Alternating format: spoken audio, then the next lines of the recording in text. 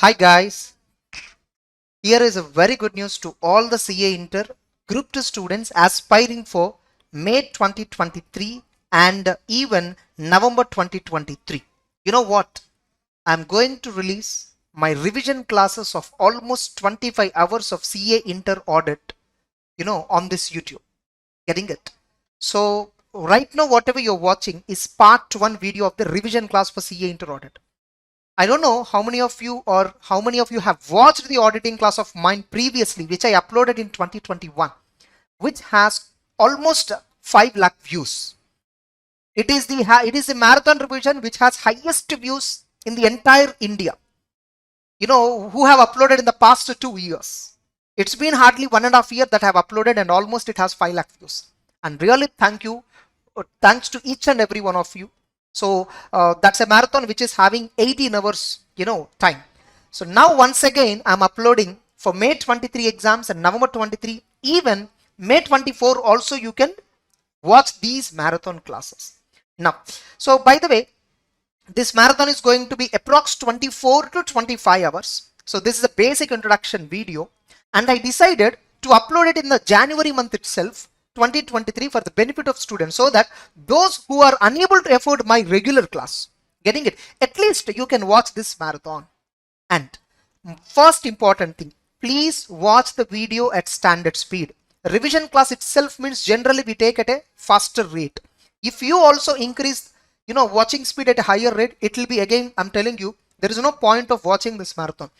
Believe me, challenging to you, if you watch this entire YouTube video of 12 hours plus another part of 12 hours at standard speed, remarkable clarity you will be getting. Believe me, you are going to get a remarkable clarity. And what I am going to cover in this marathon, let me give you a brief idea. Okay, so please listen to this till the end. Okay, this is an introduction. Below in the description, timestamps were also given for each chapter. You can just click on that respective timestamp and then listen to that chapter. But what I suggest, please listen in the same order in which the video is playing. Do not deviate. There is a structure in which I have made these recordings. Further, whatever marathon I'm uploading here is nothing but recordings of the face-to-face class of revision which I have taken in September 2022. So the entire recordings I stopped selling it. Now I'm going to give you it, free of cost on the YouTube platform. That's it. So by the way, the material which I am using here this is actually a smart notes.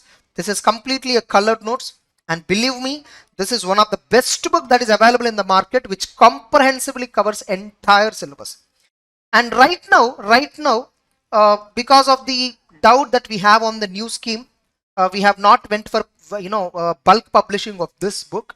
So right now you can find this book on Shrestha for CA and CMA application. You can see above me there are two logos. There is a white logo. So that application is there, Shrestha for CA and CMA. Inside that application, you can download this material. Below in this video description, YouTube video description, I will give you the application link also to download this material. So just open the app and download the material. Now, so without any delay, let's start the marathon session introduction part. So what I am going to cover, so what are the instructions that you should follow so that you can get the maximum benefit out of it. Once again I'm requesting you, please watch the class at standard speed. If you watch the class at standard speed, you can connect with me and with the subject more strongly. It requires lesser preparation later. If you watch at higher speed, you require more intensified preparation later. Getting it? Let's hope the same magic that repeated in 2021 repeats again. Thank you. Now you see here. So first of all, CA Inter auditing, as per the institute book, we are only having up to 13th chapter. So 13th chapter, which is having 3 parts, 13A, 13B and 13C. But in our material, in our Shrestha material, we made those chapters into 17 parts. We have divided all these chapters into 17 parts. You can see here, there is an order, and entire this marathon recording, right now you are watching part 1 of the marathon. There is another part which is part 2 of the marathon. Getting it? So in part 2 also, we are going to create a playlist in the same channel. CA Ram Harsha, there is a playlist. If you open the playlist in the same YouTube channel, you will find CA Inter Audit Revision May 23. Getting it? So in that you will find these two videos. Okay, so now you see here, totally as per my material, there are totally 17 chapters. There are totally 17 chapters. First one is fundamentals of auditing. First one is fundamentals of auditing. So fundamentals of auditing is something which you don't find anywhere in any other, institute. This chapter is aiming at to give you clarity on certain basic terminology that you need to learn in the audit subject. Without learning this basic terminology, you cannot crack audit subject. You cannot understand audit subject. So kindly, you must watch this fundamentals classes for sure. Very simple. Straight away, if at all you decided to watch this marathon, getting it, believe me, you follow in the same order on which I uploaded.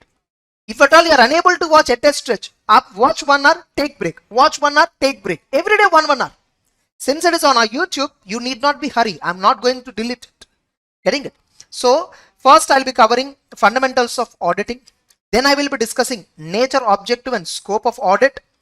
Then I will be discussing company audit. Then I will be discussing audit report. Then society's audit. Then documentation, fraud, risk assessment I am not covering. See, we need to be very clever when we are reading the syllabus. I always recommend in my regular class also, there are some chapters which I treat them as last priority chapters. What are the last priority chapters? Audit of government audit. I'll highlight them with a different color. I'll highlight them with a red color. So government audit and audit strategy planning and program. Please listen to this list carefully. And we have another thing called risk assessment chapter and even analytical procedures. These 4 chapters I call them as last priority chapters. This is last priority. This is last priority. Even audit strategy and planning is also last priority. You know what? These 4 chapters together collectively maximum weightage is 20, 25 or worst case 30 marks. If you ignore these chapters at the beginning and study the remaining all other chapters, believe me, you are going to get exemption. This is what many students have done. Getting it? In most of my students, I always tell them to target for 85 to 90 marks in audit paper to attempt. You can definitely score 60 plus if you are perfect in the audit subject. Now next, so rest all other chapters in the same index order I will be discussing. Now you might be having another doubt. Sir, will you be covering all the standards on auditing? Yes, most of the standards on auditing I will be covering.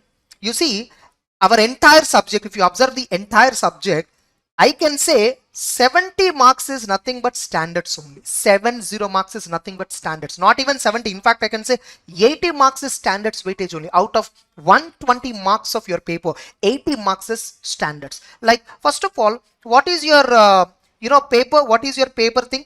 Just a minute. What is your paper pattern?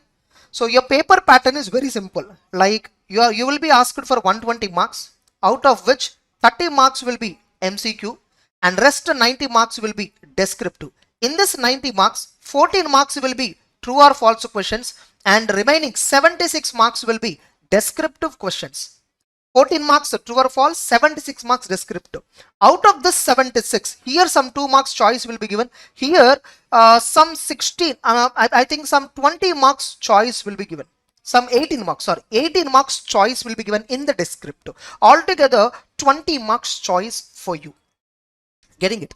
Now, by the way, please follow the video in the same order. Just a minute. Please follow the video in the same order. In fact, in the part 2, you will be getting bank audit, all that. Anyhow, you just watch. This is part 1 video, some 12 hours in YouTube. Maximum duration with which a video can be uploaded right now is 12 hours. Earlier, 1.5 years ago, YouTube permits up to 20 hours video. Now they are permitting only 12 hours. So that's why we have to split the videos into 2 parts. So 12 hours part 1, 12 hours part 2. That's it. So almost in this marathon, I have covered 80 marks to 90 marks portion of the syllabus. And trust me, If you are watching this marathon lecture twice, believe me, first time itself if you watch, I mean, you might have taken anywhere the coaching, you will get enormous clarity in the subject like anything with this marathon. And now again, I'm having a doubt. I want to clarify some students, because earlier I used to receive these queries. Sir, if I watch the marathon, is it enough for me? Suppose if you have already taken regular coaching in audit and watch this marathon, definitely you're going to get immense clarity. If at all you're a first timer, you have not taken coaching, then this marathon cannot be a substitute for regular course. It cannot be a substitute for your regular course. For me, I have regular course also with me. Same in Shrestha for CA and CMA app. Regular course you can subscribe. It is 100 hours approximately. Whoever is getting regular course, until yesterday, we are giving this revision classes also at free. And now the revision classes are being uploaded on YouTube. So it is absolutely free for everybody. Regular class is different. In regular class, getting exemption is damn sure guaranteed if at all you follow our instructions correctly. By watching marathon, believe me, you are going to get top-notch clarity in audit. That is for sure. And thank you very much for your interest in this. So continue watching the subject. I spoke about where this material can be downloaded. These color notes can be downloaded. Right now only soft copy is available. Hard copy, maybe it is available from February 1st or 2nd week onwards, hard copy. So I also need to have certain clarity on the upcoming new scheme. There are chances that the new scheme will apply from May 24 exams. May 24, not for November 23. If at all you are having confusion, May 24, November 23, all that, forget thinking about new scheme. Your target is for May attempt or your target is for November. Happily watch this marathon, study sincerely, that's it, you are done. So this book is one of the best book available in the market. That is my smart notes. Getting it? So more about this notes I will be covering in the class anyhow. I will be covering it in the class. I hope you got certain clarity on what I'm going to cover, what I'm not going to cover. Last priority chapters I am not covering. One more chapter. Audit of different types of entities. This is also part of last priority chapter. Rest all other first priority chapters. Whatever these last priority chapters is there, I am not covering in this YouTube marathon. Further, this marathon is only for 24 hours where I'll be covering, in excluding last priority chapters, all other chapters. Regular course is 100 hours. That's again a different issue, where in regular you will be getting tremendous grip. That is different thing. Of course, in marathon you will get tremendous clarity. Getting grip is different from getting clarity. You will get top-notch clarity, and I bet and I challenge you don't find any other YouTube video on audit CA Inter having this much clarity in the subject. That's it. So take care. Continue watching the fundamentals chapter. Please watch at standard speed. You can download this material from Shrestha for CA and CMA application 3. Please watch in the same order in which it is given, the video order, whatever. Don't directly jump to a fraud chapter. Don't directly jump to sampling chapter. Don't directly jump to items of financials. No, don't do that. There is a structure in learning. Until now, in whatever the way you have learned, ignore that. Watch this marathon in this order, whatever I have given. And later, after you spend 5-6 hours itself, you will understand, is this audit subject? Because how interesting it is. This is the question that you get in mind. Okay, so take care, continue watching. Happy learning. And after watching these videos, this entire marathon, I'll be very happy to receive your feedback on this video as comment. Okay, that's it. So the first topic in this subject is fundamentals of audit. So first we must be good at certain fundamental terminology. So this topic is fundamentals. You don't find anywhere in the institute book. Now tell me, what is the definition of audit? What is the definition of audit? We have seen here, like there is a definition given here. An audit is an independent examination of financial information of any entity, whether or not profit oriented, irrespective of its size or legal form, when such an examination is conducted with a view to express an opinion thereon. So this is a simple definition given. Now, so an audit is an independent examination, whether or not profit oriented, independent examination of financial information. Now, see, there is a very big company, Reliance or Tata, any company you take. Today, are we only investing in Indian entities? Today, are we investing only in the Indian companies? No. There are many platforms which were opened where you can buy the shares of a Google company. You can buy shares of Apple. You can buy shares of Microsoft. You can buy shares of Tesla. Correct? Huh? Same way, many foreigners are buying shares in Indian companies. Many foreigners are buying shares of Reliance, shares of Tata, shares of Adani. So many are buying Indian company shares. We are buying US company stocks. We are buying German company stocks. We are buying London company stocks. We are buying China company stocks. Wherever trade barriers were eliminated, wherever the stock exchange barriers were eliminated, we are buying other companies which are operating in other countries' shares. But look, when we are buying, suppose you want to buy Tesla share, do you go there and inquire about Tesla company? No. How do you trust Tesla is having these many profits? How are you establishing the trust that Tesla is having this much of net worth? Tesla is having these many factories. Tesla is having these many cars. They are selling this much. They are having this much turnover. Elon Musk is so and so billionaire. Who are valuing all this? Who are giving the data? The exchange, the stock exchange across various countries, they are operating as regulatories. How they are operating as regulatories. Like in India, we have ICI. Outside India, in every other country, they have some institute of accountants. In every country, there is some accounting body. ICI is called as what? Accounting body, actually. Getting it? Which regulates audit profession in India. Same way, in America, US, we have CPA, Certified Professional Accountants Institute. In Australia, we have something called ACCA. In Canada, we have something called CPA Institute. All these institutes produce chartered accountants like you and me. What we do? Do we have any relationship with the company where we are doing audit? We are completely third parties. Me and that company, me and the directors, me and the shareholders do not have any relationship at all. I am completely a third person. I know how to verify balance sheet. I know how to verify P&L. I know how to verify background books of accounts. I know how to figure out frauds. I was trained for that. Correct? What we do? We will be appointed as auditor for those companies. Audit means what? Verification. And what you do ultimately, you verify all the financial information. What you do? Whether it is in Apple company auditor, or Indian company auditor, or a Chinese company's auditor, or German company auditor, whatever auditor it is, what we essentially do? We audit. Audit means what? Verify. We verify, and if it is correct, we say that the figures given by Tesla, figure was, Tesla in 2021 said, we have sold these many electric cars. How to believe that? It is his own business. He can obviously claim that his company is number one. He can claim that he is having highest number of sales. He is having this many $1 billion turnover. How do I believe?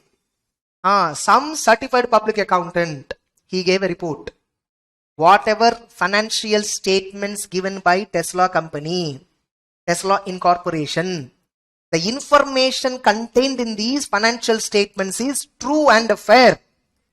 Who certified this? Certified public accountant. Why should I believe him? He is a chartered accountant like you in India. He is governed by CPA Institute of America. If at all he do something wrong, he is punishable severely in the law. He do not have any relationship with the company. Completely a third person giving a report on the accuracy of the books of accounts, accuracy of the financial statements. Now tell me why you don't believe. Now I'll believe. Why I believe that particular report? You don't have any interest in the company. It's completely unrelated party. Correct? The auditor of Tesla is not a related person to the Tesla. Some outsider having accounting knowledge, having accounting standards knowledge, having financial statements knowledge, having books of accounts knowledge, verified the entire documents, verified the entire back-end data, and certified the financial statements of Tesla company, which is showing, a tremendous picture. And he said everything is true and fair. I am a person residing in India, somewhere residing at Chennai or Hyderabad. Getting it? I saw his report. I saw the financials. I felt Tesla is working Fantabulous. And that person also certified everything is correct. I will trust him. Tomorrow, if at all, if it is wrong, I will complain to CPA Institute on that fellow that he colluded with the management, he cheated investors, and he will be hanged. He will be punished. Correct? Civil frauds. These are all like, financial frauds. So that fellow will take they will take an action. So there is company which is showing this much of profit, this much of figures, this much of sales, this much of growth, and some independent person is certifying that everything is correct. And I am a person who is there in India, not seen any of them physically, but looking at the reports which are regulatory monitored. Correct?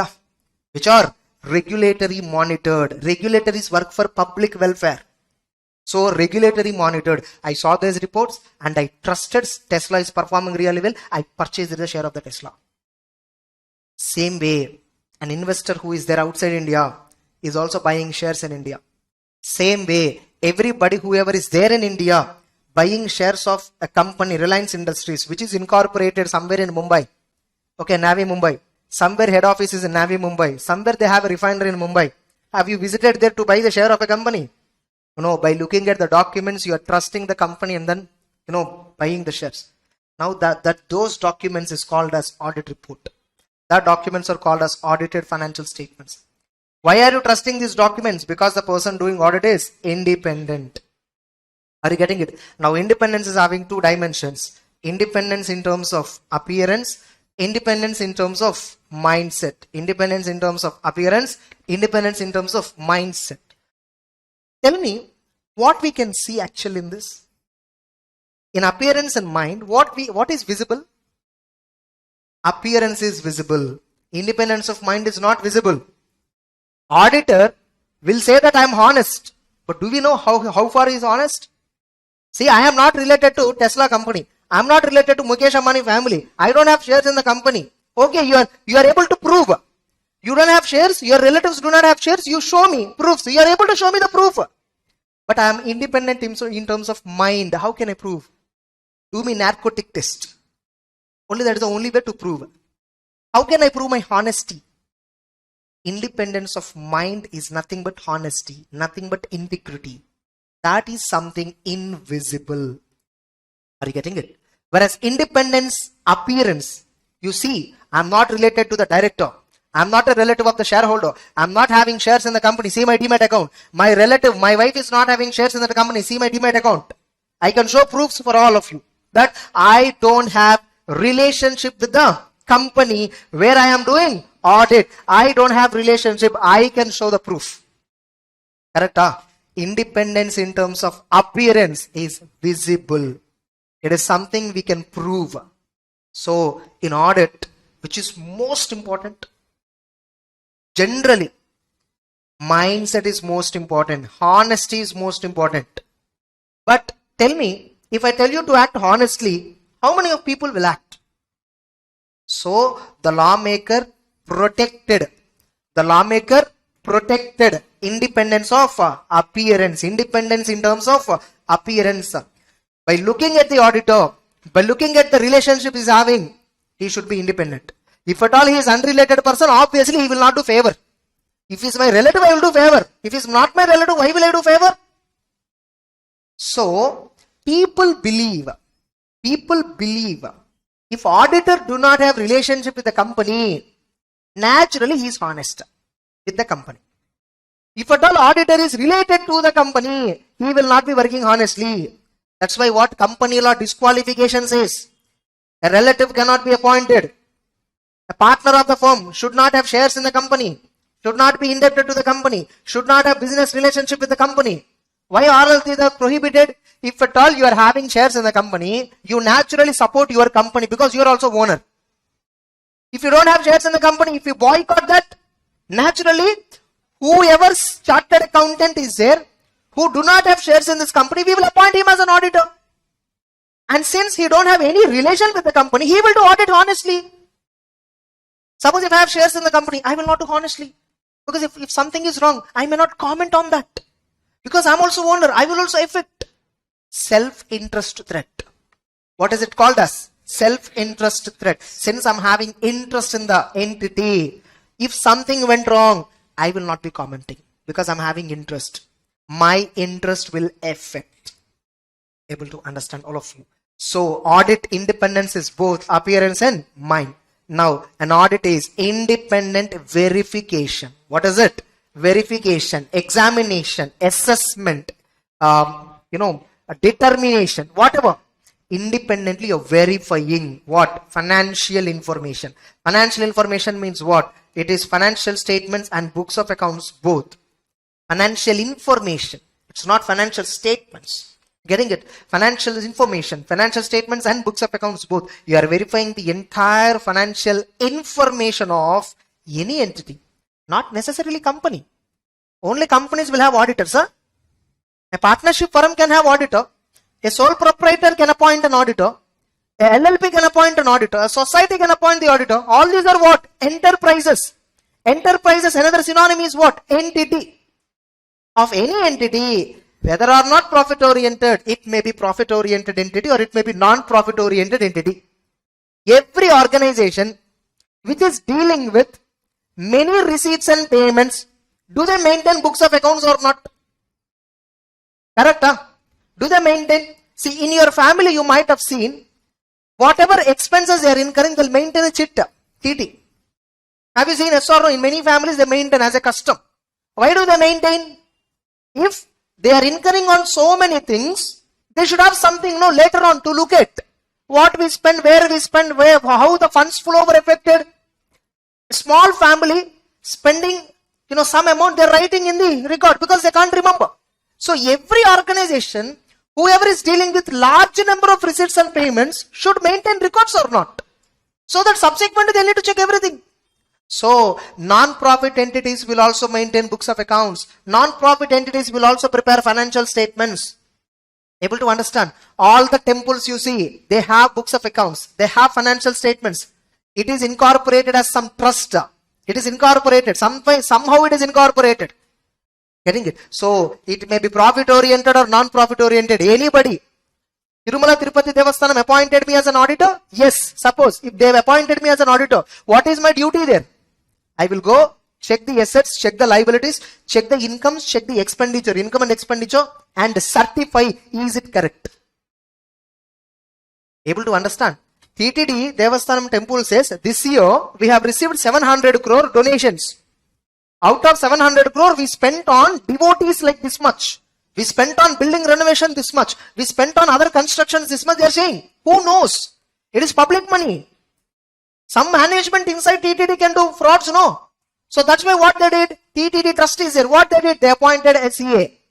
He will go and verify everything and say whether everything is fine or not. Whatever they showed in the books, is it reliable? Is it true and fair? They're coming and they're going and commenting. So auditors are not only for commercial organizations, audit is necessary for non-commercial also. Everywhere audit is necessary. Profit or not, profit oriented or not, doesn't matter. Size, irrespective of size, doesn't matter. Size of the entity doesn't matter. Able to understand? Whether your company is a 100 crore company, 1000 crore company, $1 billion company, 10,000 crore turnover company, doesn't matter. For every organization, they will have books of accounts. They will have financial statements. Are they correct or not is what my duty. Yes or no? Legal form, irrespective of size or irrespective of legal form. What is a legal form? Legal forms are many. Partnership forms, LLPs, societies, sole proprietor. Yes or no? There are many legal forms. Tell me, if I have to do a business, I'm an individual. If I have to do a business, should I register under any legal form compulsorily? Is it compulsory? I want to open some idli dosa bandi. I want to open a restaurant. I want to open a garment shop. I want to open some ice cream store. Should I have any registration? I may require PAN number and GST number. That's it. Should I register compulsorily under company law? Should I register under LLP law? Should I register anywhere under partnership law? Nothing. They're not mandatory. It's my wish. If I want to register, I'll register. Able to understand? So legal form doesn't matter. If you are doing business, in your business, if the receipts and payments are huge number of transactions, you maintain books of accounts. You maintain, list of transactions. What is books of accounts? It's an account. Account means what? Recording. What you're recording? Recording transactions. Books of account is nothing but a method of recording transactions. Whatever I'm doing, I'm recording. So every organization will maintain books of accounts. So legal form also doesn't matter. A sole proprietor appointed me, a partnership firm appointed me, a company appointed me, a Tirumala Tirupati Devasthanam appointed me, a church appointed me, mosque appointed me, whatever. Whoever appointed me as an auditor, what I'll do? Open your books of accounts. Give me the financial statements. Show me bills. Show me proofs. You said here expenditure is this much. Where is the bill for that? Bill is not there. That means fraud. Able to understand? I'm just example I'm telling. I may not certify it as fraud, but I'm just telling you example. I will question like this and I will verify proofs everything and finally certify based on the proofs, based on the evidence, based on sufficient appropriate audit evidence.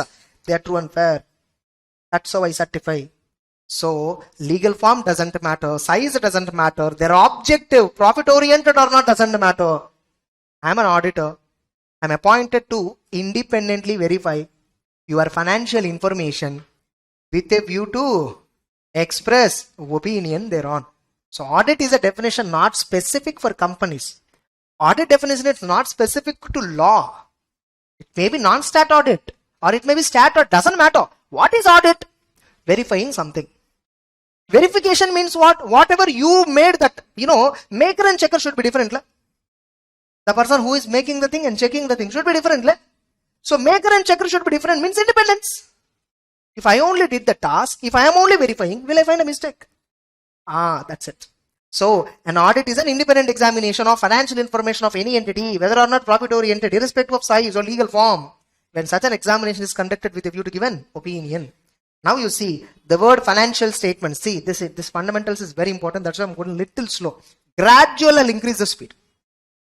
Okay. Now you are preparing financial statements. You are actually auditing what? Financial statements. So what do you mean by financial statements? What do you mean by financial statements? There are two types of financial statements. General purpose financial statements and special purpose financial statements. Clear is it here?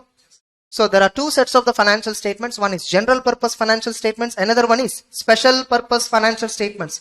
What are special purpose financial statements? If the financial statements are prepared for special purpose, if the financial statements are prepared as per special purpose framework, what is it called as? Special purpose framework. Then they are called as special purpose financial statements. We don't have this in our syllabus. We are discussing our entire subject. In which context? Audit of general purpose financial statements. We are discussing this entire subject from GPFS audit. We are not discussing audit of special purpose financial statements. We are not discussing anything else. We are only discussing audit of general purpose financial statements. And first of all, what is our subject name? Our subject name is auditing and assurance. Actually, the subject name must be audit assurance. Actual subject names must be what? Audit assurance. Because auditing is a type of assurance. We don't have auditing and assurance separately. Assurance is a very big subject. Assurance on what? I am giving assurance, confidence to many on the financials. You may be giving confidence on a motor car. You may be giving assurance on an air conditioner. You may be giving assurance on a gold ornament. Bismarck is an assurance on gold ornament. ISI is an assurance on electronic items. FSSAI is an assurance on food items. These are all assurance agencies, nothing but. They give confidence. Okay, on a biscuit packet, if SSA license number, everything is there, I can happily consume it. Because this particular product was produced in an organization which complied with the FSSA standards.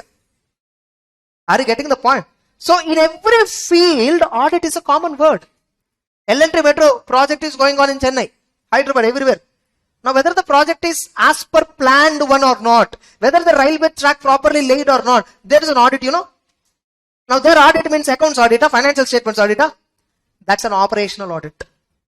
What is it actually? That's an operational audit. There are many audits. Regulatory audit, nothing but it is called as compliance audit. There is energy audit. There is environmental audit. There is a pollution audit. You know that? We are discussing which audit? Financial audit. We are only discussing in our subject which audit? Financial audit. So assurance is a very big subject. It has so many things. But we are only discussing in assurance which type of assurance? Financial audit type of assurance. That is the scope of discussion of the subject. And we are discussing about assurance on which statements? General purpose financial statements. Our entire subject has been drafted from general purpose financial statements. Correct? Huh? Now, what is the objective of audit? You might have read this. The objective of the auditor is to obtain reasonable assurance whether the financial statements are free from material misstatements and whether they are prepared as per applicable financial reporting framework. Correct? Huh? What is applicable financial reporting framework? It's a 5 marks question. Asked in November 2019 exams. November 2019, I think. What is applicable financial reporting framework? What will you write? Most of you have not seen that question itself. It's a 5 marks question. What will you write? They are nothing but financial statements. One line answer. Yeah. So applicable financial reporting framework itself is having a big definition. What is that? Applicable financial reporting framework. It has 3 parts. Getting it? What do you mean by framework? First of all, rules and regulations. The framework is nothing but rules and regulations. What is financial reporting? You are not only preparing, but you are presenting to lakhs of shareholders spread across the world. Tell me, when you prepare notes for yourself, happily you write in whatever the manner you want. Because only you have to understand. But when you are writing notes where thousands are watching, where thousands will read later, can you write in whatever the way you want to prepare? Can you prepare the notes in whatever the way you want to prepare? No, you have to keep in mind.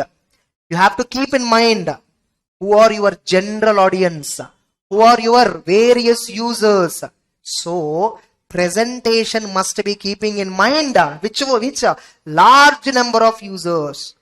So, reporting financial statements is different. Financial reporting is different. Financial reporting means what? Preparation and presentation of financial statements. You are presenting the financial statements. That is when the word reporting can be used. Correct? Now tell me, do banks, a sugar manufacturing company, insurance company, all of them prepare balance sheet P&L in same manner? No. A bank will prepare balance sheet P&L in a different manner.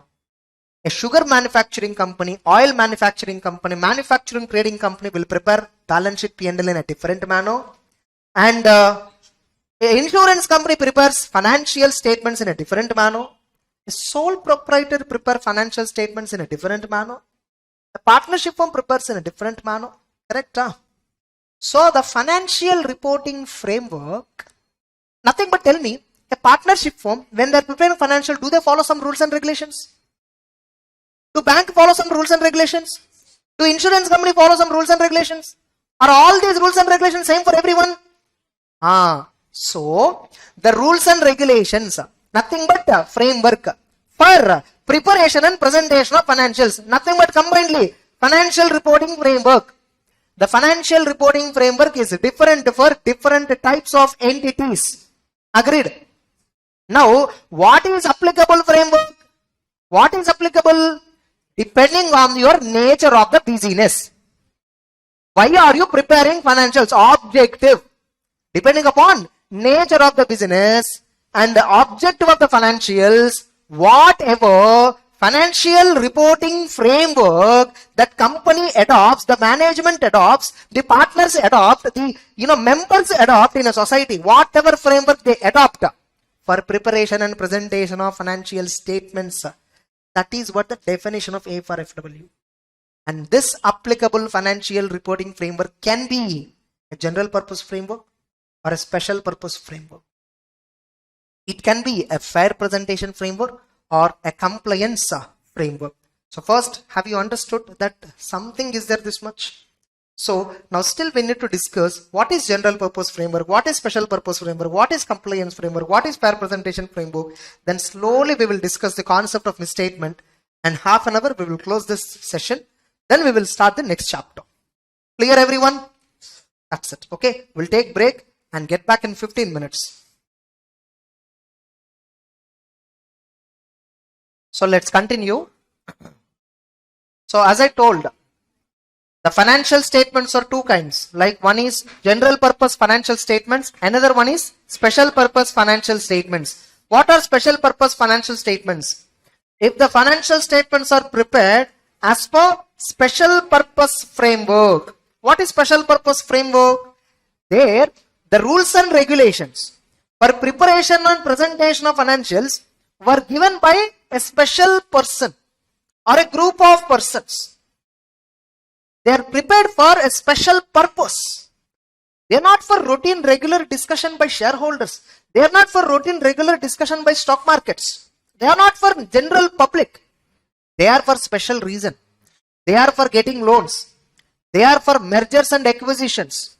If I am preparing financial statements specifically to exhibit about my company for certain things, getting it for certain special reasons, then those financial statements are called as special purpose financial statements. And you know, when special purpose financials is prepared, mostly whenever company want to sell its business to another company, they prepare special purpose financials. And you know what? In special purpose financials, balance sheet need not tally. There's no requirement. What is special purpose framework? Is there any law for that? Special purpose means what? If I have some purpose, I want to look at my company in a different way. I want to value my company. Why do I prepare financials as per traditional format of balance sheet, P&L, going concern, historical cost? Why? So, special purpose financial statements, the rules are decided based on the need.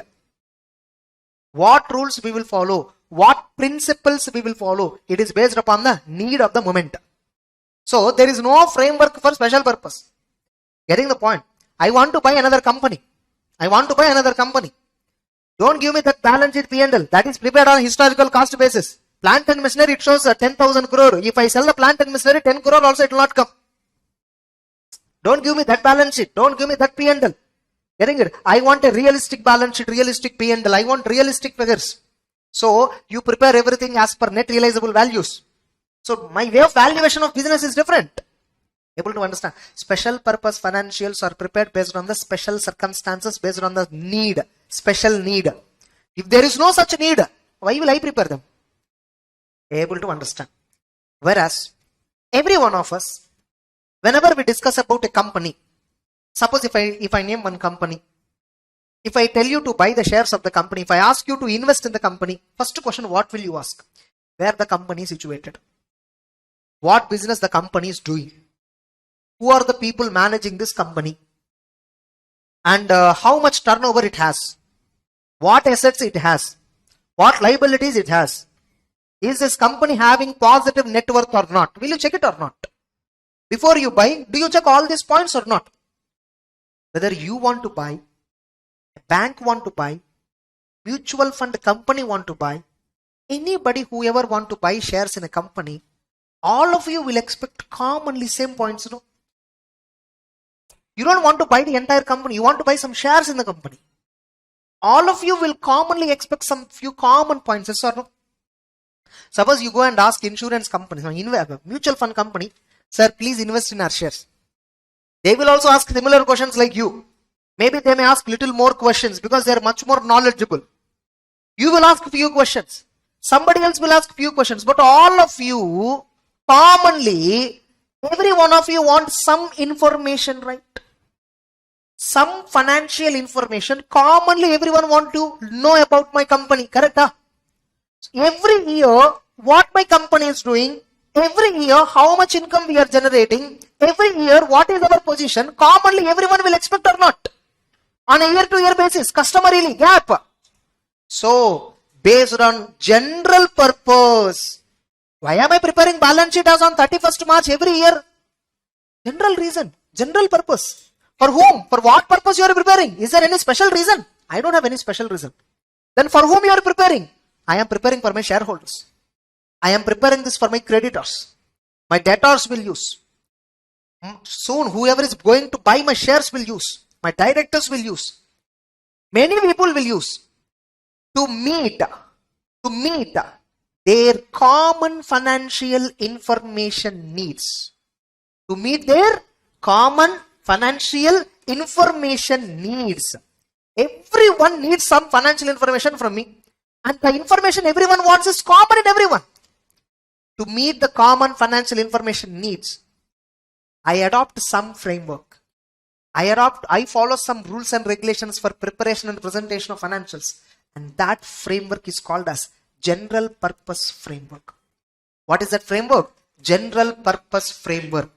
Now, when I am preparing balance sheet P&L using general purpose framework, do I value fixed assets? Do I value inventory? Do I measure income and expenditure based on one particular person requirement? No. I prepare them based on common requirements of everyone. Now you may get a doubt. Sir, if one company want to know some additional information, what they have to do? Nothing. Why will I give? It's a general purpose financials. Use it to what extent useful. You want to know something else? Come and talk to the company. They'll prepare special purpose if you want, if at all necessary. Just because you are coming and asking me special purpose, why should I give? Are you getting the point? So, general purpose financial statements are those financial statements which are prepared using general purpose framework. Special purpose financials are the one which are prepared using special purpose framework. And the frame and we are discussing the subject of audit from which context? General purpose financial statements audit context. Done? Now again, this financial statements are two types: fair presentation, compliance. This I will discuss in audit report chapter, not now. Let us discuss later. Next. So now, what is again once again objective of audit? The objective of audit is to obtain reasonable assurance whether financial statements are free from material misstatements and whether they are prepared as per applicable framework. So we need to check whether the financial statements are prepared as per applicable framework. We need to check. In order to check what is applicable framework, first we must know what is applicable framework, and just now we completed. What do you mean by applicable financial reporting framework? We understood or not?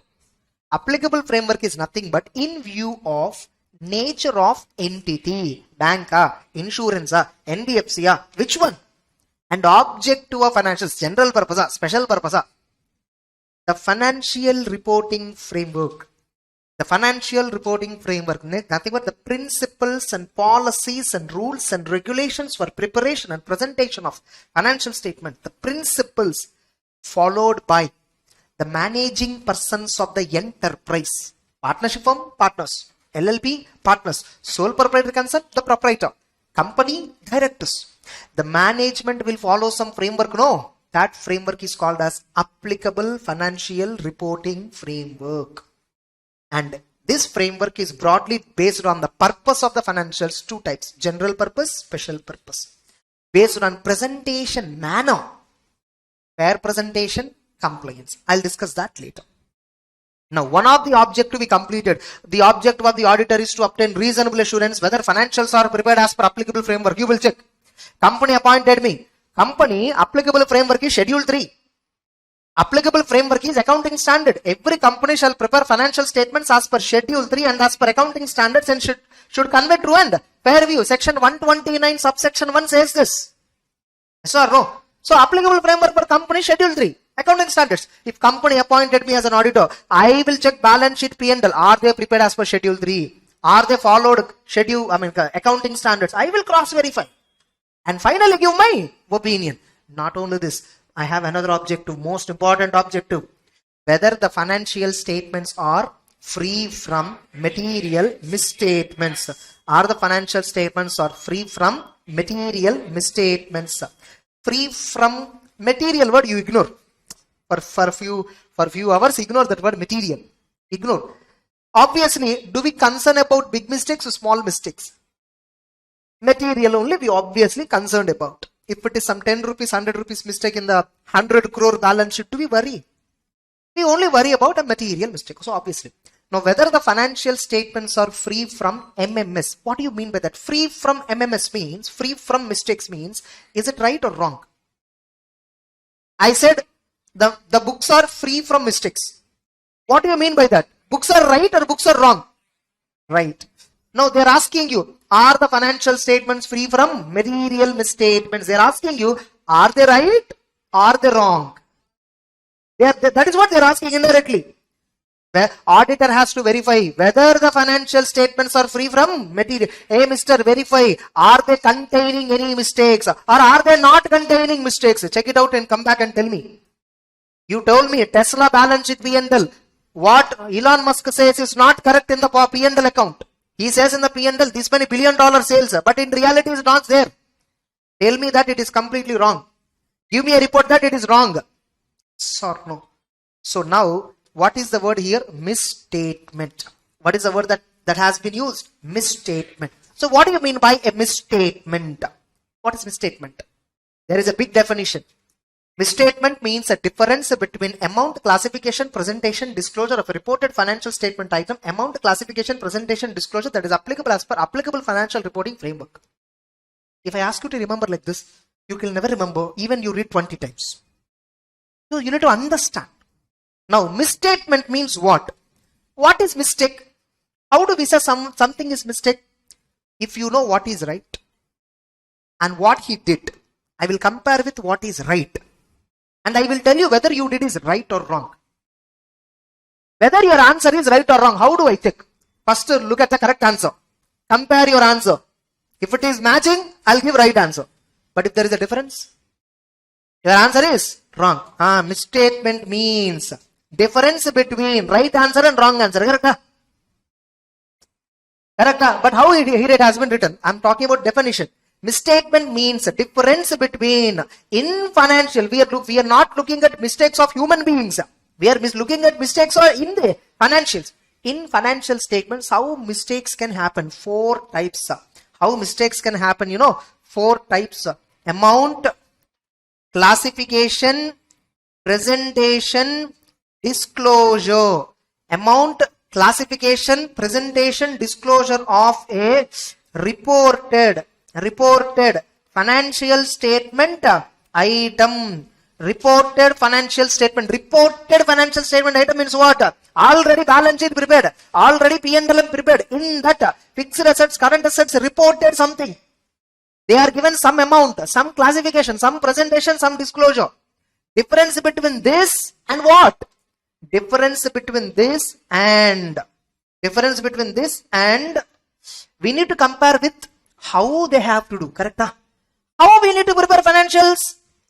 As per exactly applicable financial reporting framework. So compare amount with amount, classification, presentation, disclosure, required as per applicable financial reporting framework.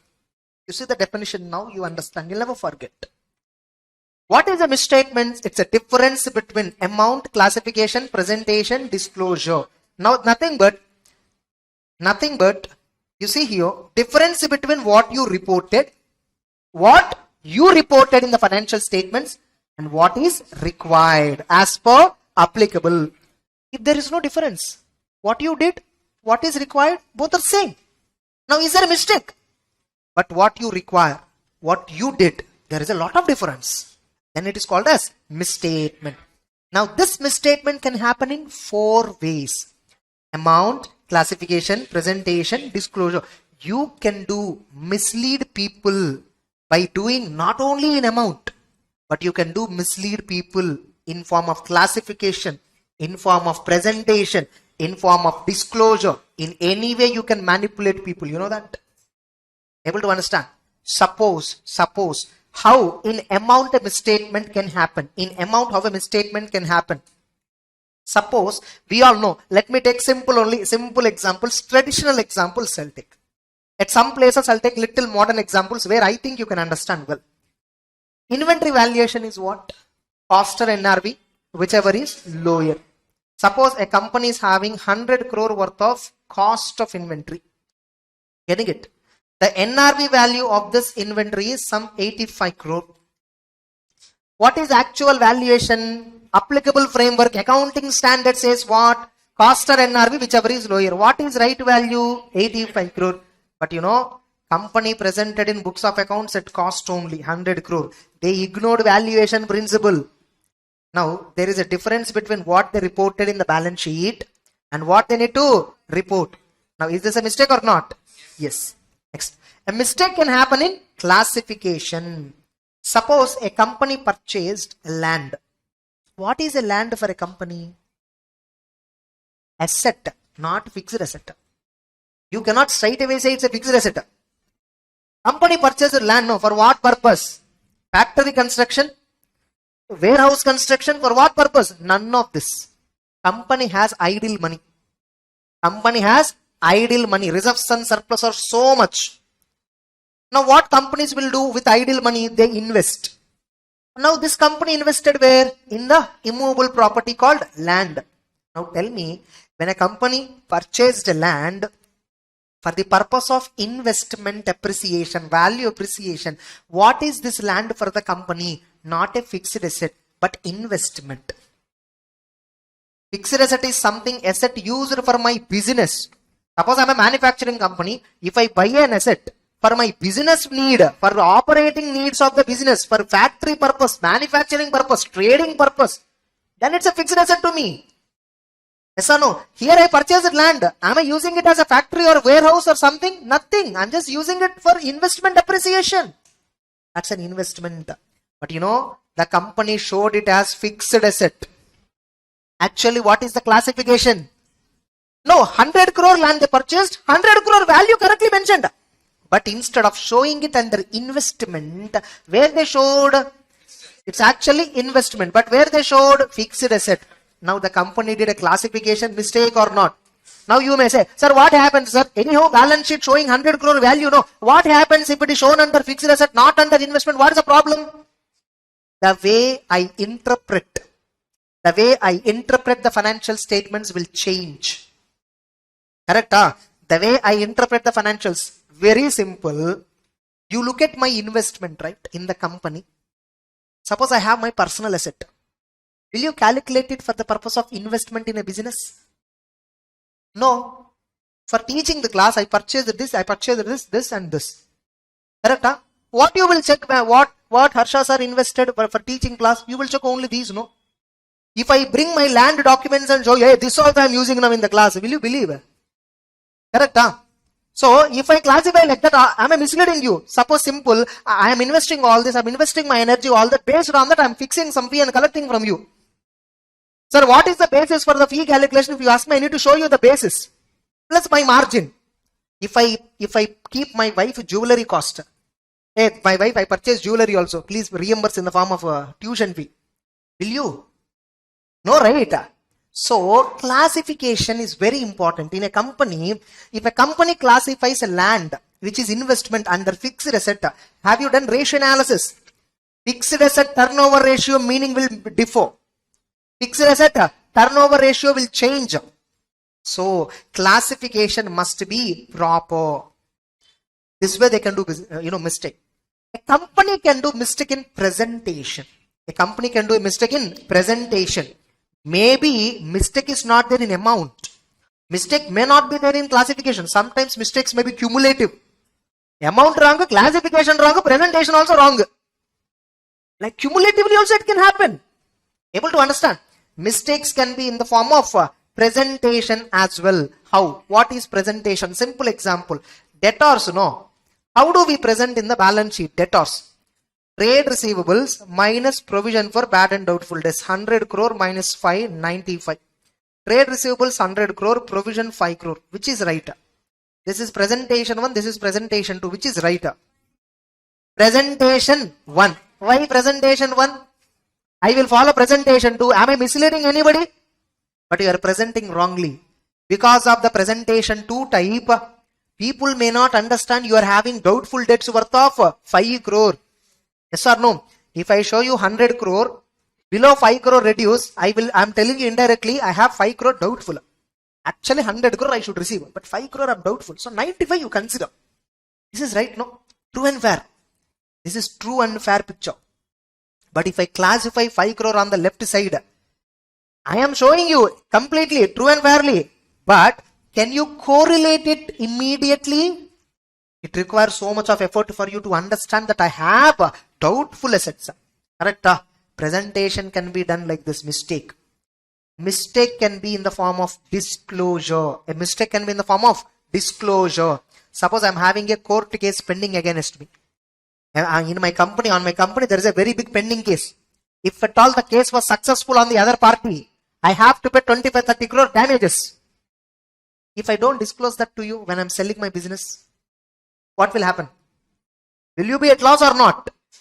If I don't disclose is also a misstatement. You see, misstatement. Statement means what? Stating something. Misstatement means what? Stating something wrongly. If I have some big liability and if I'm not disclosing that, it's a negative form of misstatement. Whatever mistake is there, whatever problem I have, I'm not disclosing. Non-disclosure is also a mistake, right?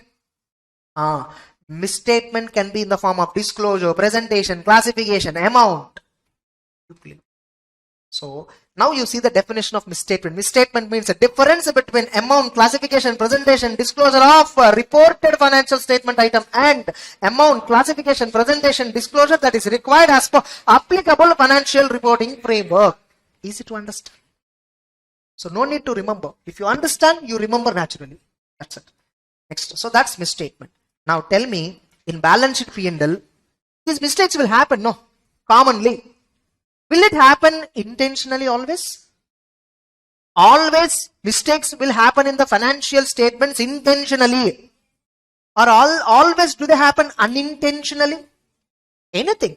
Misstatement can be intentional or unintentional. How auditing subject is calling them as intentional. If you do a mistake, it is not mistake. It is fraud. If you do unintentionally, it is called error. Which is difficult to identify. The person who is doing fraud, will he do in such a way that he can easily be caught?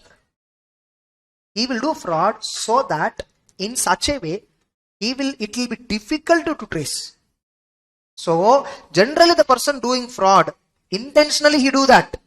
Obviously he want to hide at any cost. He will never make it reveal. So he will manipulate everything like that.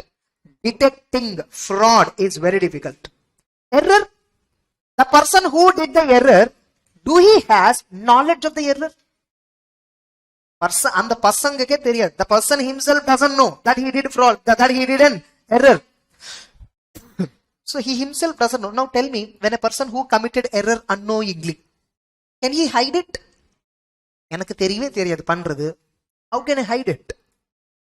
The fact that I did a mistake, I don't know first of all. How can I hide it? So I can't hide it.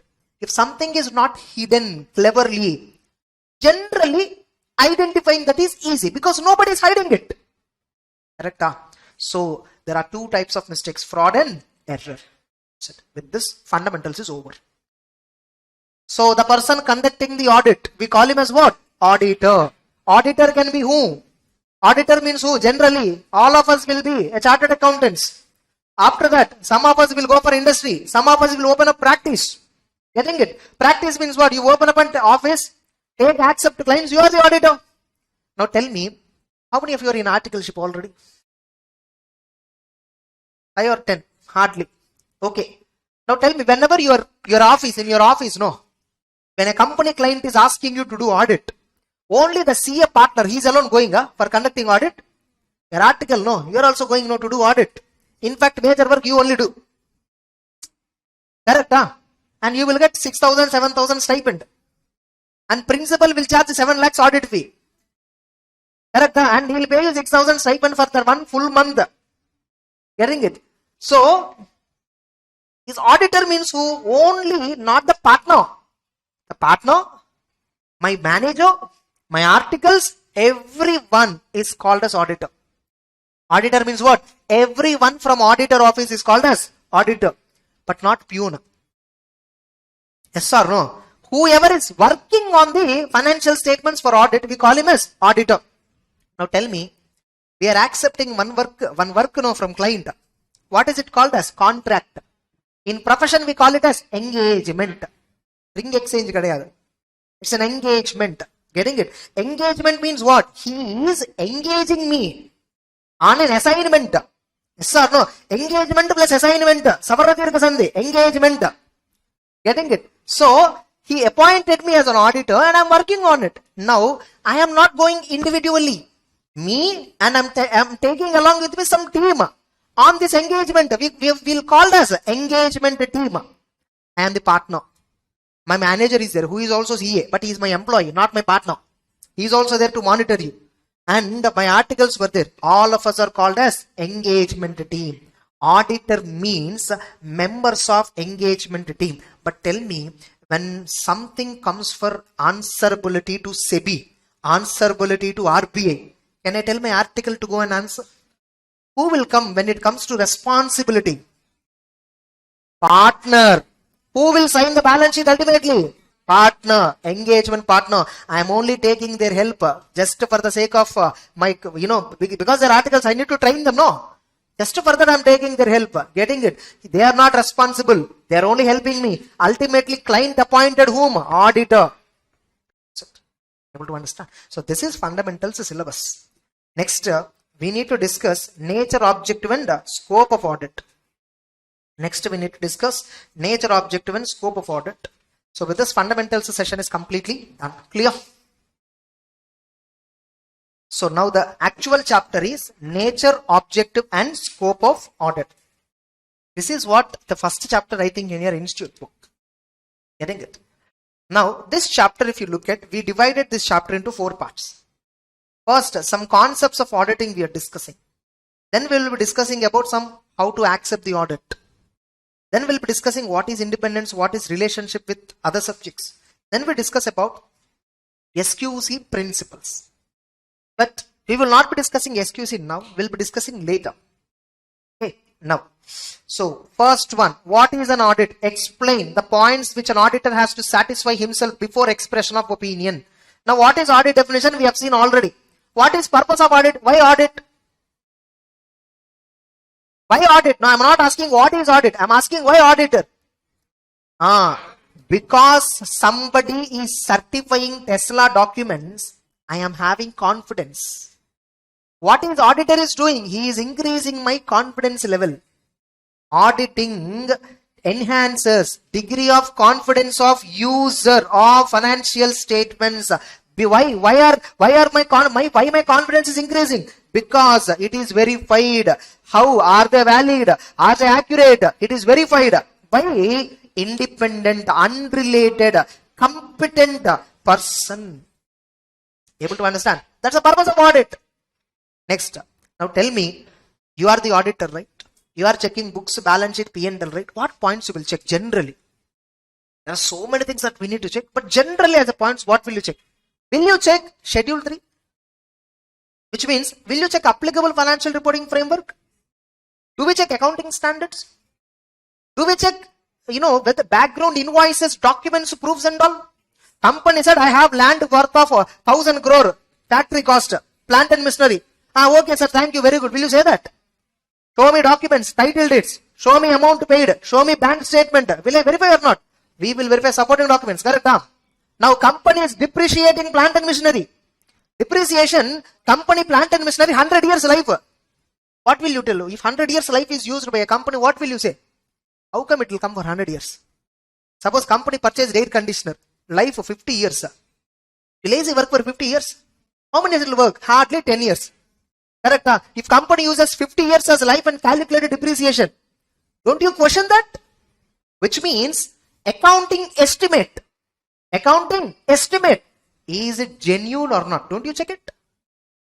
Now company is depreciating company is following closing stock valuation methods, LIFO, FIFO, something they are following.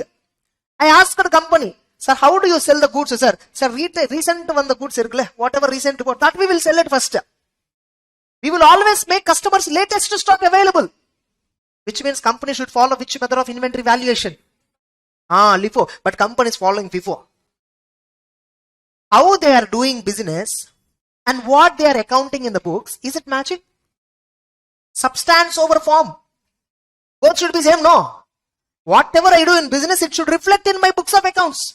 So if company is following FIFO, where LIFO is the style of business, don't I question it?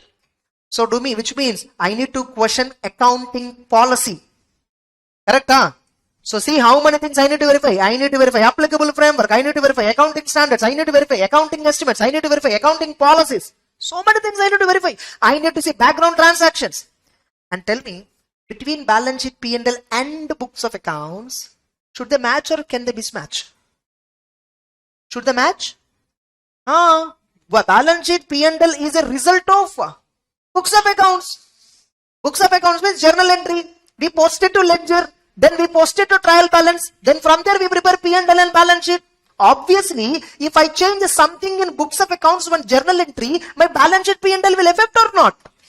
Obviously, balance sheet P&L should be in conformity with the books of accounts.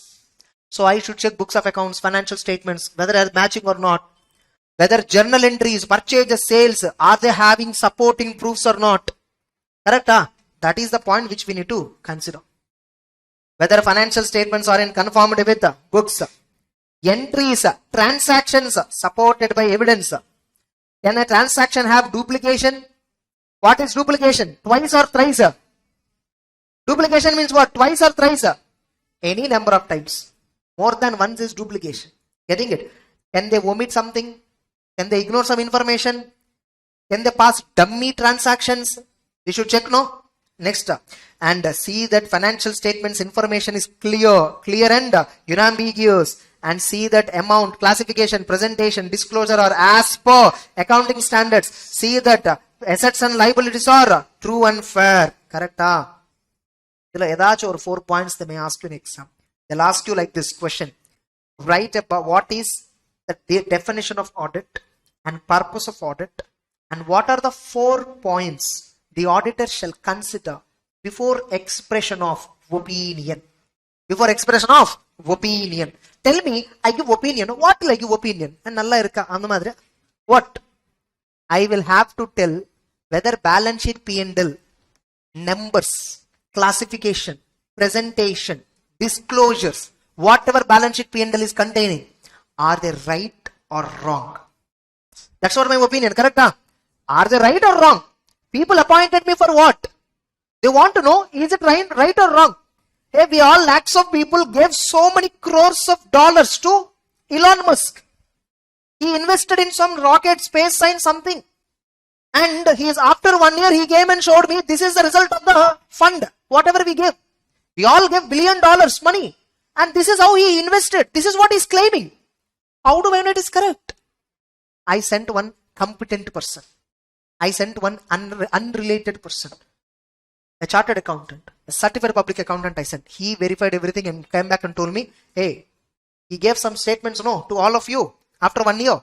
The statements are correct. You don't worry. In the statement, what it shows, company is having this much of profit. Company is having this much of turnover. Company spent this much. So they showed so much. My money you took and spent on so many things. Whether it is right or not, whatever you are mentioning is right or not, I want to know. And auditor came and certified. So opinion means what? Opinion is of 2 kinds. Either you may have a positive opinion or you may have a negative opinion. So before you give opinion, what points you will check? So I sent one auditor, what he should check? All these points you should check. Are you getting it? Now tell me, these points, are they inclusive or exhaustive? Inclusive. There are so many things that you should do. Few points I gave you. There are so many things that you should verify. Few points we explained here. Inclusive list. This points is inclusive list. Next. Now tell me that auditor went and came back. Hey, you got balance sheet P&L right? I verified everything is correct. Does it mean company future is excellent? No. Am I giving guarantee about the future of the company? Or am I talking about Elon Musk intelligence? You appointed me for what? You gave money to him. Yes or no? He said to you, he gave back you 2 documents, balance sheet P&L. Hey, your money is invested here. See, this is a plant, machinery I purchased. This is a factory I constructed. This is the sales I generated. This is the profit. And out of that, some dividend, take it, enjoy. This is what he told you. You are having doubt. Hey, whatever he is telling right, you are having doubt. So you appointed me. I went and came back and told you everything is right. That's it. How can, I am giving opinion on past. Whatever event already happened, past financial data, historical financial information. I'm giving opinion on that. Getting it? How can you say it's a guarantee about future? How can you say it is about his efficiency? So is my audit opinion talking about management efficiency, management effectiveness? No. I'm not talking about company future. I'm only talking about past financial data. Is it right or wrong? Balance sheet P&L contains information about future or past. Historical means what? Past. Historical means not 17th century. Yesterday whatever happened is also called as historical. Understood? So that is what implications. The auditor opinion does not guarantee future viability, does not guarantee efficiency and effectiveness of management. What is efficiency? What is effectiveness? What is the difference? Effectiveness speaks about result. Efficiency speaks about process. Are you getting the point? Efficiency speaks about process. Effectiveness speaks about result. Which is most important ultimately? Result is most important. Ultimate effectiveness is important. Now how should we achieve that best result? Most efficient manner. Getting the point? So how the Reliance Industries board of directors, Mukesh Ambani, how efficiently he is working, how effectively he is bringing the company into the future. Is my opinion talking about that? Is my audit opinion talking about Mukesh Ambani effectiveness? No need. Getting it? So my audit opinion is purely on historical financials, whether they are reliable or not reliable. That's it. Clear? Everyone. Next. What is objective of auditor? We already finished this. The objective of the auditor is to obtain reasonable assurance. Sir, what is reasonable assurance? I'll discuss later. Getting it? Whether the financial statements are free from material misstatements, whether due to fraud or error, thereby making you express opinion whether the financials are prepared as per financial reporting framework. Check it out. Then give a report. Then give a report. How do you give your opinion? Orally with mic. We'll give a written document that is called audit report. That's it. So this point is explained under SA 200. There is a standard called SA 200. The standard heading is this: overall objectives of an independent auditor and conduct of an audit in accordance with the standards of auditing. That's it. Clear? Scope of audit, principal aspects to be covered in audit. You will understand only after you understand the entire subject. Before reading the entire subject, you should not read that. Getting it? Scope of audit. What audit covers, what audit do not cover. What are the aspects to be verified in audit? You should verify internal control system. You should verify accounting system. You should conduct risk assessment process. These are all, we have separate chapters. Suppose you see principal aspects of audit. Auditor has to study internal controls. What is internal control? We have a chapter. Systems and procedure. Nothing but internal control element. Correct? Arithmetical accuracy. How to verify arithmetical accuracy? Items of financial statements we have. How to verify authorization? Again, it's a control. Accounting principles we should verify. Getting it? Overall review, balance sheet P&L, verification of assets, verification of liabilities. How to verify assets? How to verify liabilities? Items of financial statements we have chapter. Yes or no? Finally, reporting. We have a chapter called audit report. If you want to understand this entire question truly, not sentence meaning, but concept, you need to understand remaining chapters. Clear? I think by this time you might have understood the difference between sentence and concept. Next. Now, tell me, is audit compulsory for everybody? Right now I'm taking class. You all have paid little fee. So no, some fees you have paid. And I incurred some expenditure. Is audit compulsory after this class? Is audit compulsory for me? Is audit compulsory for every type of business? No. Depending upon the law applicable to you. Depending upon the law applicable to you. How you registered your business. How you registered your business. You know, there is a hotel called Akshayam, you know, here. Alvapet, nearby. There's a hotel called Akshayam. It's a good restaurant, decent restaurant. What is Akshayam legal form, you know? It's a partnership form. What is it? It's a partnership form. You know, Barbecue Nation? It's a listed company. What is it? It's a listed company. Sharavana Bhavan, I think it's a sole proprietary concern. It's a sole proprietary concern. And Lalita Jewelry, it's a private limited company. You see, I'm showing you different businesses. They're all businesses actually. நம்ம சாப்பிட போவோம் சரவணம் இது partnership கம்பெனினா உட்காந்து இட்லி சாப்பிடுவேன் இல்லைன்னா வேணாம். Do you say that? No, right? I want idli and I want sambar in that. And Saravana Bhavan is special for that. And I go there. How they are incorporating their business, how do I need? If at all Saravana Bhavan is a company, do you sit on table and keep a plate on the chair and eat? No, right? Business is different. Legal form is different. Understand? Correct? Huh? Now, there are only two forms of organization. Only two forms according to me. Either I'll do individually entire risk. Or me, another person, or more than two. Two or more than two persons, we will form as an association and do the business. Only these two ways we do the business. Either தனியா நான் மட்டும் பண்ற business, இல்லனா group சேர்ந்துட்டு பண்ற. Only two reasons. That's why only two forms. Either individually do business or group of people will do business. If I do individually, sole, single. Yes or no? Single, king, okay. So only individual I do. Or association I'll do. Association of person. We call them as what? Association of person. AOP means what? Association of person. Now, whatever the way we do we register? Is it compulsory to register under company law? Not. Is it compulsory to register under partnership law? No. Is it compulsory on LLP? No.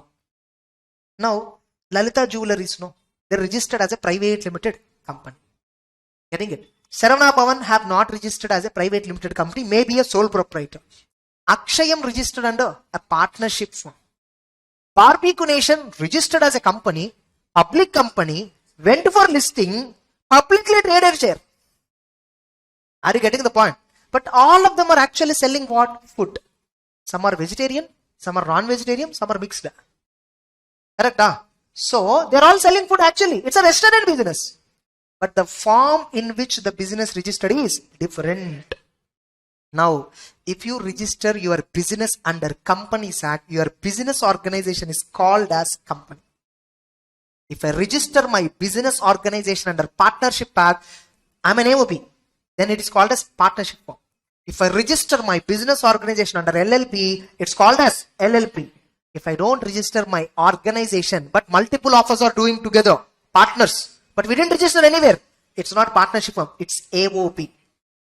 Unregistered partnership firm is not correct word. Unregistered partnership, can I say unregistered company? Only if you register under Companies Act, it's a company. Without registering under Companies Act, can I say unregistered company? Correct. Same way, unregistered partnership is also not a proper terminology. It's association of person. Me and my friends associated. Are you getting it? And if I only do single person, I'm a sole, single owner, sole proprietor. Getting the point? Now, depending upon the law applicable for me, in some law, business must be audited. In some laws and regulations, business not required, doesn't require audit. Suppose if I don't register anywhere my business, AOP, no law applicable to me. Audit is not compulsory. Company, if I register my business under Companies Act, it's a company and registration is, audit is compulsory. Companies Act says every business registered under my law, every business which registered company license must require audit. So, depending upon the law applicable, the audits are two types: statutory audit, non-statutory audit. Able to understand? Now, statutory audit means audit mandatory under law for the time being enforced. Non-statutory audit, nothing but it's also called as voluntary. Non-statutory means not compulsory. Audit is not compulsory, but still voluntarily appoint auditor. I want to know about my business. Getting it? Because my business is very big. Saravana Bhavan has so many stores.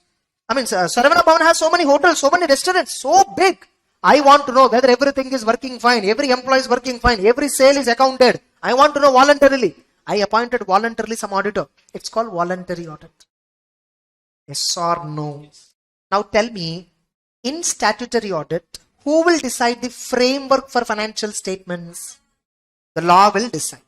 In non-statutory audit, who will decide? Client will decide. Yes or no? In statutory audit, auditor must be unrelated person. Independence of appearance is compulsory. Companies Act says that.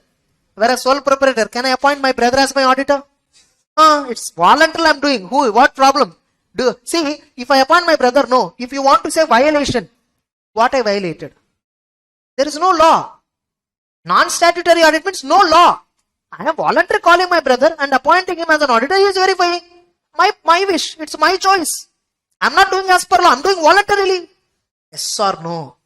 Able to understand? So that's the difference between statutory. So terms of engagement. What is it? Terms of engagement between the auditor and the client. In case of statutory audit, the law will fix. Not the client, not the auditor. The law will fix. The client and auditor can have additional terms. But can it be contrary to the law? Exactly. So the auditor should obtain the terms of engagement from the client which is in line with the law. It should not be against the law. Getting it? And here the auditor is highly independent. Whereas non-statutory audit, it is important for obtaining instructions in writing.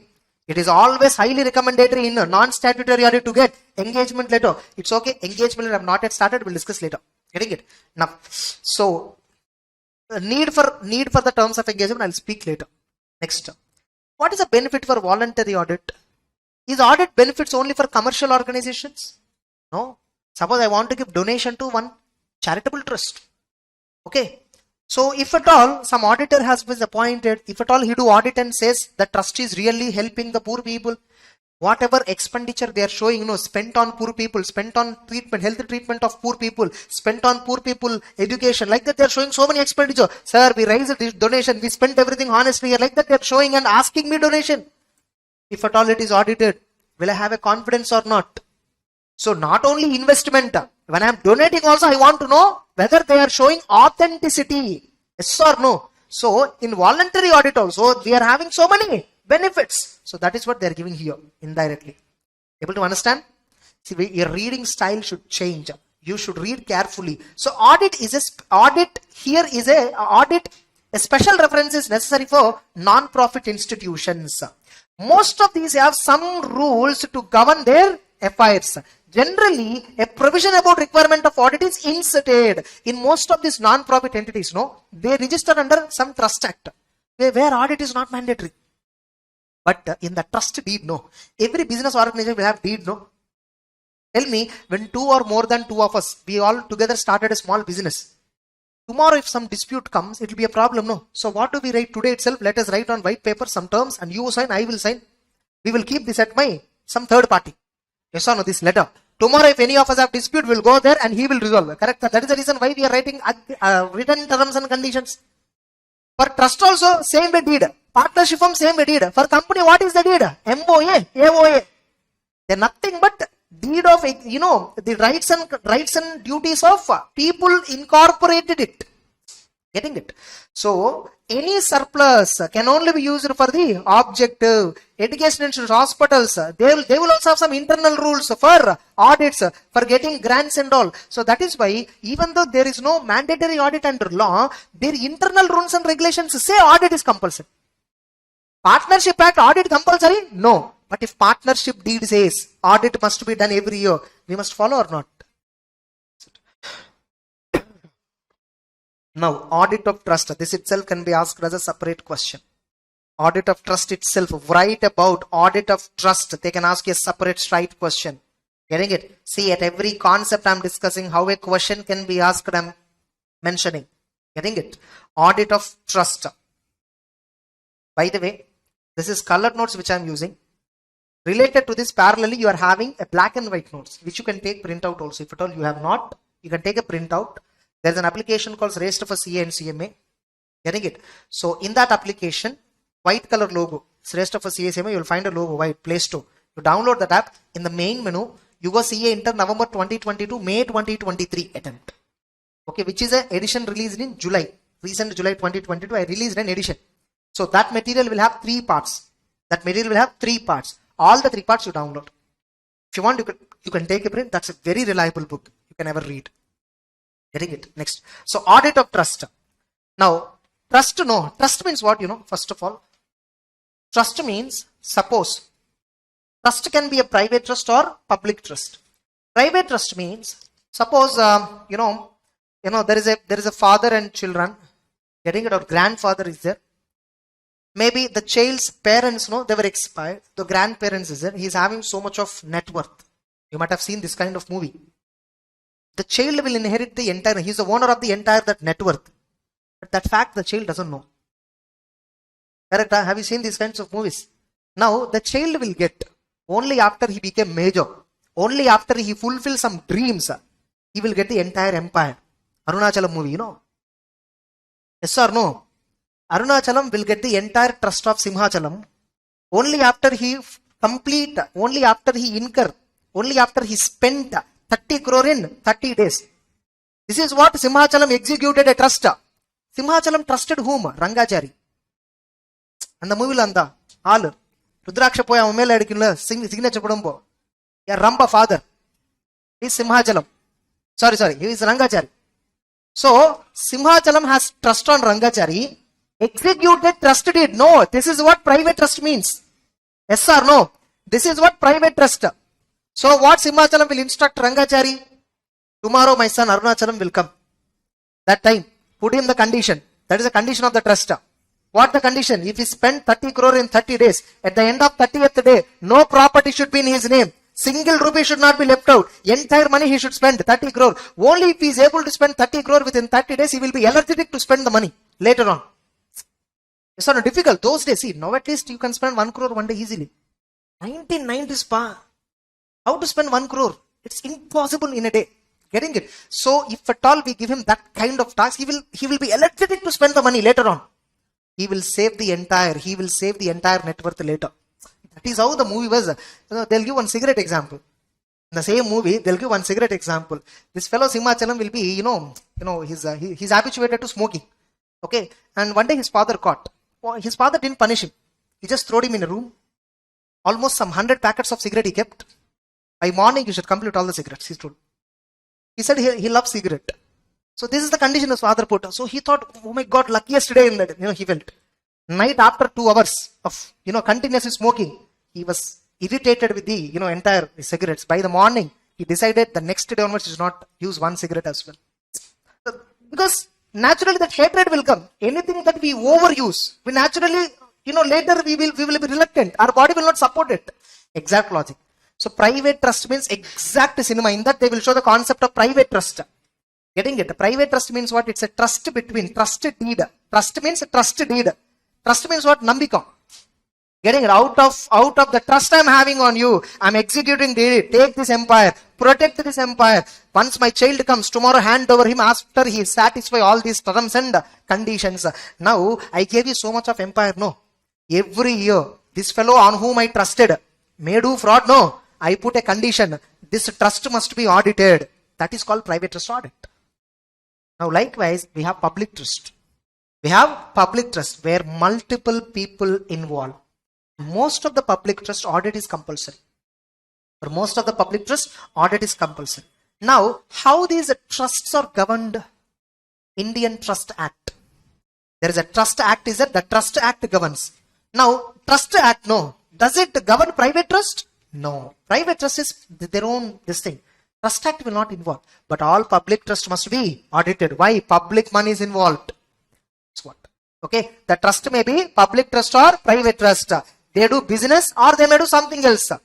There are generally two types of beneficiaries. Reminder, tenant for life. Reminder means what? If you spend 30 crore in 30 days, entire 3,000 crores is yours. Reminder, he will become. Getting it? Tenant for life. If you want 30 crore, take 30 crore and enjoy. Ignore 3,000 crore. 3,000 crore will go for charity, all that. Getting the point? If you want 30 crore, take 30 crore. You can enjoy 30 crore throughout your life. Getting it? Then tenant for life. Tenant for life means what? Whatever property you can only enjoy, but you can't take it. Getting it? Happily enjoy. Take this car throughout the life. For the next 10 years you will use it, but you can't sell it. Use it whatever the way you want, but you can't sell it. Means tenant for life. You can only use it. When நம்ம building rent கொடுத்தோமோ tenant, அவன் sale பண்ண முடியுமா? We can use it. Tenant means what? We only give usability rights. Remainder means what? After agreed period, you take it.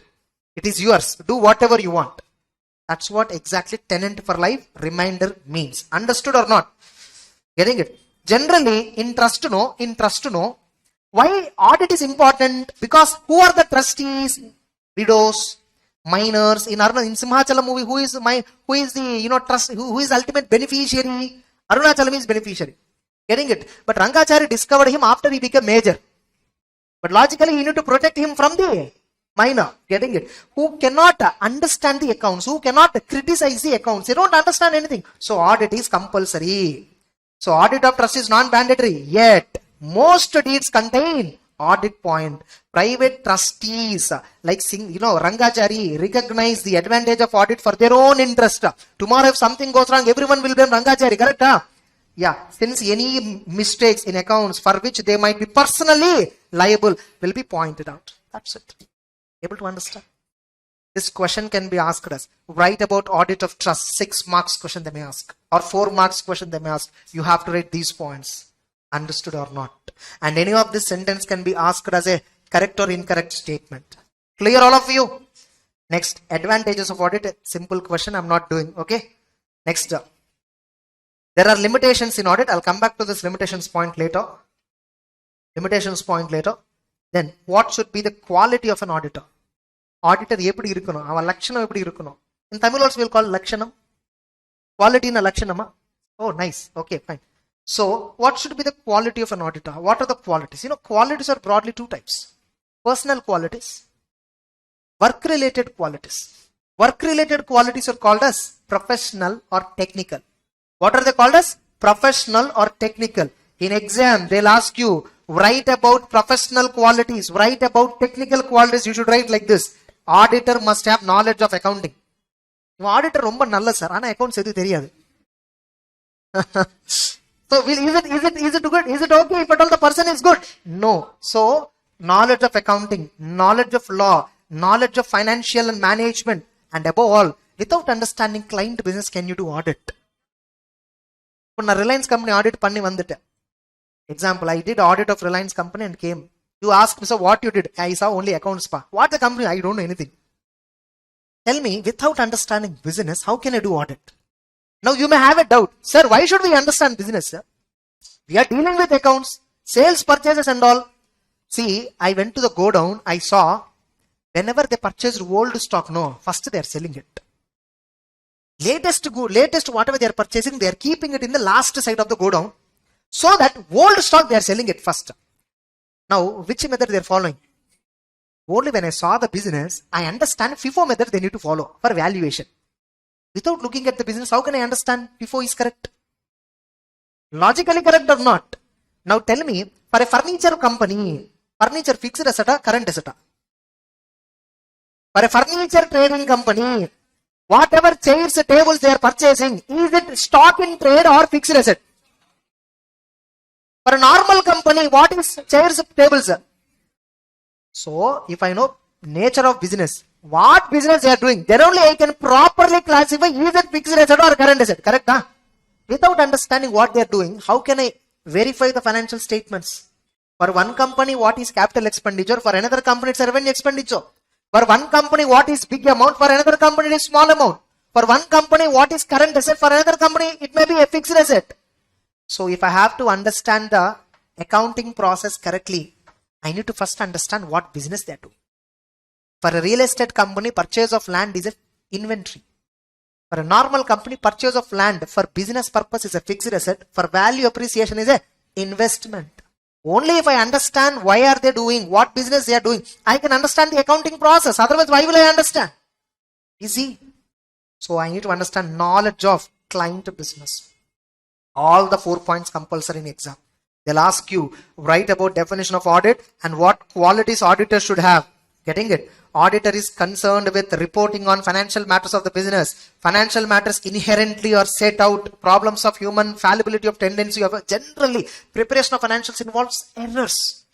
Getting it? Hence, there is a need for certain qualities. If you want to discover an error, first you must know how error can happen. So these technical qualities. Apart from this, there are some other personal qualities that you must have. You must have basic human qualities. நீ மனுஷியாப்பா அந்த மாதிரி கேட்பாங்க. Getting it? So you must have certain basic qualities. What are they? Tact. You must be tactful. You must have caution. You must be careful in doing the work. You must be firm, means strong, bold, confident. You must have good temper. கோவம் வந்தோன்னே திட்டக்கூடாது client. Getting it? Suppose a client has wrongly valued. Okay, என்ன நீ போயிட்டு என்ன மாடு, if you speak like this, what happens? The client will never appoint you again. You must have good temper. You must have integrity, means what? Honesty and discretion. You must know how to take a decision. Industry, you must have knowledge. You must know how to judge. You must know how to, is it right or is it wrong? Is it correct way of accounting? They're doing business FIFO method and they're not following FIFO method in valuation of inventory. You must have good judgmental skills. You must have patience. You must be having clarity. You must be reliable. Client pon on a bank audit pora namalla. We go for bank audits and we will be given cash physical verification. Manager paakra ama and the side tipta 2000 rupees board. You must be reliable, no? Honest, no? These are all personal qualities. Now tell me, is this qualities required only for auditor? Are these qualities required for doctor? For every profession, right? These qualities are given by code of ethics. What is it? Code of ethics. Code of ethics is given by whom? Institute of Chartered Accountants of India. But remember, the code of ethics is there for every industry. You have seen Arjun Reddy movie, right? Maybe Kabir Singh movie, right? Or maybe some other movie, right? The doctor will be suspended in some movies. Why? He violated code of ethics, they'll say. What violated? Because he drank, குடிச்சிட்டு operation பண்ணியாச்சு. நான் operation பண்ண கரெக்டா இருக்கு, அது பாரு. நான் குடிச்சிட்டேன்னா கொடுக்க போல என்ன? Can he claim like this? He can't. Why? Because if at all it went right, everything is fine. What if it goes wrong? So there is a code of ethics for engineers, there is a code of ethiks for doctor, there is a code of ethics for lawyer, there is code of ethics for auditor. For every profession, including teaching, everyone has certain code of ethics. That is called moral code. Able to understand? So qualities of auditor. Here the moral code is fixed by ICAI. For doctors, the moral code is fixed by Medical Council of India. For lawyers, moral code is fixed by Bar Council of India. Like this. Understood or not? So moral code means what? Ethical requirements. What are they? Ethical requirements. Auditor must be integrity, honest, sincere, straightforward to the professional work. He shall not be, don't associate with reports, with statements, communications, other information which is materially false, which is provided recklessly, where there are omissions due to misleading. Where there are omissions and they could be misleading. Can you sign these kind of documents? You must be honest. Don't sign something wrong. Don't sign something which is prepared recklessly. Correct? Next, objectivity. What is objectivity? Unbiased. When you're doing the work, ignore what relationships you have with him. Getting it? Unbiased. Getting it? So you should be fair, without bias, without prejudice. Impartial. You must be impartial. When I'm teaching the class, I must cover every student's interest. I must be impartial. Without bias, I should clarify your doubts, everyone. Yes or no? Next, confidentiality. Auditor, no? You are looking at the financial data. Not just balance sheet P&L. That is public document. But you are going inside the company. You are seeing what is happening in the company. You saw books of accounts. You saw so many confidential documents. Can you leak it outside? You should not. So, should not disclose information collected by him during the course of professional work to any third party. But if client permits me, can I disclose? Without authority from client, don't disclose. But if client tells you, okay, no problems are disclosed, I can disclose. And tell me, beyond all this, what is most important in order to do audit? You must know how to do audit first. Getting it? You must have professional competence. You must be careful in doing the work. Professional competence means it requires auditor attains, maintains knowledge and skill at the level it is required. Yes or no? Not only that, due care means what? Act diligently. Act in accordance with standards. Diligence means what? Responsibility to act carefully, thoroughly, timely basis, in accordance with the requirements of the work, requirements of the engagement, requirements of the assignment. Clear? Now you're able to understand all this. Have you all read this previously?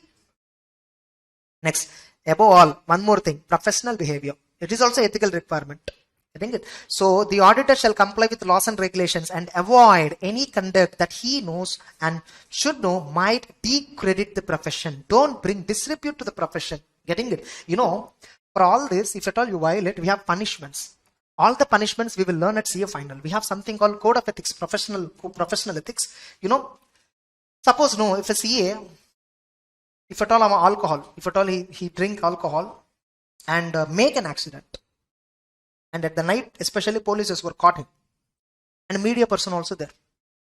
Mr. Ram Harsha made an accident. They will not write like this. A chartered accountant made an accident. Correct? This is how they are writing. A doctor made an accident. So only when the word is used, professional word, then only that news caught attention. Now tell me, am I bringing disrepute to the profession or not? Even if you do bring this kind of disrepute, I say will suspend your membership. You know that?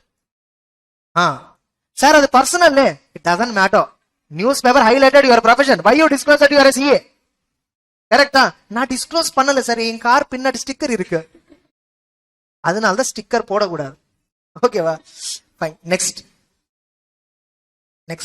All of you understood? That's it. So, with this, ethical requirements also we understood. Next. Short note on skepticism. Nothing but. So what is skepticism? Many of you have read this. Have you felt this? What is skepticism? Skeptic. Skeptic. Getting up. Skepticism means what? Questioning mind. What is it? Questioning mind. Means I should question everything. Suppose simple logic. See, this is skepticism is not something we learn here and apply. It is something we already have inbuilt. Right now, whatever I'm teaching, are you correlating in your mind with what you learned? If I teach something wrongly, immediately correct? How are you able to find that something, if I teach wrongly, how will you find out? Because you're questioning indirectly whatever I'm teaching. You're not only listening, you're not only critically assessing whatever I'm delivering, you are indirectly checking it with the material you're having. Getting the point? You are alert to know throughout. Skepticism means that. Being alert. Getting the point? Careful in verifying the evidence that we are getting. Here you are carefully analyzing whatever I'm teaching. So that is called skepticism. So professional skepticism means being alert. What are the examples? They'll ask you. Write about professional skepticism. Give 3 examples. 3 marks question they'll ask. This is one. Audit evidence contradicts with other audit evidence obtained. What audit evidence contradicts with other audit evidence? When I go and saw the go down, first old goods are sold. Whatever new goods that are coming into the godown, they are keeping at the back side. Old one only first they are delivering. So which means, I was thinking, okay, client is following FIFO method of stock. So his valuation is also FIFO. Came the books of accounts. They are following LIFO method. Now tell me, books of accounts are showing LIFO. Reality, what is happening? Don't you be alert in this case? Will you leave it? It's okay. Don't you be alert?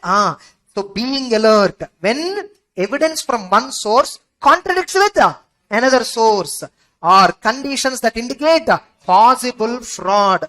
Getting it? So the go down, CCTV cameras were not working. Security guard is not there.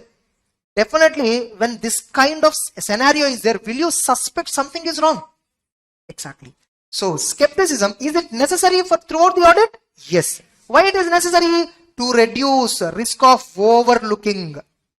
You should not casually go into the audit. You should be careful. Careful na apdi seriously kudukuda. Normal alert mind. It's a mindset. Getting it? Don't believe anything blindly. That is what the point is. Don't believe any blindly. If client says something, sir, we have made this much profit. Don't doubt him. Keep your doubt inside. Veli solla kuda thirupi. And you should apply skepticism only in professional context, not in the personal context. So when a client tells you something, professional context, you should question, is it right, is it wrong, like that. Get it? Don't believe it. Ask for proof for everything. That's it. Now, by the way, tell me, should I doubt the client always? Should I always doubt? Should I look at the client as a thief? No need to suspect. But if you come across any suspicious transactions, any suspicious elements, then investigate. So, the auditor may accept books of accounts as genuine unless the auditor has reason to believe the contrary. Nevertheless, auditor is required to consider reliability of information to be used as audit evidence. Whatever client is giving you the data, always check, is it reliable, is it accurate or not. Getting it? If at all doubt, or if there is a possible fraud, investigate. Getting it? And determine what modification or additions you have to, what additional work you have to do to resolve the matter. Getting the point? Next, the auditor cannot be expected to disregard past experience of honesty and integrity. This sentence can be asked as a question. Comment. What you will read? This sentence is asked. The last sentence. The auditor cannot be expected to disregard the honesty and experience and integrity of the entity's management and those charged with governance. Full stop. Explain 4 marks. What? You need to write nothing but professional skepticism answer. Look, question will not be as you expect. Question will be always unexpected. They may pick this particular line and ask you to comment. What will you write? If you never say in this line, what will you write? Understood my point? So this is skepticism. Because of skepticism, I'll be careful in doing audit, all that. But remember, skepticism is not something I explicitly exercise. It is something implied in our system. Getting the point? Dog has a natural skepticism. Some unknown person, if it sees it, start shouting, yes or no, barking, yes or no. So it will not, that is natural. Skepticism is a natural element in every one of us. That is what called as common sense. Able to understand? That's something called as common sense. Then you must also have professional judgment. Professional judgment related matter is not there in the ICA material, but I only gave just for your understanding. Read it later. So that is professional skepticism and professional judgment. Then after that, we will have 220 related content. But before this, I have to finish inherent limitations of an audit. Inherent limitations of an audit. Now tell me, can I do audit 100%? Can I do 100% verification of all the transactions and balances? All the transactions and balances, can I do 100%? Means obviously no. See, you take this one, Reliance Industries or anything. Reliance Industries Limited is having so many businesses. So many businesses. Under one company name only they have multiple businesses. See, Jio, they have a separate business now. But earlier, they used to have only one company, but multiple businesses they are doing. Why to that extent? ITC Limited. ITC Limited is having hotels business. Is having this, a foodstuff business. Biscuits, packets, all that, bingo and all that. They're having, cigarettes, tobacco business. They're having agriculture. They're having cosmetics. So many businesses they're having. Correct? Now tell me how many thousands, crores of invoices they will have. How many you will verify? ITC, you are the auditor for ITC. Some ITC turnover is some 2.5 lakh crore. This 2.5 lakh crore is coming from 10 or 12 businesses. Each business is having 100 and 150 stores across India. How will you verify them? Will you verify each and every invoice, each and every bill, each and every customer signature? Not possible. So what we'll do? How we will do audit? In sample. Based on sample, but are we giving opinion on the sample? We are giving opinion on the entire balance sheet P&L. But are we verifying entire balance sheet P&L 100%? We are taking only sample. Based on sample, we are giving opinion on the population. Which means, if I say everything is true and fair, absolutely everything is true and fair, reasonably everything is true and fair. First of all, I myself did not verify 100%. How can I say absolute opinion? How can I give absolute assurance? I can only give reasonable assurance. Why am I giving reasonable? Why not absolute? Because I have limitations. Because I have limitations. Can I overcome these limitations? Impossible. Can I sit and verify 100%? Impossible. But that's why they are unavoidable, inherent. Inherent means what? Unavoidable. These are the limitations which auditor is having, which cannot be avoided. It's impossible. Unavoidable limitations. And that's why the level of assurance that we are giving is only reasonable, but not absolute. Only in investigation,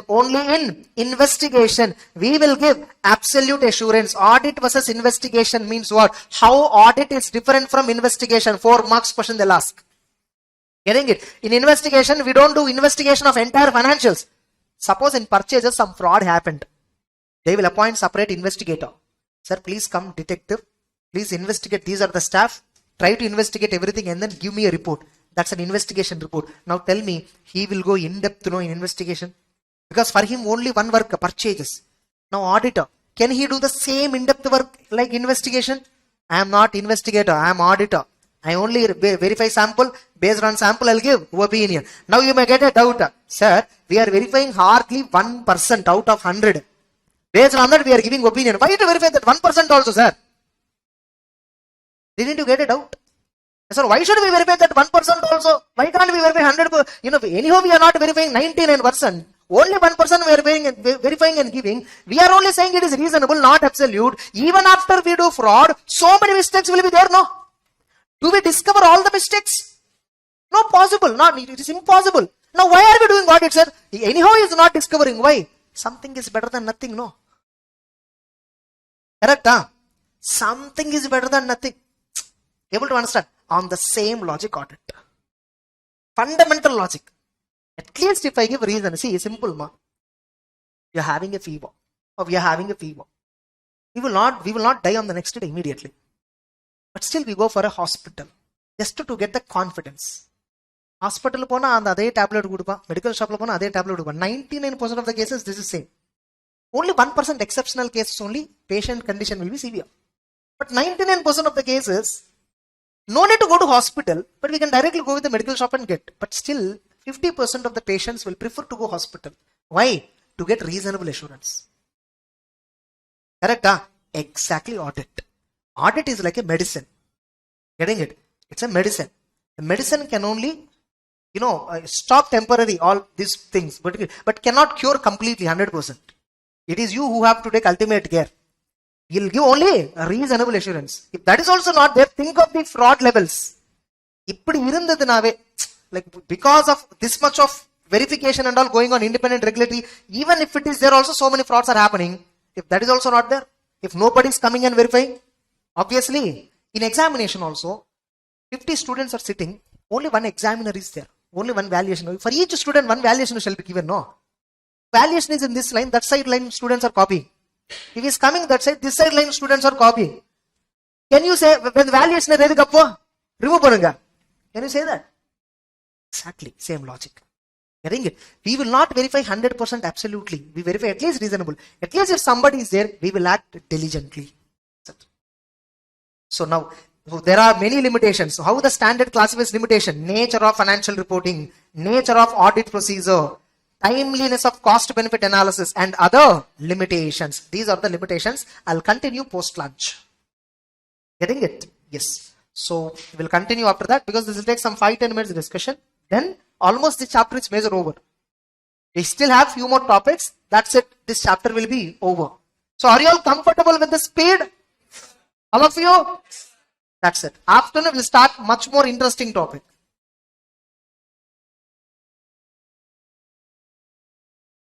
So we are actually discussing inherent limitations of audit, right?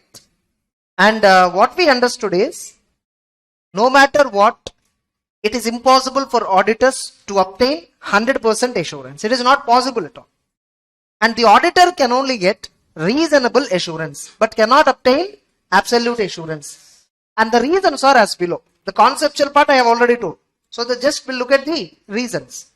So one reason is nature of financial reporting. One reason is nature of financial reporting. Tell me, in the financial statements, we have so many amounts, right?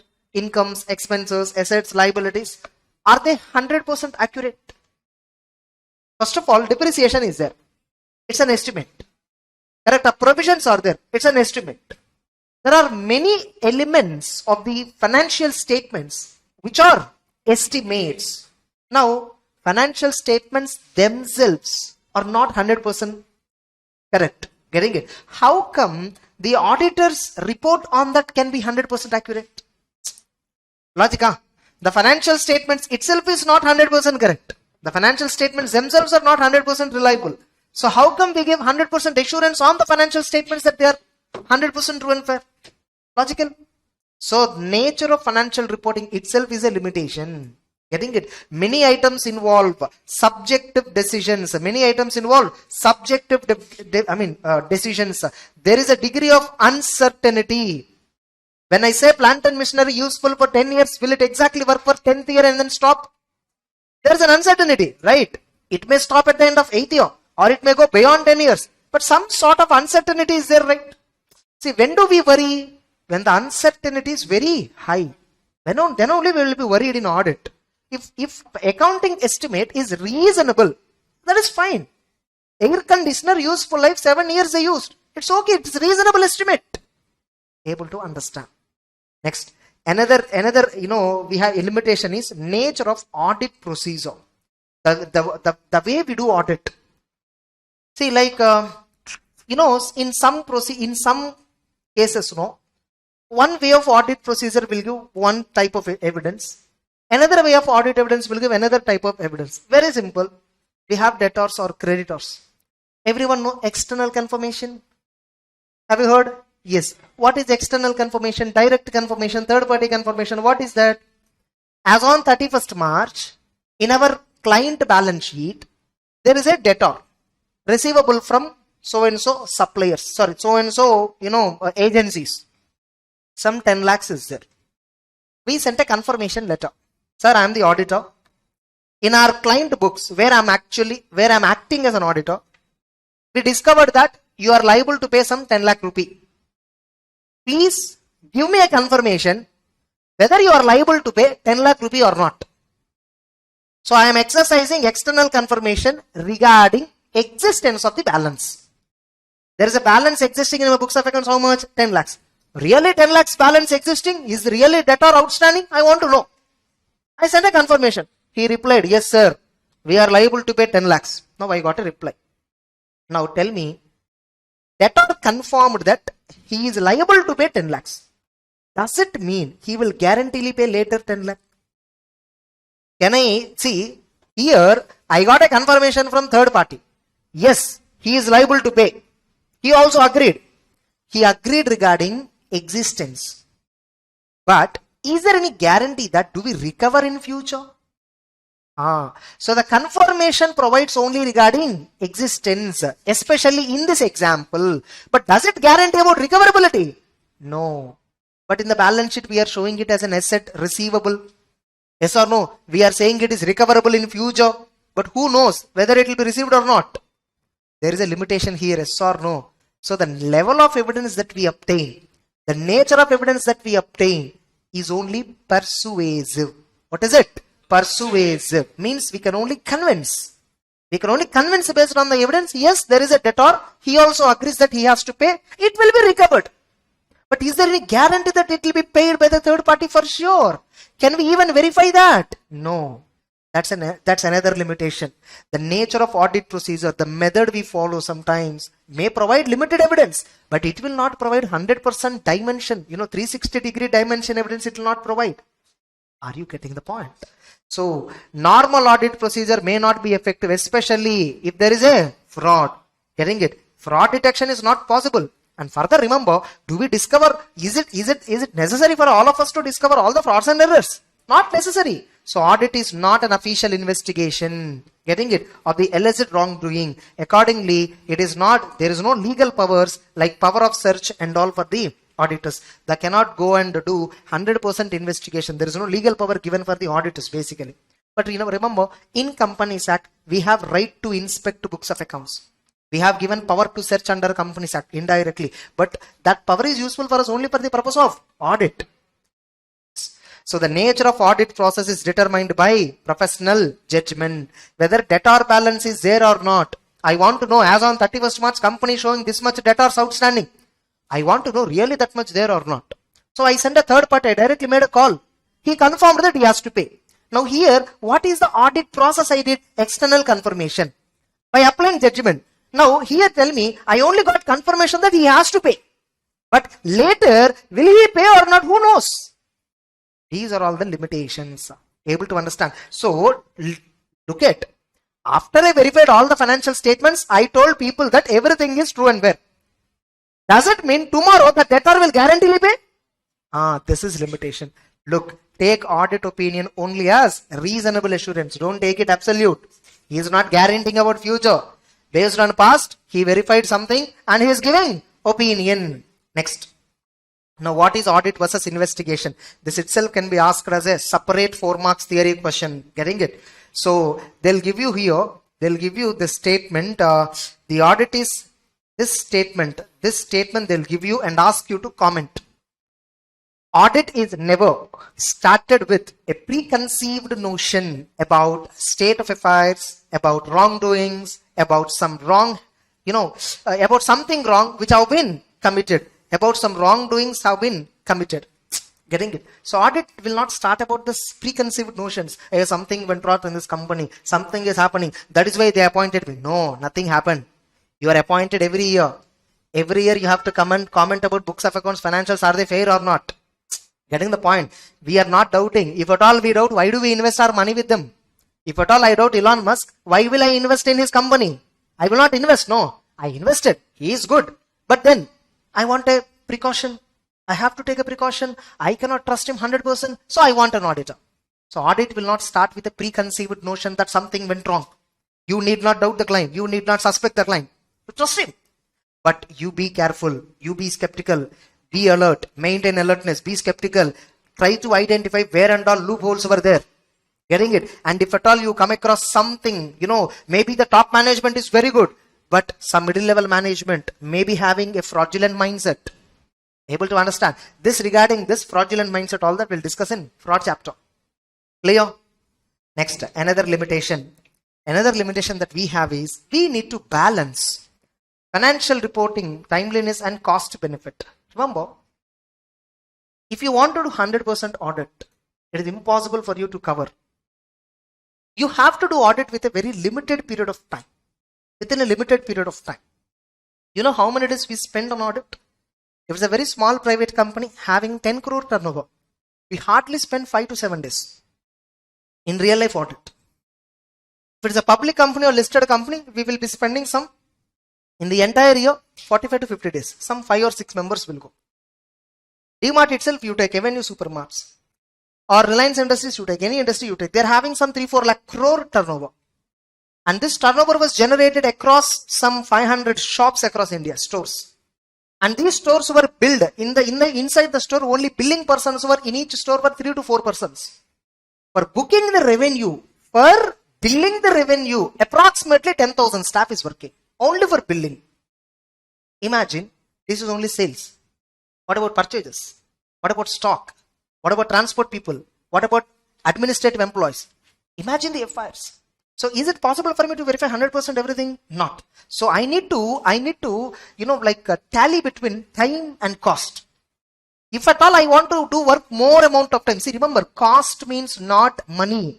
Resources consumption. Cost means what? Resources consumption. Articles. I am taking 2 articles. Am I incurring some cost or not? Their time. Yes or no? So the auditor cannot escape. By the way, one more thing. What this point again says is, you cannot escape saying, I don't have time.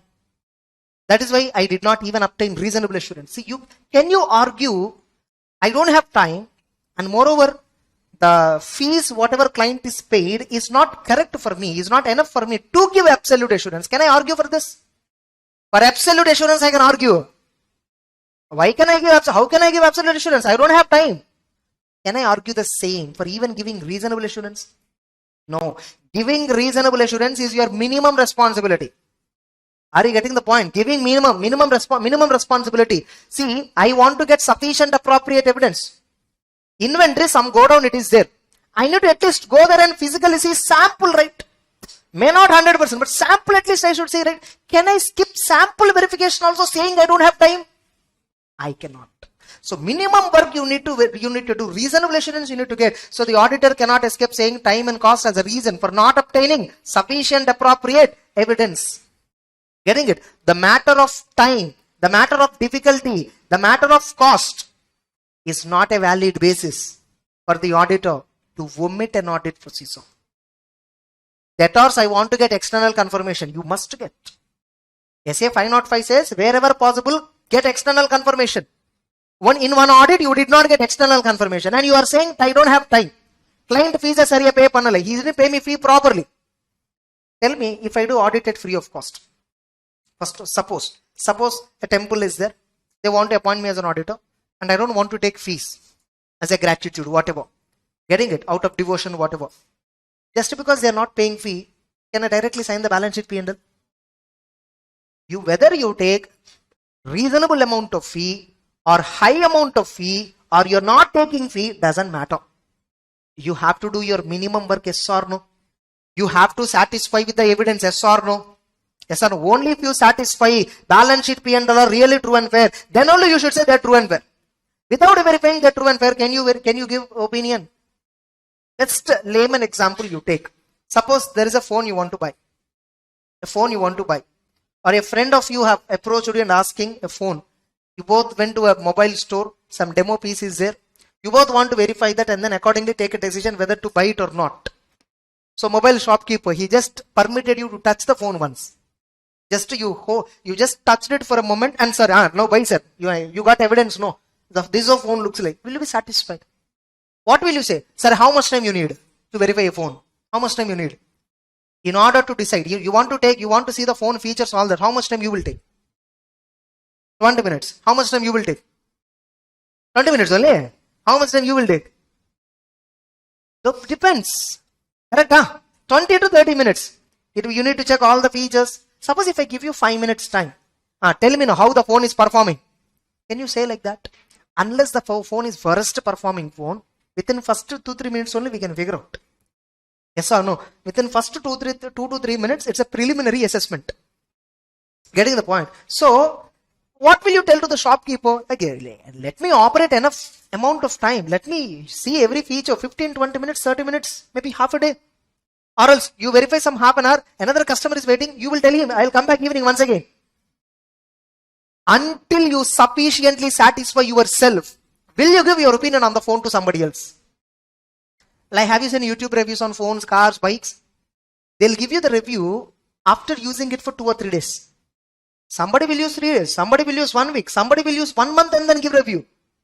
Whatever, how much ever time they take, that much level of assurance they can give, correct? So what is sufficient appropriate evidence for the auditor? Same way, auditor also, I am asking auditor, sir, how is the balance sheet P&L? Are they right or wrong? You verified 1 voucher in purchase. Only 1 voucher you verified. Can you give your opinion? You verified 10 vouchers. Can you give your opinion? But better than 1, right? You verified 100 vouchers. Will your confidence increases? You verified 250 vouchers. Will your confidence increases? So you felt 250 vouchers I verified until this 250th voucher also, I did not discover single mistake. All this 250 randomly I selected.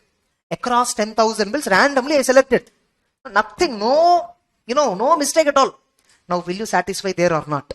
It's enough. Even if I verify 200 vouchers, answer is saying unnecessary. So, 250 is enough for me. So, this is sufficient appropriate. Sufficient appropriate audit evidence. What is sufficient? What is appropriate? Who will decide? No one will decide. It is your perception. You should prove somebody. Tomorrow when someone questions you, hey, you didn't get sufficient appropriate evidence. You did not do audit properly. You are punishable. You are negligently providing services as a profession, you are bringing disrepute to the profession. Somebody is blaming you tomorrow. You will show them your papers, working papers. You will show them, see, I have verified enough number of vouchers. 250 vouchers I verified. What else I need? In fact, 100 enough. Still I verified 250 vouchers. See how I selected these 250 vouchers. Will you argue or not? You must get that. You must obtain that much quantum of evidence with which you can defend. Are you getting it? If you think with the 10 vouchers you can't defend, then get 50. If you think with 50 you can't defend, then get 100. Are you getting the point? But there is a limit now. What is reasonable? Exactly. Can you say to the mobile shop holder, give me 6 months the phone, I'll use and then buy? It's not possible. Same way audit also. Getting it? Next up. So the relevance of information, thereby its value tends to diminish over the time. Remember, we are auditing historical data. That information, whatever circumstances that are prevailing at the time may not be prevailing now. Able to understand? So the value of information as the time passes by diminishes. So you need to strike a balance between reliability of information and its cost. Like to what extent you want to update. See, suppose debtors, no. I want to check existence and debtor conformed. Yes sir, we are liable to pay. Will he tomorrow pay or not? Will you go, entire your team will go to that debtor office, will you see due diligence, how far he will pay? Is it necessary? Not required. La? See, I'm an auditor of one company. This company has sold some goods on credit to some customers and the customer account is showing in the balance sheet. Now company, before giving credit, company internal people know. They did a credit worthiness analysis. Can we give credit to the customer or not? You go and ask any goods on credit, do you think they'll give you? No, they'll do credit worthiness analysis first. First they will check whether you are, who are you? Give me your Aadhaar card, give me your PAN card. What is your business? Give me your business profile. Where are you operating? For how long you're operating? Show me your GST return. If everything is super, then they'll give you credit. That too for 30 days. See how company is giving credit. Check it out. Company is giving credit to only those customers who are having credibility. Now, they will give credit. They sold goods on credit, 10 lakhs outstanding. You got confirmation that 10 lakhs is agreed. Will he pay tomorrow? After 2 months, his due date is coming. Will he pay that time? Will you go and sit in the debtor's office until he pay? So, it is not possible for you to do all that. Your resources will not support. Next. So, due to many other external factors, audit shall be completed within a limited period of time. So, this is also one more limitation. Able to understand, all of you. So, you cannot say time, cost, difficulty as a reason for not obtaining sufficient appropriate evidence. Don't say. For absolute assurance, you can always argue. Hey, absolute assurance, why you didn't give? Time is not there, you can say happily. No problem. But for giving reasonable assurance, you cannot. So the matter of time, difficulty, cost is not a valid basis for you to omit and proceed so. Or can you satisfy with less than persuasive evidence? What is persuasive? You must at least get convincing evidence, correct? You must convince, Until you get convinced, you have to do audit. You have to verify the things, correct? See, before convincing, will you buy the phone? You may convince after half an hour. You may convince after 45 minutes of verification. But first you must convince, correct? Can auditor obtain less than convincing evidence? Auditor should obtain how much evidence? Whatever the number where he will convince. Convincing evidence means what? In audit, technical term is what? Persuasive. Can auditor obtain evidence less than persuasive? Not permitted. Persuasive is convincing. Convincing means sufficient. Sufficient appropriate evidence. It is mandatory. Able to understand. That's it. Then still apart from this, there are various other limitations. In July 21, 3 marks question has been asked. Write about other limitations, which are a limitation as part of audit. Getting it? Like especially frauds where top management involved. Going concern related situation. Can you predict all this? In future, what is going to happen? Who knows? Suddenly something goes wrong. I will try to predict going concern next to 12 months. But who knows? Next. Related party relationships. Examples only. Related party transactions and all. Whether some frauds might happen in related parties. I will discuss about related party point in fraud. Getting it? Then non-compliance with laws and regulations. How do I find all this? It's impossible. Are you clear? These are all limitations, inherent limitations. That's it. Next. So almost we have completed part 1 in this chapter. Next, actually this will come under part 2. Engagement acceptance. This topic also comes under actually part 2. This topic also you can keep it under part 2. Not a problem. Even in one also it is fine. But keep it under part 2. This is related to engagement acceptance. Now what is this? Suppose tomorrow you cleared CA. Okay. You opened up a CA practice. A company client approached. One of the director in a company approached you. Sir, we are looking for auditors. When we Google search, your location is showed nearby. Our company is also in the next street. Okay. So we saw Google reviews also. Your client have given so many good reviews, positive reviews. So just, the company director came and explained you everything. Now they want to appoint you as an auditor. Will you directly accept? Won't you check some points? What points you will check? Qualifications and disqualifications I should check. But before all that, first, on the client, integrity of the client you should check. Integrity of the owners, integrity of the key management, integrity of those charged with governance. Now who is those charged with governance? Who is management? First of all, understand management means everybody. In Reliance Industries, Mukesh Ambani part of management. Correct? Mukesh Ambani is part of management. In Reliance Industries, approximately 2 lakh employees are working. Is every employee responsible for governing the company? Who are responsible for governing the company? In case of company, board of directors, key managerial persons, top management, they are called as those charged with governance. What is governance? Accountability, authority, responsibility. Governance is not about, see, top management means not just authority, they are accountable. Yes or no? If something, a big, scam happened in Reliance, everybody will blame whom? In the Reliance digital store, on the billing person, will you blame him? You will directly blame the top management. They are the one who are accountable, ultimately those charged with, responsible with governance. Able to understand. So those charged with governance means only top management. Management means everybody, including TCWG. Correct? So in audit, wherever they say communicate with TCWG, you have to communicate those charged. Communicate to management means maybe top, maybe middle, maybe low, depends on whom you have to communicate. Even in SA 580, we have a standard. There it clearly says to whom auditors should communicate. We have a clear discussion. We'll discuss there. Are you clear? All of you. Now, so first point, you will check what? Honestiness. Then that company is engaged in some technical business, stock market, commodity business. That company who approached me. Now tell me, without checking my work exposure knowledge, can I accept that work? I studied audit subject, but I never did this kind of audit. Can I blindly accept? Nalla fees kudutittirukka client. Can I blindly accept by tempting for the fee? If at all you accept the work which you do not understand or which you cannot do, what will happen? Your credibility will affect. Correct? So first I will check is it good or not. Then I will check my competence. Then after accepting this work, I need to do audit. No. For that, can I alone go and do audit? I need team. No. So should I check my resources, staff, manpower availability? Yes or no? First of all, do I have time to do audit? This company is asking 55 days to do audit. Are 55 days I can't go and sit. So I need to look at the requirement of resources. Correct? Third, as you all said, now legal I will check. Legally can I accept qualifications and disqualifications? Able to understand. Suppose a company client whom I already an auditor.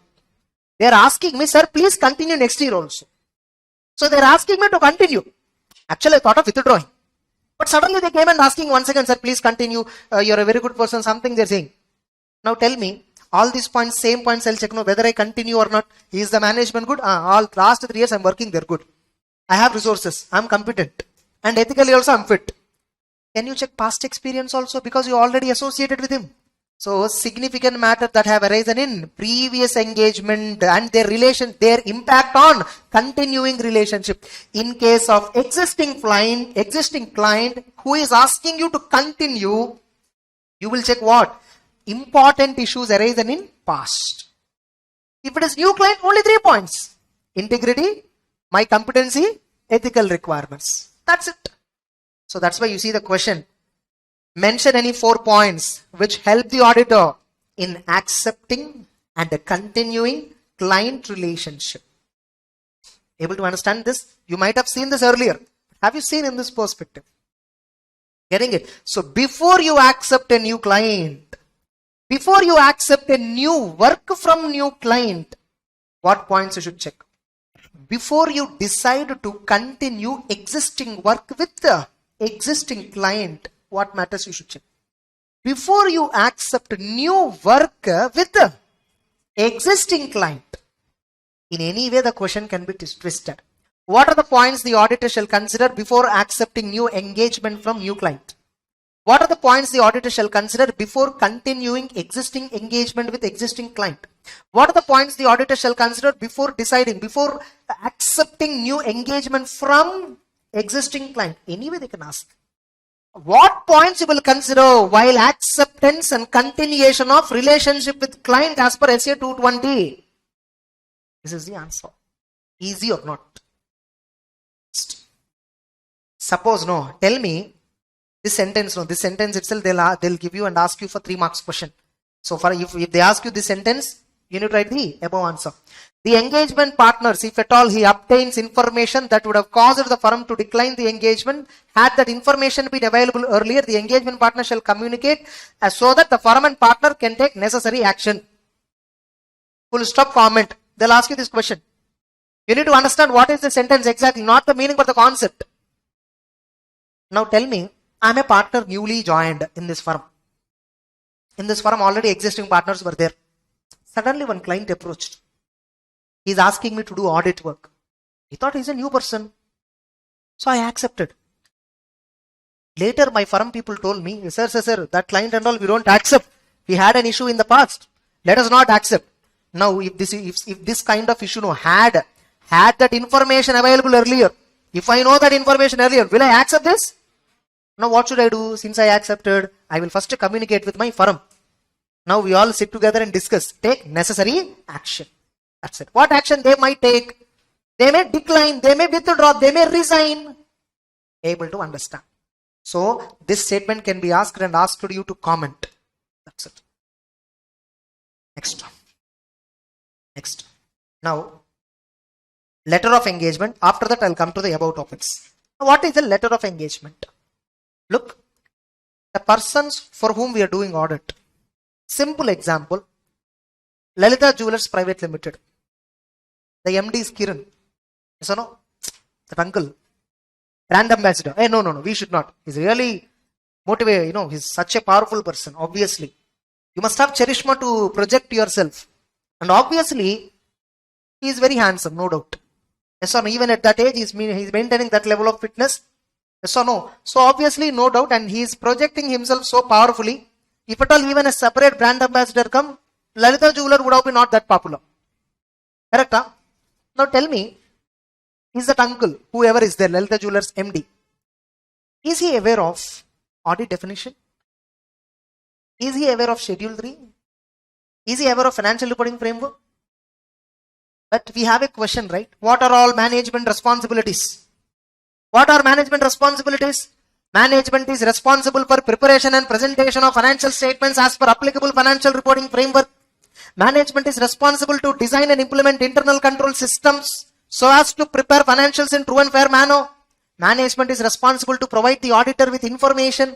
Management is responsible to provide the auditor with explanation he is asking. Management is responsible to permit the auditor to talk with anybody in the company. Unrestricted access to persons. That is what preconditions to audit question. That is what preconditions to audit question. All these points, is the chairman aware of? Are board of directors aware of? Definitely no. And you might have seen in your offices, wherever, if at all you have done articles, or if at all you might have heard this discussion. Auditor is there, he'll take everything. What? He'll take everything. Whatever fees you give, he'll take it happily. But he will not take care everything. Yes or no? Tell me. A small restaurant people were there. They incorporated their business as company. Bad luck. A CA suggested them. Why CA will suggest to incorporate company? Because we'll get fee. Why company that person? In this, many CAs, they recommend. Have you seen private companies? In private companies, the shareholders are, one person will be there, he is the one who is doing business. There are 2 more shareholders. இவங்களோட அம்மா இவங்களோட பாட்டி. பாத்தீங்களா? அந்த பாட்டிக்கு கையெழுத்து போடுறதே தெரியாது. Example, she doesn't know how to sign itself and she is a board of director. In a private company, she is a director and she is chairman of audit committee.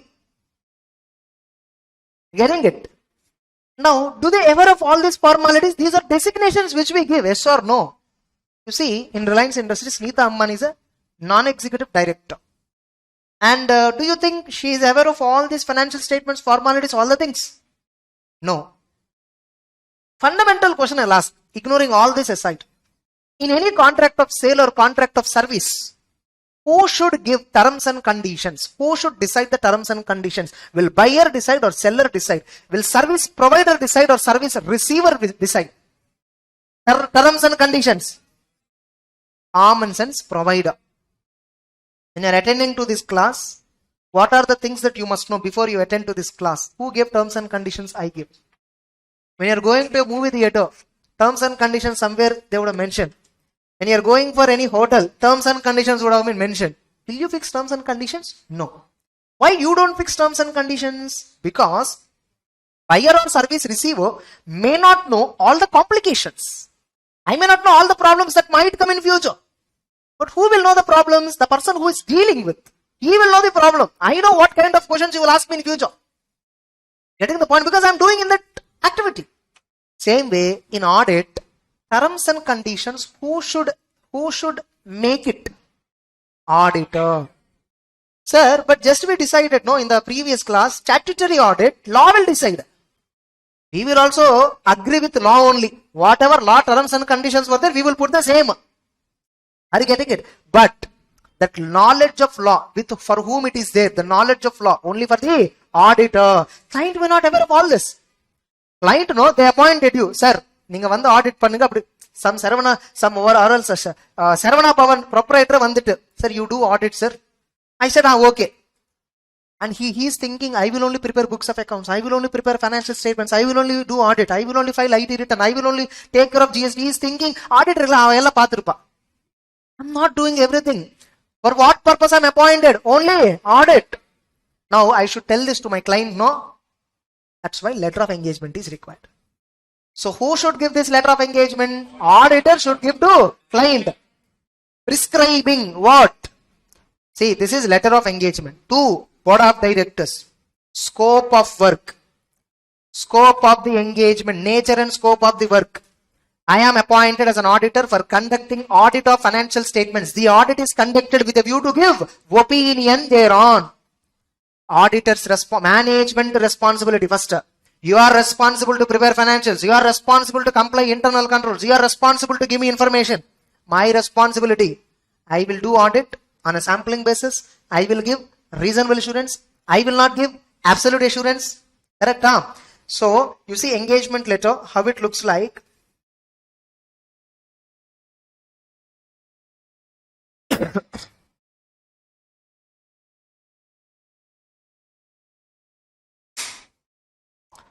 We'll see how an engagement letter looks like.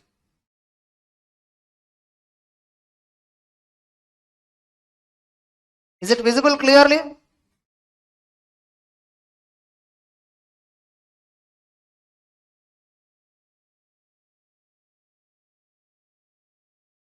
Clear the letters? Yes. So, letter of engagement. Letter of engagement. என்ன ஆயிடுச்சு?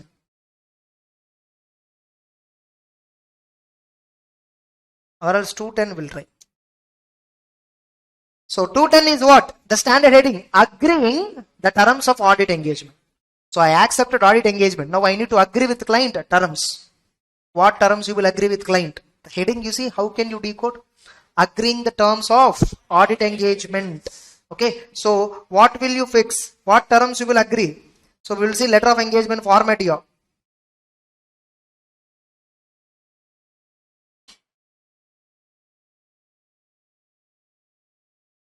You see, this is an audit engagement letter. To whom it was written? To Board of Directors. What? To Board of Directors. So this following. So addressee to Board of Directors. Heading will be letter of engagement. First, what you should mention? Objective and scope.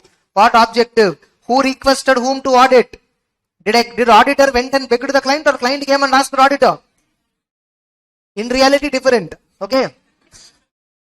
So you have requested that we audit the financial statements of ABC, which comprise so and so items. And you see here, you see this word, cursor visible? We are pleased to confirm our acceptance and our understanding of this audit engagement. What we understand about this by means of this letter. Our audit will be conducted with an objective of expressing opinion. Now look, what are my responsibilities? Look at inherent limitations I have. So even though I do audit, still mistakes will be there. I need to tell the client, no, Otherwise, client will think I will discover all the mistakes. Even after I do audit, some mistakes will be there because there are so many inherent limitations. Now, our audit will be conducted on the basis that means precondition. What is it called as? Precondition. I assume before I start the audit, you acknowledge the following responsibility. Management, those charged with governance, acknowledge and understand the following. What responsibilities? For preparation of financials, for internal controls, provide access into books, information that we ask for, unrestricted access to people. Now, what are all these responsibilities of management? So, at last, I will give audit report as per so and so standard. Getting it? And I will sign, put my name, firm registration number, my membership registration. I'll send a letter to him. He will also sign and give me one copy. Tomorrow, he is coming and blaming me. Sir, you prepared books of accounts. Where did I tell? Show me in the letter. You read? No. So, this engagement letter is important to protect my rights and duties. I should tell the client at the beginning itself what are my powers, what are my duties. He should also know that what are his duties. Correct? Huh? So, that's why this is. Now you see here, what are preconditions to audit? Preparation of financial statements in accordance with the framework, designing and implementation of internal controls, provide access to information, additional information, understood. Same is there now in the letter also. Exactly. Able to understand. So this is precondition. So what is the purpose? What are the contents of letter of engagement? There should be title, addressee to board of directors. We have seen the format. Objective and scope first, yes or no? Responsibilities of auditor next. Responsibilities of management. You need to mention applicable framework is what? Management is responsible to prepare financial statements as per Schedule 3. Management is responsible to prepare financial statements as per Form A of the insurance IRDA regulations if it is insurance company. So, and what is the form and content of audit report? How audit report looks like? He may not know. I will tell him. We will give audit report in accordance with SA 700. So, if your client has a doubt, he will go and see SA 700. Of course, he will not understand anything. Okay. Then, signature of the auditor, signature of the client, confirming the acceptance, date and place. How many copies we should take this print out? 3 edukku 3 yaarukku unaka 2 bodum. Yes or no? 1 for auditor, 1 for client. But you can take 3, 4 also, not an issue. Conservatively. Getting it? But 2 is the main. Getting it? Next. Easy or not? So, now, letter of engagement is issued by whom? By auditor to client. Why am I issuing? Tomorrow, if any dispute comes, I can show. So, reducing the chances of misunderstanding. Why? Where and all we misunderstand? Regarding my scope of work, regarding my objective, regarding rights and duties, we may have problem.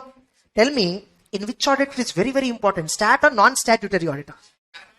Non-statutory. In stat audit, if some dispute is there, law is there to clarify. In non-statutory, what is my scope, what is the scope? Nobody is there to clarify. So, we should only discuss. In case of non-statutory, issue of letter of engagement is highly recommendatory. Therefore, for both auditor and client, that each party should be clear about the nature of the work. It must be written, it must be kept reduced to writing and should exactly specify the scope of work. Correct? Huh? In case of partnership firm, few more precautions we need to take. Yes or no? The appointment of auditor is normally governed by partnership deed. So the chartered accountant, when he is appointed for undertaking professional assignment of a partner by a firm, first he should get a clear idea of the what is the service with reference to partnership agreement. So whenever a partnership firm appointed, don't blindly accept. Check partnership deed. Who appointed you? The person has authority or not? Check it out. Are you getting it? Now, they'll give you this point in exam, partnership firm point in exam, and ask you comment. Which point you will write answer? This answer you have to write. Letter of engagement answer. Understood or not? You see how in different ways a questions can come. I'm giving you all the idea. Yes or no? Mostly in another 1 or 2 days, this entire smart notes I told, right? We are going to give it as a A5 book, small novel type book. Getting it? You can, anyhow, you're looking at this. What I have decided is whoever have come for physical, getting it? For all of you, 1.8 view. What is it? 1.8 view. What is 1.8 view? If at all the class is for 100 minutes, you can watch the class for 180 minutes. Which means 100 minutes you watched. Somewhere some 40 minutes, 50 minutes, you have still have doubt. Another 40, 50 you watched. 180 minus how much already you watched? 100 you watched plus 50, 150 over. Still another 30 minutes you can watch the video. Which means 100 minutes video you can watch it for 180 minutes. You may watch at higher speed or lower speed. Doesn't matter how much video duration you watch it. That will only count. So with the 180, with the 1.8 view, I'll give you Google Drive access. For all of you, I'll give you Google Drive access. Just make a list with them. I will tell them tomorrow, day after, you can just give them the list. You will get once again backup Google Drive class. Only thing is, for that 500 rupees extra charge you have to pay, because I need to give Google Drive encryption. We have a key cost. Only that, just a complimentary. So that tomorrow, day after, I'm releasing this book, probably bulk, getting it. So some 100 copies will be ready within 1 or 2 days. So that if you want to buy and then once again take the book and once again want to watch this class, you can watch it. All of you? Yes, whatever this 25, 26 hours net recording will come, right? Enter, I'll give you backup. Next. It is your choice. Whoever wants, pay that additional charge and then take. I'll tell you what is the price, all that. Some 500 rupees is enough for backup. You don't charge anything else. For a new admission only, we will take price, okay? For you, 500 rupees additional charge is enough. Next, even for CA final also, I have given in the class itself. I don't have a thought, but I just decided to give once again so that you can watch in exams within this. Okay. So 500 rupees is the Google Drive cost, and book cost will be some 300, 350 something, it will be there. That A5 book cost. Getting it will be having 150 papers with binding proper, everything it will come. Okay. Anyhow, I myself have not seen the book. Today only we ordered. Maybe it will take 1 or 2 days to come here. Next. All of you understood or not? Now tell me, letter of engagement. Is it mandatory that every year should I send this? Suppose my client appointed me for 5 years. Companies, they will appoint me for 5 years. Non-government company. Now, should I send every year this letter of engagement? Not required. One time it is enough. Yes or no? But whenever there are changes in circumstances, if there is any indication that entity misunderstand, that time when they misunderstand, no, why will you send the same letter again? They misunderstood already. Will you give same letter again? What you will do generally, we will give one more letter with clear-cut explanation. Getting it? Or some terms have been changed. Or law has been changed. Law is saying no, you should give every year. Or financial reporting framework changed. Or audit reporting requirement have changed. Until financial year 17-18, the audit report format is different. From the financial year 18-19, the audit report format is different. So I need to give letter of engagement once again when formatting changed. Generally 5 years I have been appointed. 5 years I need not worry. Next, change in management. Originally I gave letter of engagement to previous people. Now top management people have changed. So they may not aware of all these terms. So I will give once again letter. Actually in this case, in reality, when top management changed, will they take this letter away with them? The letter will be still in the company only, no? This they told. Or a significant change in nature or size of business. Suppose company name changed. Company operations changed. That time also you may have to give letter of engagement. Are you clear? Everyone. Next. Suppose management is asking you, sir, they have taken letter of engagement. What they need to do when you send letter of engagement? They need to read, sign it and then send you back. But instead of signing and sending back, they are asking you, sir, these terms please, I don't want to agree. I will not prepare financial statements. You are saying I am responsible, but I will not prepare. Please, you only prepare, they are asking. Will you accept? Audit, maker and checker should be different. So, whenever a management is requesting for change, do we say always no? Depending upon the situation. If at all, the change requested by them is justified. Getting it? Now, will you accept the changes requested by the management? Obviously, because it is genuine. Yes or no? Suppose, if at all management is giving no, that is not genuine at all. Management is asking me to prepare financials, asking me only to do audit. How can I do both? It is against law. No reasonable justification behind asking to change the terms and conditions. I will not accept. Now, if at all I accept, suppose no, some management changes I have been asked. Management is asking, sir, like, please do tax audit also. Okay, you are stat auditor. Please add a tax audit point also, sir, in the same letter. Let us not have a separate letter. Keep tax audit also in the same letter. Okay, I can do tax audit. As per income tax law, I am appointed, eligible to appoint as an auditor. There is a guidance note on tax audit. I can accept the tax audit happily. Able to understand. So I accepted tax audit. So now management is asking me to give entire combined letter. Now I will take back my old letter, redraft the original letter, whatever is there. I will not, I will discard it and put a new letter and then give new letter. Now tell me, when I am giving new letter, should I refer about my old letter in the new letter? Suppose you wrote question in examination, one answer you wrote, you felt it is wrong answer. You striked off and started second answer. In that, because I striked off the previous answer, I am starting new answer. Will you write a reference? Exactly. So the report new letter will not include reference to original work, will not give reference to procedures that you already performed. Understood the points? Next. Suppose no, you did not accept. Management is asking some changes. You felt it is not correct or you don't have time, whatever. You did not accept. Management also not cooperating you properly. What will you do? Management is not, cooperating you at all. No, sir. Without accepting that, we will not, cooperate with you. You cannot. We will see how will you do audit. Management is blame, blackmailing you like this. What will I do? Withdraw. Resign from the company. Suppose if withdrawal is not possible. Here it is not given. Just I am telling you, if withdrawal is not possible. But sir, withdrawal not possible. And the mother circumstance irka. In listed companies, we cannot resign in between. There is a condition. There is a condition in listed company for quarterly results that time. After 45 days from the end of the quarter, if you want to resign, you can't resign. Getting it? There are some conditions which you will understand at CFI. So there are some cases where withdrawal is not possible. Resignation is not possible. So better always take what?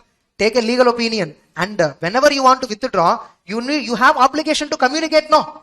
Suppose you felt humiliated. Next day onwards, you are not going to the client office. Is it deemed resignation? Resignation must be explicit. Yes or no? You must clearly explain the client. Correct? It cannot be implied.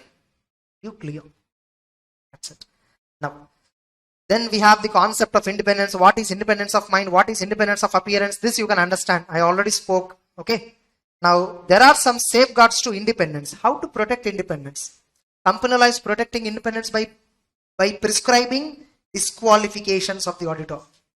We are boycotting the auditor who are having relationship with the company. So thereby, by giving disqualifications, what are we targeting? We are only targeting chartered accountants who don't have any relationship with the company. So for public to have confidence, the professional should appear that he is independent of the entity which they are auditing. Very recently, 2 days back, Adani related some audit report was circulating, which was signed by a chartered accountant who qualified in 2017. That itself became an issue. Why, how come such an youngster who qualified in 2017 can negotiate with such a big company? Suppose if a CA who signed Adani audit report is of 45 years age or 50 years age, or who is in practice from more than 20 years, naturally that kind of client may approach him. He is independent. But how an young person be appointed as an auditor of Adani directly? That's a post circulating in the LinkedIn. Getting it? அங்க எது பிரச்சனை இல்லை. இவன் youngster, இவன் எப்படி auditor ஆயிட்டான்? அதான் பிரச்சனை. அதான் குரூப். ஏன்னா கம்பெனிஸ் ஆக்ட்ல ஏதாச்சும் ரெஸ்ட்ரிக்ஷன் இருக்கா? ஏஜ் ரெஸ்ட்ரிக்ஷன் இருக்கா? Disqualification to audit a company having 500 crores turnover or over, auditor must have age of 35 years. No. Correct? So that itself is circulating. I felt heights of stupidity, but then there is a logic behind that as well. Okay, generally big companies will not come to fresher CAs.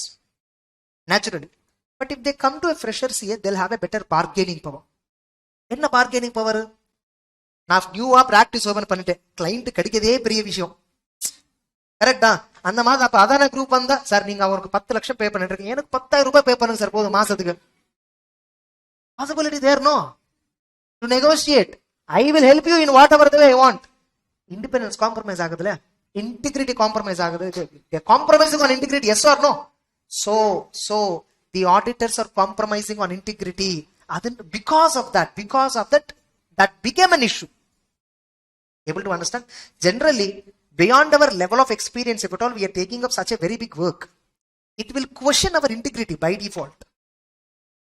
You have seen in political either speeches also, a very new company has got a very big project. Every political party will start questioning it, opposition. How come for a new company you can give a contract? That shows integrity. Able to understand. So anyhow, this issue is not being made by any public person. This issue is made by CS only. In case of audit,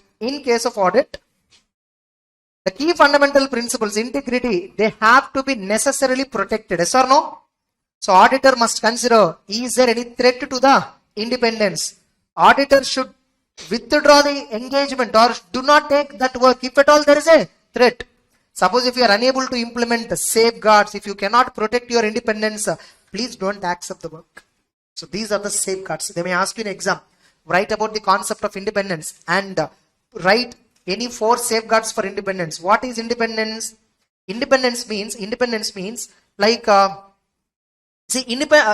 meaning of independence means ability to take decisions by not becoming subordinate of others. Getting it? Auditor must take decisions independently. He should not act as a subordinate person to somebody else. Next.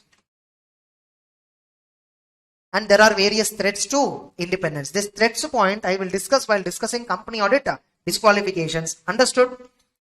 Easy or not? Now, how auditing is having a relationship with other subjects? How audit and economics are interrelated? See, you must understand economics, geopolitical factors, all that. Tomorrow, your company going concern might affect your company. See, this is little bit beyond the knowledge, but still we have in the syllabus. If you want to have a conceptual understanding, slightly I'll give you data. Slight information I'll give you. There is a company, now across the world, there is a shortage of semiconductors. Due to which the phone production, the car production, electronic industry production, appliance production, everything were affected badly. So there is a supply demand mismatch. The supply was extremely low. Correct? Now, in Europe right now, the gas has become extremely costly. Extremely costly. The reason was Russia is not supplying the gas to the Europe nation.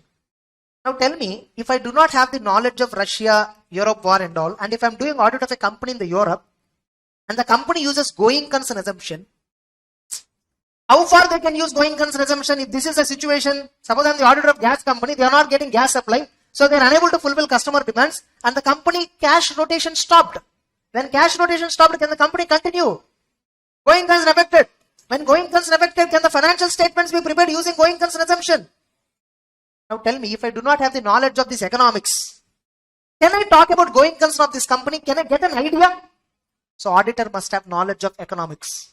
Economics knowledge means what? Not economics for finance. GDP means what? NDP means what? Not that alone. Practically what is happening across the world. Getting it? That doesn't mean you should sit and study on the general knowledge books and all. No, not required. You have to be alert. Every day you need to just follow up with some sort of news. Next. Auditing and behavioral science. You must know how to, behave with people. You interact with a lot of people, yes or no, in the organization. So, auditor is expected to deal with human beings rather than figures, financial statements. Getting it? Next.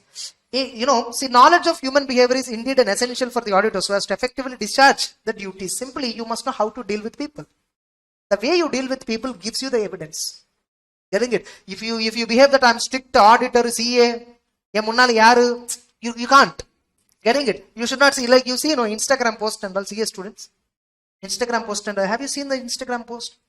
Proud to be CA student. Yes or no? 5 years, 50 laws, 5,000 sections, 25,000 pages. Ordinary person it is not possible. And the other people are called as chartered accountants. Have you seen all this? இவனுக்கு 10 act பேர் சொல்றதே தெரியாது. அந்த post எல்லாரும் share பண்ணிடுங்க. Instagram எல்லாமே we will do halchal. And when some of your relative comes and asks, should I do CA? Don't do CA. அது என்ன? Dual standardல. Next. Fine. Auditing and statistics mathematics. See, audit is completely based on samples. And sample is nothing but based on probability theory. Probability theory is nothing but statistics. And the chapter படிக்கவே இல்லை CPT ல. Auditor must have knowledge of statistics and mathematics because you are using statistical sampling to get a conclusions meaningfully. You're able to understand now this? And auditing and data processing. This is nothing but data analytics. What is data analytics? I'll discuss in IT. I'll discuss in analytical procedure chapter. Data analytics, analytical procedure, data processors, more or less similar. And auditing and financial management. How do you know company will successfully continue in the next 1 year? Going concern you should check, no? You might have understood the auditor must be going concern. Next 1 year. So what will you look at? Funds flow analysis. How the company funds are utilized. Funds flow analysis means what? Financial management. So auditor should have an understanding of financial management. Auditing and production. You must apply analytical procedures on scrap calculations. How much scrap generated? How much is accounted in books of accounts? How much is generated? How much accounted? What is the balance? What happened to the balance? You should question. You must have a knowledge of production. And above all, you must have knowledge of accounting. You must have knowledge of law. Easy. Then part 4 of this chapter is system of quality control. This will discuss while discussing standards. This is not to be discussed at this moment, but along with standards on auditing, we will discuss. There are few standards, right? I told you, few exclusive standards. Along with it, I'll discuss. With this, invoice audit chapter is completed. Are you clear? Yes. So the next chapter is the appointment of auditors. This is also called as company audit chapter. Nothing but appointment of auditors. We are discussing all appointment related provisions, rules and regulations. Getting it? And I hope many of you have grip on this chapter. Mostly. Okay. So I'll go little faster now. So in this chapter, we are going to discuss these sections 138, 139, 140, 141, 142, 143, 144, 145, 146, 147, 148. These are the sections that we have. This is regarding internal audit. This is regarding appointment and reappointment of auditors. This is regarding removal, resignation. This is regarding qualifications and disqualifications. Correct? This is regarding remuneration of auditor, rights and duties of auditor, prohibited services, yes or no? And this is regarding signing of the audit report, duty to sign. And this is regarding duty to attend general meetings, not AGM. General meetings, everything is covered. 147, penalty provisions. 148 is regarding cost audit. 148 is regarding cost audit. Now, first we'll start with qualifications and disqualifications of an auditor. So what are they saying actually? See, once you qualify as a CA, you can either take up the practice or you can either take up employment, or you may do some other business completely, outrightly different from CA. Now, if you decided to take up practice, first you should have a membership number. By qualifying CA final, you will not become member. You need to obtain membership number by paying specifically some fees. Okay, there is a member enrollment fee, something. And you are not eligible to practice directly. For practice again, you have to pay separate fee. Certificate of practice. You see, the practice is CE, not SE. Observe. It is not PRACTI SE. Practice. Practice. Getting it? Sa. There is a difference. SE is not the actual name. Practice means it's a noun. It's a license. It's actually have another meaning called license. You can claim yourself as a chartered accountant. Chartered accountant is different, CA is different, All this that you are thinking that's just an abbreviation. No, CA is a qualification. Chartered accountant is a designation. Section 7 of CA Act. It says the word chartered accountant can be used only by those who are having COP. Getting the point generally. That's how the provision was.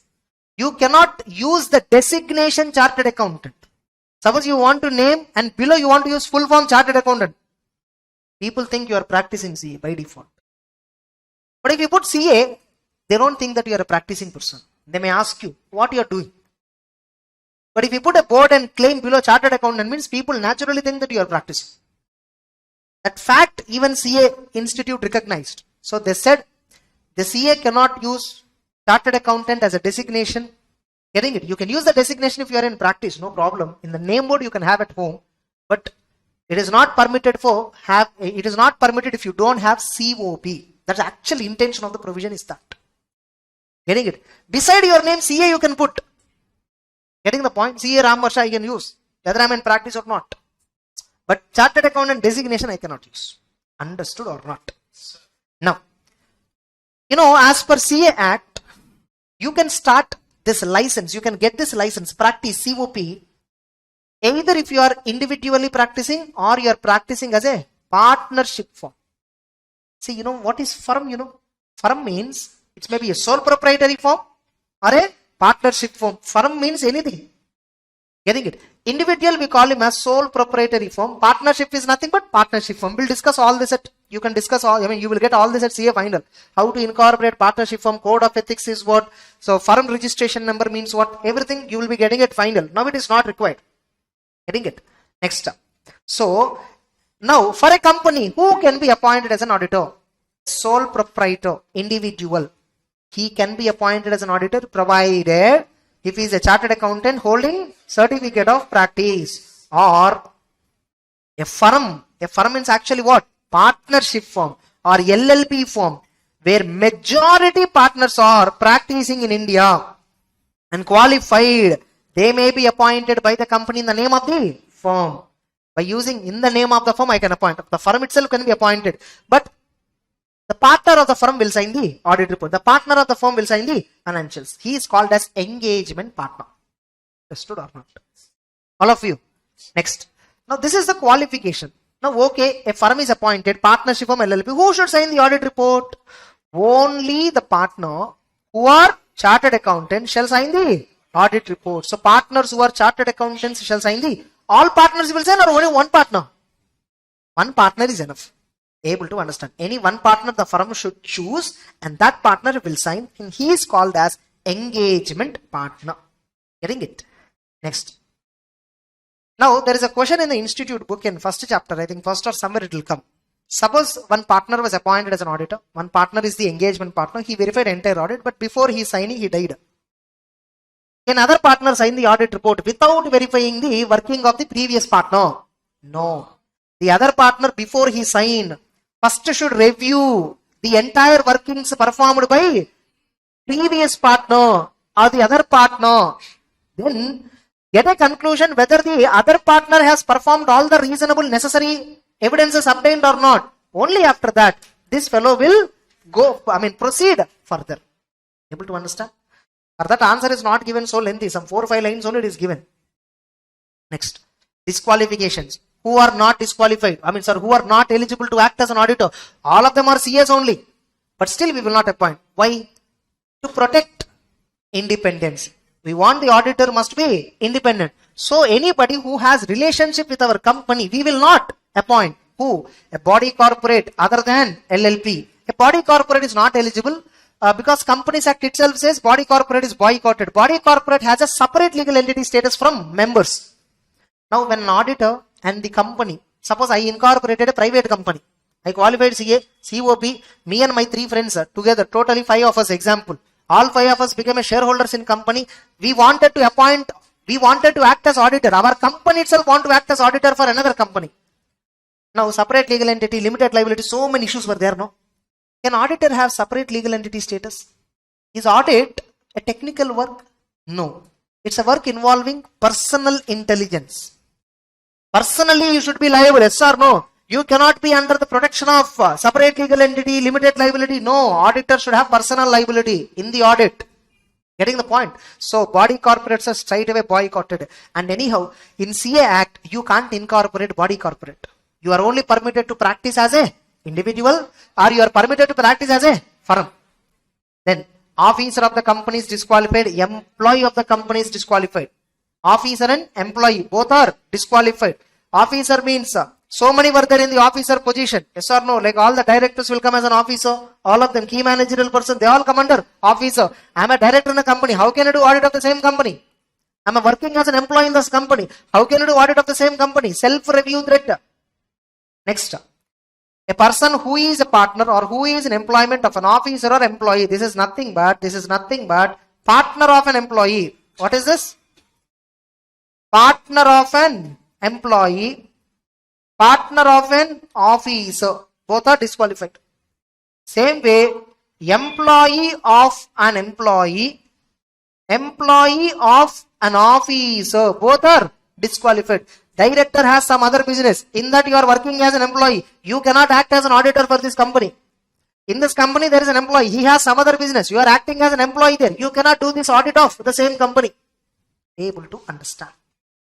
So, for company officer and employee, their partners, their employees, who are those chartered accountants, disqualified. Clear. All of you. Next.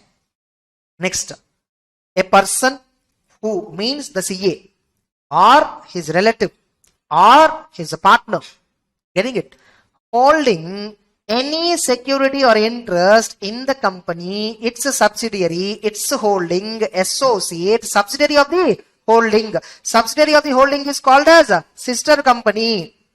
Subsidiary of the holding means what? I am having one holding company. This company has another subsidiary. We both are having common parent. Then we are called as siblings, sisters company. Getting it? Not brother companies. Next.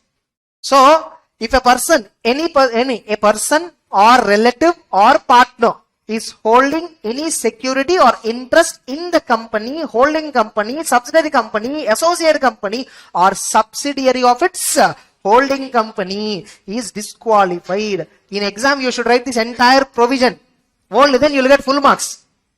Yes or no? If auditor is holding shares in the company, is disqualified. That is correct answer, but that is not complete answer. Understood or not?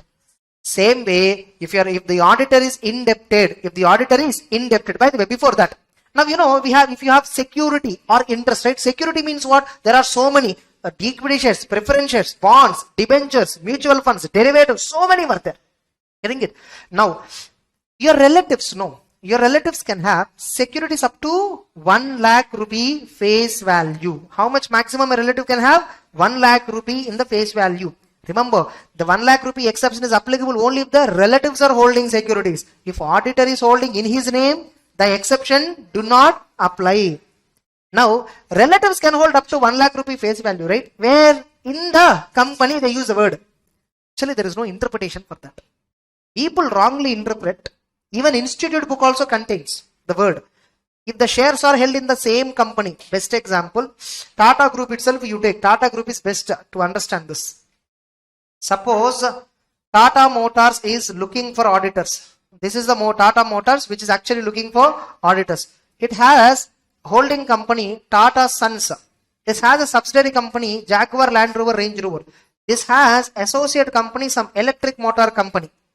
Getting it? This has a sister company TCS. It has sister company Tata Steel, Tata Power, Tata Chemical, Tata Beverages, Tata Salt. These are all various companies. Getting it? Now, so we have covered, it's like auditor or relative or partner. Originally, main provision should not have shares in Tata Motors, its holding company, its subsidiary company, associate company, or subsidiaries of the same holding companies, nothing but sister. We should not have shares. Only then we are eligible. Only then we can be appointed as an auditor. However, relative can have securities in the company up to an amount of 1 lakh. That's what they are saying. Not exceeding 1 lakh. In the company means only Tata Motors or every group. Logically, everywhere I can have. Altogether one group. Altogether maximum 1 lakh. But in the institute book of CA final, they gave a clarification. They gave just a point that relative can hold securities only in the company where you are acting as auditor, but cannot hold in other companies. That's a blender interpretation. Sir, but ICA book gave no. Who prepared ICA book? God, human being only, no? Correct, le? So, just because ICA book is containing some point, that doesn't mean it is always right. Able to understand. You should apply common sense. I am doing audit of a company. In that you are permitting my relative. Why not other group companies? In fact, I am not auditor in Tata Sons. I am not auditor in TCS. I am not auditor in Jaguar Land Rover. I am not auditor for this company. In that company, let my relative have what problem? In my company, where I am acting as auditor, you are permitting relative. Why not others? That's a wrong interpretation, no? In the exception, no. See, every time I cannot give the entire list, no. Every time I cannot give entire list. So exception when they are drafting, they simply use the word the company. They didn't use the entire sentence. Now people are interpreting the company means only the company. Is there any significance for the word THE? Is there any significance for that thing? Above context they used this. So literally relatives can have securities up to 1 lakh rupee face value in all the companies put together. All my relatives together, in all the companies together, maximum face value 1 lakh aggregate. But in exam point of view, you should consider only the company. Yes or no? Because in the suggested answer, what is used? Correct, huh? Yes. Sometimes if it is wrong, we should say it is wrong, but we should follow. Okay, next. So relative can have up to face value 1 lakh. Understood all of you? Next. Suppose indebtedness point. How much indebtedness is permitted? Maximum up to 5 lakh. Now here indebtedness, can auditor also have? Yes. Here you see a person who relative partner indebted to the company or group companies in excess of 5 lakhs. Up to 5 lakhs it is permitted. Main point you see, auditor is straight away prohibited. Exception says relative can hold. Up to 1 lakh. Main provision do not contain 1 lakh security. Auditor cannot hold securities at all. But can I have indebtedness to the company up to 5 lakhs? Yes.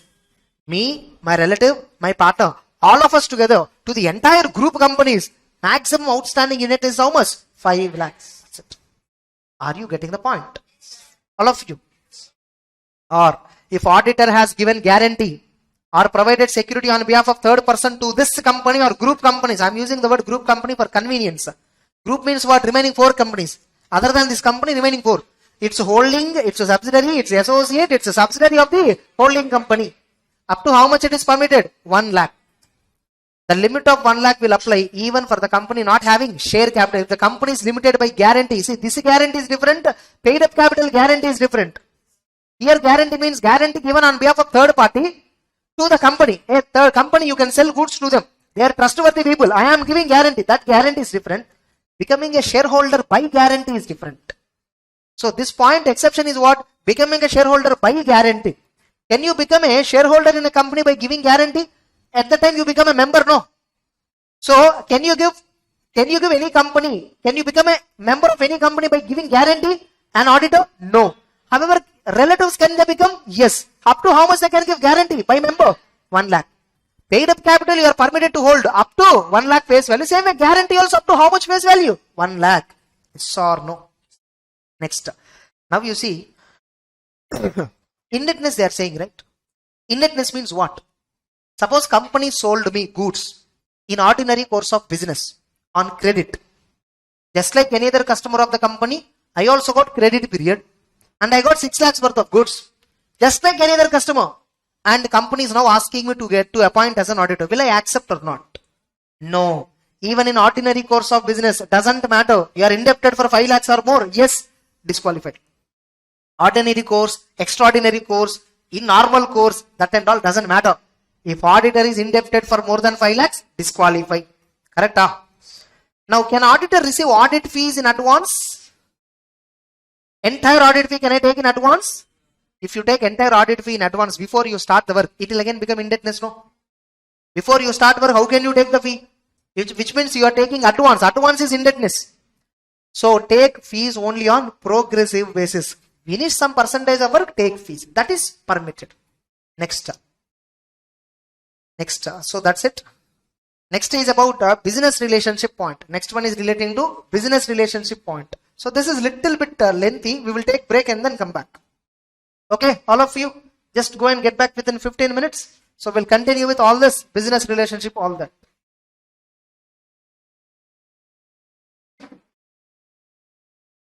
So the next disqualification is regarding business relationship. Next disqualification is regarding business. Remember, I will not cover each and every point. Briefly, I will revise and proceed. Getting it? So what are they saying? If a person or a firm which has a business relationship with a company or group companies. Now here actually group companies means there is additional one more company added. Subsidiary of associate company. Generally what are the companies? Auditor, the company or its holding company or is subsidiary company, or is associate company, or is subsidiary of holding company. Subsidiary of associate company is another point added in this. See, for this, no, there is no specific intention behind law. These provisions are drafted by different people at different points of time. So that is the only reason why this kind of inconsistency will be there. Suppose actually if you see the bottom, no, J, there is another disqualification, there is another disqualification. What it says, you say. Here you see, if any person directly or indirectly providing prohibited services to the company, its holding company or its subsidiary, only 3 are covered totally. Whereas in business relationship, totally 6 were covered. Whereas securities, indebtedness, guarantee, 5 were covered. No, is there any logic behind this? Means no logic. Are you getting it? These provisions were drafted and added in different points of time by different people. If I ask you who is relative according to you, you will give some 3-4 relationships. If I ask another person who is relative according to him, he will give 7-8 relationships. Correct? Huh? Exactly same. So related party means who? Important related party means who? Important person means who? For everybody, it will have different number. Same way, when law is being made, the people who are drafting the law, according to their experience, according to their understanding, they will put that company list. Getting the point? That's it. So, this is a interpretation point. This is not a very big interpretational issue. Now, exception. So, you see how the disqualifications are drafted. You should not be a body corporate. That's okay. That's a legal interpretation issue. So, they removed it. You should not be an officer of the company. You should not be their partner, their employee. You should not have securities in the company. You should not have, indebtedness to the company. You must not have guarantee. You must not have given guarantee to the company. All the ways they are prohibiting. Just to make you independent. Very simple. What are they trying to achieve? Auditor and the company should not have any relationship. You should not have business relationship. Business relationship means what?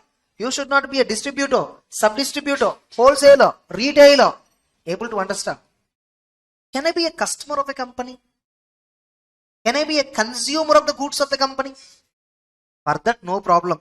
As long as you are purchasing goods at arm's length price in ordinary course of business, no problem. Able to understand? When the problem will come, if you buy goods on credit, up to more than 5 lakhs, then only the problem will come. Indebtedness point will attract. Are you getting it? Otherwise, if you are purchasing on cash basis, using company goods and services for so many years, so much you are using every year, no problem. But if I am buying company goods and services with a view to resell, then it is called as business relationship. Are you getting it? Same way, professional services permitted to be rendered. For the company where I am acting as an auditor, I can provide some services. I can provide some services to the company as per CA Act. There are some additional services, even though I am auditor, I can provide. But which services permitted, but not prohibited? If at all you are providing prohibited services, you are disqualified under J point. Other than prohibited services, are you permitted to render any other service along with audit? Yes. If it is permitted service, even though you are having some relationship with the company, we will not treat it as business relationship. Apart from permitted service, apart from consumer relationship, if you have any reseller relationship with the company, distributor, dealer, authorized dealer, any such kind of relationship, what will happen? You are disqualified. Are you getting the point? Because if you are having a business relationship, you are having interest in the company, self-interest threat again. Next.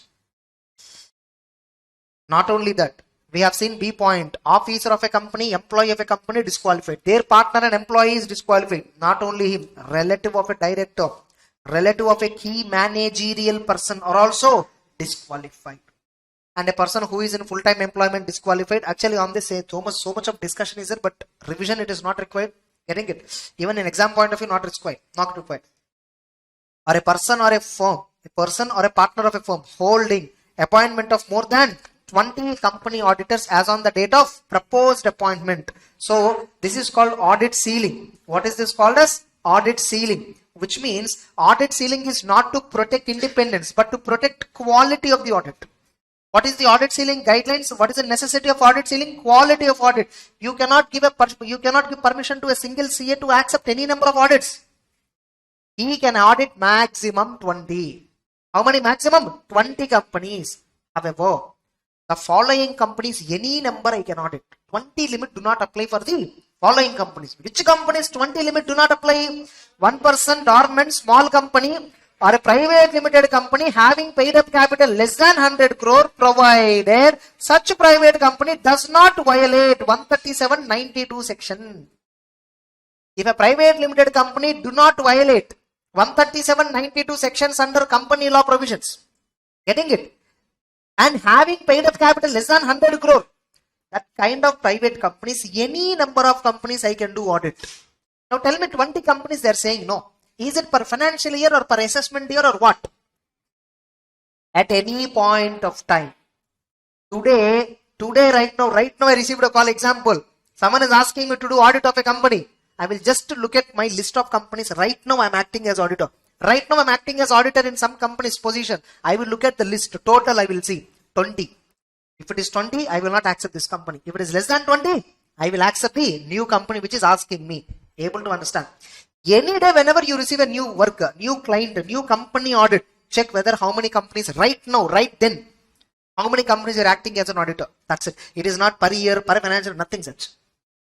Any point of time, at any point of time, you cannot do more than 20 companies. And while counting the 20, these companies will not be considered. Suppose if it is a partnership firm, the 20 limit applies per partner. It is applicable per partner. Now, in case if a firm is having multiple partners, number of partners multiplied by 20. Which partners you will consider? Only those partners who are CAs, having COP. Suppose I'm a partner in 2 firms. Now on firm A 20, firm B 20. No, all firms together. From my name, on my name. How many I can accept? Maximum 20. Leo? Suppose if I am doing audit of a private company having paid up capital less than 100 crore but violated 137, violated 92, will this be exempted from ceiling limit? No, that will be counted as part of ceiling limit. Next, in CA Act we have 30. In CA Act, what is the ceiling limit? 30, including private companies. Including private companies. Their private companies are not given exemption. Only 1% company, dormant company were exempted as per CA Act. You can do maximum 30, excluding 1% dormant company. Remaining all will be counted. Now you have a doubt. Which one we should satisfy, sir? Both. Which one you should satisfy? Both. Suppose I am having 35 private company audits. Company law, as per company law, it is okay, fine. But as per CA Act, it is not permitted. Because I am having more than totally 30 companies. More than 30 companies I'm having. I'm disqualified as per CA Act. Code of Ethics. ICA will take an action against me.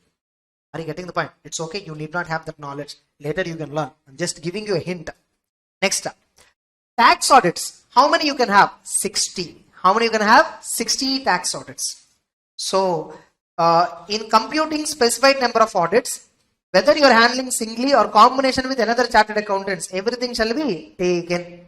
The number of partners of a firm on the date of accepting the new work shall be taken into account.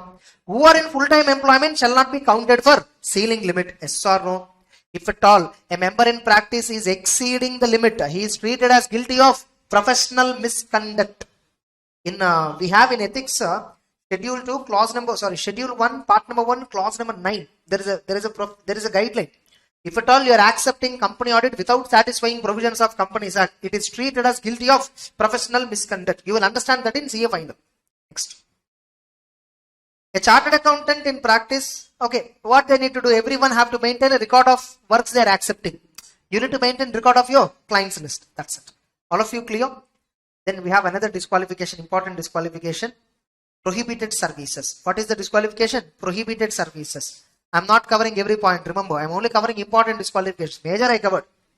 Now, if a person directly or indirectly rendering any services under 144 to the company, holding company, subsidiary company, you are disqualified. What services if you render, you are disqualified? 144 services. 144 services name is what? Prohibited services. What do you mean by prohibited services? What do you mean by prohibited services? See, these are the prohibited services. They will ask you a straight question on this 4 marks question. What are they?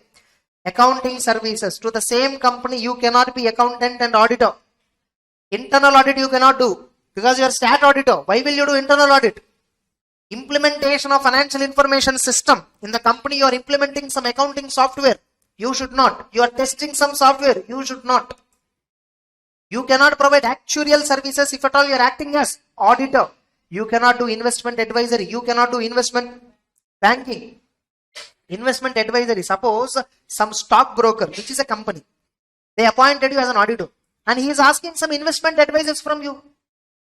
Or you are appointed as an auditor for one big company, listed company. They are asking you to underwrite their IPO. That's called investment banking. Getting it? Outsourced services. Management services. Management services means those services where it involves decision making. Example of management service is independent director. What is it? Independent director is a management service. Able to understand? Next example. Or any other service prohibited. Suppose if at all you are having any of the above services, can you accept the appointment as an auditor? No. Suppose if you withdraw from the above services, can you accept the auditor appointment in that company? Yes. You should not provide these services to which companies?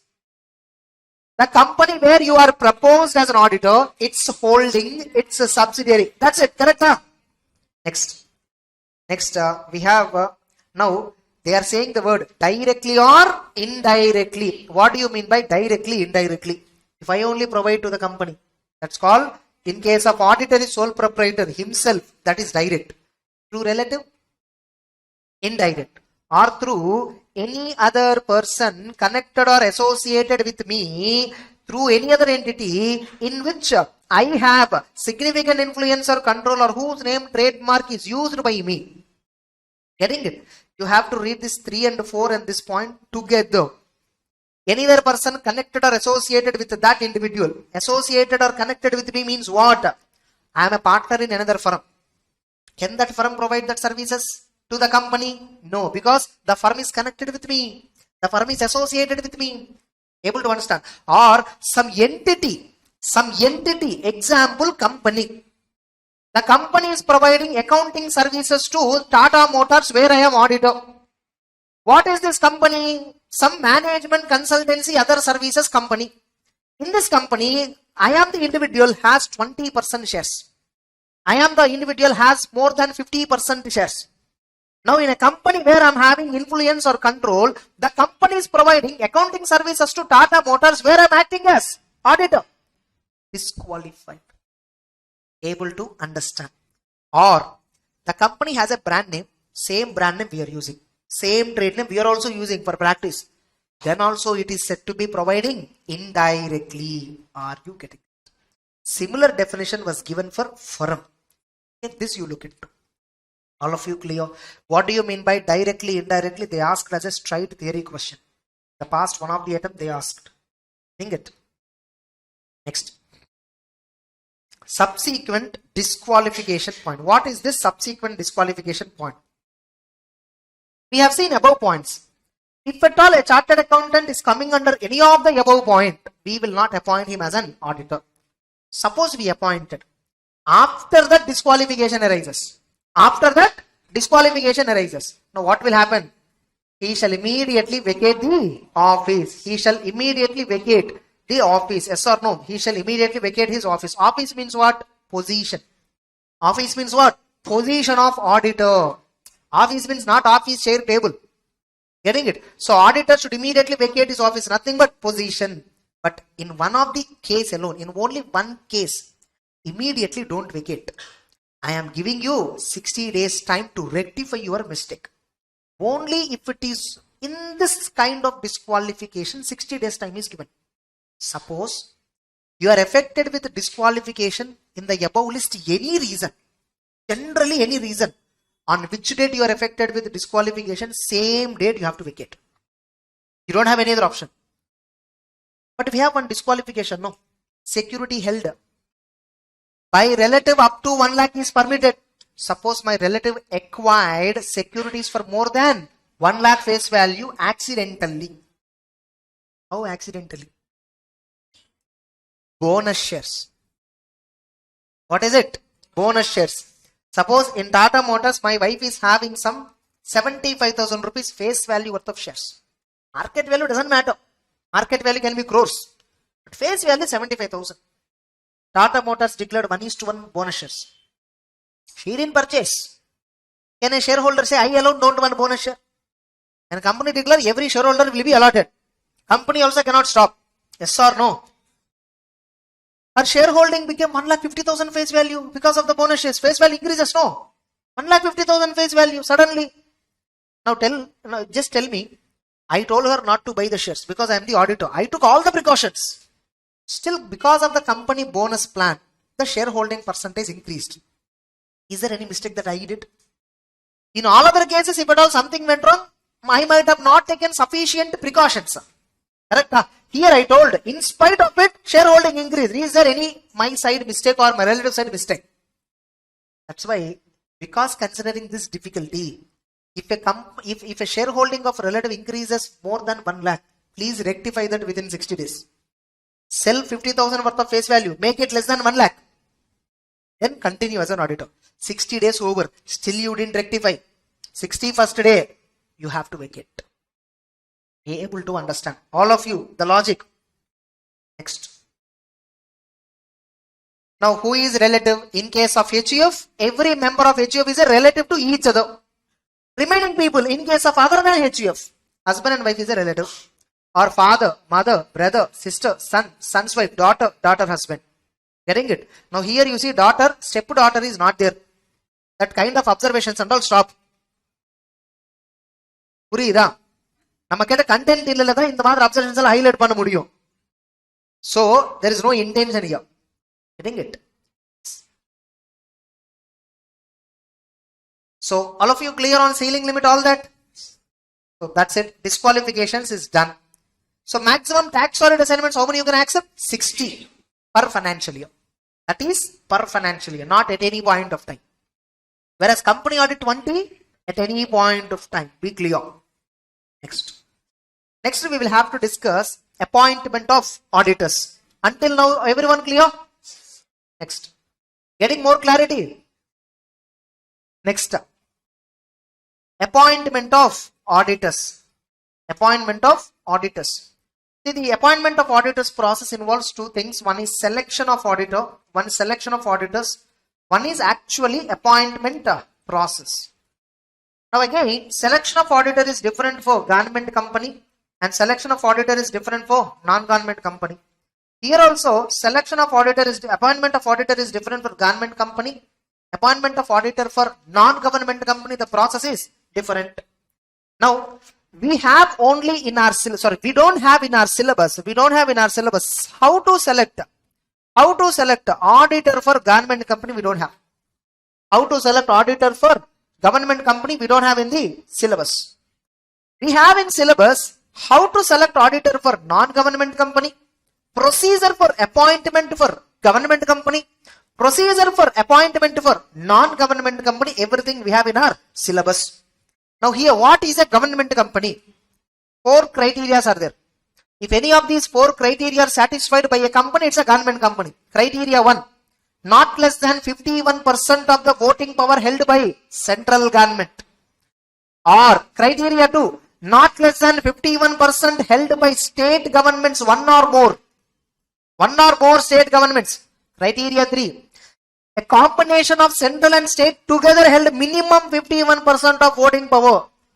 Or if a government company is a subsidiary of another government, if a company is a subsidiary of another government company, then that company is also government company. Only these 4 criteria.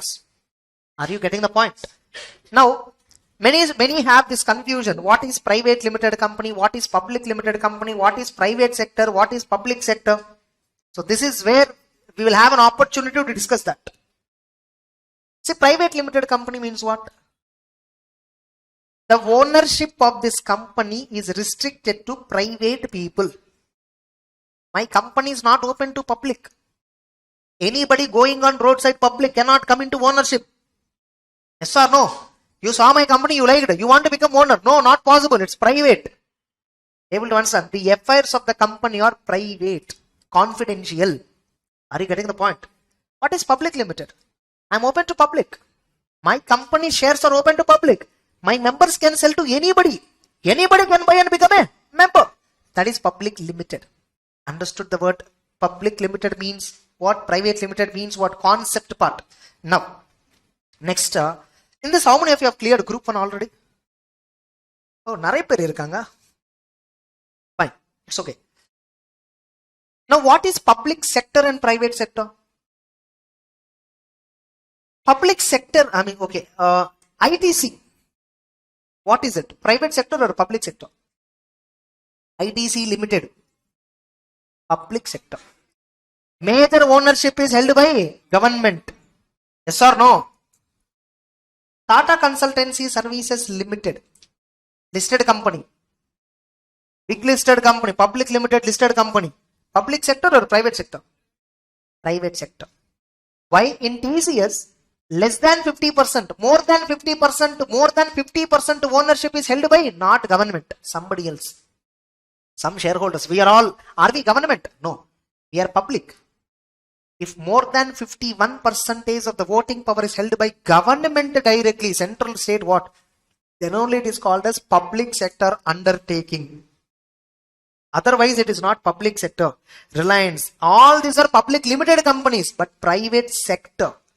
Private sector, public sector is not company law term. It's an economics term. Understood? In Companies Act, will you find the word private sector? Clear? Understood? That's it. So, government company means naturally public sector. Non-government company, private sector. Now, non-government company can be private limited company, public limited company. This is company law terminology. Understood the difference between public limited company and public sector company? Public sector means government owned. It may be public limited. Public limited company not necessarily government owned. Reliance Industries Limited is a public limited company. Public like you and me can buy shares, no? But is it government owned? So it's private sector. Understood? Private banks we call. Private bank means what? Private limited company, huh? ICICI Bank is a private bank. But what is ICICI company name full form? ICICI Limited. Where is private word in that? But we are calling it as private bank because it is owned by private people, not government. Now, see how to select the auditor. In case if a company is having audit committee, audit committee. So what do you mean by audit committee? See, in company, there are many board of directors. If you look at Reliance Industries Limited, it has many directors. Just a minute.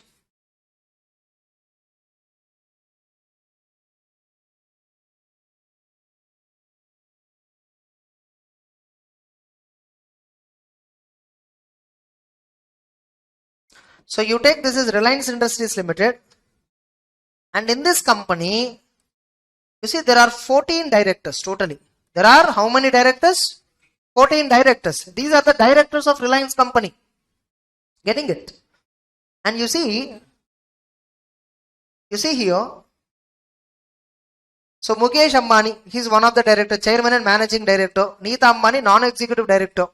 See again, directors, no, there are various types. Independent director, non-independent director.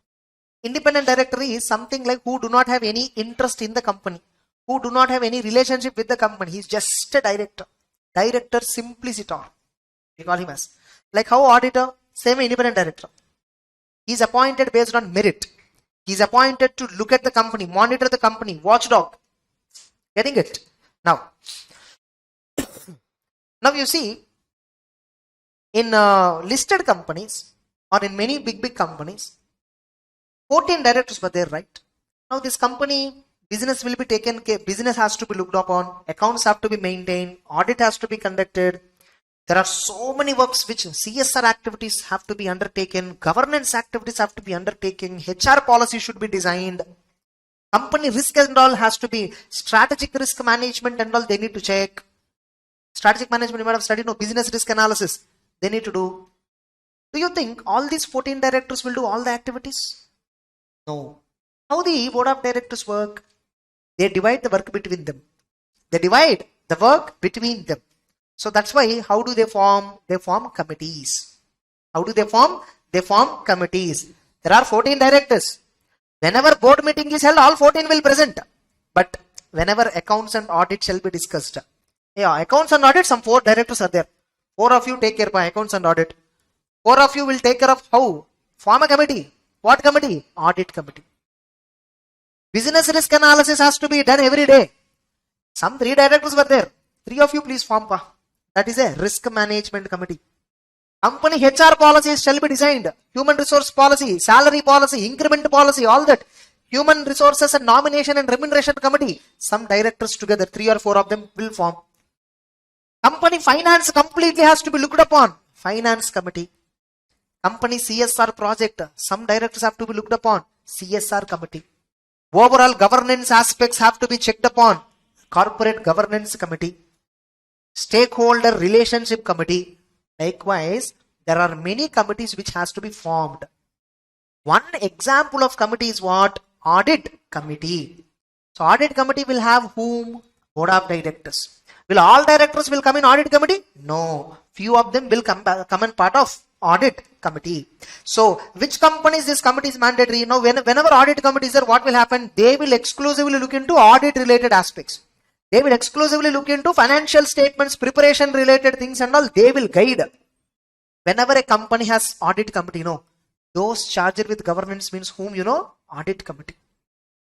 Those charged with whom governance means what? Audit committee, then board of directors. Higher level. Board is ultimate. Audit committee is below board. But audit committee will give recommendations to board. Audit committee will guide the board of directors. Not every director is having knowledge of accounts and audit. But audit committee directors will have that knowledge, Because the members of audit committee must have, composition of audit committee.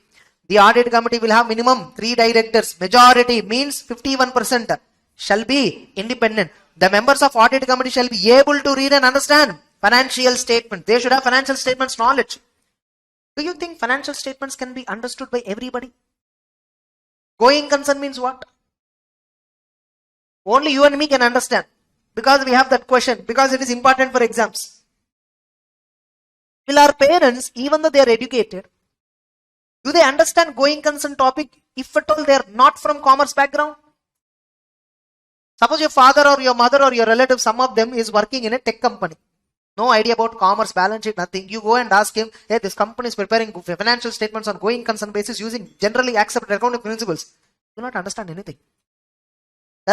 So financial statement is not something that can be understood easily. So audit committee, whoever director is coming part of audit committee, they must be having the knowledge to read financial statements.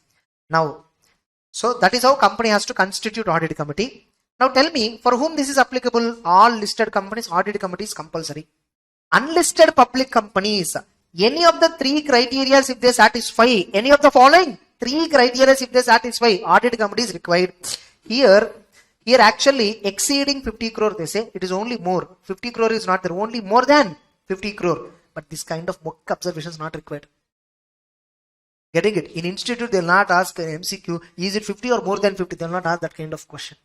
Getting it? Broadly, you remember, that's enough. Next, these limits shall be taken as on last preceding audited balance sheet date. Now, what is the selection of auditor for appointment of auditor? Before appointment, first you should select the auditor. No. Now, what is the procedure for selection? Suppose, if audit committee is constituted, then the auditor shall be selected by audit committee. If audit committee is constituted, then auditor must be selected by audit committee and recommended to board of directors. Board of directors can't appoint. They will recommend it to members. By the way, we are discussing this entire provision from which company point of view? Government point of view, non-government? Government company selection we don't have in syllabus. Government company auditor selection is taken care by C&AG. C&AG has some panel where you and me have to register. We chartered accountants register. If C&AG want government company appointment, they will allocate audit. They will select auditor on suitable basis. So you and me cannot decide that. So C&AG. But for non-government company, auditor will be selected by Audit committee, they will recommend to board of directors and board will recommend to members, members will appoint. Sometimes audit committee will select the board, no. Board of directors may not agree. Then what board of directors will do? Please audit committee change another person. Audit committee decided not to change. No, I will go with the same person. ABC and chartered accountants are very good. Board of directors are not okay. Now who will prevail? Whose decision ultimately will prevail? Board of directors. And whenever board of directors disagree with audit committee, they should record the reason. They should record the reason. Able to understand. And wherever audit committee and board of directors disagreed with each other, corporate governance issue, it shall be given in annual report. Why board disagreed with the committees and what is the reason? They should give information in the annual report as per SEBI. Generally, board will not disagree. But if at all they disagree, they need to give explanation to all the shareholders why you did not follow audit committee. Audit committee, honest people, independent directors. They will take right decision. Why are you rejecting them? Are you getting the point? People will question. Understood or not? So ultimately they will recommend to members. Members will come and appoint the auditor. And that appointed auditor, his appointment is valid up to 6th AGM conclusion. This is a broad process. This is what we clearly mentioned. Board may agree with the proposed auditor. If board disagrees with the recommendation, refer to audit committee for revision. Audit committee decided not to change. Then board can recommend to auditor, proposed auditor, and the fact that they disagree with committee selection and reasons, members may take final action. Easy. Next. So what is the appointment procedure? What is the provisions related to appointment? Now here, again, I told you appointment process is different for government company and non-government company. Again, for government company itself, we have how to appoint first auditor, how to appoint subsequent auditor. Non-government company also we have how to appoint first auditor, how to appoint subsequent auditor. Who is a first auditor? If the auditor is appointed for the first year of its incorporation, we call him as first auditor. Nothing but if the auditor is appointed for conducting audit of first financial year, we call him as first auditor. Any other auditor is subsequent auditor. Getting it? You know, company financial year. No, there is a definition for financial year. If company financial year shall end on 31st March, shall gap, the maximum duration of financial year is what? 15 months.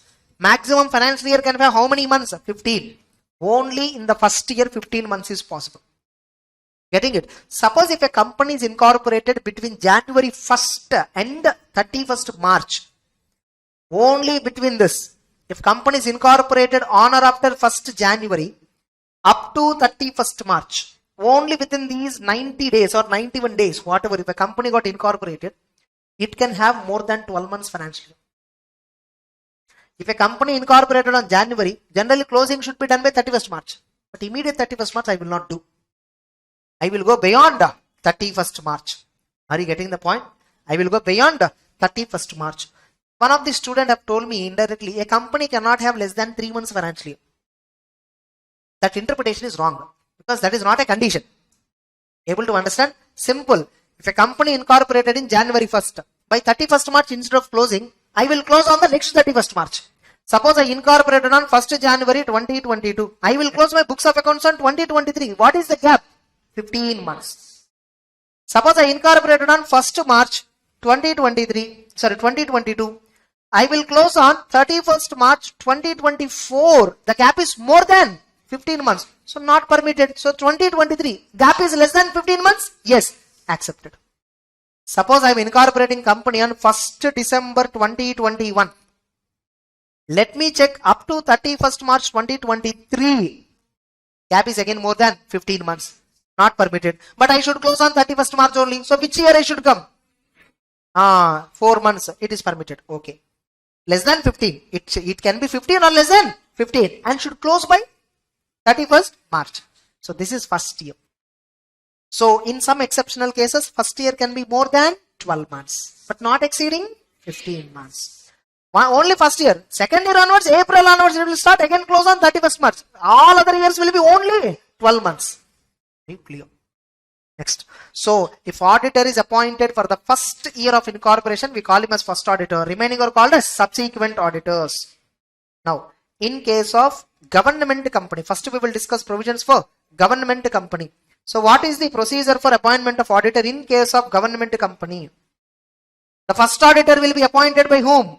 Selection will be by C&AG. Appointment will also be C&AG within 60 days from the date of registration. Many students fail to write the word from the date of registration. Complete answer. If C&AG fails to appoint, board of directors will appoint within next 30 days. If board also fails to appoint, inform the members who will appoint within 60 days at EGM. This point many people will not write. And not only this, whoever is appointed, his appointment is valid up to conclusion of next AGM. Conclusion what many people will miss. Until next AGM, until conclusion of next AGM. What's the difference? Suppose I planned the AGM on 10th August. But on that day, quorum was not formed. Or quorum was formed, some additional discussion came. AGM was adjourned to 17th August. Now AGM finally concluded when 17th August. Now if I say appointment is valid up to until next AGM means what? 10th August. Conclusion of next AGM means what? 17th August. What is the provision? Conclusion of first AGM. So the auditor appointment, auditor shall hold office till conclusion of first AGM. Able to understand. So whenever a question has been asked on this practical question, you should write fully like this, provision. Now, what about subsequent auditor of government company? Appointment of subsequent auditor for government company. The C&AG only shall appoint within 180 days from the date of commencement of the financial year, and his appointment is valid till the conclusion of next AGM. Conclusion of next AGM. Are you getting it? For non-government company, we will check with the dates. Getting it? Now, what is the appointment procedure for non-government company? First auditor. First auditor of non-government company, who will appoint? Board of directors will appoint. First auditor of non-government company shall be appointed by board of directors within 30 days from the date of incorporation. If they fail to appoint, inform the members. Members shall appoint the auditor within 90 days at EGM. 90 days will be calculated from date of registration. 90 days is calculated from date of registration. If board fails within 30 days, next 60 days members will appoint. But instead of defining next 60, what they said? Just within 90 they said. Now 90 means what? From which date? Incorporation date. Are you getting it? But don't write 60 days word. Write only 90 from incorporation. Don't even mention from incorporation. Just you understand that. You just simply write within 90 days. That's it. Are you clear?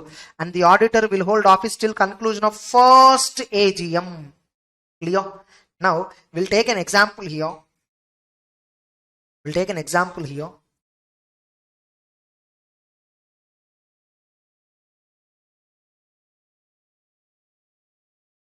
Suppose a company XYZ Limited was incorporated on 10th April 2020. This is the year when the company was incorporated. So first year is what actually? What is the first year? 10th April 2022, 31st March 2020. Okay, sorry, 2021. Now within 30 days means by 10th May we should appoint the auditor. Let us assume board of directors has appointed on 5th May. Board of directors have appointed on 5th May Mr. A as the auditor. Now Mr. A appointment is valid up to conclusion of first AGM. Company year is over on 31st March 2021. First AGM will be conducted within 9 months, no? But company decided to conduct within June itself. They didn't wait up to 6 months also, within 3 months itself. Every time the company will conduct AGM in June month only. Let us assume 15th June 2021 is first AGM for the company. Is a first AGM for the company. No adjournment, nothing. Same day, everything concluded. Mr. A appointment is valid up to 15th June. Now, Mr. A is reappointed. Mr. A is reappointed for how many years? Subsequent auditor. Mr. A is appointed on the same day again. Mr. A is appointed. Mr. A is appointed on the same day again. Now his appointment is valid up to 6th AGM. conclusion of 6th AGM, which means this is year 1, this you don't count. So here he is appointed. Now first he will do audit of which year? Or let us assume Mr. B is appointed. Mr. B is appointed as subsequent auditor in the first AGM, whose appointment is valid up to 6th AGM from the conclusion of first AGM. Now Mr. B will do audit of which year first? 1st April 21, 31st March 22. So 21-22 he will do audit. 2021 last year auditor did. He audited. What about 21-22? Who will do audit? B will do. That year will over on 31st March 22. AGM is conducted 15th June 2022. Will he leave the company? No. Again he will do audit of 22-23.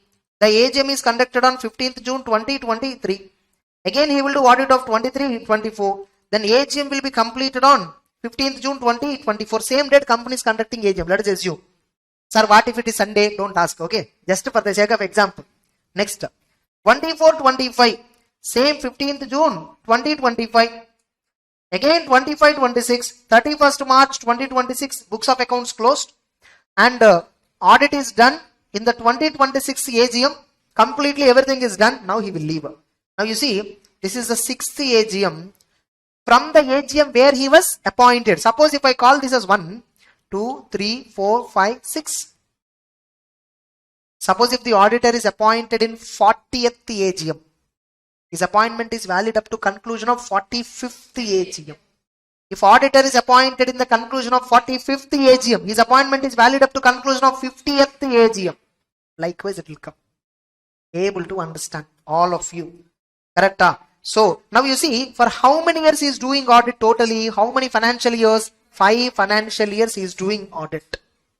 Able to understand? Now we will say no, auditor is appointed for 5 years. Not correct. Auditor is appointed for conducting audit of 5 financial years. That is correct sentence. Suppose no, first AGM is conducted in 15th June, whereas 6th AGM was conducted in September. Gap is more than 5 years. But 6 AGMs only. But gap is more than 5 years. Our first AGM was conducted in September. 5th AGM was conducted in June 6th. The gap is less than 5 years. So auditor may be appointed for a duration of more than 5 years or less than 5 years. But he will do audit of. That's it. Understood. Conceptually you should understand all this. Next.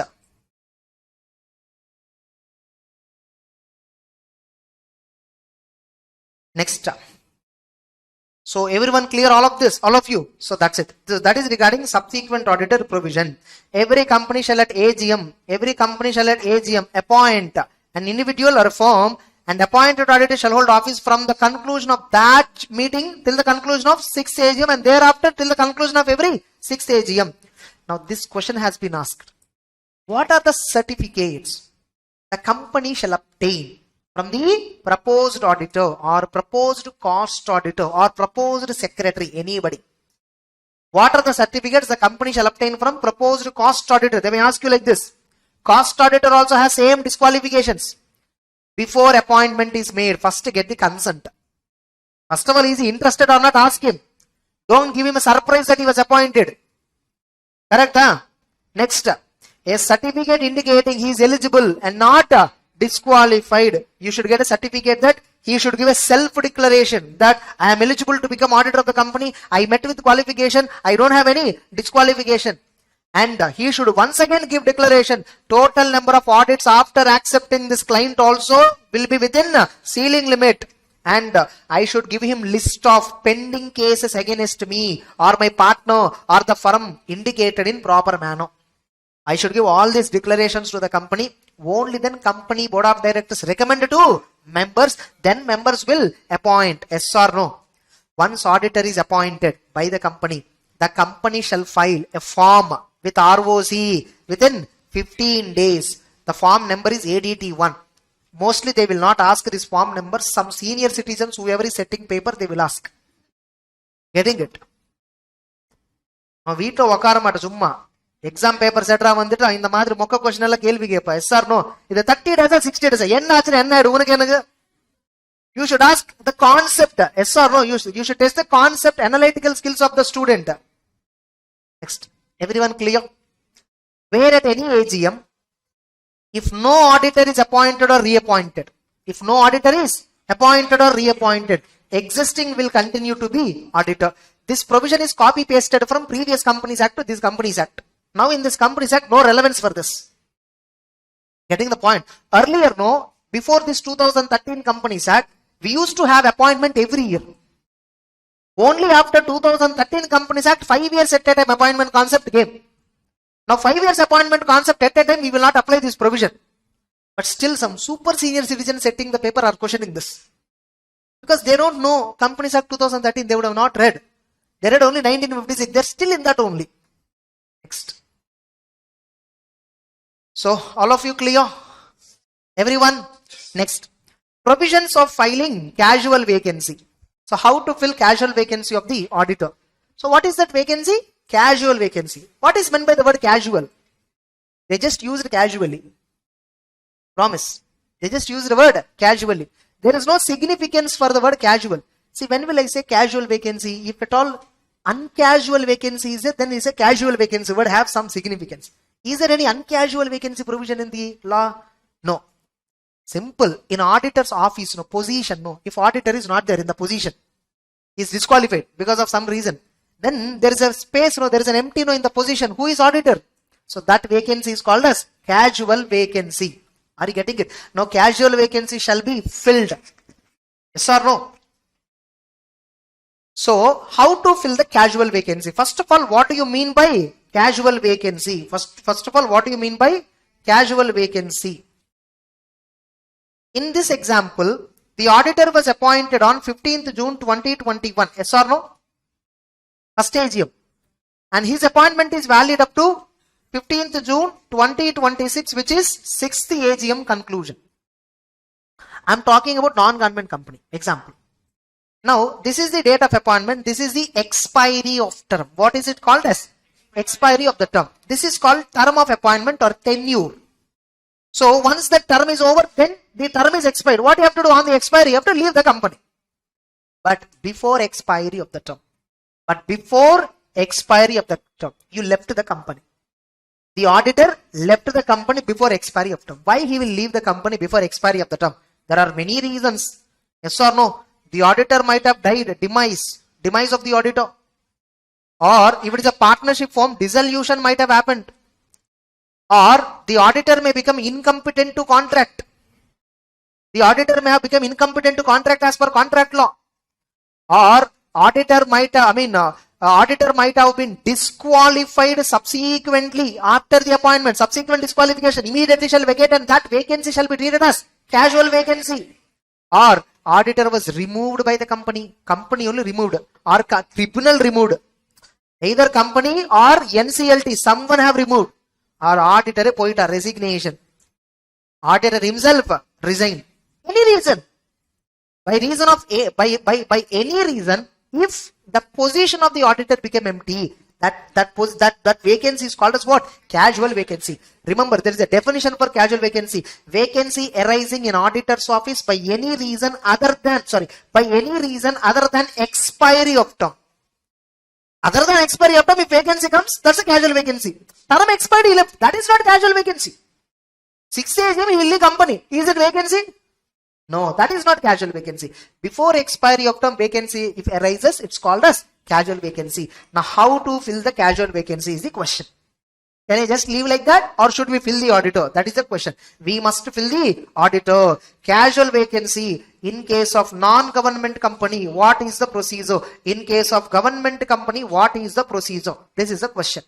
Now, in case of government company, casual vacancy shall be filled by whom? C&AG within 30 days. Hey, auditor left the company, man. Audit was not conducted. Books of accounts have to be prepared.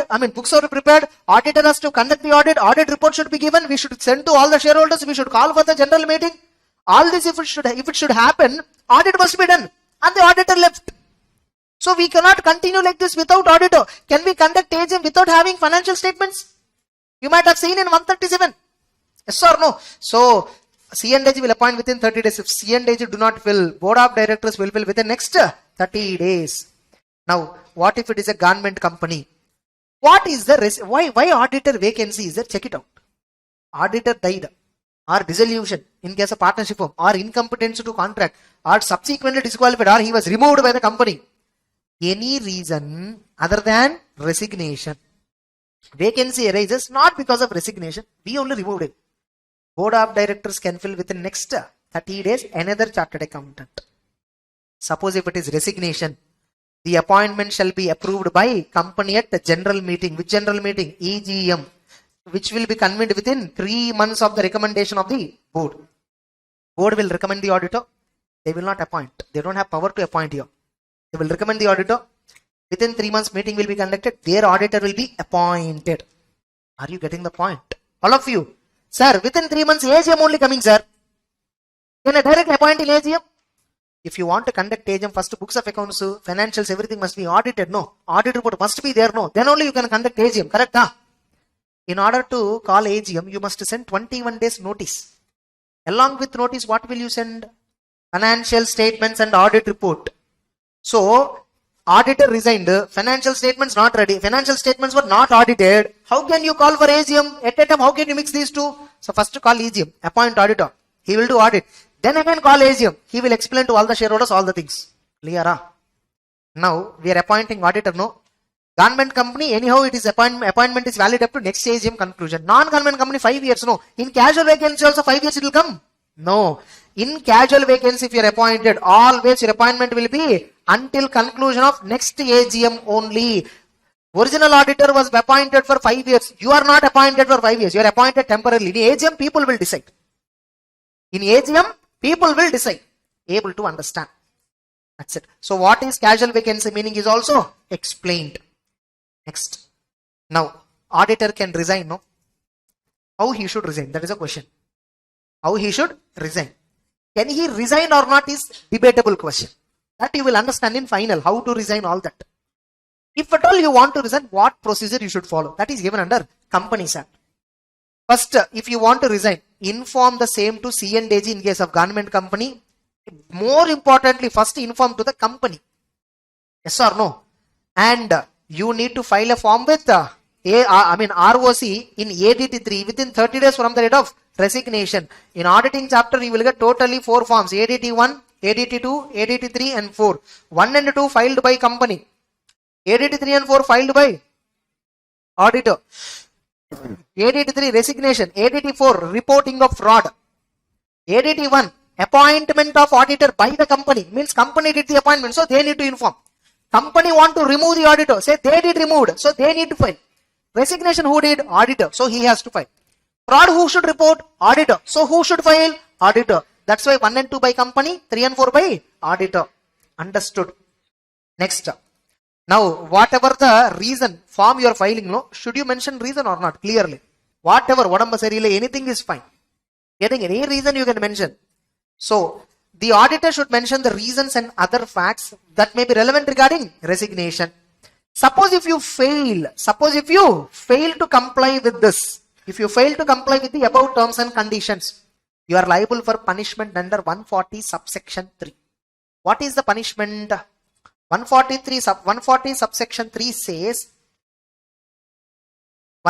subsection 3 says, if you fail to inform the company, if you fail to inform the C&AG, if you fail to mention the reason for resignation, if you fail to file ADT3 form with the ROC, any failure, you are liable for penalty. Penalty is having 3 parts: fixed penalty, variable penalty. In the law, you don't find these words. For understanding purpose, I am using. What is a fixed penalty? Auditor is liable for a penalty. What is the provision? In case if the auditor failed to comply with 140 subsection 2, he is liable for a penalty of 50,000 rupees or auditor's remuneration, whichever is lower, and for continuing failure, 500 rupees per day, subject to overall maximum of 2 lakhs. This is a question. This is a statement. Now, fixed penalty is how much? 50,000 rupees or remuneration, whichever is lower. And variable penalty is what? 500 rupees per day for continuing failure from the date of first failure. Now, when the first failure will start? After 30 days. After 30 days. Within 30 days, you have to inform. Up to 30th day, is there any failure on your part? After 30 days also, you didn't inform them. 31st day onwards, your failing start, no. So every day is a failure, no. You are failing with the provision. So for every day after 30 days, 500 rupees per day penalty we have to calculate. Now as a whole, what is the maximum limit? 2 lakhs. That's it. Easy or not? Next. Now then we still have removal of auditor. So next. Removal of auditor. Now removal of auditor is again having two provisions. Removal of auditor by company, removal of auditor by NCLT. Removal of auditor by company, removal of auditor by NCLT. Now what is the procedure? If company board of directors want to remove, first board resolution is required. Then you must obtain central government approval within next 30 days. Getting it? Central government gave approval. You filed a form ADT2 to central government and got approval. After getting approval, within next 60 days, conduct an extraordinary general meeting. Inform the members what happened clearly. Pass special resolution. 3/4 majority is compulsory. Only if central government gave approval, only after passing special resolution, auditor will be removed. Otherwise, he will not be removed. Now, before you do this entire process, if you want to remove the auditor, first you should communicate him, no. Opportunity of being heard should be given, no. So, before removing the auditor, an opportunity of being heard shall be given. Now, here you see the provision. The rotation, I'll come back later, okay? So, provisions related to removal of auditor. Getting it? So, an opportunity of being heard shall be given to the auditor before removing him. Actually, in my main material, I think we have added a question. Why central government approval is required for removing an auditor before expiry of term? Actually, removal means what? Is it after expiry of term or before expiry of term? Logically, common sense, before. Term expired, he will only leave. Why you have to remove? After 6 months, you will only leave. Why should I suspend you? Correct, huh? So, before expiry of the term only, removal, permission, prior government, prior approval of the government, everything is required. Otherwise, not required. Correct, huh? So, in the main material, I have a question, additional question. Why central government approval is required? Why central government approval is required if auditor shall be removed before expiry of term? Suppose if auditor want to be removed after expiry of term, that is not removal first of all. That is not removal. Auditor will naturally change. Able to understand. Now you have a provision here. 140 subsection 4. There is a provision. How to appoint an auditor other than retiring auditor. How to appoint an auditor other than retiring auditor. Special notice. Have you seen all that? So many will read that provision without understanding it. I will give you the logic here. Okay. So understood until now? Next. Removal of auditor by NCLT. When NCLT will remove the auditor?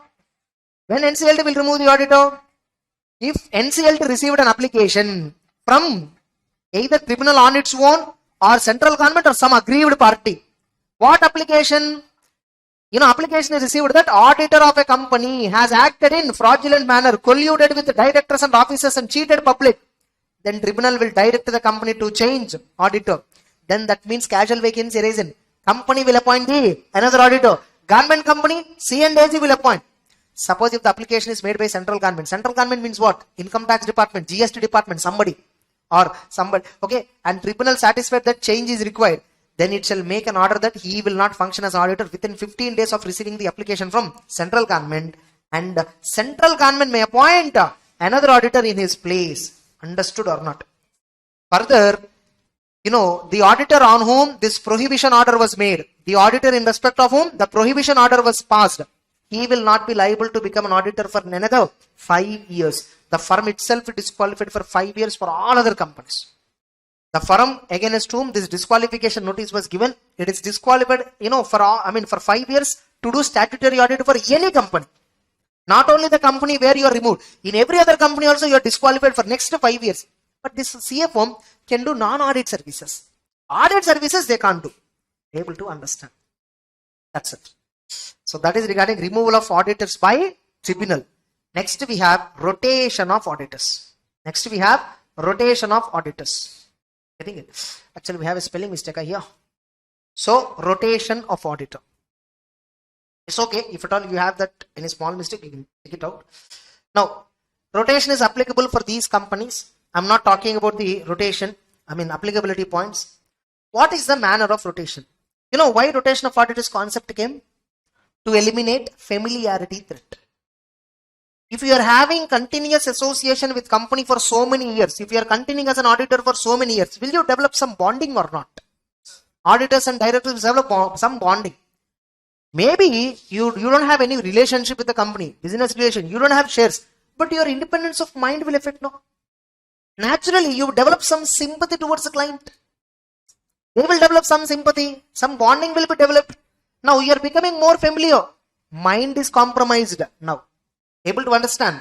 So, compulsorily auditor has to be changed. By the way, this provision is applicable for which companies? Non-government companies. For government company, CLDG will take care. We are discussing rotation provision only for non-government company. Now, what is the rotation provision says? If at all a company appointed individual as an auditor, for how many years an individual can be appointed continuously? One term of 5 years. Not even 5 years, they say 5 consecutive years. Now, an individual completed one term. First, 39th AGM appointed, up to 44th AGM conclusion, this fellow is there. Can we reappoint him one more term? No. Can I reappoint one more term? No. Because he is an individual. For how many years we should block him? From expiry of the term till next 5 years, I should not appoint him. Correct? Suppose if it is a partnership firm, my auditor. Can I appoint at a time 10 years? No. I will appoint for one term of 5 consecutive years. Can I immediately reappoint for another term of 5 years? Yes. Another term we appointed. After 11th AGM, can we appoint again one more term of 5 years? No. How many years we should block them? 1. Getting it? Now, in my entire lifetime, with 2 auditors, can I manage? Happily, I can manage. 10 years, one firm appointed. 5 years, another auditor. Again, 10 years, I brought back the firm. Again, 5 years, this fellow will come back. With the 2 persons, with the 2 individuals or with the 2 firms, I can easily manipulate. No. Able to understand. All of you. Now, you see the word here, they used the word firm of auditors. Firm of auditors means sole proprietor of partnership firm. Act do not contain anything clearly, but ICI gave a notification saying it is, MCA gave a notification saying it is a partnership firm and LLP. Not sole proprietary firm. Sole proprietary firm is also firm only. Able to understand. Now, when you are rotating, getting it? What points you should take care? You should take care. Like we will call, if an auditor who is appointed in 39th AGM, he will be retiring in 44th AGM. He is retiring. Can I reappoint him? Means I will check is he eligible or not. If the company rotation is applicable, this is individual not eligible for reappointment. If not eligible for reappointment, retiring auditor will be reappointed or not? Not reappointed means he will leave the company. Then he is called as outgoing auditor. Now in his place another auditor is coming. No, we call him as incoming auditor. Now incoming audit firm, outgoing audit firm, common partner should not be there. If at all there is a common partner, the new firm is also blocked for 5 years. Outgoing auditor, incoming auditor shall not belong to same network, Airtel Jio, not that. Getting it? There are network firms in India, okay, like Deloitte, KPMG, ENY, BDO, PwC. There are so many network firms in India. Grant Thornton, getting it? So GT. So there are so many network firms that are there in India. Now, network means what? It's a brand name. The actual firm is different. ABC & Co is a Deloitte firm. DEF & Co is also Deloitte firm. DHI & Co is also Deloitte firm. ABC & Co completed 10 years in one company, 2 terms. Now, can I appoint DEF & Co which is also Deloitte network related firm? No. Network itself should change. Sir, what is network? How to form this network? All that you have in CA final ethics chapter. No, it is not required. Understood or not? Not only that, a person who is a partner in charge of the firm certifies the financial statements of the company, retire from the company and join another firm. The another firm is also disqualified for 5 years. Suppose last 10 years ABC & Co is our auditor. In that, Mr. A is signing our balance sheet P&L. Our company balance sheet P&L. Now that firm 10 years completed, left. Mr. A no, withdrawn from the firm, resigned from the firm also, came out, retirement of the partner, joined with another firm. Is it a common partner? No. He is not a common partner. He removed, no. In one partnership he came out. He came. So common partner point cannot be applied. Now he joined another new firm, right? Can I appoint that as an auditor? Then also not appoint. No, you should not appoint. Now here people are making all wrong interpretations. Sir, Mr. A signed the financials and he resigned. He went to another firm, then the firm is disqualified. Suppose ABC & Co, sir, 10 years they did audit. Mr. A is only signing our financials. But Mr. A did not come out. Mr. B came out and joined another firm. What about that? Still disqualified. Understand the intention of the law. Here, provisions, rotation principles are inclusive or exhaustive. Principles must be understood as inclusive. Understand the intention of the principle. Accordingly, if at all there is a resemblance of the partners, don't accept that audit. Don't accept them as an auditor. Clear? They only speak about 3 criteria, but doesn't mean only 3 you need to look into. Understand the logic behind that and accordingly fulfill it. Clear? Next. There is a question on this. The concept of joint audit. There is a correct or incorrect question on this. The Companies Act has some traces about joint audit, or the Companies Act do not contain any traces for joint audit. Correct or incorrect question? Incorrect. Actually, in Companies Act, there is nowhere joint audit word is covered. Only in one provision it was covered. That too in the rotation of auditors. Here it is covered. Here it is covered. What they will say here? You see here, subject to the provisions of the Act, members may resolve that. What are they saying? Members may resolve that. In the firm appointed by it, auditing partner, nothing but engagement partner and team shall be rotated at such interval. What they can say? Okay, audit firm is appointed for 5 years. Sir, 5 years, same person don't come and do audit. Every year change. For better purpose. Members of the company may take that kind of decision also. Now, is it a normal rotation? Is it rotation? Is it change of auditor? Rotation of auditors means what, man? Change of the firm or change of partner? Firm. Here they are talking about what? Change of partner. That's why I call it as internal rotation. This is not firm changing, auditor changing. Just, sir, every year same partner. Why same partner every year? Every year let them come different partner. Is it compulsory, by the way? No. Members, if they resolve, then they have to follow.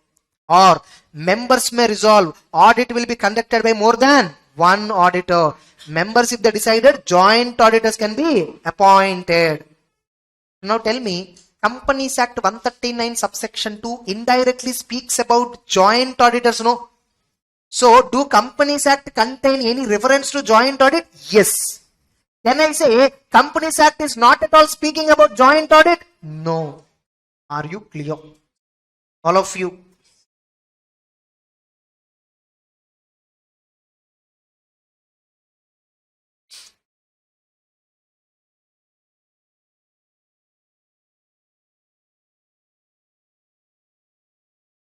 Just a minute, I will show you the question, how it will come.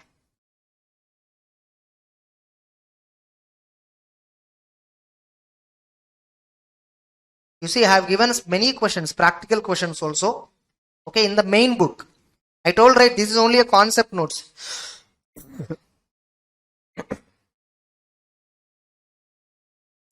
Here we have given practical questions, how to present in the answer, everything is highlighted.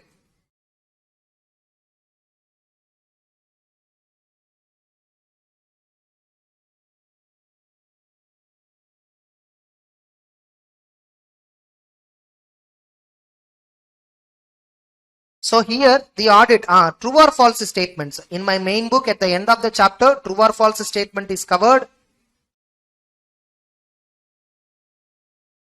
You see, 19th question, you see true or false statement in my main book. The concept of joint audit has legal foothold under Companies Act 2013. Correct or incorrect statement? Correct. Under section 139, you can write 139 if you don't remember subsection. The members of company may resolve that audit shall be conducted by more than one auditor. Hence, the concept of joint audit has legal foothold. Legally, in Companies Act, identity is there. Companies Act is silent, generally joint audit, but indirectly through rotation, this point is indirectly covered, joint audit concept. That's it. With this, rotation is also completed. With this, rotation of auditors is also completed. Just one more provision I have. Before expiry of term, everything we finished. No, powers of auditor, all that I'll discuss later. Along with audit report, I'll cover. Powers, duties, all that. Reporting of fraud also I'll cover only with audit report. Audit of branch office accounts, applicability of provisions, appointment of auditor of all this I'll cover later. Provisions related to cost records, that also I'll cover later. So, what is the procedure for appointment of auditor other than retiring auditor? Generally, no. Suppose retiring auditor means what? Suppose we appointed auditor at 39th AGM. His appointment is valid up to 44th AGM. Suppose company directors, they decided, okay, let us change auditors. Until 44th AGM, he will continue. Before that, they will have board meeting. Audit committee will say another auditor name. They will approve. They will send AGM notice that in the 44th AGM, another auditor will be appointed up to 49th AGM. Notice has been sent. Members came. New auditor was appointed. Correct? How appointment of new auditor will happen? Suppose I have right now Mr. A. 44th AGM, until that his appointment is valid. Now, 44th AGM onwards, I want to appoint Mr. B. What is the process I will follow? Company. Board of Directors will form a resolution. What resolution? 44th AGM onwards, Mr. B will be our auditor. Now, AGM notice they will send to the members. In the notice, they will mention Mr. B will be our upcoming auditor from 44th AGM to 49th AGM. Shareholders will come, approve it, over. Correct? Where is special notice in this? Where is special notice? Here they are saying no, special notice shall be required. Have you read this provision? All of you, how many of you have read this provision? 140 subsection 4. It says special notice. Suppose, look at this situation. Suppose appointed auditor, Mr. A, in 39th AGM. Up to 44th AGM, his appointment is valid. Company decided, directors, they decided, Mr. A is working very well. Let us appoint same auditor from 44 to 49. Forget about rotation, all that for the time being. The company rotation does not apply. Okay, fine. So, 44 to 49 also same auditor. Now, company sent me notice. Hey, come for AGM. In that notice, I saw same auditor is going to be reappointed. I am a key shareholder. Who am I? Key shareholder having 1% voting power in the company. Getting it? I thought auditor will be changed. Because previously Mr. A is our auditor, right? Up to 44th AGM, he is having so many cases pending against him. Right now, he is an auditor for one company which is in insolvency. He is facing so many cases against. If the same person is our company auditor, I am worried. But anyhow, appointment was made. 44th AGM, he will leave. Directors will only change voluntarily, I thought. Directors only will voluntarily change. So I can happily come and approve new auditor. But when I saw the notice, I shocked. What the notice says? Mr. A is proposed to be reappointed. Along with me, every shareholder have received. What will happen if I don't react? Everybody will come, approve and leave happily. But I am a key shareholder. I don't want this to happen. What can I do? I will give special notice to the company 14 days before the AGM. Because they sent me notice 21 days before. And I saw within 7 days I should react. So I should send notice to company. Within 14 days, before 14 days before the AGM, I will send a notice, special notice. I am objecting Mr. A's reappointment. The following are the reasons. Please circulate my special notice to every other shareholder. Company circulated to every other shareholder. Until now, how many companies circulated? 2 documents. First document, director's intention to reappoint. Second document, one of the shareholders' objection on reappointment. Now, auditor also, he will also receive special notice. Auditor said, hey, on me, what are these objections? I will give reply on this.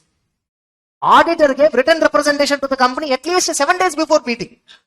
Company shall submit, company shall distribute this written representation to all other shareholders, including me, who sent the notice. Now everybody got 3 documents. Original notice, there Mr. A is being reappointed as proposed by directors. Special notice objecting Mr. A reappointment. Mr. A reply on the objection. Now shareholders will come. They have all the 3 documents, entire information. They will take the final call. Suppose shareholders believed special notice. What will happen? Will they reappoint the auditor? No. Now tell me, other than retiring auditor, we will appoint obviously another auditor. So in this situation only special notice is required. Otherwise, suppose if company itself decided to change to Mr. B, will I issue special notice? Company itself sent a new auditor name. Should I issue notice saying don't appoint existing auditor? Yeah, that's what now we mentioned in the notice. Able to understand. That's it. So that's the power. Have you read special notice provisions in company's law? Company law? Have you? That's it. So with this 140 subsection 4 is also completed. Suppose no, for the company rotation is applicable. 5 years individual completed. Should you give special notice telling the company don't appoint once? Already we don't appoint. Law will not permit, first of all. You need not tell. So that's what the last note point. This provision need not be applied where retiring auditor completed tenure of 5 years as per 139. Means if rotation of auditors provision is applicable, already tenure completed, company has to change. Even if company reappointed, board of directors are liable for punishment. Understood or not? That's it. Major provisions of company audit chapter are discussed. Remaining provisions of company audit we will have to discuss after audit report. So next chapter will start audit report. Comfortable? Easy? That's it. Okay. So we'll start tomorrow the audit report chapter. We'll continue in the next session. Okay. Thank you. So the next chapter is audit report. So in this chapter, we are going to understand how to prepare the audit report, nothing but. You have this chapter earlier, you have this chapter in the CA Inter. See, this is not just like, reading and trying to remember nothing.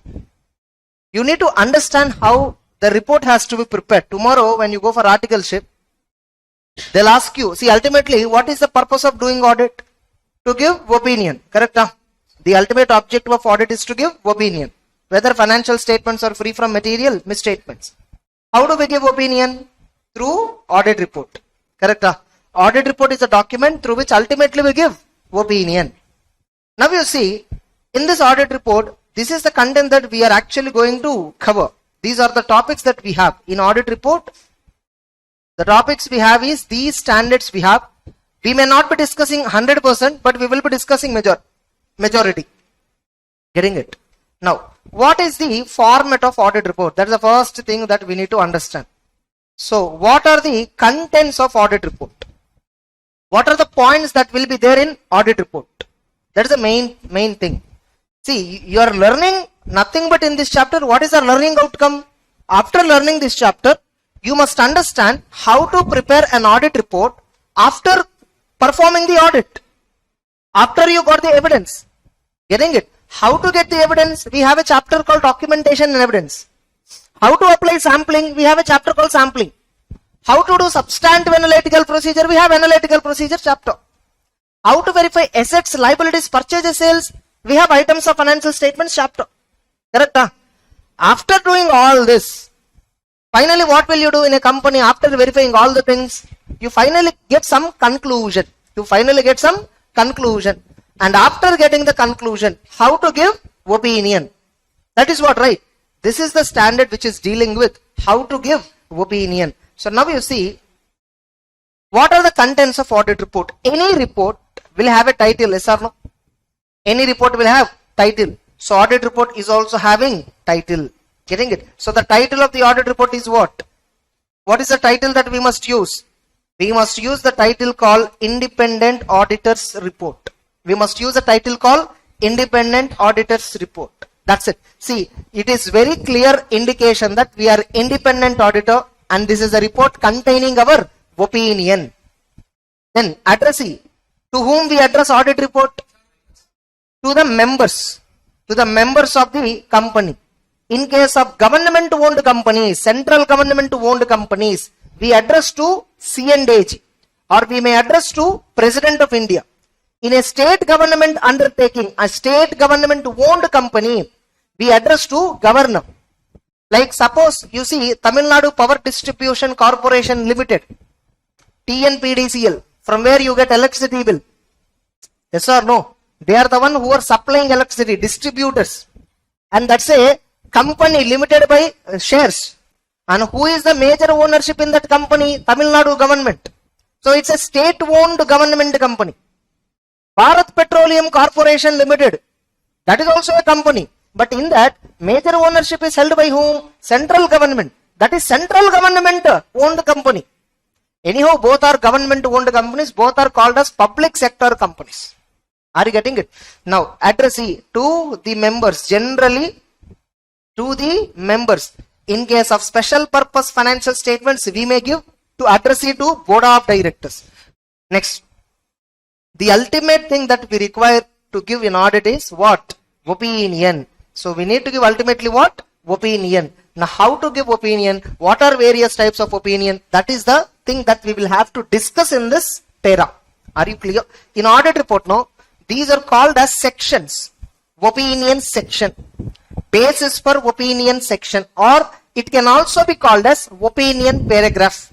Basis for opinion paragraph. You see, this is a separate section, this is a separate section in the audit report, correct? Section means not law, companies act section. Section means what? A part of it. Able to understand? In this table I divided into two sections. One section I will use for some purpose, one section I will use for some purpose. Section means what? Part. Able to understand? So, part or para or section, anyway you can call. But in the entire standard, how these were referred as? They were either referred as sections or they were referred as para. Both means the same. So, opinion para or opinion section. Next one, basis for opinion section. Now tell me, if I give a positive opinion, I'm saying entire financial statements of the company are true and fair. I gave an opinion that financial statements of the company showing true and fair. I gave a positive opinion. Will I have any specific reason why I gave a positive opinion? Will I have any specific reason why I am giving a positive opinion? Generally, no. Then how did you give opinion? What is the basis? They're asking what is the basis? You gave opinion. No, what's the basis? I did audit as per standards. Getting it? So likewise, I will mention something. We'll discuss later. Getting it? In-depth point we'll discuss later.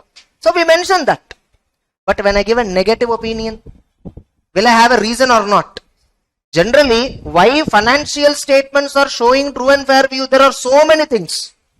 Why I am giving true and fair positive opinion? There are so many things. But when I am giving negative opinion, I have a specific reason. Correct? I have a specific reason. So basis for opinion contains that. Then key audit matter. Then remaining is what? Material uncertainty related to going concern. If you look at the format which we are discussing is covered under which standard? 700. This format of audit report is contained in which standard? 700. If you look at 700, these 4 points will not be there in the ICA material. Getting it? But I gave in the format of audit report here. And you see right side what I mentioned, applicable as per relevant standard. What does that mean? These points will not come in every audit report. You see, that's why I highlighted with a different color.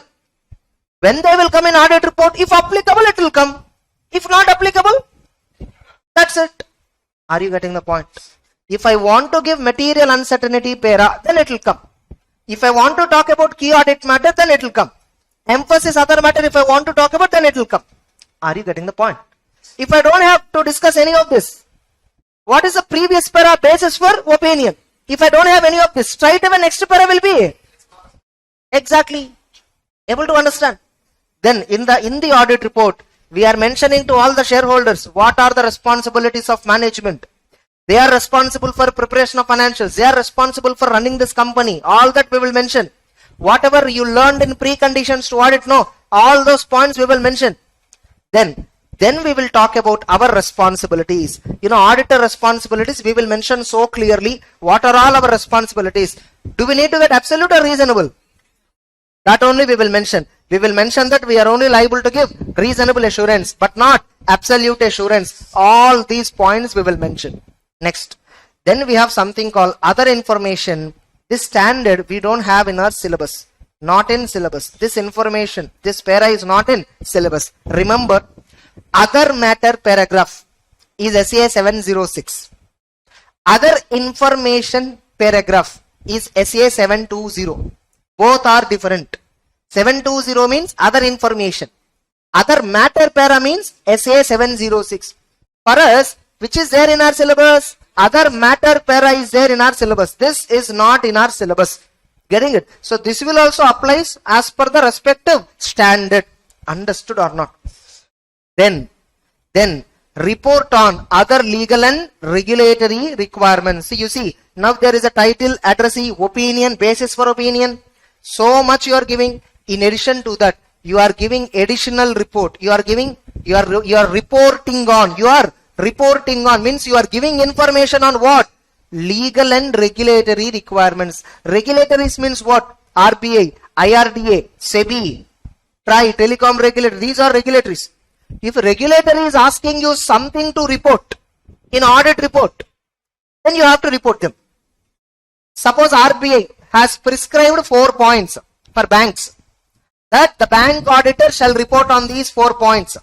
Getting it? The bank auditor has to report on 4 points. Likewise, RBI has given an instruction. Then we will report. Companies Act. Legal requirement means what? Companies Act. Companies Act gave us some requirement that we should report. 143 subsection 11 CARO 2020. All 21 clauses should be reported in audit report under which paragraph? This paragraph. Able to understand? CARO is not something different topic. CARO is what? Part of audit report. It is part of audit report. Inside audit report, under the last part of the audit report, we will give CARO. Are you getting it? So CARO is not a separate report. CARO is not something in topic. It is nothing but a reporting requirement. Whatever points mentioned inside the CARO, on all those points, we have to comment. We have to give our opinion. Are you getting it? We'll discuss how to remember 21 clauses. Don't try that. Not required in exam. They will not ask you, tell me 21 clauses.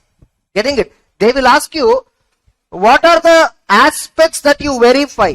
What are the aspects that you verify relating to immovable property in case of fixed assets?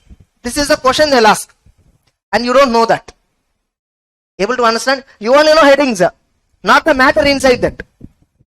You are trying to remember what will not be tested. But you are not at all reading what will be tested. Getting it? So, that also we'll discuss clearly. Then finally auditor will sign, where he signed, date. So all these are the contents of the audit report. Then after UDIN number, we'll discuss that. So this is the content of the audit report. Now each and every segment we need to understand. Able to understand, all of you? Until now got a brief idea? Next. Now we need to discuss opinion para and basis for opinion para. First of all, remember, we are now discussing actually SAA 700 related content. What is SAA 700 related content? Forming of an opinion and reporting on financial statements. First, how to form the opinion and how to report on financial statements. This is the discussion. Now, tell me, how many types of opinions we have? In the previous sessions also we have covered how many types of opinions that we can have. Opinions can be broadly 2 types. Positive opinion, negative opinion. Either you may have a positive opinion or you may have a negative opinion. Now, in auditing, we are not using these words. We are using the words unmodified opinion, modified opinion. Instead of using the word positive, negative, getting it? Unmodified and modified. This is the terminology that we use. Now tell me, suppose, by the way, my positive opinion, when I am giving positive opinion, what do you mean by that? Company is performing really well. Directors are working super. Is this the reason? Is this positive opinion meaning? What is positive opinion? Financial statements are showing true and fair picture. What's the difference? Financial statements, companies actually in losses. Completely losses. Worst performance company. But they honestly disclosed everything. They honestly disclosed their worst performance and worst position. They disclosed honestly. Now which opinion you'll give? Unmodified. Nothing but positive. So, auditor's unmodified opinion, positive opinion, clean opinion does not mean company is performing well. Positive opinion means what? Company books of financial statements are showing the real picture. Suppose company is excellently really performing well, superb. But company financial statements are showing worst performance. Actual reality is company is performing well. But management manipulated entire picture and showing companies actually having losses. Which opinion you will give? Modified, nothing but negative. Financials are not true and fair. They are not showing true and fair. Able to understand. So, if financial statements, you appointed me as an auditor to check the balance sheet P&L, I inquired background data, everything is right. So, I'll give everything, I will mention everything is right. If something is wrong, I'll mention something is wrong. If everything is wrong, I'll mention everything is wrong. Are you getting it? So when our auditor will give unmodified opinion, tell me, simple, financial statements are prepared by the company, board of directors. I was appointed to do the audit. So I took balance sheet P&L. I saw entire that fixed assets, current assets, breakup, records, physically verified, bills, books of accounts, supporting invoices, GST books, GST copies, everything I verified. And I felt whatever balance sheet P&L numbers, presentation, classification, disclosure they are showing, I felt everything is correct, does not require modification. They don't require any modification. What do you mean by the balance sheet P&L does not require any correction? What do you mean by that? Balance sheet P&L doesn't require any correction at all. That's what I'm telling. What does it mean? Balance sheet P&L are showing correct numbers. They are showing correct information. So which opinion I'll give? Unmodified. They don't require any modification. That's why I'm giving which opinion? Unmodified. I will also not modify my opinion. I have positive opinion. I'll give the same. I will not modify because they don't require any modification. Suppose if balance sheet P&L contains mistakes. If balance sheet P&L contains mistake and company want to issue the same balance sheet P&L to public, which is misleading, which is containing misstatements, what should I tell company first? Please modify the numbers because they are wrong. The balance sheet P&L is showing wrong picture. Please modify, I'm asking. Management said, no, we will not change. This is final. This is what we will send to public. Do whatever you want. Okay, they will not rectify. They will not modify the financial statements which require modification. They are not modifying. Then what will I do? I will modify my opinion then. Able to understand the terminology, how they came. So I will modify my opinion. Now, that is what definitions were given. Unmodified opinion. What is the definition you know?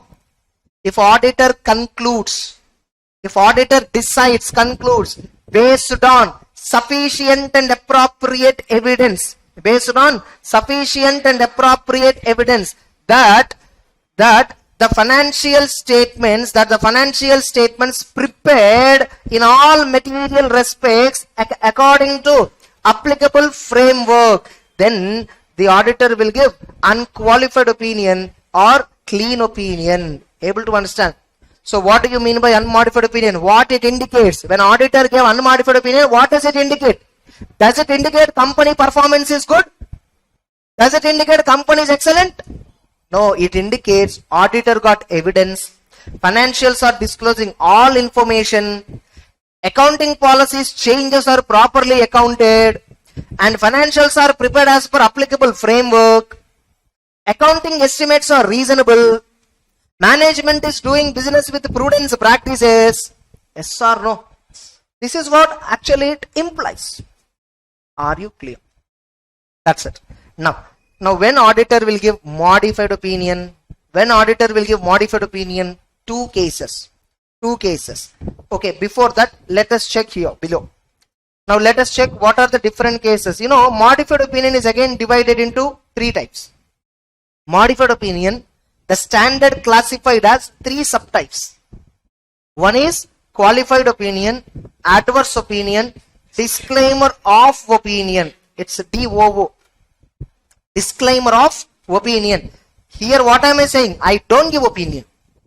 Disclaimer of opinion means what? I don't give opinion. It's not opinion. I am disclaiming, I am denying to give opinion. So denying to give opinion is also a type of opinion.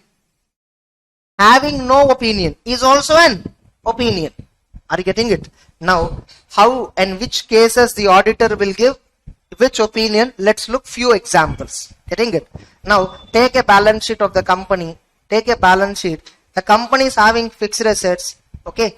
Gross WDV is this much, accumulated depreciation, and this is the net WDV. Then the company is having current assets, which is around the current assets they are having breakup. Trade receivable 100 crore, inventory 100 crore, cash and bank balances some 100 crore, totally 300. Totally the balance sheet is 700 crore. Let us assume. Now equity and reserves and surplus, this is approximately 500 crore. And outside liabilities are approximately 200 crore. So this is the number, rough numbers of a balance sheet of a company, a brief overview. Now in this balance sheet, there is one trade receivable, there is one customer. From whom the outstanding amount was some 10,000 rupees. This is 100 crore ma. There is one customer from whom there is an outstanding amount 10,000 rupees. It's actually doubtful. It's actually doubtful. But company did not created provision. A company has to create a provision, but they didn't create. I have evidence that it is becoming a bad debt, or it is actually a bad debt. But company did not treat it as bad debt. Is it a misstatement or not? Yes or no? Misstatement or not? Yes. Now, which opinion I'll give? Remaining all are correct.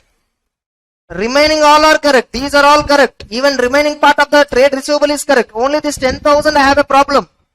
Which opinion I'll give? Dear shareholders, don't believe this balance sheet. Company is cheating you. Can I say like this? Which opinion I'll give? Unmodified. Why, sir? This is 10,000 is immaterial. This is immaterial. Out of 100 crore, 10,000 rupees is how much? Immaterial. Out of total balance sheet 700 crore, 10,000 rupees only I am having a mistake. Only for 10,000 there is a mistake. There is a negative thing.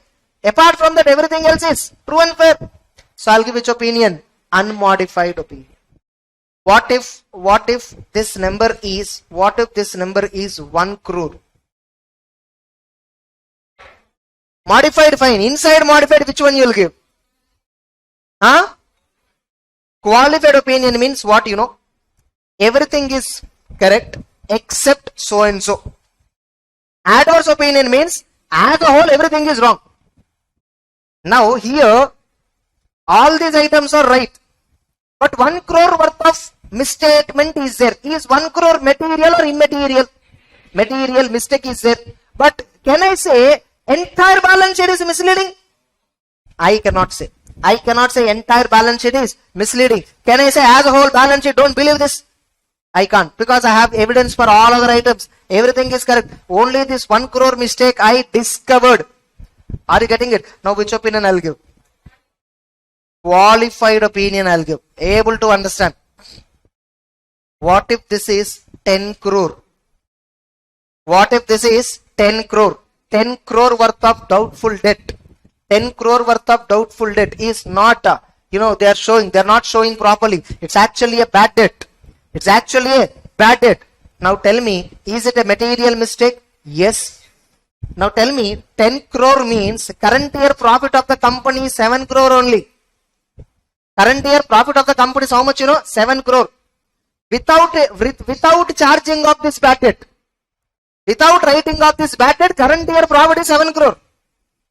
Actually, if at all the company created provision for this bad debt, there is no profit. It's actually loss. But because of ignoring this mistake, entire result is misinterpreted, correct? Actually, it's a loss-making company. But people are thinking it's a highly profit-making company. A company is having so much, very much good profit, they are thinking. Is it correct? So, which opinion you'll give? Qualified or adverse? Adverse I'll give, because this is changing my overall view about the company. Able to understand? Something which is fundamental to the user, I'm not understanding. My opinion on this entire company will change. If at all this bad debt is charged, getting it, I may feel that this is completely misleading, P&L account. Without charging bad debt, there is 7 crore profit. After charging it, there is 3 crore loss. So, as per auditor point, if at all this 10 crore provision is created, company is actually having loss. Now, as a whole, the balance sheet P&L misleading or not? I will treat it as not only material, but also pervasive, not persuasive. Pervasive. Pervasive means I feel this is as a whole impacting. Are you getting it? Some auditors, 10 crore out of 700 crore is also not pervasive. They may feel like that. Some auditors may still give which opinion? Qualified. Some auditors may give which opinion? Pervasive. Remember, what they will feel pervasive, what is material, is a matter of professional judgment. What I feel material, you may not feel material. What I feel pervasive, you may not feel pervasive. So here in this case, if it is me in that position, if this is the result of the company, if this provision is charged to the P&L, entire P&L image is changing. So I will consider that's why pervasive.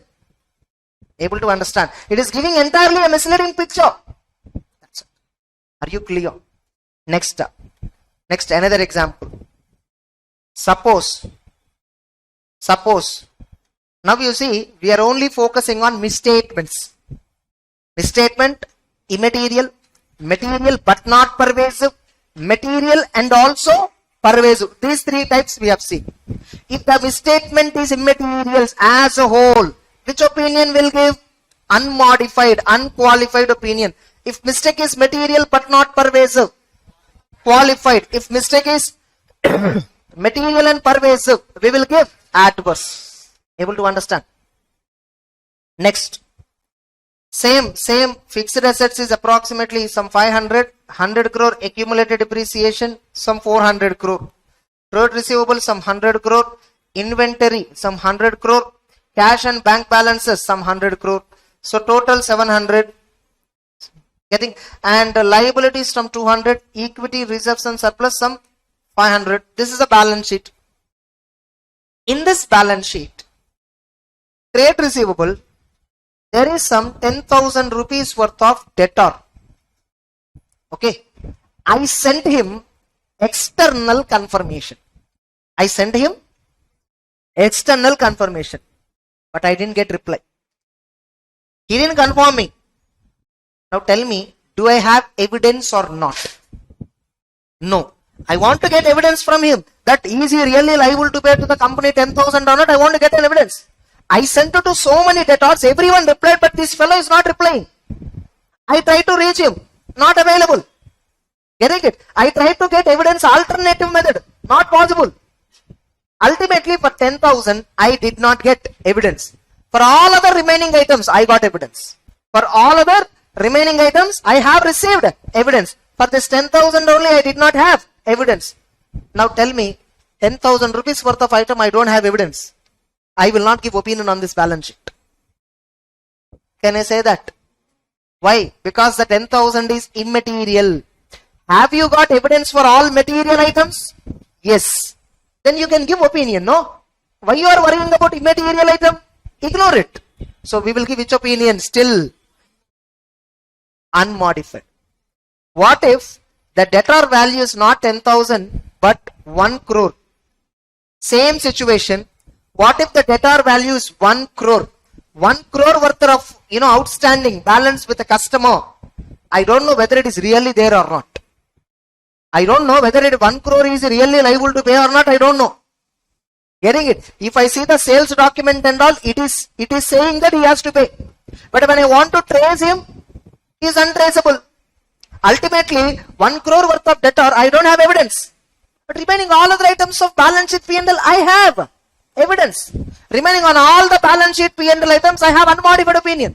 But on this 1 crore, I am not able to give unmodified. I am not able to give unmodified. So which opinion I will give now? Qualified disclaimer. Qualified. What will I say in qualified? 1 crore is materially misstated. Can I say that? How can you say it's a misstatement, man? Misstatement means what? You must have proof. What company did wrong in this? 1 crore, I don't have evidence. If you don't have evidence, say that you don't have evidence. How can you say this is wrong? Are you getting the point? If there is no evidence, how can you say it is materially misstated? In the previous example, it's a bad debt. I have a proof. Customer is already insolvent. I have a proof. It's a bad debt. Clear cut. So I can say company is still showing it. But here, you don't know where the customer is. You didn't talk to him. How can you say 1 crore is materially misstated? How can you say this is a mistake? First of all, do you have information to say this is mistake? No. When you don't have information, how can you comment on this? So give your opinion on the rest of the balance sheet P&L except this. Are you getting the point? Except this, give your opinion on the rest of the balance sheet. Our rest of the balance sheet is true and fair except qualified opinion only. Previously, after except word, we will say that the debtor is materially misstated. But now, we are unable to obtain except that with respect to 1 crore, we are unable to obtain the external confirmation with which we are unable to comment on the recoverability. Understood. We are unable to comment on the existence. Clear. Not having evidence means you cannot use the word misstatement is there or not. You don't have evidence first of all. How can you judge is it right or wrong? When you can judge it is right or wrong, if I have evidence I can say right or wrong. If I gave you phone and asked you to give your opinion, after operating sometime you can tell is it performing better or not. I didn't give you the phone itself. I am asking you, tell me your review. How can you give? Able to understand. If I did not give you the phone and asking you to give review, can you say the phone is working bad? Exactly. How can, when you say financials are materially misstated, you must have proved that it is mistake. When you are saying it is misstated, how? How it is misstated? Tell me, show me. Here I am asking you 1 crore, how it is misstated? Show me the proof. No, it is not misstated. I can't say on that. When you can't say on that, say that you can't say on that. Are you getting the point? All of you. What if this is some 10 crore? What if this is 10 crore? I will give which opinion? Disclaimer of opinion. Straight away I will give which opinion? Disclaimer of opinion. 10 crore worth of customer is not traceable. I don't have evidence for that. I don't have evidence for that. I cannot say it is wrong. Adverse opinion means what? As a whole balance sheet is wrong. It is not correct. It is showing wrong picture. But can I say here it is showing wrong picture? With respect to 10 crore, do you say it is not there? See what is wrong, when it is wrong actually, suppose company don't have 10 crore customer, but company is showing like that. You have proof that company is, this is a fictitious transaction, you have a proof. Or you have a proof that this is bad debt, still company showing in the balance sheet as asset. Then you can say company is doing this kind of misleading. But here what is the problem? Is it a bad debt? Or is it a fictitious? You only don't know.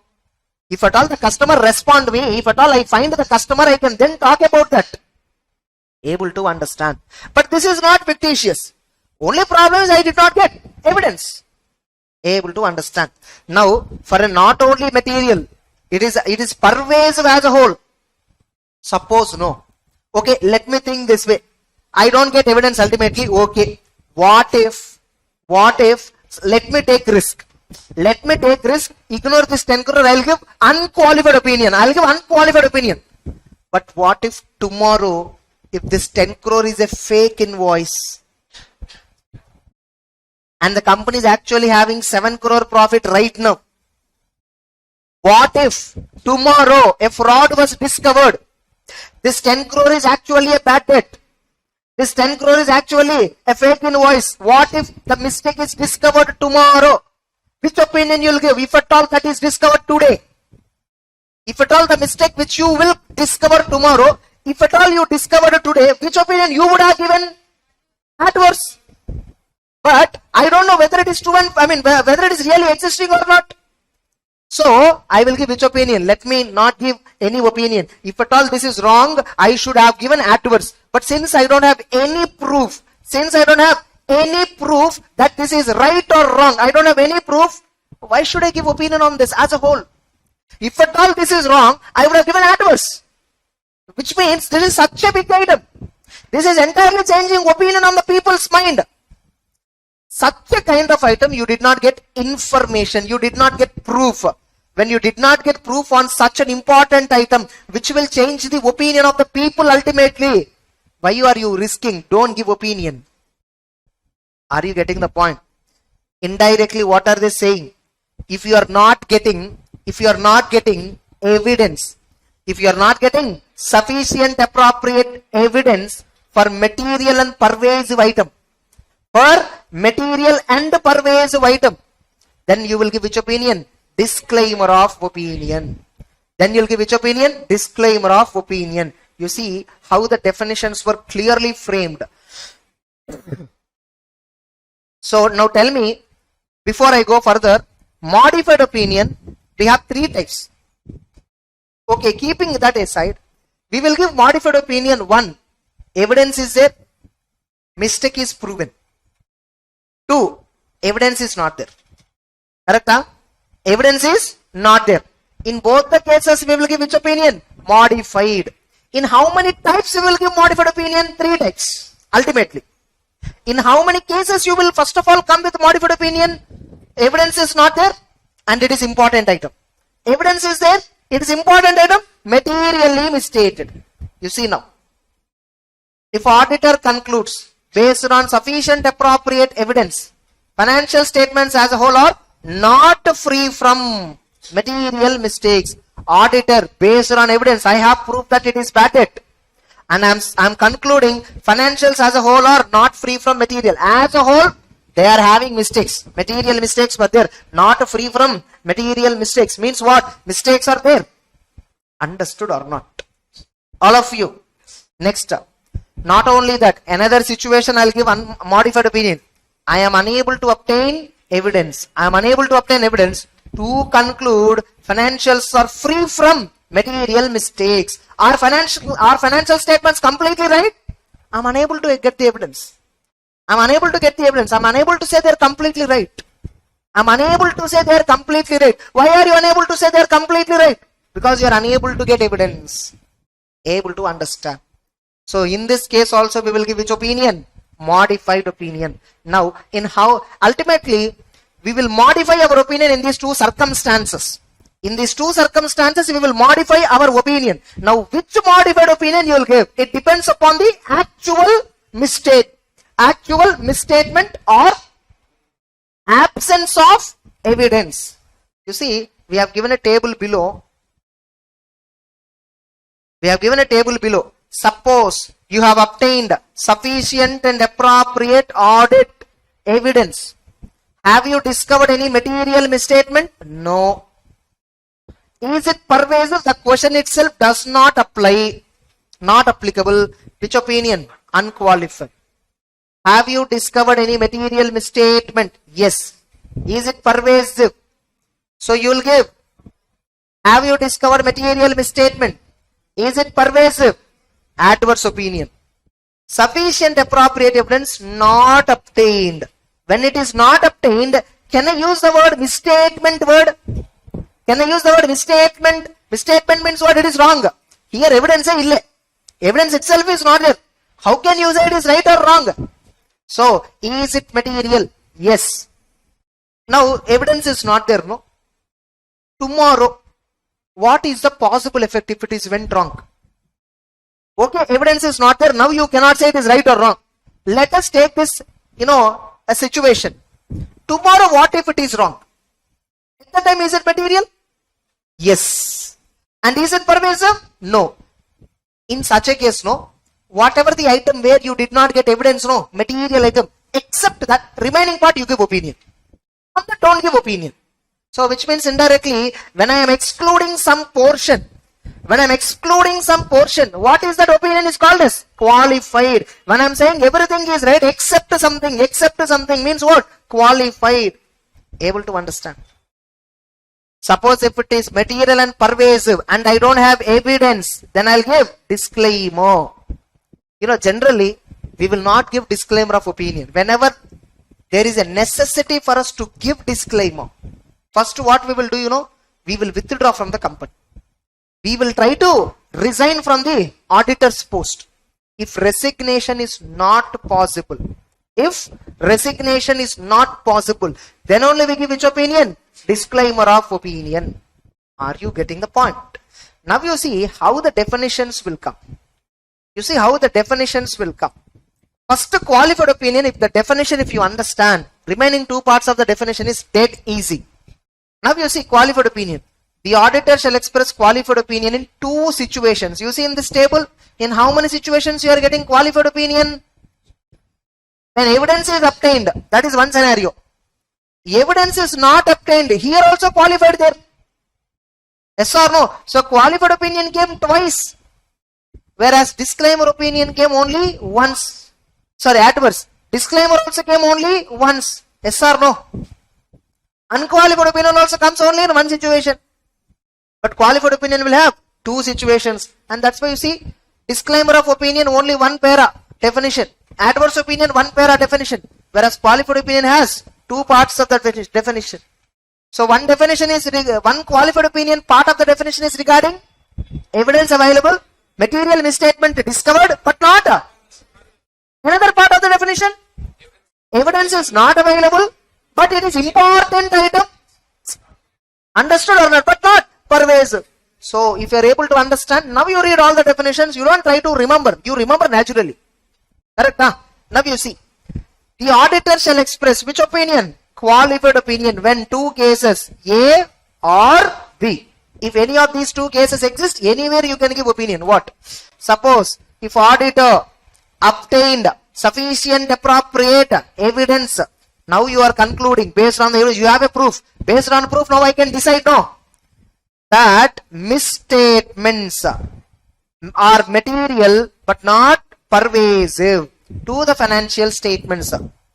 Now here you see the word individually or aggregate. What does it mean? Suppose in debtors I did not discover 1 crore mistake, but I discovered 20 lakhs mistake. In inventory I discovered 35 lakhs mistake. In outstanding creditors I discovered some 35 lakhs mistake. As a total, if you say 1 crore, it is material. So mistakes, no. If the mistake individually is a material mistake, then I will come and give qualified opinion. Multiple are there, all of that together also material only, but not pervasive. You see, misstatements individually or aggregate. Whatever applies, that you apply. If multiple mistakes are there, aggregate it. It's only one or two mistakes individually you see. Able to understand. If single mistake is there, what is a mistake? If it is multiple were there, total it. After totaling it, is it material? Check it out. Yes. Is it pervasive? Not pervasive. Then you will give which opinion? Which opinion? Qualified. Now you see here the word, but not pervasive is there, right? Here the word, but not pervasive is there, right? I will remove that word and keep word end. Then it will become which opinion? Exactly. The definition is exactly same. Able to understand. In qualified opinion, first part, before pervasive, if I remove but not word and keep end, what opinion will come? Adverse. Understood or not? Now you see the second part of the qualified opinion, which is little trickier. Okay, now the auditor is unable to obtain sufficient appropriate evidence. Some 1 crore worth of customer is there. I'm unable to trace him. I'm unable to get evidence on which I have to base the opinion. Because if we give evidence, if we give confirmation, I would have given opinion. But he is unable to give opinion. He is not giving confirmation. I don't have evidence. But I conclude that, okay, he is not giving. Can I take risk and give unqualified opinion? I want to take risk. But before I take risk, I need to calculate the risk, no? Tomorrow, what if this 1 crore is actually a fraud? I just look at tomorrow effect. Right now, I don't know. Is it fraud? Is it true and fair? I don't know. I don't have evidence. But what if tomorrow, if it is a fraud, what is the possible effect?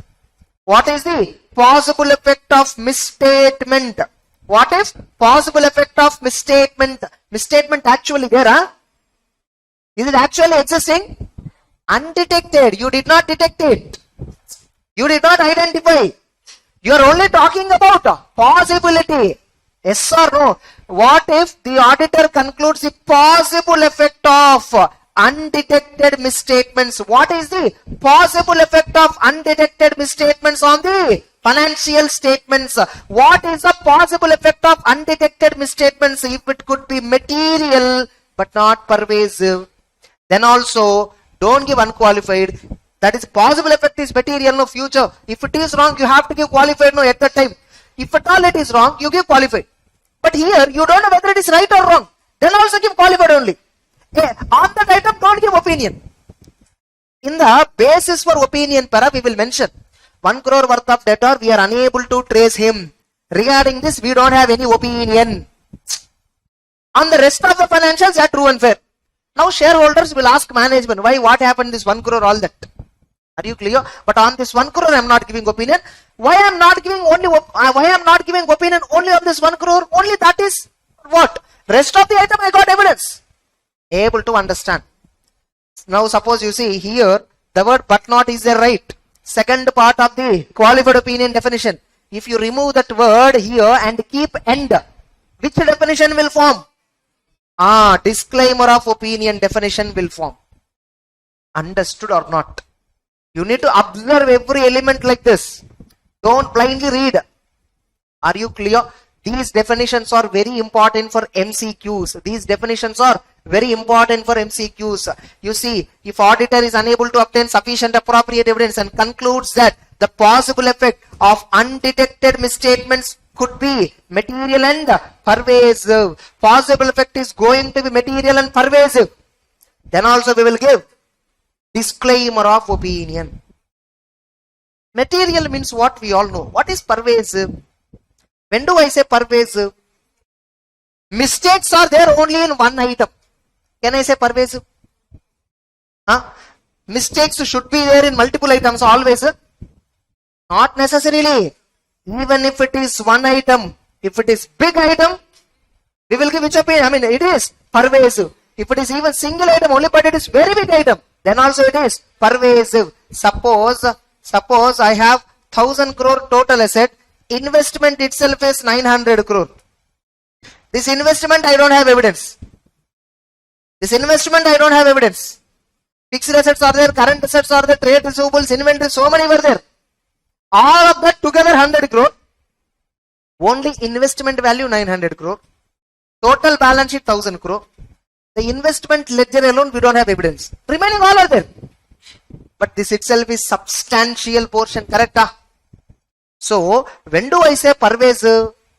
Sometimes, generally, if multiple items are affected in the balance sheet and in the P&L, multiple items, fixed assets mistakes, inventory mistakes, receivables mistakes, cash and bank mistake, trade payables mistake, everywhere it is a mistake.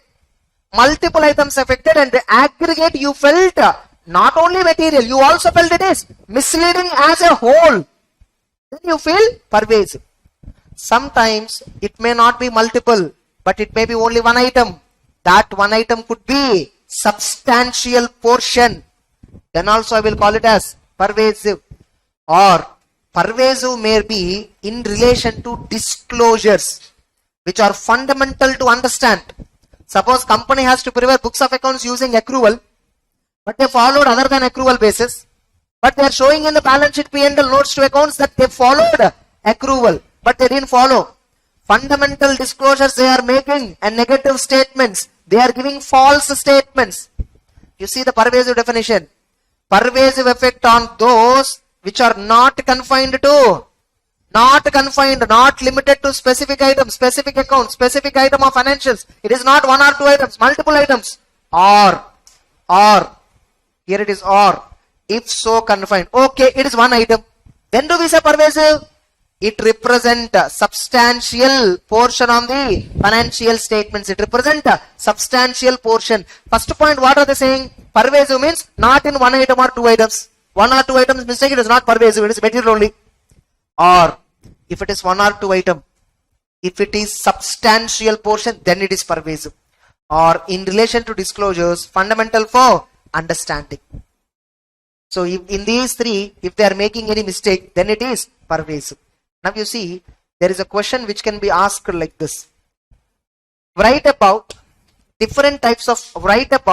decision by auditor regarding different types of modified opinion. How auditor will take a decision in order to decide about modified opinion. First one, nature of the matter giving rise to modification. First of all, why I want to modify? What is a matter because of which I want to modify first of all? Is there a material misstatement? Or is there, I am unable to obtain evidence for material item? What is the reason? Misstatements material or material item no evidence. So what is the reason? First, nature, you figure out. Then, judge about pervasiveness. Judge about pervasiveness of the effect of the misstatement. When there is evidence.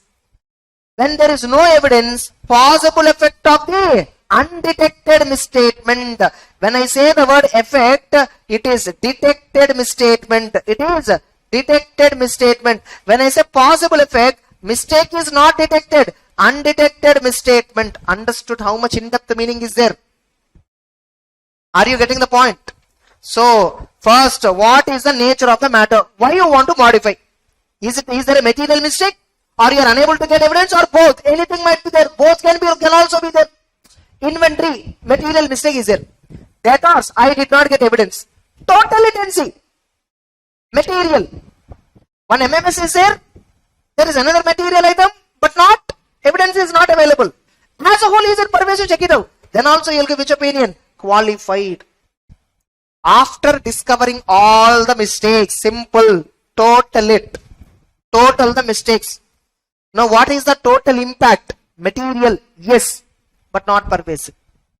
Qualified opinion. Material and pervasive. Material and pervasive. You see, major portion is coming from misstatements or your inability to get evidence. Suppose if the major contribution for the pervasiveness is not getting evidence. Not having evidence is the main reason for pervasiveness. Then which opinion? Able to understand. All of you. Next. This itself can be asked as a question mark. Next. Now, here I have given some observations for your better understanding.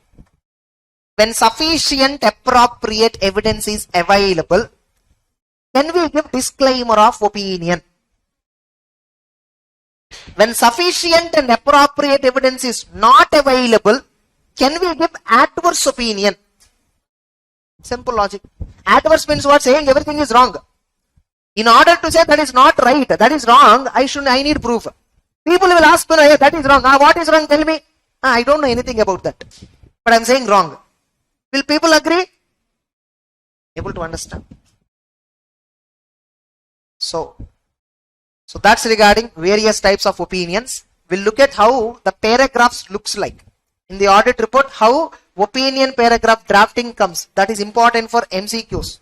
Which is important for MCQs.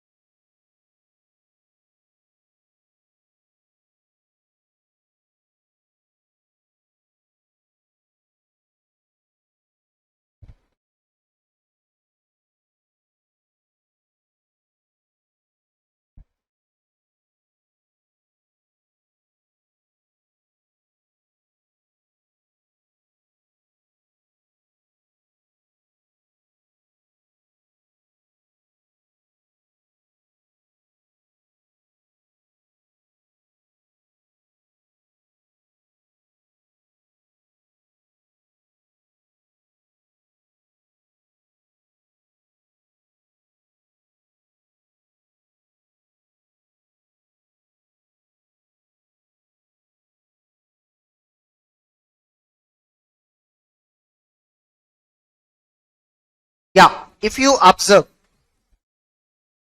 this is a pronouncement book illustration.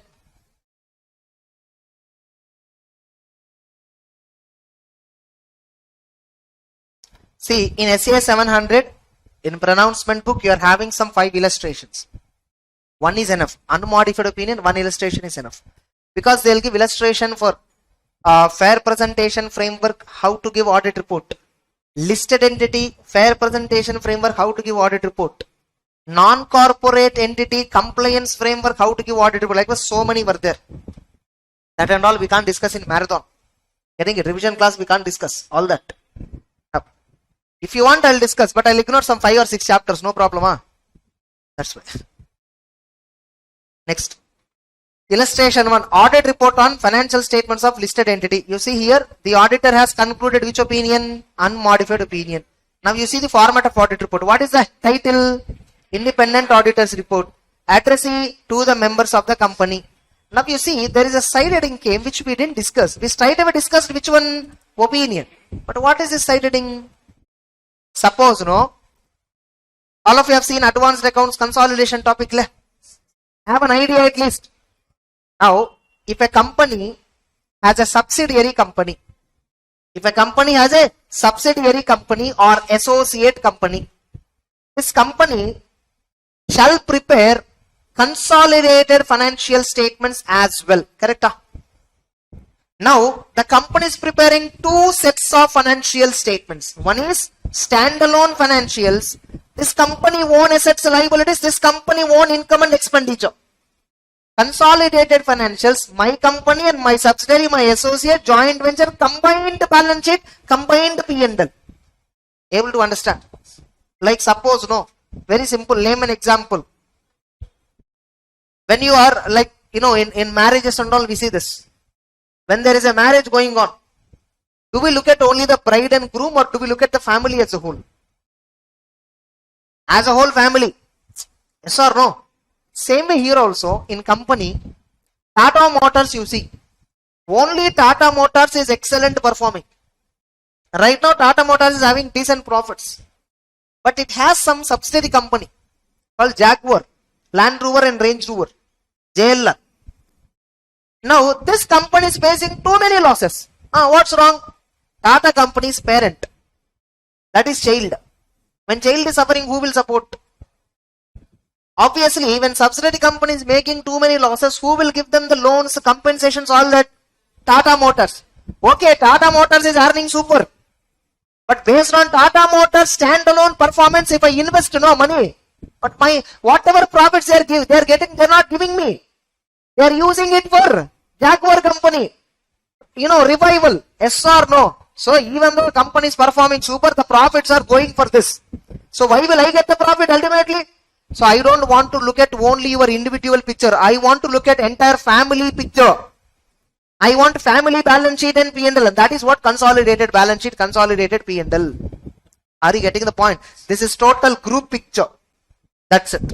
See, in Tata Motors, you are showing investment in Jaguar. So much investment value is there. But out of that investment, so much is loss only. So if you show me the combined picture, I will understand much better. Combined picture of Tata Motors, no, consolidated, the profit is lesser than individual picture of Tata Motors where the profit is higher. Able to understand? All of you? Next. So, now when company is preparing 2 sets of financial statements, auditor shall give audit report separately on standalone financials. Audit report shall given separately on consolidated financials. Now when you are giving 2 different audit reports, which audit report your audit report deals with? You should mention no. So here what they mentioned? Standalone. Are you clear? Now directly what? Opinion.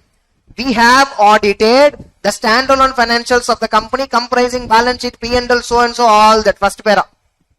Now in our opinion, to the best of our information, according to the explanation given to us, the aforesaid standalone financials give the information required by the Act in the same manner required. Whatever Act says, they are giving.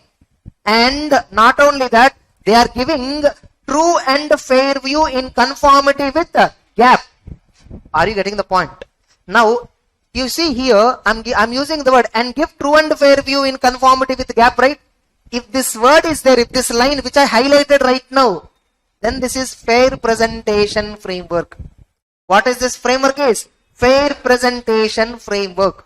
If these words are not there, then that is a compliance framework. What is fair presentation? What is compliance framework? In Companies Act, what is recommended, what is mandatory is fair presentation framework. Companies Act 129 subsection 1, which talks about preparation of financial statements. What that section says, every company shall prepare financial statements by complying with the Schedule 3, by complying with the accounting standards, and shall convey true and fair view. Since the word Companies Act uses the word true and fair view, you must follow fair presentation framework. Suppose true and fair view word is not used, what will happen? Every company shall prepare financial statements as per Schedule 3, as per accounting standard. Suppose accounting standard is asking me to follow either SLM method or WDV method. But for my company, plant and machinery, both are not suitable. I have to follow units method. Production units method I should follow. But Companies Act is saying me follow accounting standard. Sir, that is not suitable, sir. That is not fair method. It doesn't matter. You follow SLM or WDB. That's enough. So if I have to blindly follow the law, even though the accounting treatment is not suitable for me, if I have to compulsorily follow the law, that is called which framework? Compliance. Suppose if they use the word true and fair. What is true and fair? You know what it says? Definition of true and fair. You always try to follow. You always try to follow the law. The financial statements prepare as per the framework.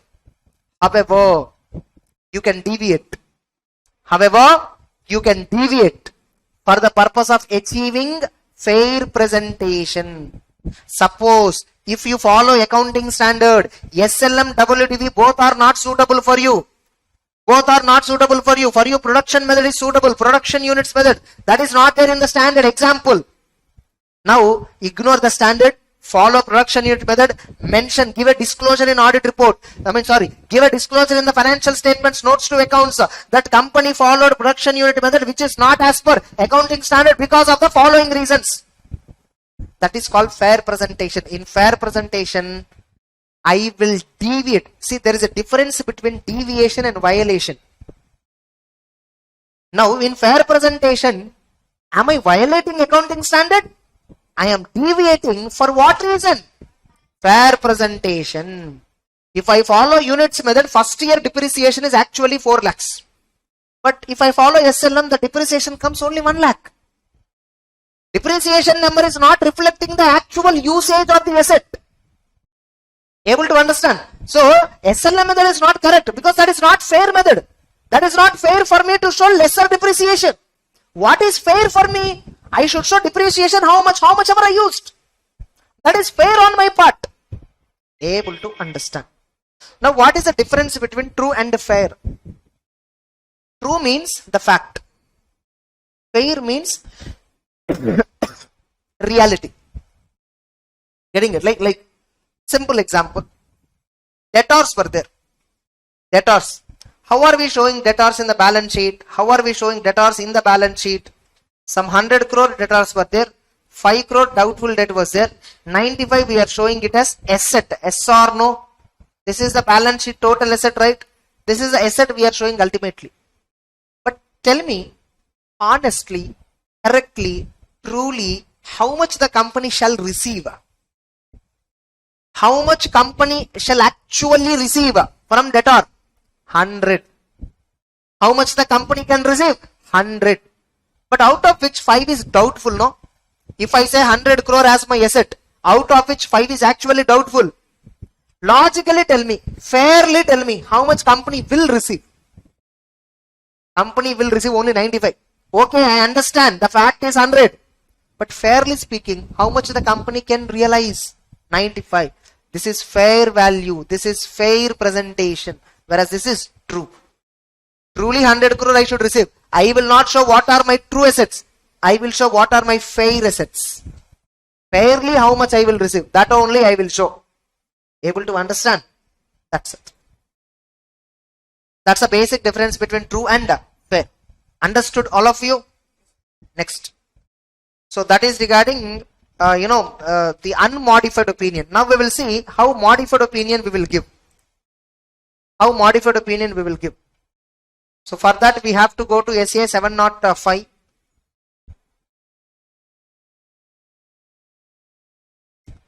So SA 705 we have again illustrations.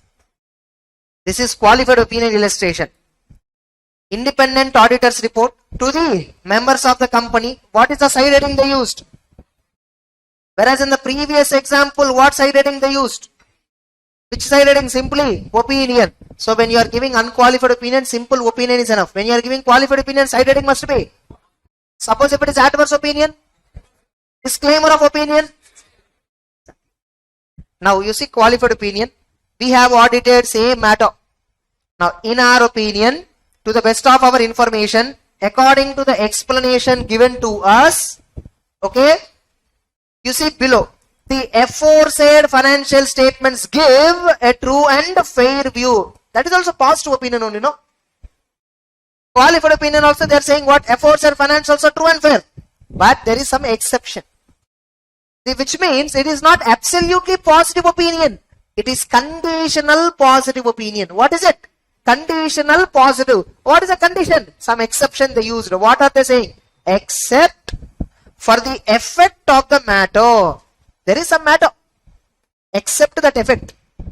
Where the matter is mentioned, described in basis for qualified opinion section of our report. In our report only, in the same report, there is another section. What section? Basis for qualified opinion section of our report. Except that matter, the aforesaid financials are true and fair. Above financials are true and fair. Except some matter given in basis for qualified opinion section. Except the effect of that matter, rest of the matters are true and fair. What is the matter?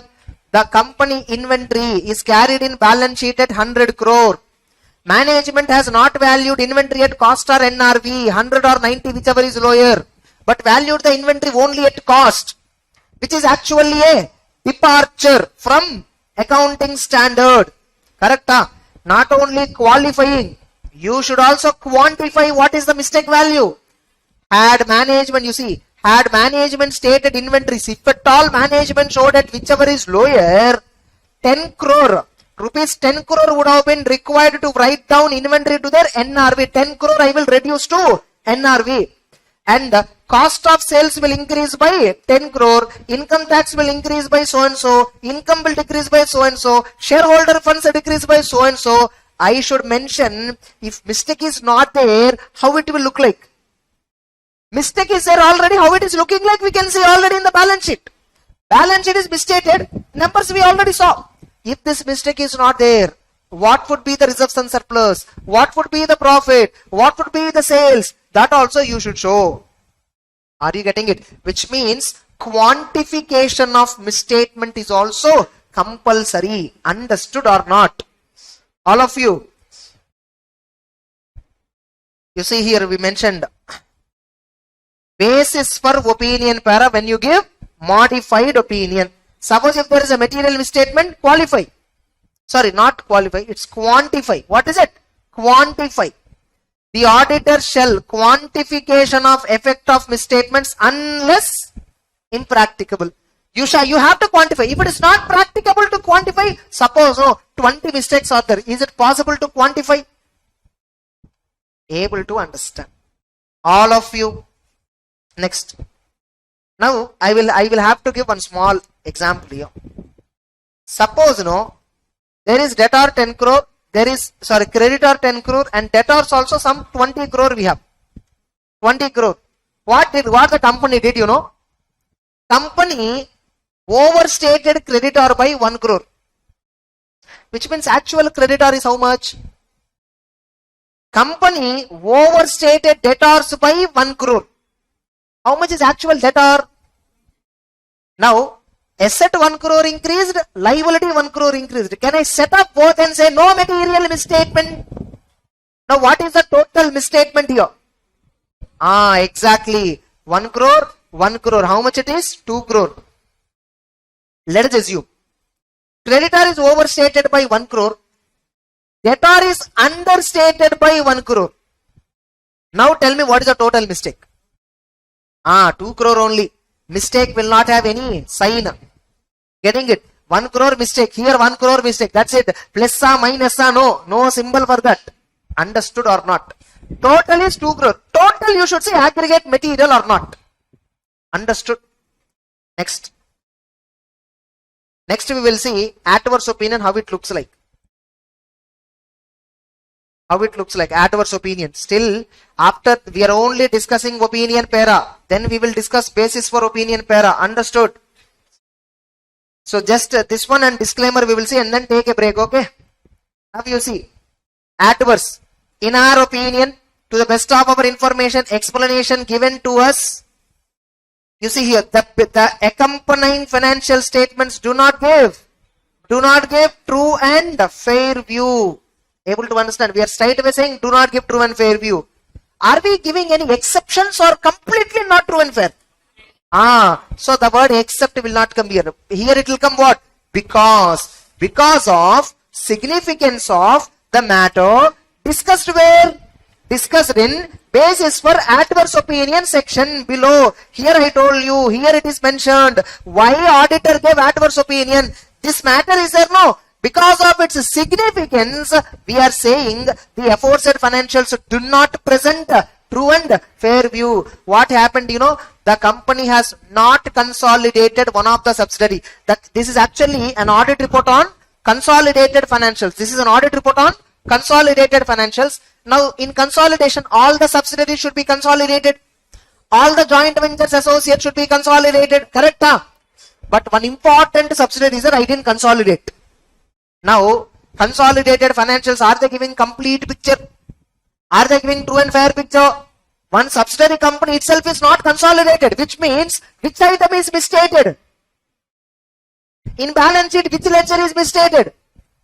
All the ledgers. Fixed assets will go wrong, current assets will go wrong, liabilities will go wrong, P&L all the items will go wrong. Now tell me, can I quantify?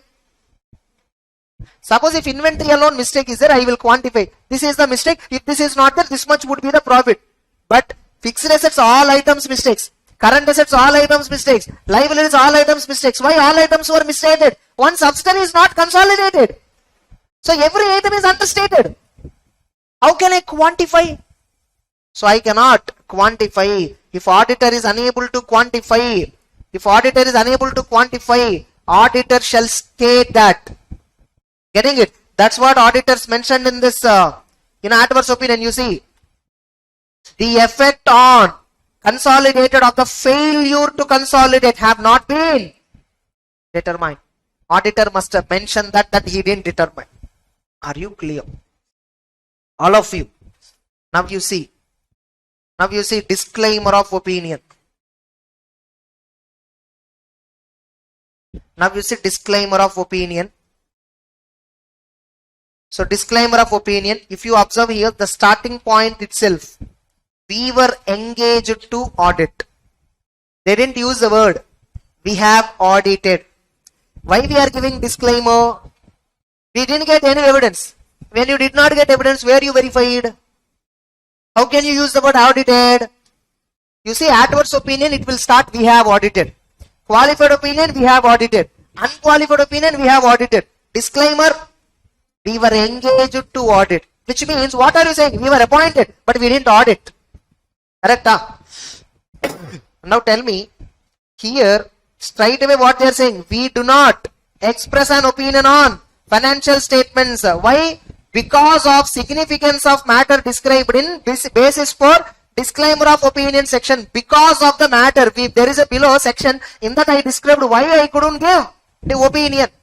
Can I use the word in our opinion, to the best of our information, according to the explanation, no opinion? Can I say like that? What is your opinion? In my opinion, no opinion. Can I say that? I should straight away say I don't have opinion. Correct? That's what the wording, sir. All of you understood or not? Now, how basis for paragraph will wordings looks like? in different scenarios. How auditor responsibility sections will looks like in different scenarios. All that we will discuss. We'll take slight break and then come back. Clear all of you?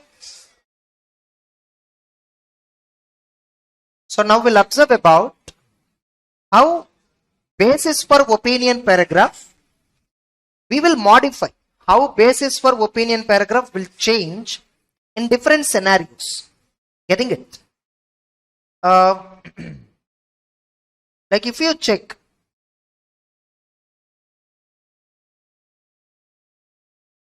so when we have given unmodified opinion, the side headings we understood. Now what is the basis for the opinion? For unmodified I don't have any specific basis, but still basis is compulsory to mention something. See, when I give qualified opinion adverse, I have showed you how they clearly mentioned the mistake. Correct? But I am giving unmodified. What should I mention in basis? What is the basis for the opinion I am giving? I should mention logic of the opinion, right? What is the basis? The basis is we conducted audit. The basis is we conducted our audit. How you have conducted the audit? As per standards on auditing. And do we have responsibilities under those standards? Yes. And these responsibilities are further described. They were described where? In auditor's responsibility for audit of financial statement section of our report. In the same report, there is another section. Audit of auditor's responsibilities for audit of financial statements section. In that, we clearly mentioned auditor responsibilities. Go and refer that. That's what they're saying. Yes or no? We are independent of the company as per code of ethics. And we have fulfilled all the ethical responsibilities as per the requirements and code of ethics. We believe that the evidence we obtained is sufficient and appropriate to provide a basis for the opinion. In the above opinion para, how we started opinion para in our opinion? Based on the information and explanation given to us. Correct? To the best of our information, to the best of our explanation. Whatever information I got, whatever explanation I got, I gave this opinion. Now in the basis for opinion, last line what I have highlighted, here we are giving affirmation. We are giving acknowledgement that have you got enough information you want? So what are they saying here? We believe that the information and explanation we got is sufficient and appropriate to provide basis. Look, based on information we get the financials are true and fair. Now you have a doubt. Did I got complete information I want? Did I got the information explanation whatever is necessary? Yes, I got. Able to understand. That's it. So that is basis for opinion. Now you see qualified opinion. Now you see basis for qualified opinion. In that second para I see same, no? We conducted our audit as per standards on auditing. And our responsibilities under those standards are further described in. Our responsibilities under those standards are further described in.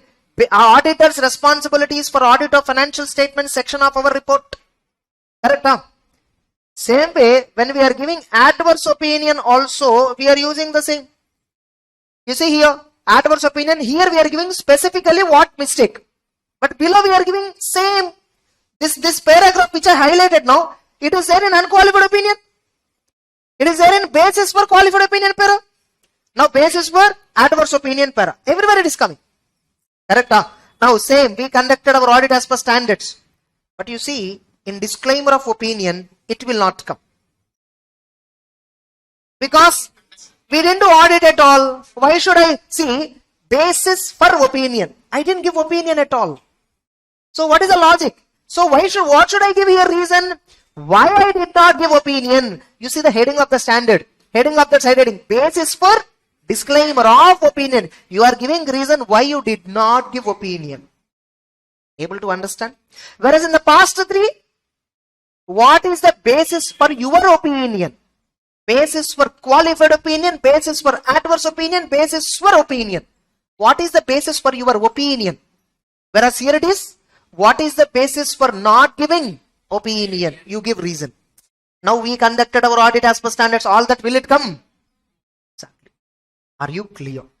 Now, you see auditor responsibility section. Auditor responsibility section, when I am giving unmodified opinion, what points I will cover in auditor's responsibilities? Our objective is to obtain reasonable assurance whether financial statements are free from MS, whether due to fraud or error. Remember, ours is only a high level of assurance. Reasonable assurance. What is reasonable assurance? Reasonable assurance is a high level of assurance, but not absolute. It is not a guarantee.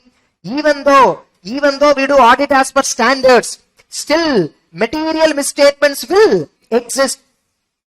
The misstatements can arise from fraud or error. Our objective is we do risk assessment, we do apply skepticism, we evaluate accounting policies, we see management going concern basis, and we evaluate overall presentation structure of the financial statements. Whenever we find something wrong, we communicate with management, important deficiencies, all that.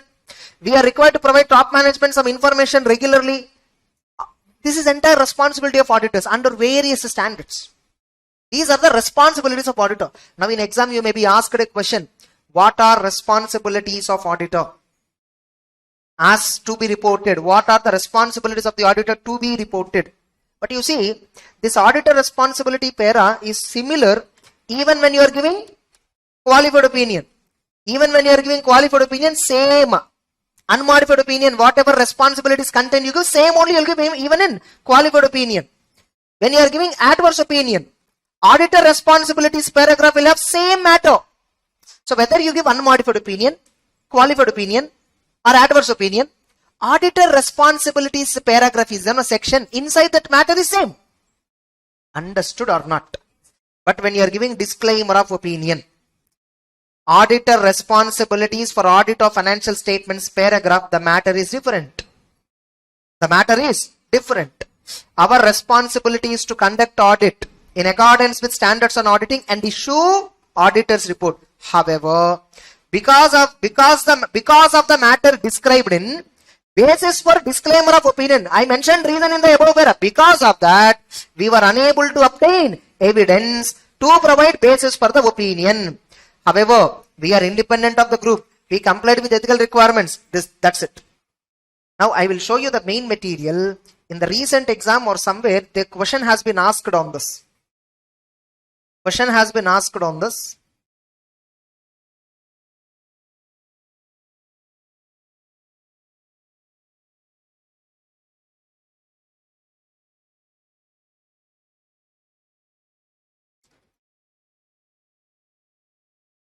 So I'll show you my main material itself. This is the main material. If at all you want to learn the subject properly and fully, it is better to follow always the main material.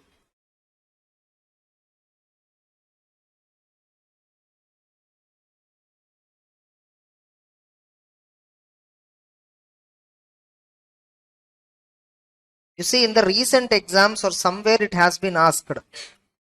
July 2021, 3 marks question was asked. In July 2021, there is a question on this, 3 marks question. What you will describe?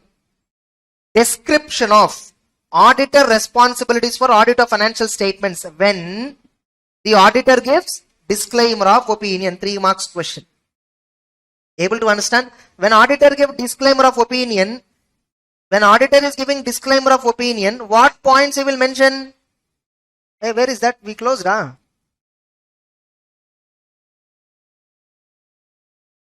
Okay. So when auditor is giving disclaimer of opinion, what points that he will mention? He will first mention what is his responsibility, and he will mention that because of the matter described in basis for disclaimer, we couldn't obtain sufficient appropriate evidence. And he is also talking about independence, compliance with independence code of ethics, correct? Answer you see. A statement that auditor responsibility is to conduct audit. Second point, a statement that because of the matter described in basis for disclaimer, the auditor was not able to obtain sufficient appropriate. Last one, auditor shall give a statement about independence and other ethical requirements. This is what actually in the matter drafted, no? This is how questions will come in exam. Okay, what is qualified opinion? They will not ask. Getting it? They will ask this kind of tricky questions. You see, January 21, 4 marks question. What an auditor should mention In basis for opinion section of auditor's report, when auditor modifies on the financial statements, what amendment he should make in the section. In the basis for opinion, when you are giving modified opinion, what points you will write? When you are giving modified opinion, what points you will write? So they are asking nothing but you to write the answer on this one. Description of basis for opinion when you are giving modified opinion. Here you can just write any 3 points. 1, 2, 3 points you have to write. Whenever you are giving modified opinion, you should quantify. If you are unable to quantify, mention the reason why you are unable to quantify. Inability to obtain evidence. 1 to 4 you need to write. 1 to 4. When you are unable to obtain, what you need to do?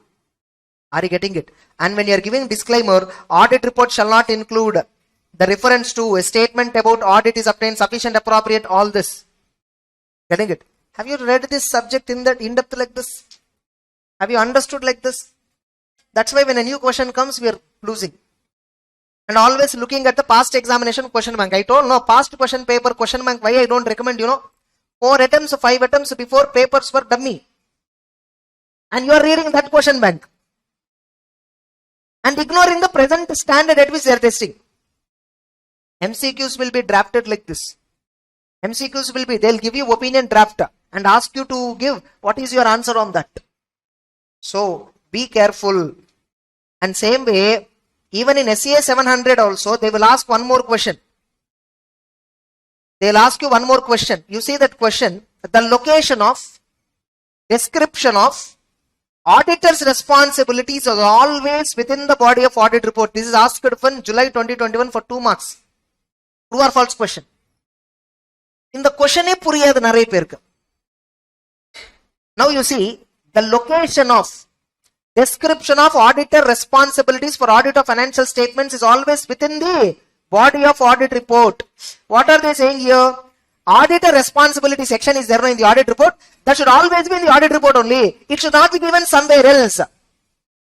What the standard says, you can give it in a website, you can give it in a law. You see here.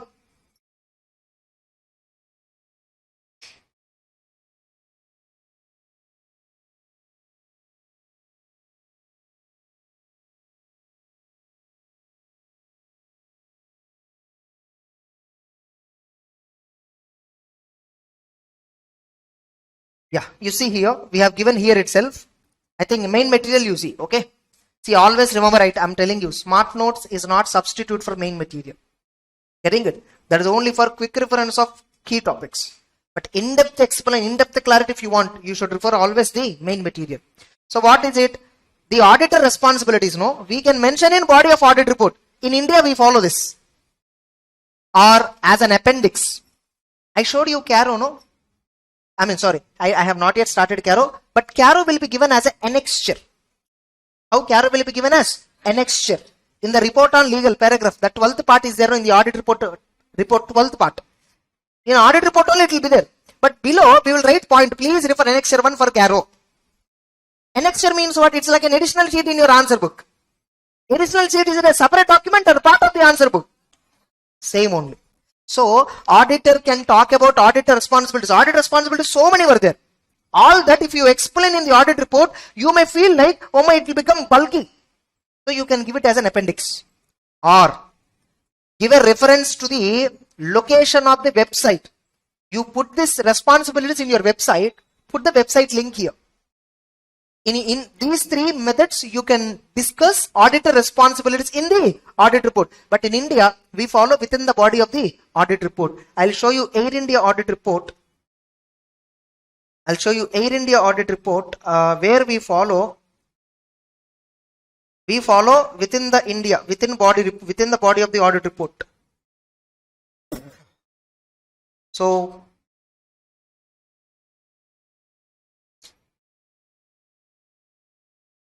this is Reliance Industries audit report, and I'm also opening Tata Motors audit report. Okay, Tata Motors we will see.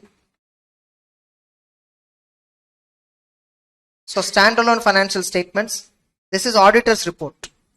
This is standalone financial statements. This is auditor's report. You see how the same format, whatever we have seen in the standard, to the members, title, opinion. You see the wordings here. You see the wordings, in our opinion, everything is same, no? Basis, we conducted our audit as per standard. Then you see responsibilities. You see auditor responsibilities were given clearly in the audit report itself. What are the auditor responsibilities here? He is mentioning in the audit report itself. You see, auditor responsibilities for audit of financials. Our objective is to obtain reasonable assurance is a high level of assurance, but is not a guarantee. Misstatement may arise from fraud or error. We are responsible to identify and assess risk. We have to check internal control. We have to check accounting policies. We have to check going concern. We have to see overall presentation structure. Same points were there in the standard also, no? Copy paste only they'll do. Getting it? Next. So you see almost entire, see this much is there. Responsibility para, so much is there. You can keep it like this as it is, or you can give this responsibilities as an annexure, or you can give the responsibilities in a website and give a link here. If you want to know about responsibilities, click the link, go to the link and read. Because if I keep entire responsibilities in this itself, audit report is looking very lengthy. Are you getting the point? But in India, we follow this method only. See, Tata Motors is giving in the body of the audit report. This question was asked, 3 marks, 2 marks, true or false statement. The location of, description of auditor's responsibilities for audit of financial statement section should always be within the body of the audit report as per the standard. False. It can be within the body of audit report, or it can be given as an appendix to the audit report, or it can be given, or auditor can give a specific reference to the website or the law or regulation which is talking about auditor responsibilities. Now, another way a question can come, how a question can come is,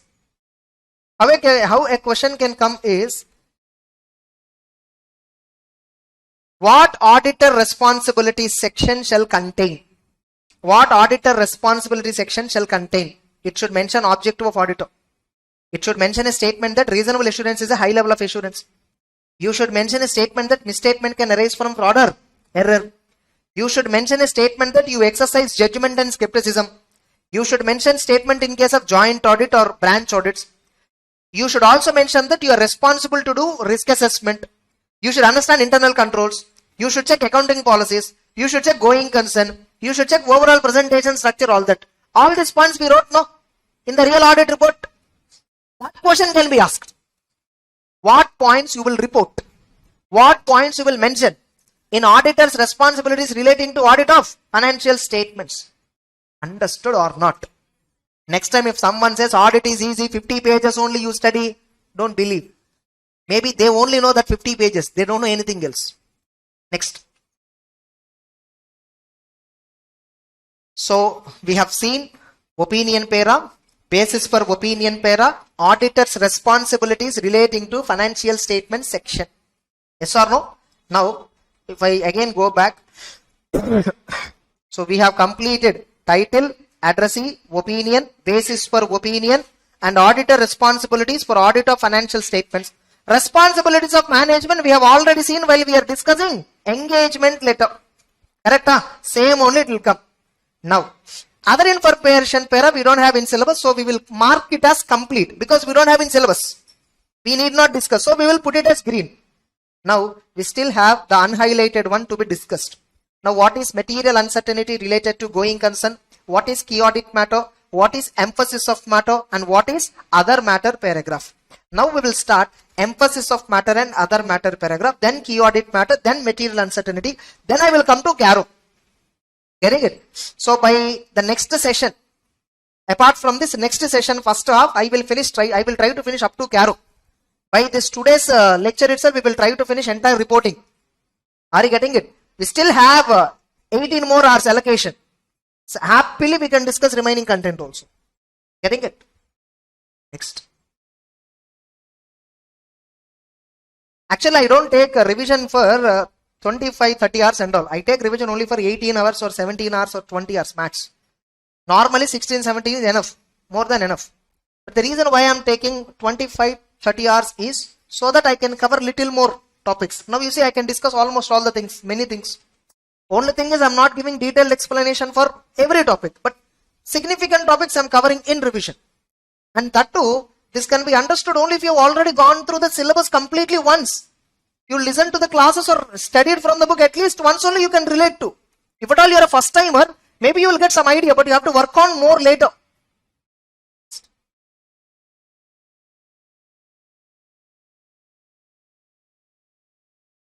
Okay, now I will just show you Air India audit report. In the meantime, Air India audit report is there. I'll just show you Air India audit report. What opinion they gave? Qualified opinion. What is the basis for qualification? Oh, they have 3 points. Okay, like some fair value assets which are held for sale, some investments, there is some valuation misstatement is there. Some trade receivables, payables, inventory lying with third parties, bank accounts, they didn't get evidence. And some, they didn't recognize leased assets. Non-recognition is also misstatement. Now, all these 3 put together are material or individually material? Aggregate. As a whole, they are material, but not. So, they gave which opinion? Now, tell me, here, no, if you look at here, they didn't talk about purchases and sales. Which means, on purchases and sales, which opinion auditor has? Unqualified. See, when I am qualifying, here I will mention where and all I have qualification. Remaining all other cases, my opinion is unqualified. As a whole on financial statements, it is qualified opinion. As a whole, they are true, except so and so. Understood or not? Unqualified opinion is as a whole. Qualified opinion is also as a whole, except something. Adverse opinion is also as a whole. Opinion we will give first as a whole. But if I have to give opinion as a whole, first I should have opinion on each and everything, correct? I must have opinion on purchases, I must have opinion on sales, I must have opinion on inventory, I must have opinion on trade receivables. So first individual I'll have. Individual, is it unqualified, unqualified, unqualified, unqualified? Nothing but I will say, is it material misstatement, like that. Then finally I will consolidate and give a single opinion. You might have seen, when you are doing, when we are discussing so many standards, if inventory is materially misstated, you will give qualified opinion. Getting it? We will say like that. But as a whole financials point of view, if you think it is not material, we will again ignore. But whenever we apply materiality, opinion, whenever we think of opinion, we should not see each and individual mistake. We should see total of mistakes. All the misstatements must be totaled. All the items where you did not get evidence must be totaled. As a whole, you should see the impact. Is it material? Is it pervasive? Then decide. Understood or not? See here, in this example, on trade receivable leases items, I may have qualified opinion. But on going concern, I may have unmodified opinion. Getting it? So, individually you need to apply. Qualified means only on that. Remaining is unmodified, obviously. Able to understand. Okay, I'll sink this point when I'm discussing going concern, so that many have this problem. Sir, when you said when going, in going concern, if everything is fine, we will give unqualified opinion. But in Air India, going, we give qualified opinion, but going concern is fine. Going concern is having some problem. Going concern is fine, absolutely. But we give qualified opinion. In Air India, we give qualified opinion, not on some other else. But going concern, what opinion we gave? Unqualified. Clear? How opinion shall be interpreted, I am telling you. That's it. Now, let's look at emphasis of matter paragraph and other matter paragraph in the auditor's report. Emphasis of matter para and other matter para.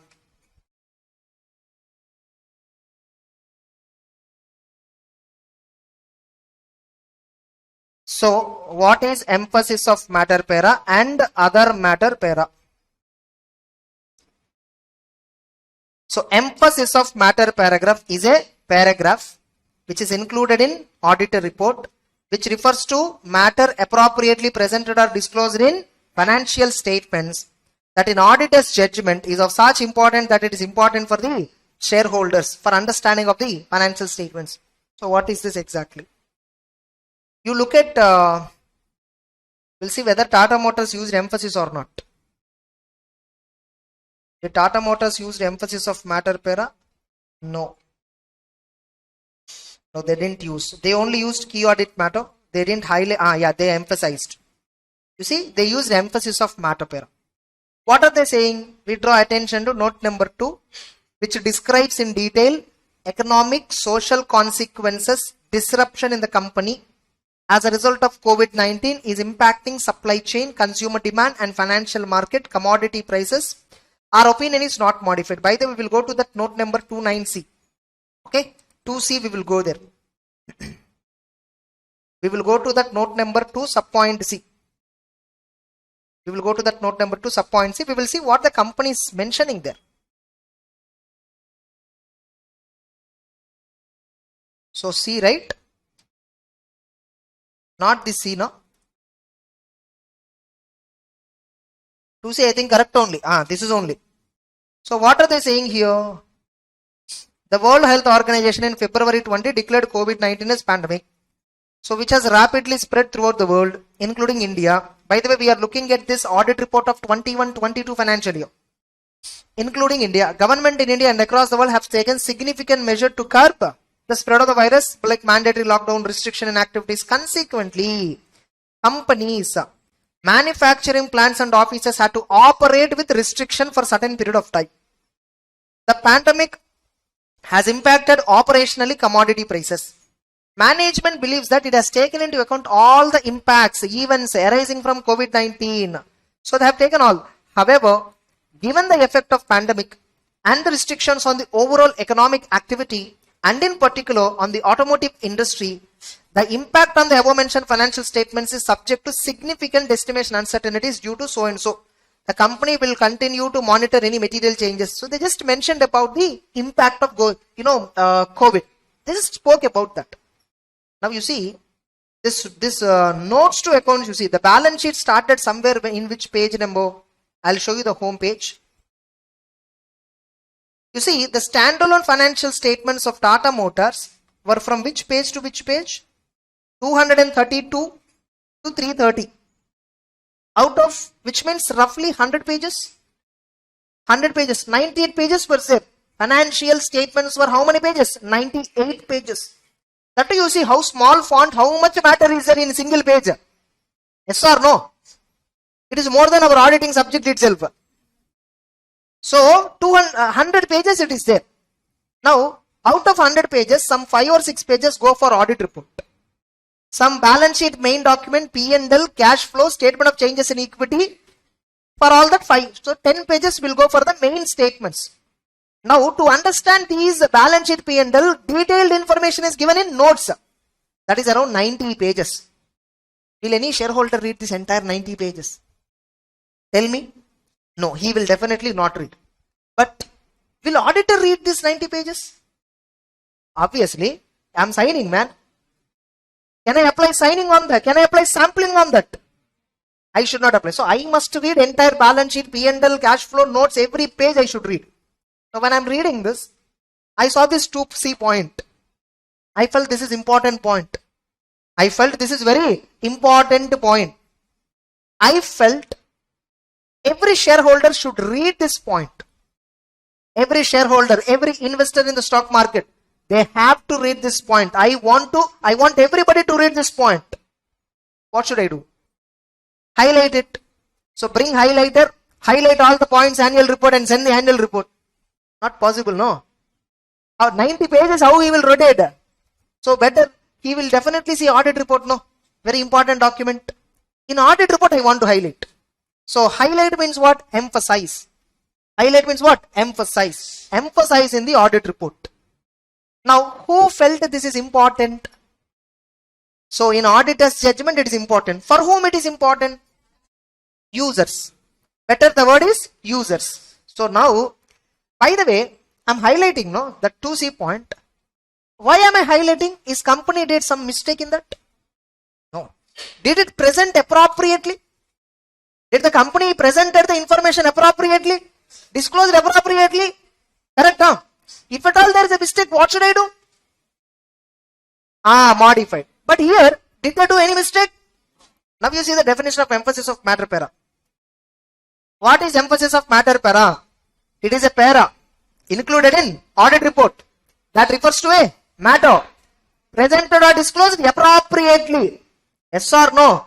Which is of which is that in auditor judgment is such important that it is fundamental for users understanding. See how the definition has been formed.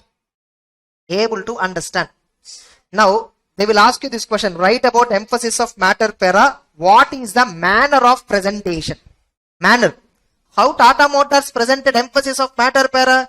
Did they merge it in opinion para? They give a separate section, no side heading?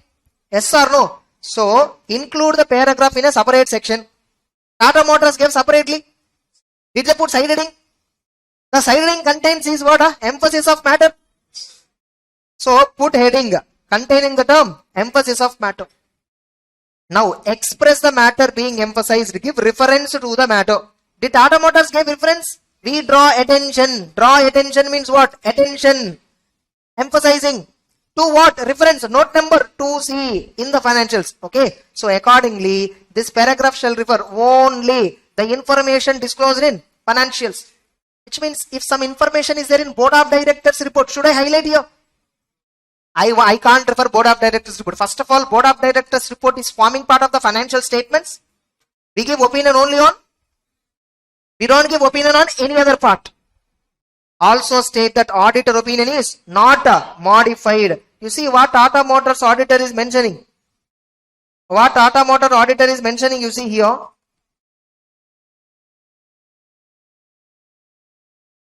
You see what Tata Motor auditor is mentioning. We draw attention to last line, you see.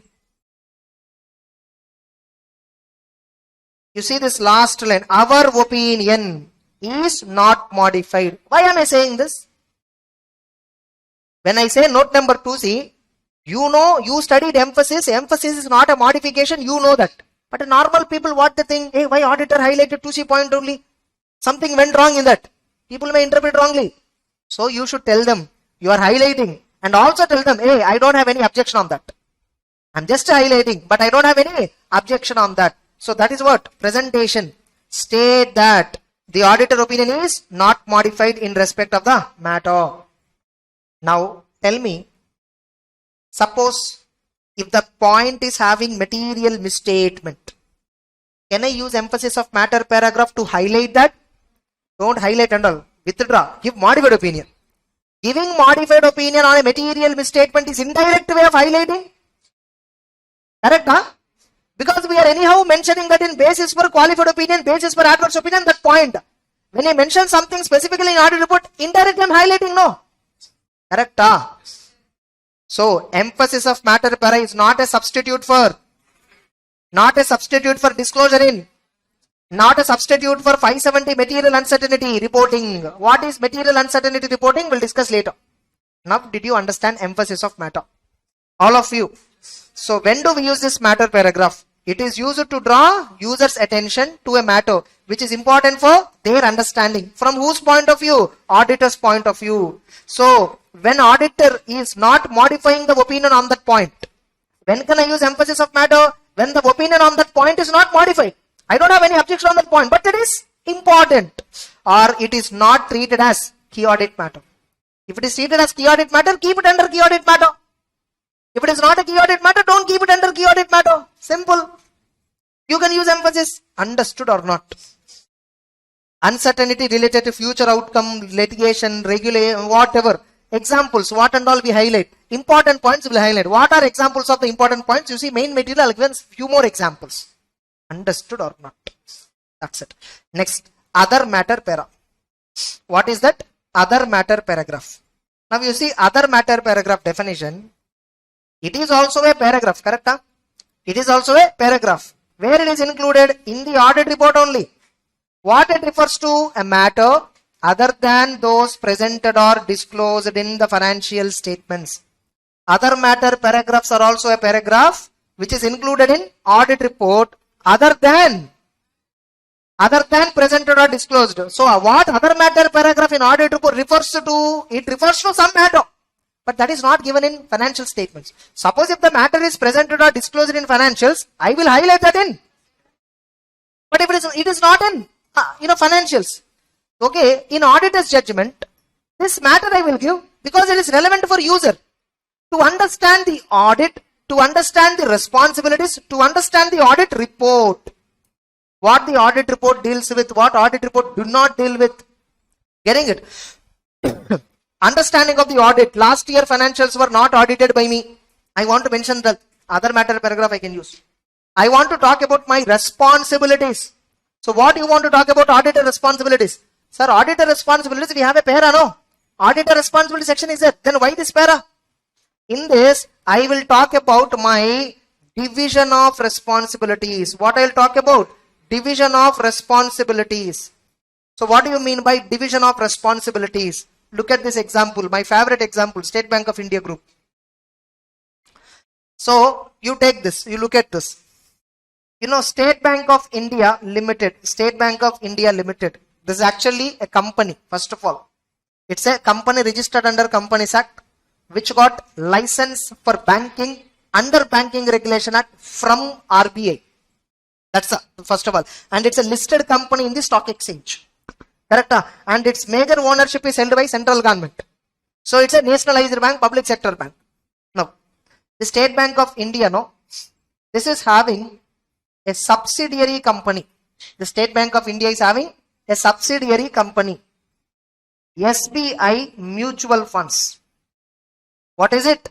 SBI Mutual Funds Limited. They're a company. And the State Bank of India actually is a bank, no? How a bank will conduct business in India? Through branches. Through branches. We have Mylapore branch, Mandaveli branch, yes or no? Nungambakam, Chennai branch, Hyderabad, it has some 100 branches. In Chennai, they have some 100 branches. You know, State Bank of India is having how many branches in across India?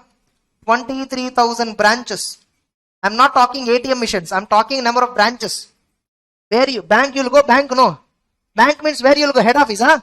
You'll go to nearby branch. Like the 23,000 branches State Bank of India is having across India. Able to understand? Now, out of these branches, some 16,000 branches, no audit at all. No audit because of some exemption given.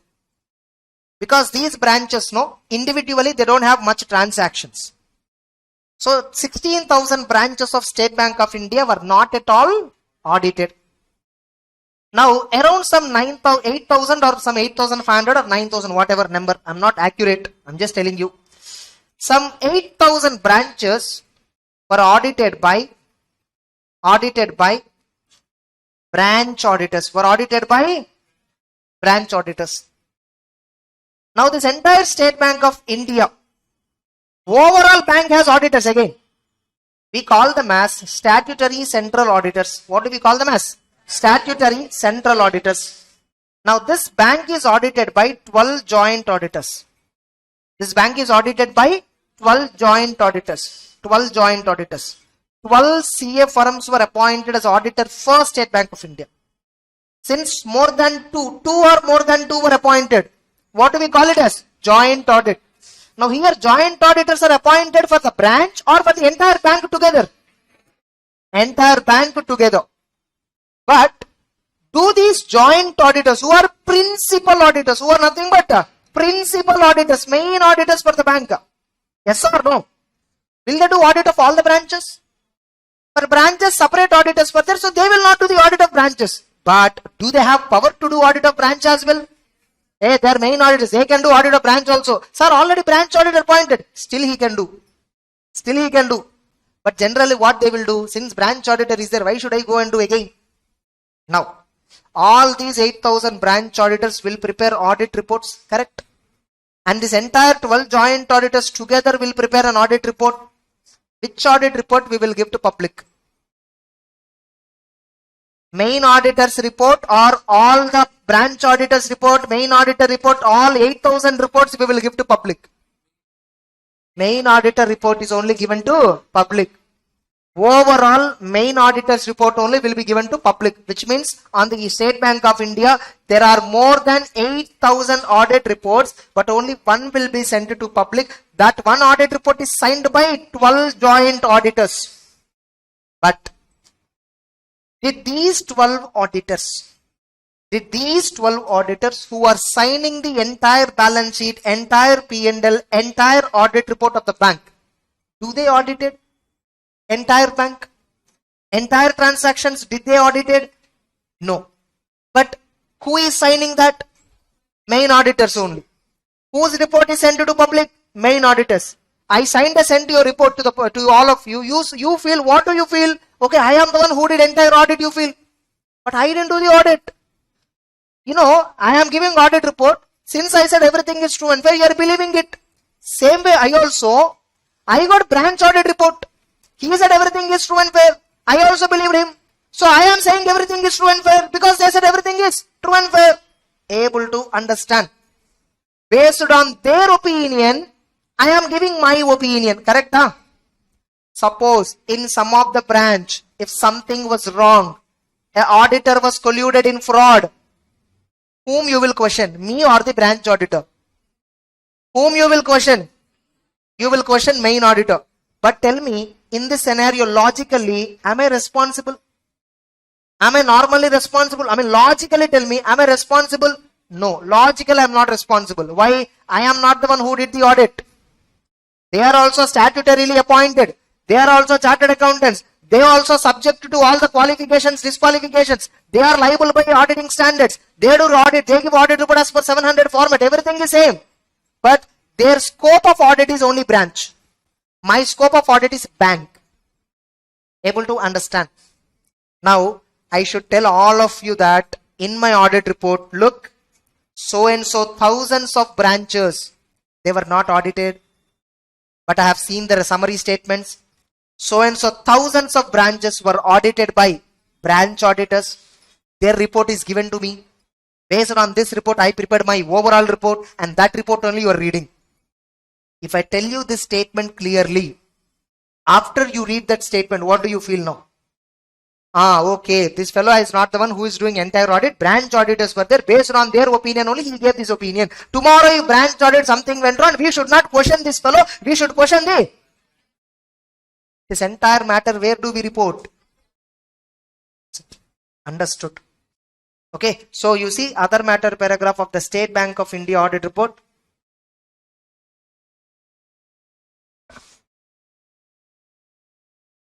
Other matter paragraph of the State Bank of audit report, you check.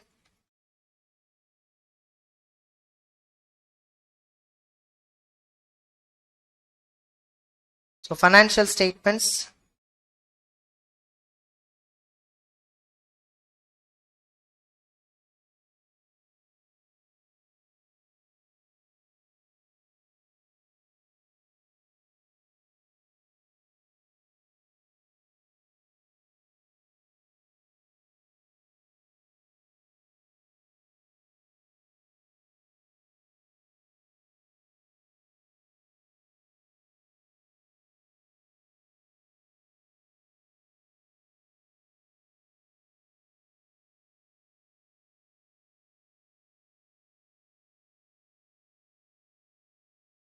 You see, this is the auditor's report. This is the auditor's report. You see how many auditors have signed. You see how many auditors. You know, this is firm. This is firm name. This is auditor name. So auditor 1, 2, 3, 4. So 3 rows, 3 columns were there, 4 rows were there. Means what? 12. 12 joint auditors were there. Before this year, State Bank of India audit reports 2021 financial year. That audit report was signed by 14 joint auditors. Later it was signed by 12 because RBI revised. RBI revised maximum number of joint auditors can be 12. In case of a bank, what is the maximum joint auditors? 12. Now you see here, other matter paragraph, you see clearly what they mentioned. We did not audit financial statements of 8,500 branches which are included in standalone financial statements, which assets reflects 21 lakh crore. Revenue is how much? 1,17,000 crore.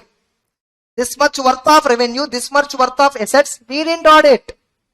Yes or no? The financial statements of these branches were audited by branch auditors whose report have been given to us.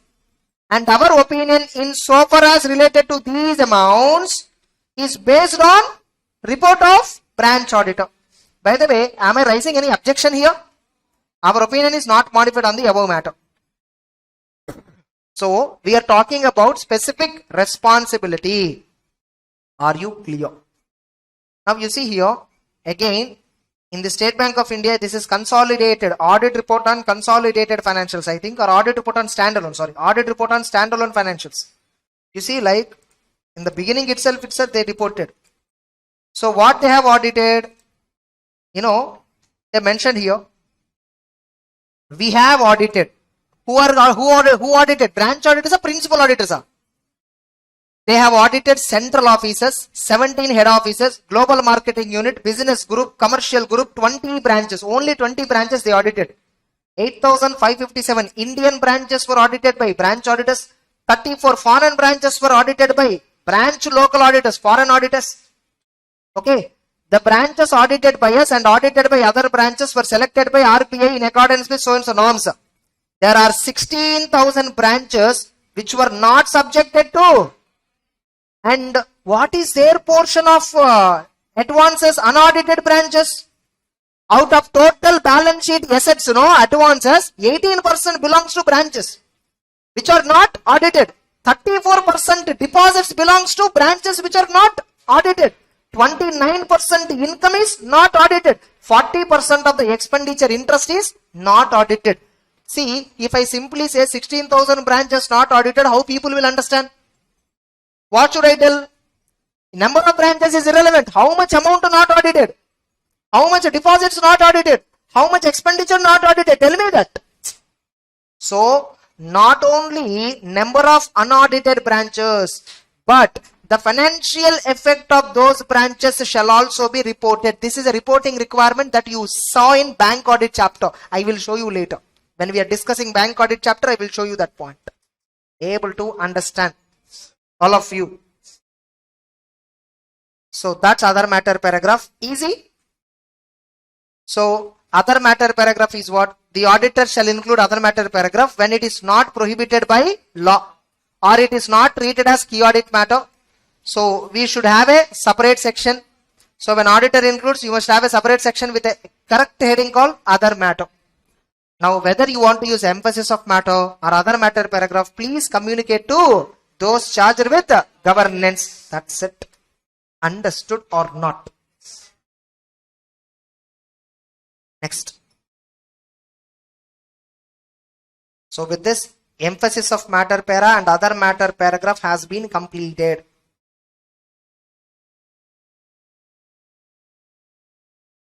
So we have completed emphasis of matter paragraph and other matter paragraph.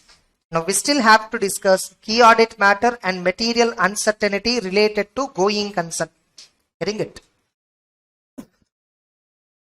So just 2 minutes.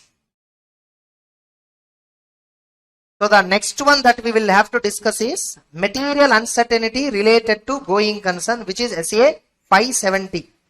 So nothing but we have to discuss entire 570 standard, only then we can understand that point.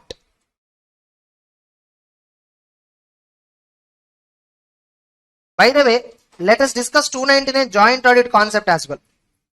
First I'll cover this, then I'll go to 570 because in SA 6 and other matter para joint audit point also came. No. Now tell me, is joint audit compulsory? Is there any reference in the Companies Act regarding joint audit? Yesterday I showed you. In rotation of auditors, they have given this. Yes. So what is a joint audit? It's a process of appointing two or more individuals or firms or combination is known as joint audit. There are some advantages. There are some disadvantages that is not required. Getting it? Now tell me, State Bank of India, all 12 joint auditors together signing? No. Now who is responsible?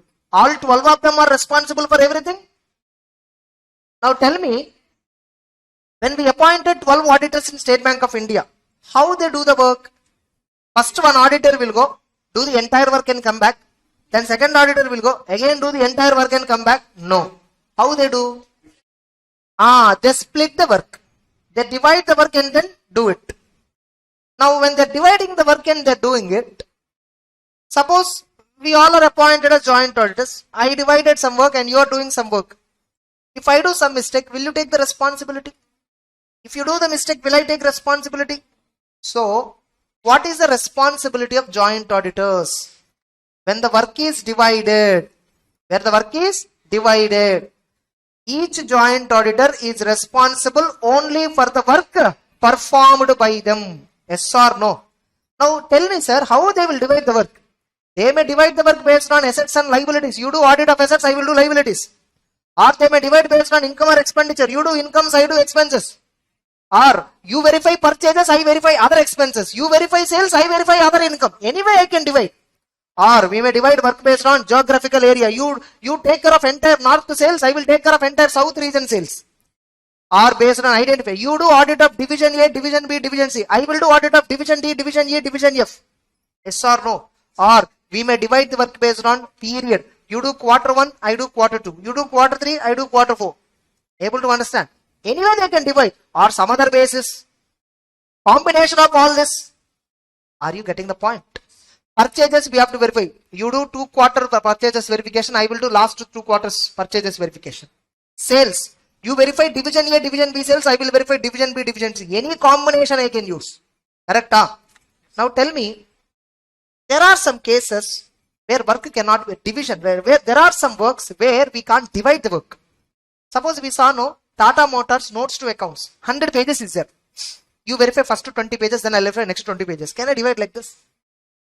Can I divide like this? No, I can divide separate concepts. So, see, financial statements we can't split. Is notes to account separate document?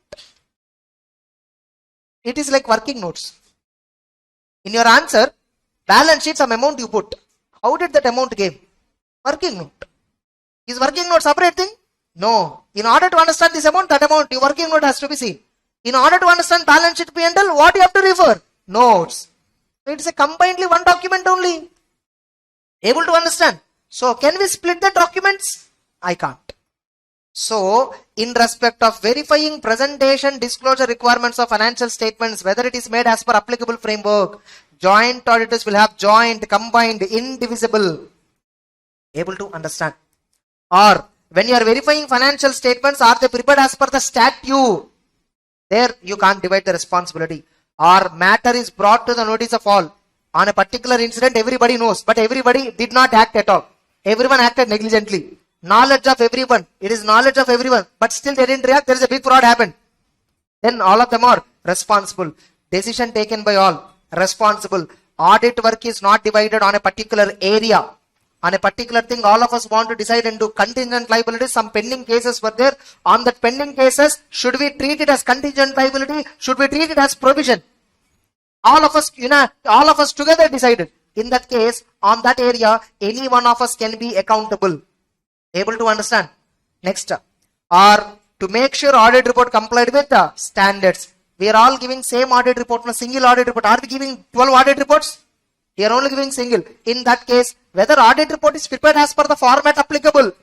Who are responsible? All of us are responsible. This question itself can be asked for 4 marks. Understood or not? Now, how joint auditors will report in case of joint audit? Generally, all of them arrive common conclusion, express common opinion. No joint auditor is bound by majority. That word not you remove. Accidentally came. No joint auditor is bound by majority. Actually here, joint auditor is not bound by majority. But when I added no, I forgot to remove that not. Are you getting it? Because it is giving contradictory meaning. No joint auditor is bound by majority's opinion. Like suppose out of 12, 11 decided to give unqualified, one fellow decided to give adverse. According to him, it is adverse.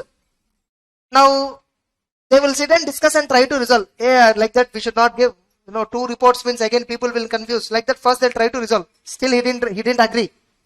He want to give adverse opinion. Now in such a case, the disagreeing joint auditor, is he bound by majority? He will give his own report. Now, the State Bank of India will give 2 audit reports on the same financials. One audit report containing unqualified opinion, another audit report containing adverse opinion. Now your doubt is, which one public should follow? The auditor who gave adverse opinion, he has given reason. In where he has given reason? Basis for adverse opinion section, he mentioned reason. Public, no, they will read that. If they think this auditor's opinion is genuine, acceptable, they will follow that. If they think, hey, this auditor is idiot, exceptional, okay, I will not follow his opinion, then I will follow first audit report. Now, in other matter paragraph definition, if you recollect, other matter paragraph is a paragraph used in the audit report that refers to a matter other than presented or disclosed in the financial statement that in auditor's judgment is required for understanding of the, it is required for fundamental, it is required for the user's understanding about the audit responsibilities, audit report. Here we are giving 2 audit reports. Now all 11 auditors know, in their audit report other matter paragraph, please refer audit report given by so and so 12th auditor. They will cross refer. 12th auditor gave adverse opinion, no? In his other matter paragraph, he will report 1 point.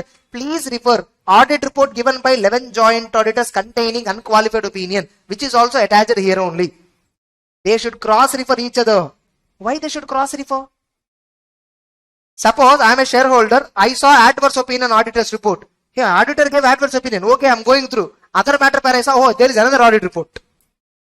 Then I will go to the other audit report. Same way, they will also find other audit report. Able to understand. If multiple audit reports were there, the information that there is some other audit report is also available. How you should give that information? In other matter paragraph. Are you clear? That's it. Every term will have a meaning. Every term will have an understanding. Blindly don't read. Understood now? For every word I am showing you a clear-cut example. That's it. Audit is a very practical subject. But the problem is people don't understand that. Getting it? That is the reason why audit is like this only. You have to remember. Read 10 times, you'll remember. What remember? You'll not remember. You might have read this already 3-4 times some points, but you'll never remember that. It's impossible to remember. Next. So if there is a difference of opinion, disagreeing auditor can give his own opinion by a separate report. Now, by the way, in joint auditors, we are dividing the work and doing, no? Other joint auditor worked on his, and he came back, he said everything is fine. Should I verify that? Should I verify workings of the other joint auditor? No need, man. For his work, he is only answerable, no? Why should you verify? Each joint auditor is entitled to rely on the work performed by another joint auditor. That's it. Now, you see, joint auditor, State Bank of 12 auditors together are working. Imagine the amount of coordination required among them. All of them will have superiority complex. That he is superior than others. Yes or no? So, the engagement partner, important team member from each firm, they should be involved in planning. All joint auditors should develop plan. Correct? All of them shall establish audit strategy. All of them should develop the plan. Now, while developing the plan, identify where and all work can be divided, where and all work cannot be divided. Identify reporting objectives. Identify important factors. Do preliminary engagement activity. Identify resources required. All the joint auditors together sit and plan. How many team members you will bring? How many team members I will bring? How many you will bring? Getting it? Let us have complete picture. What are the things that we need to audit? Who will do the audit? Allocate names. Able to understand. We should develop a joint audit plan. Able to understand. And each joint auditor shall do risk assessment. Risk assessment will be performed by all of them. Able to understand. And communicate to other joint auditor if the risk identified belongs to other joint auditor. And all joint auditors shall, it's not obtain, it's actually give. But the standard uses the word obtain, but that's not correct. All the joint auditors will give. Will each joint auditor give separate engagement letter or give a common letter? Common engagement letter. And from management also, when they are getting declaration, do they get separately or common? Common representation letter. Now, work is allocated between joint auditors. It is in their plan, no? It is in the plan, no? Now, all the joint auditors must sign that work, and that shall also be communicated with those charged with governance. This question itself they can ask. Write special considerations to be adopted by joint auditors. Able to understand. Or they will ask you like this. The joint auditors, before starting the joint audit, should develop joint audit plan. What factors they should keep in mind? They'll ask you only this third point for 4 marks. There is another question in audit strategy chapter. What are the points to be kept in mind while developing an audit plan? The answer is different. What are the points to be kept in mind while developing joint audit plan? The answer is this. If the word joint is not there, this answer you should not write. You should write audit strategy chapter answer. Able to understand? Sir, I wrote correct answer only. Your answer is correct, but not for the question which is asked. Getting it? So with this, joint audit is also completed. So next we need to discuss SA 570. That we will discuss at afternoon. Okay, be here by 3 sharply. Okay, that's it. Now if we start 570, it will take little time. So in the next session, what is our point of discussion is 570 key audit matter, CARO 143 checklist. With that, audit report chapter is over. Few more standards I am not covering. Few standards I will not be covering. Everything is not possible, no? See, first we will cover as per our agenda. As much as possible we will cover. Still at the end, if we have time, no. Uncovered topics I will try to cover. All of you. But believe me, whatever that we are covering in this classroom, this will give you that enough knowledge now. So that whatever mistakes you are doing earlier in your reading, if the way you are interpreting the subject, you already, I think by this time you would have discovered. So later you can apply. Later you can read once again entire subject on your own. You will definitely understand in a much more beautiful manner. Okay, that's it. So the next topic is SA 570 going concern consideration. Like we are discussing the audit report contents. In that what we covered is almost that paras, that sections which will come as per requirement of other standards. Emphasis other matter we covered. Still we need to discuss material uncertainty related to going concern and key audit matter. Getting it? Now, so what that auditor has to cover in going concern assumption? What auditor has to check? Just a minute. So what auditor has to check in this going concern assumption? See, going concern, like until today, until you heard of it in the context of accounting, you might be thinking that financial statements are prepared using going concern assumption. And of course, we have to prepare financial statements using going concern assumption. When we will prepare financial statements using going concern assumption? When going concern assumption is suitable. When do we should prepare financial statements using going concern? When the financial statements, when going concern assumption is suitable only we have to. Suppose if going concern assumption is not suitable for us. Sir, what do you mean by not suitable? Going concern assumption not suitable, what does it mean? See, what is our objective of audit? Our objective of audit is whether the financial statements are free from material misstatements and are they prepared in accordance with applicable framework. Whatever points, amounts, disclosures, presentations, classifications, whatever they showed in the balance sheet, P&L and notes, are they right or wrong? We need to check right. Are they true and fair or not? We need to check right. Correct?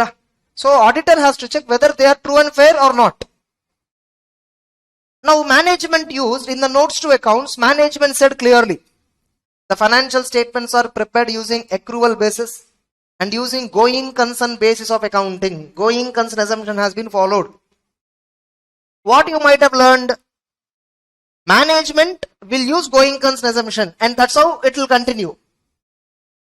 What is my question here is, auditor has to check whether management can use going concern assumption or not. What is the standard says indirectly? Auditor has to check whether management can use going concern assumption or not. Management can use it or not. See, because it is going concern assumption, financial statements are prepared on historical cost basis. Okay, you take a Ford, approximately they invested more than 10,000 crore in the factory. More than that, just giving a rough figure. More than 10,000 crore would have been invested in constructing the Ford factory in Chennai. Getting it? Now very recently they sold it for how much? 700 crore. At what price it is sold for? 700 crore. They invested 10,000 crore and sold it for 700 rupees. Like it is as simple as 10,000 article is sold for 700. You see any company, plant and machinery, suppose you take Reliance Industries, you know what is the plant and machinery of Reliance Industries value? 4 lakh crore. The Reliance Industries Limited plant and machinery value is approximately 4 lakh crore. Only plant and machinery I'm talking. So where this plant and machinery will be you'll find it in the construction factory. Yes or no? The oil refinery, the structures, whatever it is nothing but 4 lakh crore. Now, if at all this plant and machinery is sold today, as per book value it is 4 lakh crore. Now if at all we sell this, do we get 4 lakh crore? Outsiders will buy this plant and machinery in scrap. For the company it is plant and machinery. For you and me, correct? No, it is not useful at all. Can you bring that machinery and keep in your home? Oil refinery? Will you use it for any other purpose? Obviously, the factories that are constructed, the machinery which are used by these factories, these businesses, they are mainly customized. They are mainly customized. Customized items will not have resale value in the market. There will not be a buyer. Obviously, at what price we will have to be selling it at? At scrap value. Whatever iron and steel, you have to dismantle it completely and sell it at iron and steel cost. Able to understand? But the balance sheet we are showing 4 lakh crore. No. If you sell it immediately, it will hardly give 4 lakh, this 4 lakh crore worth of machinery will hardly give some 1500 crore in reality. If you sell it 1500 crore only, you will get.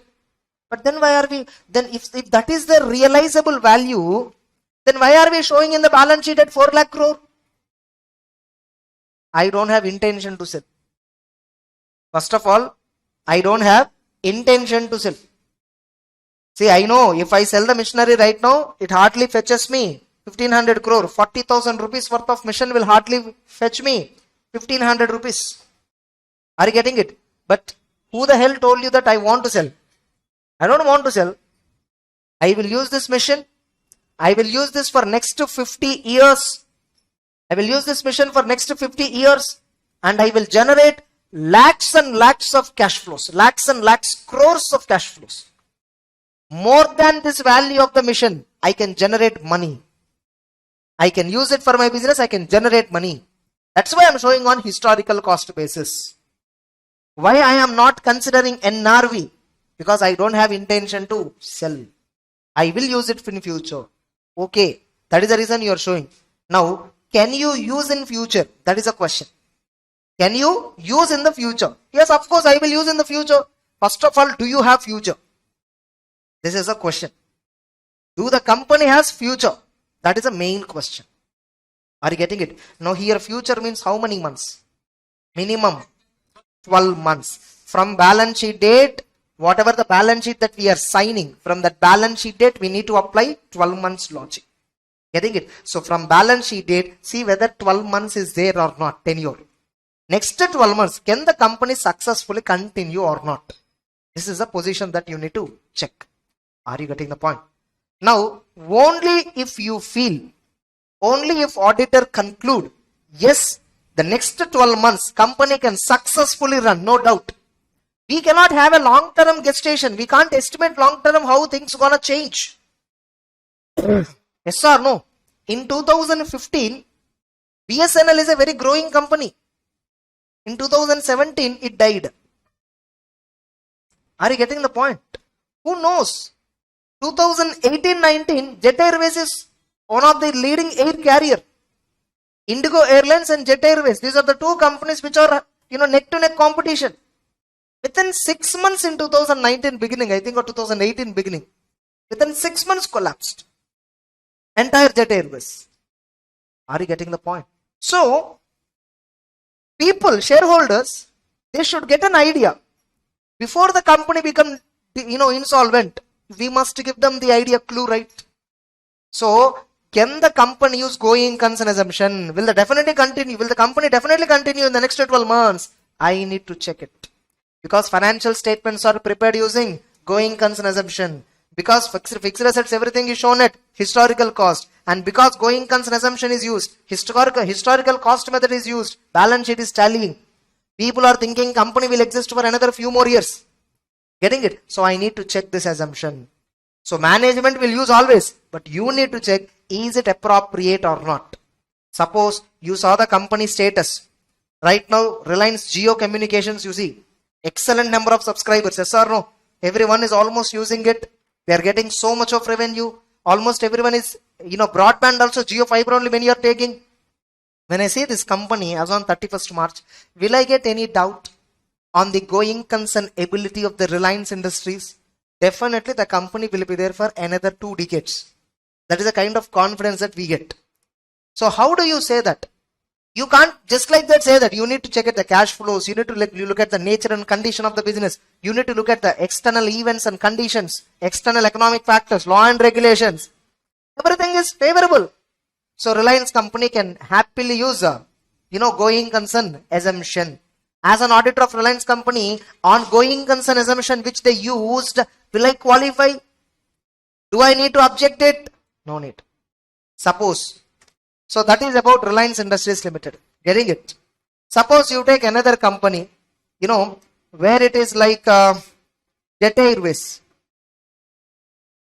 Jet Airways. 1 minute, okay. Yeah, suppose you look at Jet Airways. The company already defaulted payment of salaries. Already defaulted payment of creditors. A single flight is also not operating. Now this company, let us assume, appointed me as an auditor now. And this company prepared balance sheet P&L. And they used going concern basis. They used going concern basis. But company is not at all running. Most of the operations were halted. Labor strikes are going on. And company defaulted tax authorities. Defaulted creditors. Now tell me, when all these kinds of defaults present, and the company is still using going concern basis in financial statements, will you agree for it? Now for this company, is going concern, use of going concern basis of accounting, is it appropriate or inappropriate? Inappropriate, correct? Huh? So now tell me, for Jet Airways, use of going concern basis is inappropriate, correct? Huh? But they used going concern assumption. Now financial statements misleading or not? When the going concern basis of assumption is inappropriate, they cannot use, the company is not at all running, the company is already failed, and still management is claiming that they are continuing the business. In the near future also company will prosper. That's how management is showing, which is not correct in reality. So what opinion will give you? More clearly, adverse opinion. If the financial statements are prepared using going concern basis and in auditor's point of view, and auditor concluded based on sufficient appropriate evidence that use of going concern basis of accounting is inappropriate, then auditor shall give adverse opinion. Whereas for Reliance, how do you feel? Going concern basis of accounting, the way they are using is appropriate. And even they used going concern basis. Both are matching. So obviously I'll give which opinion? Unqualified opinion in the context of going concern. See, maybe from going concern point of view, unqualified I gave. But in the Reliance, I discovered material mistake in inventory. I will give qualified opinion on inventory. Understood or not? I will give qualified opinion on what? Inventory. On going concern, I will give which opinion as a whole? Unqualified. With respect to going concern, I don't have objection. But on inventory, I may have objection. That is again a different thing. Able to understand. Now look at the situation of Air India. Look at the situation of Air India. Here you can take Ford Motors also example. Ford Motors, which is recently closed. Okay. Air India you take. You know Air India position? Air India is having approximately 7 lakh crore accumulated losses. 7 lakh crore. No, sorry, 7 lakh crore worth of deficit, I think. I'm not sure exactly. Let me open that. You see here, Air India is having they have given this material uncertainty para, they used it. They are having net loss of, accumulated losses of 70,000 crore, 7 lakh millions. I mean nothing but 70,000 crore. 1,000 millions is equal to 1 billion. Getting it? 1,000 millions is equal to 1 billion. Getting it? Fine. So they are having how many? 70,000 crore. 70,000 crore. They are having accumulated losses.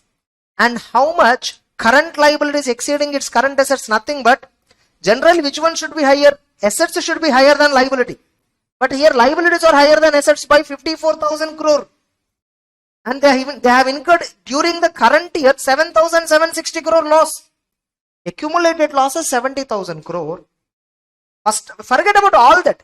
How many assets they have? They have lesser than liability. What does it mean? Pocket cash ille. In fact, I need to pay people. But still, Air India used going concern assumption. Still, what happened?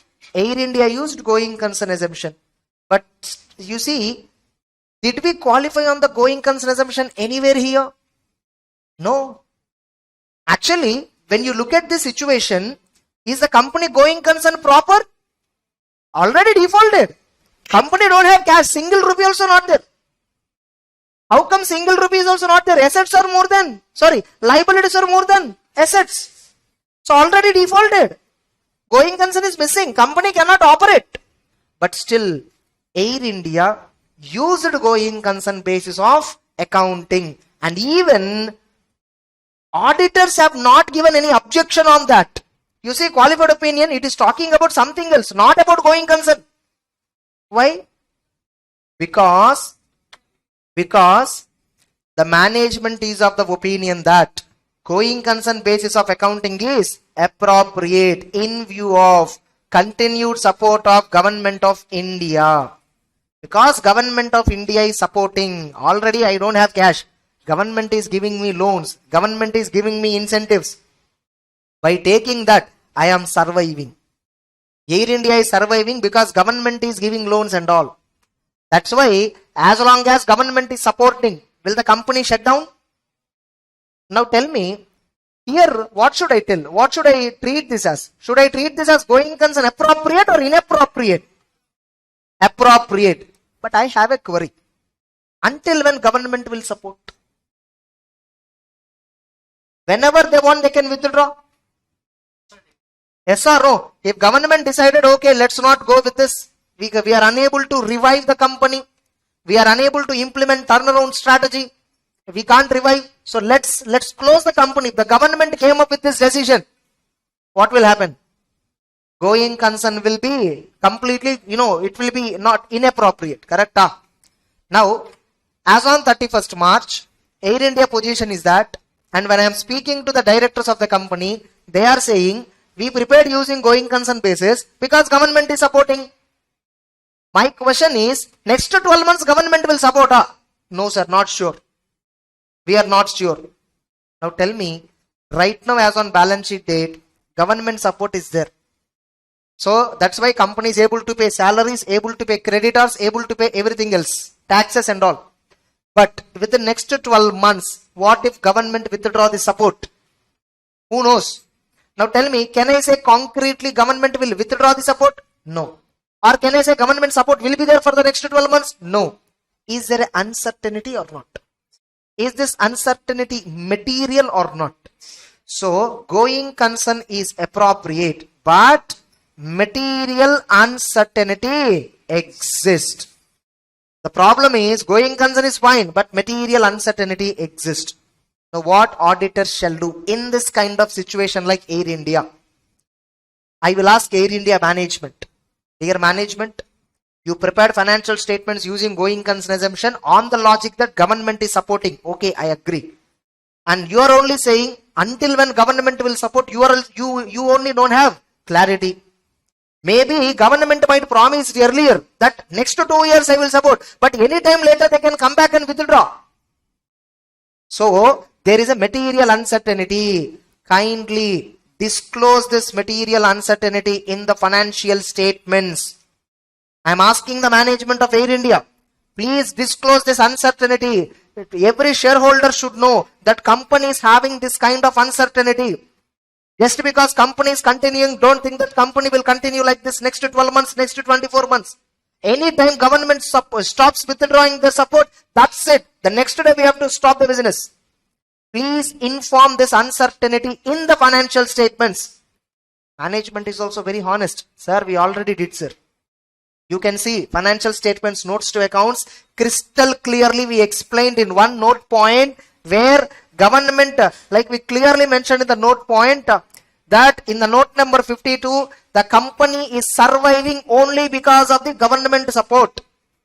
If government withdraws the support, we will shut down. Because government is supporting, we have not shut down. Because government is supporting, we have prepared the financials on a going concern basis. We clearly mentioned, honestly disclosed. Now tell me, going concern right now it is fine, but material uncertainty exists, and that material uncertainty honestly disclosed by management in the notes to accounts or not? Yes or no? Now, are they misleading anything? Are they misstating anything? Now, in that context, which opinion you will give? Unqualified opinion. That's why you see here, auditor has not qualified anything related to going concern. Which means on going concern point, what opinion he gave?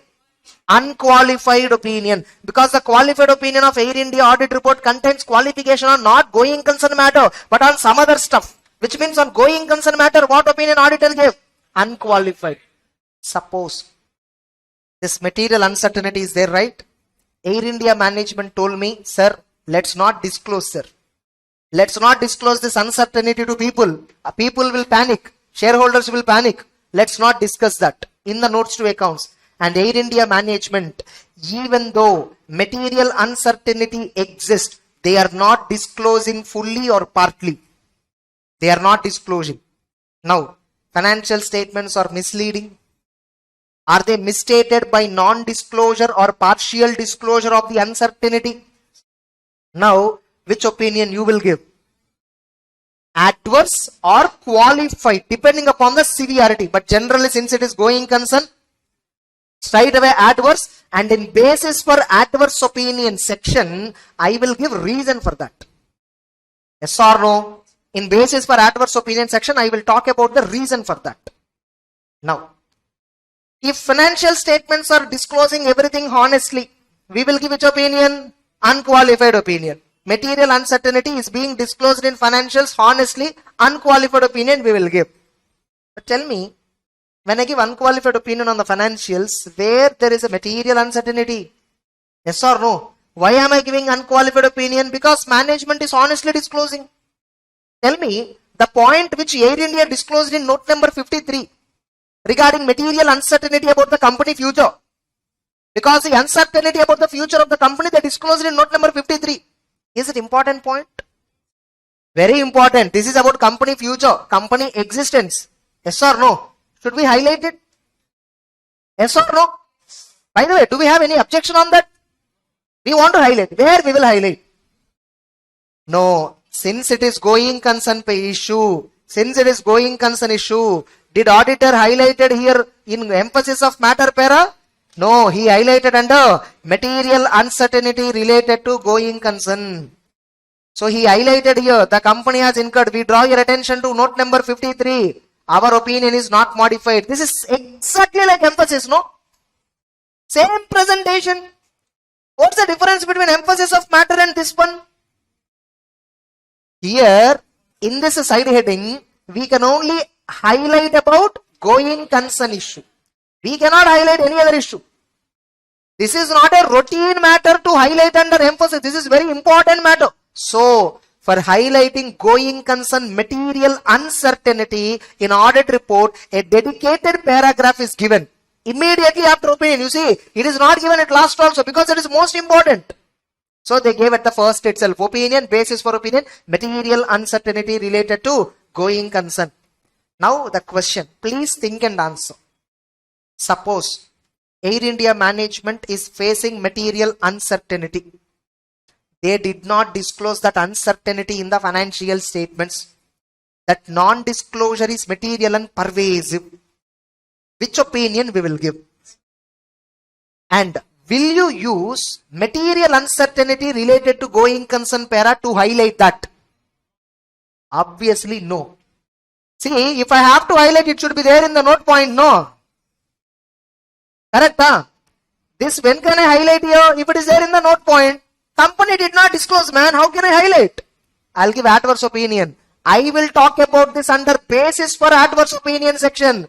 When company did not disclose, I will directly discuss that under basis for adverse opinion. But if company disclosed it honestly, I don't have any objection. I will put it under material uncertainty related to going concern. Understood when this will come? So material uncertainty related to going concern paragraph section in the audit report will come into picture only when auditor gives unqualified opinion on which matter? Clear? Everyone. That's it, the standard. That's it. The standard is over. Now, so what is the objective of the auditor here? Auditor has to obtain sufficient appropriate evidence regarding appropriateness of management's use of going concern basis. Now you got the evidence. Try to identify whether a material uncertainty exists. Then report as per this standard. Now, for every company, whenever we are doing audit, we have to do a preliminary assessment. But we don't do. Management has to do preliminary assessment. Every company, every organization has to do a preliminary assessment. See, this is not something there only in companies. In our home also it will happen every day to day. Getting the point?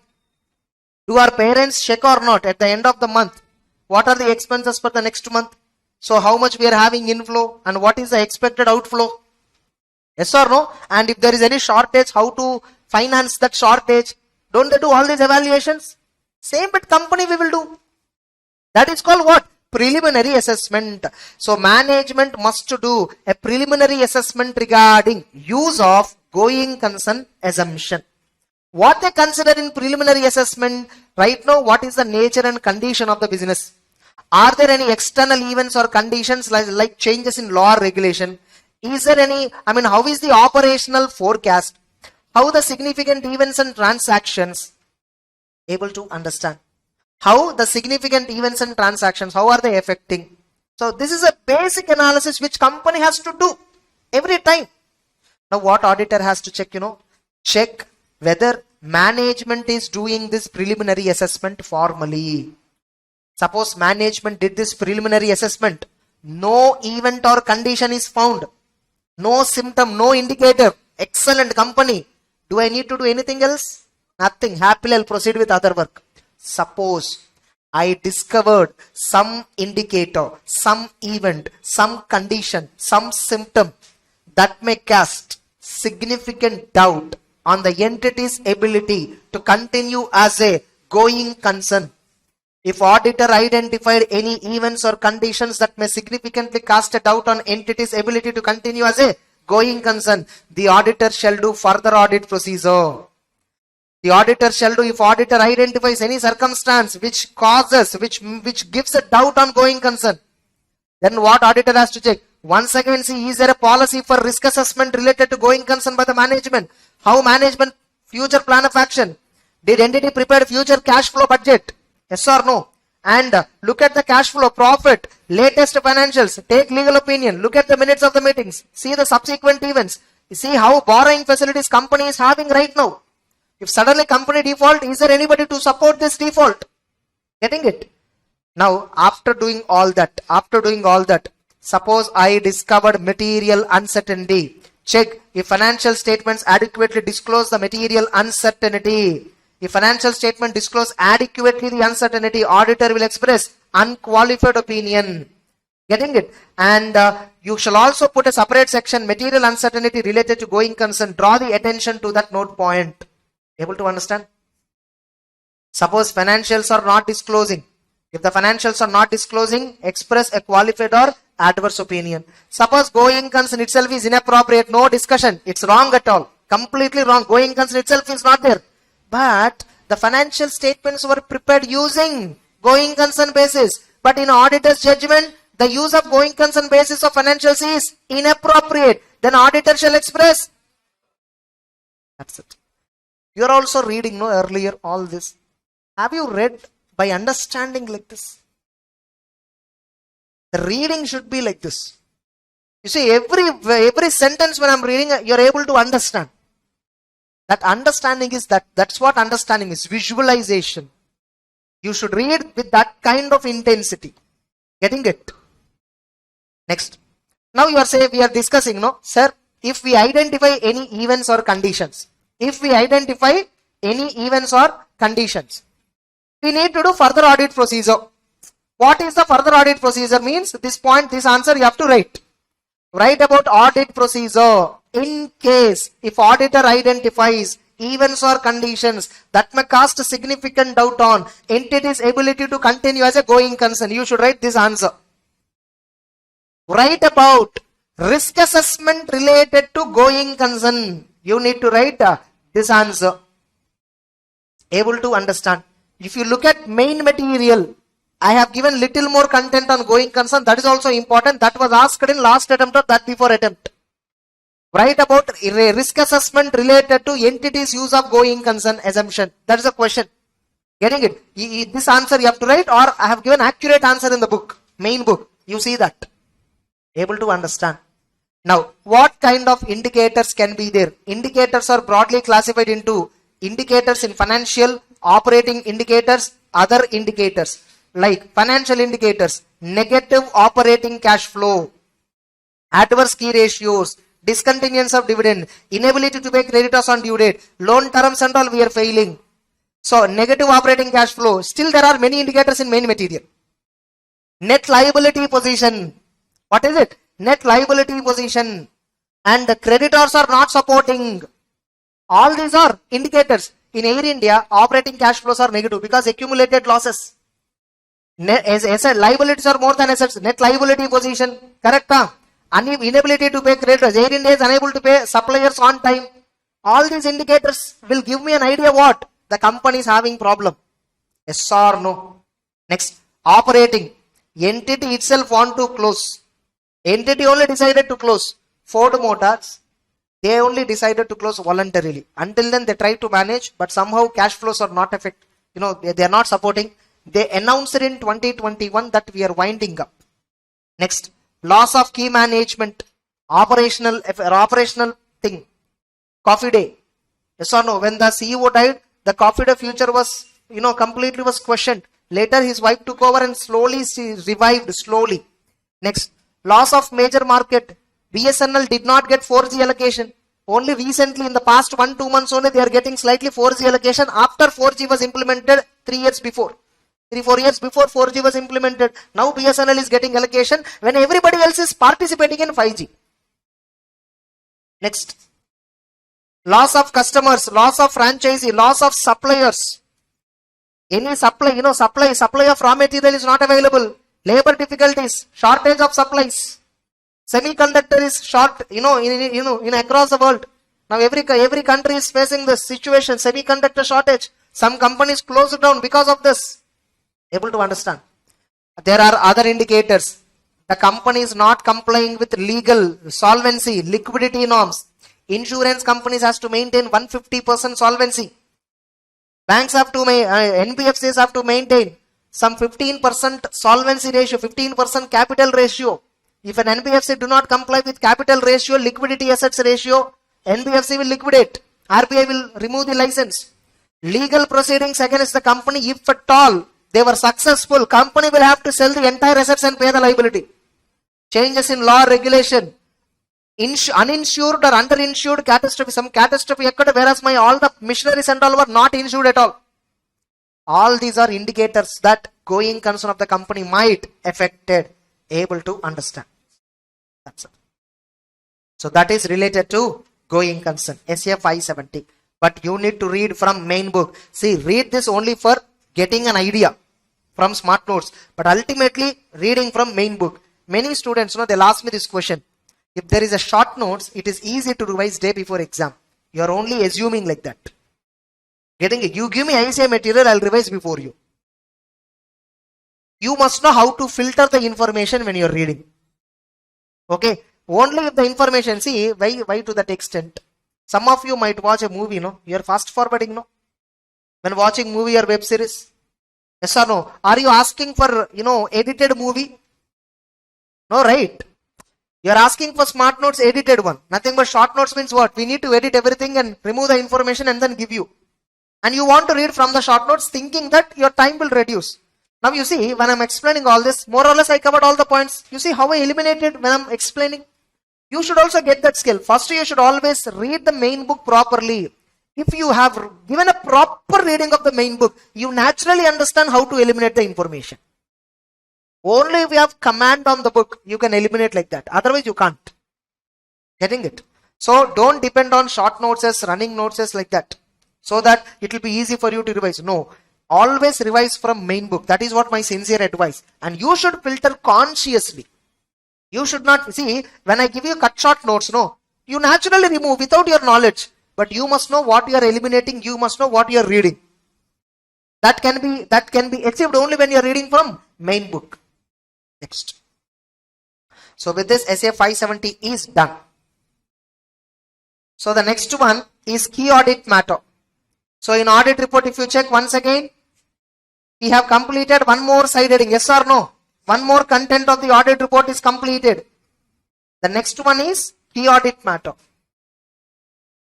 Yeah, let's continue. The next one is SA 701, communicating key audit matters in the independent auditor's report. Communicating key audit matters in the independent auditor's report. So the side heading is like in audit report is key audit matter. So what exactly is a key audit matter? How it is different from other sections of the audit report. Correct? Now we know opinion means where we discuss opinion as a whole on the financial statements. In the basis for opinion section, what do we give? The reason.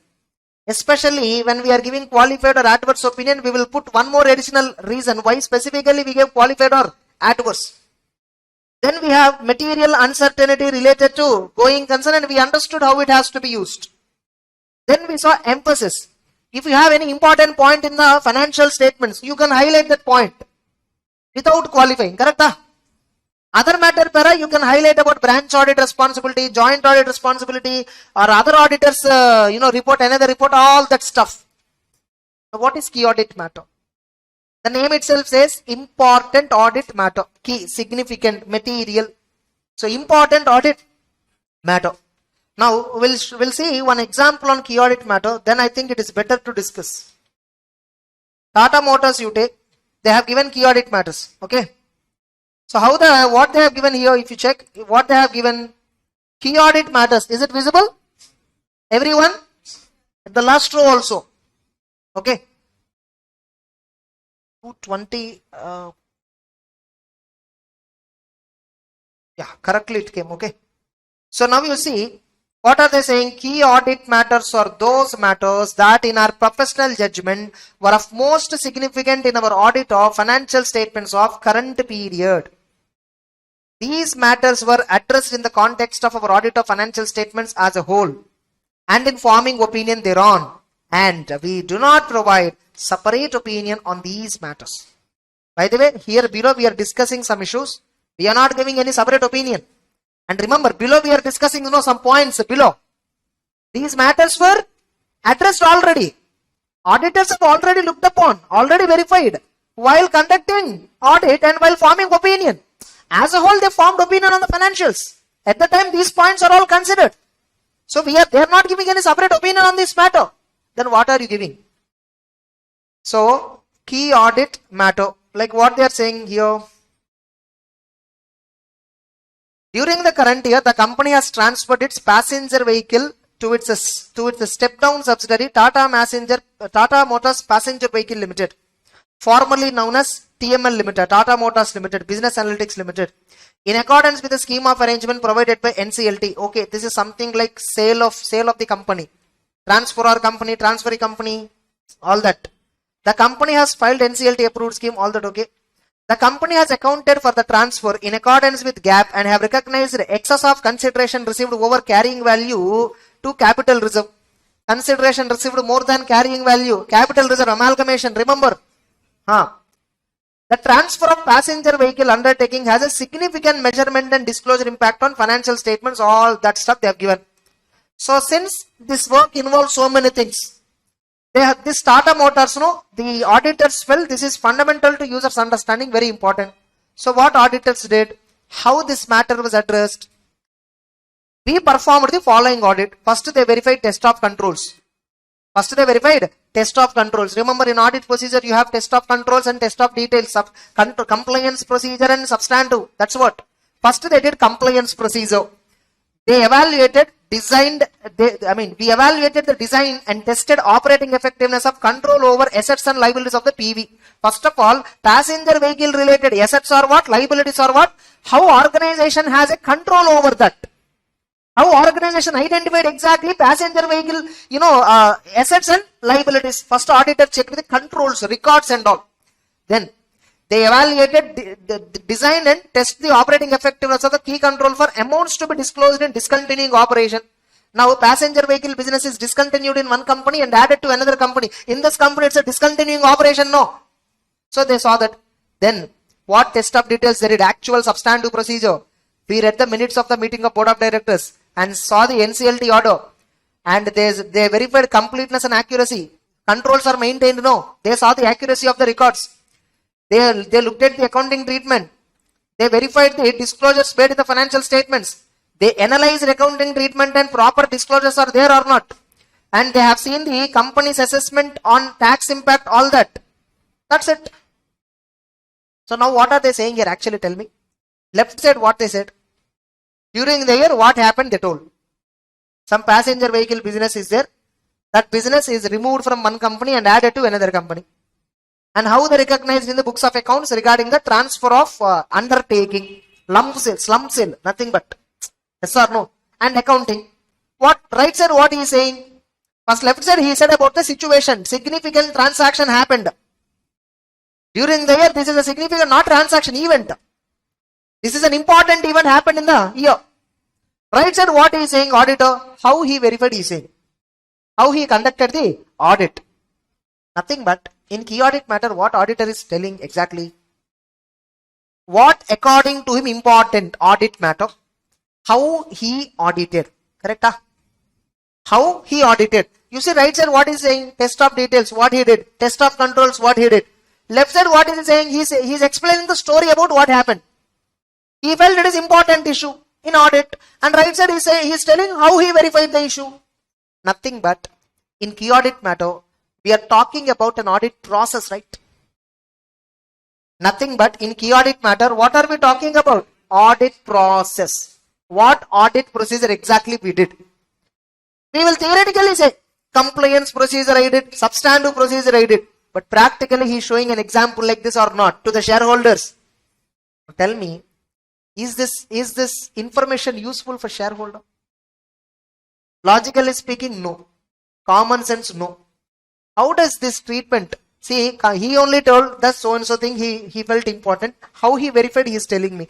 How far this information is useful for me to take an investment decision? Getting the point? I don't know, sometimes I feel hypocrisy. Getting it? Like they just use, just to prove the superiority of disclosure, superiority of the thought process. That's why it came. It is not at all useful for shareholders, anybody, especially from finance angle. This is not useful.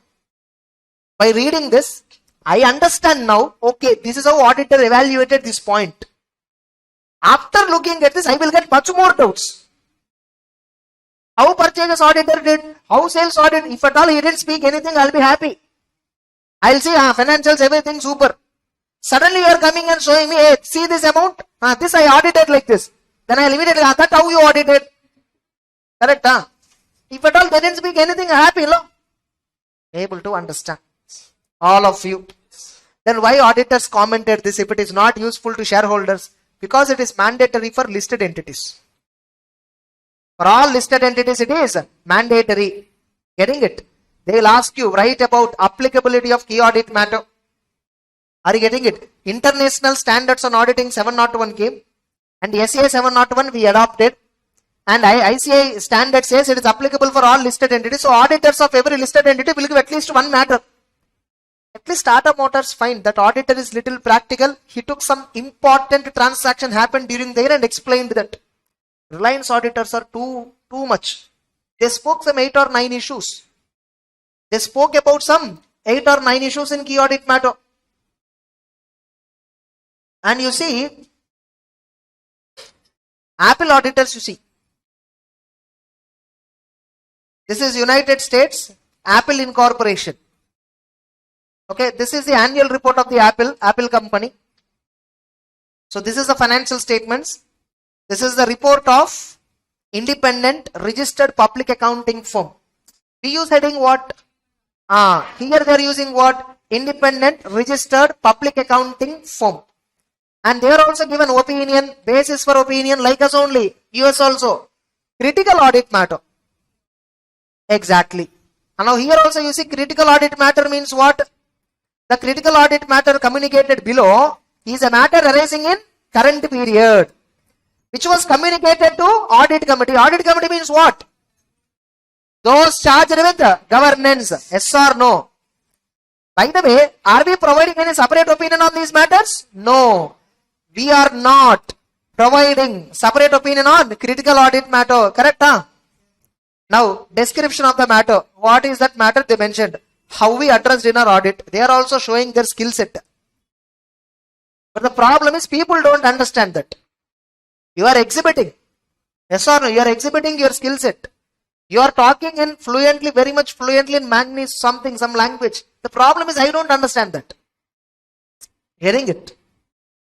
Next. So E&Y is the auditor for them. And same way, there are many companies. There is a company called Shell. This is United Kingdom. This is UK framework. And there is another company called Volkswagen, which is German. I mean Europe. They follow European framework. These companies will follow, UK frameworks. In many countries, this audit subject is something common. Auditing is universally a same subject. You see here, our opinion. They clearly said our unmodified opinion. What we have audited, they have given a big list. So somewhat neatly presented than Indian companies. Basis for opinion. Independence. Conclusions related to going concern. Overview of audit approach. What they did in audit. How they fixed materiality. And scope of audit they clearly mentioned. Then key audit matters. Here also they mentioned. So what is the matter? How they responded. How auditor responded to that. Our assessment of key audit matter. You see the definition is more or less similar to India. Key audit matters are addressed in the context of audit.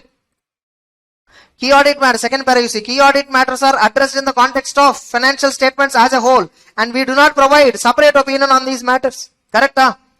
What are key audit matters? They are those matters in professional judgment were of most significant in audit of financial statements of the current period. You see the definition in our book? Key audit, the matters which in auditor judgment are most significant in the audit of financial statements of the current period. These are selected from matters communicated with the audit committee. That's what they wrote in Apple. Here they wrote in, they are charged with governance. Yes or no? Now, what is the purpose of key audit matter? Purpose enna?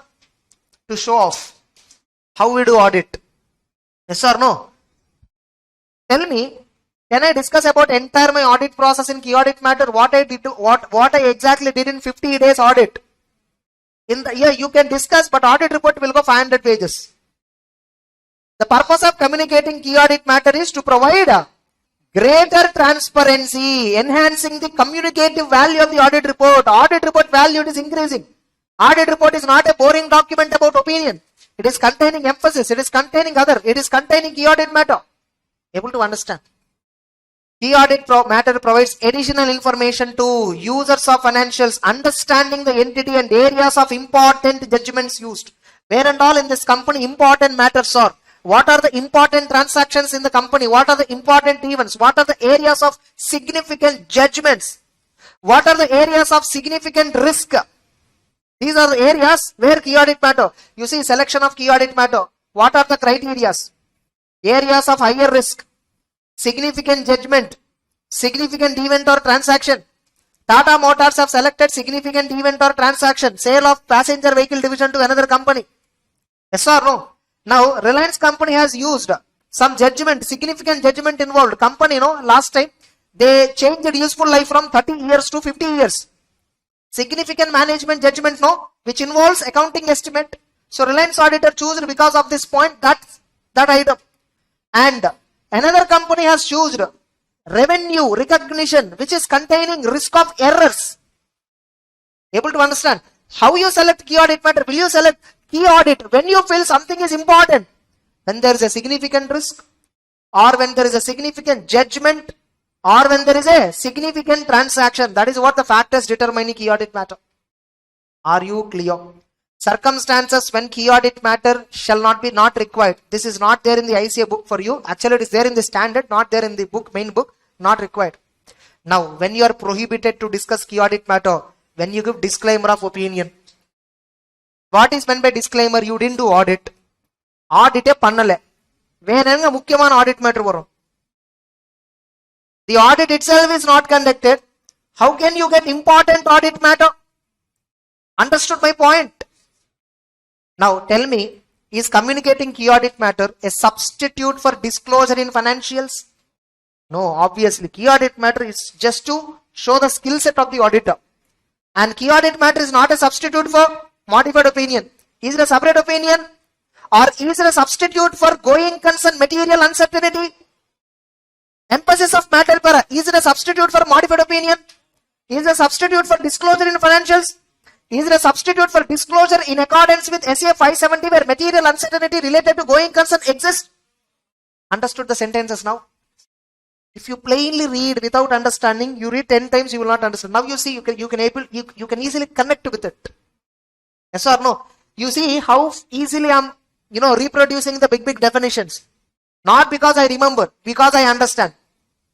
Are you clear? In going concern also, this sentence, if auditor identifies events or conditions or circumstances that cast a significant doubt on entity's ability to continue as a going concern. How did I identify? How did I understand? How did I remember this? If auditor identifies any event or condition or situation or symptom or indicator that cast, means that gives a significant doubt in my mind about organization ability to continue successfully, means going concern. Simple. That's how it was framed. You understand the sentences like this with concept, all that understanding. So the moment I see if auditor identified event, condition, indicators that gives doubt on going concern ability, able to understand. So like that you need to think every time. Are you all clear? Key audit matters means what? They are the matters which are most significant for the auditor in the audit of current period. Why do I discuss about last year? And these matters, did I address in audit? Yes. Am I giving separate opinion? Or is it a substitute for modified opinion? So you see how it is framing everything logically. Understood? With this, key audit matter is also done. Clear? All of you. Next. So the next part is, now coming back to the audit report once again. See, look, I am only covering hardly 40 to 50% of the total chapter. Concepts I am covering everything. But each concept has so many sub-concepts that I am not covering fully. You see main material, you will find so many other different ways of questions. Getting it? Now, material uncertainty related to going concern is covered. Key audit matter is also covered. Next. Now, what is the pending one? Report on other legal and regulatory requirements, which is also called as other reporting requirements. Now, what is this? So, report on other legal and regulatory requirements. Report on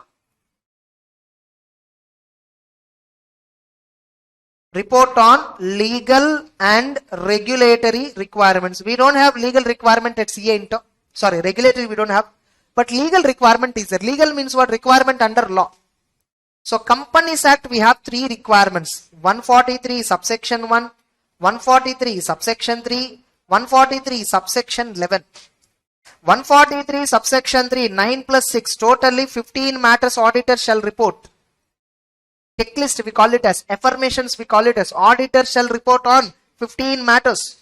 Auditor shall inquire on 6 matters, 6 inquiries. 143.3. Central government has passed an order, CARO 2020, where auditor has to talk about 21 clauses. Clause numbers, oral drilling, that is not correct. Getting it? You need to understand what is inside the clause, which is what tested in exam. What is the reporting requirement for undisputed statutory dues as per CARO 3 marks? What will you answer? Understood how the questions were asked? If a company has raised funds using IPO, what are the reporting requirements as per CARO 2020 regarding the same? This is how the questions will be asked. What is the audit reporting requirement in case of NBFCs under CARO 2020? And if a company has raised working capital loans, what is the audit reporting requirement under CARO 2020? This is how the questions will come. All these questions appear like not existing in the syllabus, right? Now you see, they are in the syllabus, they are in the CARO itself. Okay. Now, this matters we don't have in the syllabus. 143.1, 6 inquiries, ICS study material is not containing on them, so not required. So what are these 15 matters? What are these 21 clauses? We need to discuss. Now, CARO applicability.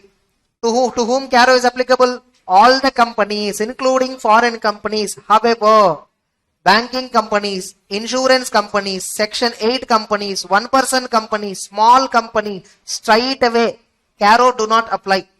The auditors of these companies, then they are giving audit report, they will come to report on legal and regulatory requirement. Where are right? There they will not talk about CARO. They will talk about remaining, anything else. But they will not talk about CARO. You see Tata Motors, are they talking about CARO or not? We'll see. Report on legal and regulatory requirement. You see here, report on other legal and regulatory requirement. As required by CARO 2020, we are giving annexure. So they are talking, no? Under report on legal and other regulatory requirement, CARO is given. Yes or no? Now I'll ask this, my another favorite question. If any of your friends says, I'm super in audit, ask him first, did he listen to my class or not? If not, ask him where CARO will come. In the audit report, what is CARO? First ask him, he'll give super definition. Then ask him what is it CARO? He only says 21 clauses are there. You want cheat code for 21 clauses, how to remember? I don't want all that. Where CARO will come in audit report? Ask this. Even where you did articles, no? Some CS will be there in the form. Ask them where CARO will come exactly. They might have prepared many number of audit reports, right? I can say even CS who qualified, more than 90% they don't understand. More than 90% they don't understand this. Getting it? So you need to understand, just because we qualify doesn't mean we are knowledgeable. We will qualify with all short notes as running for flowcharts and all. If you read 10 times, hard work, you'll qualify. But you will not understand if this kind of questions were asked. Big Four, no, they'll ask these kind of questions.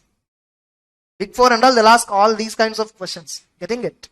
So you ask them, you tell them, CARO will come under report on legal and regulatory. In audit report, there are so many parts. Inside that, there is a part like this. Inside that, it will come.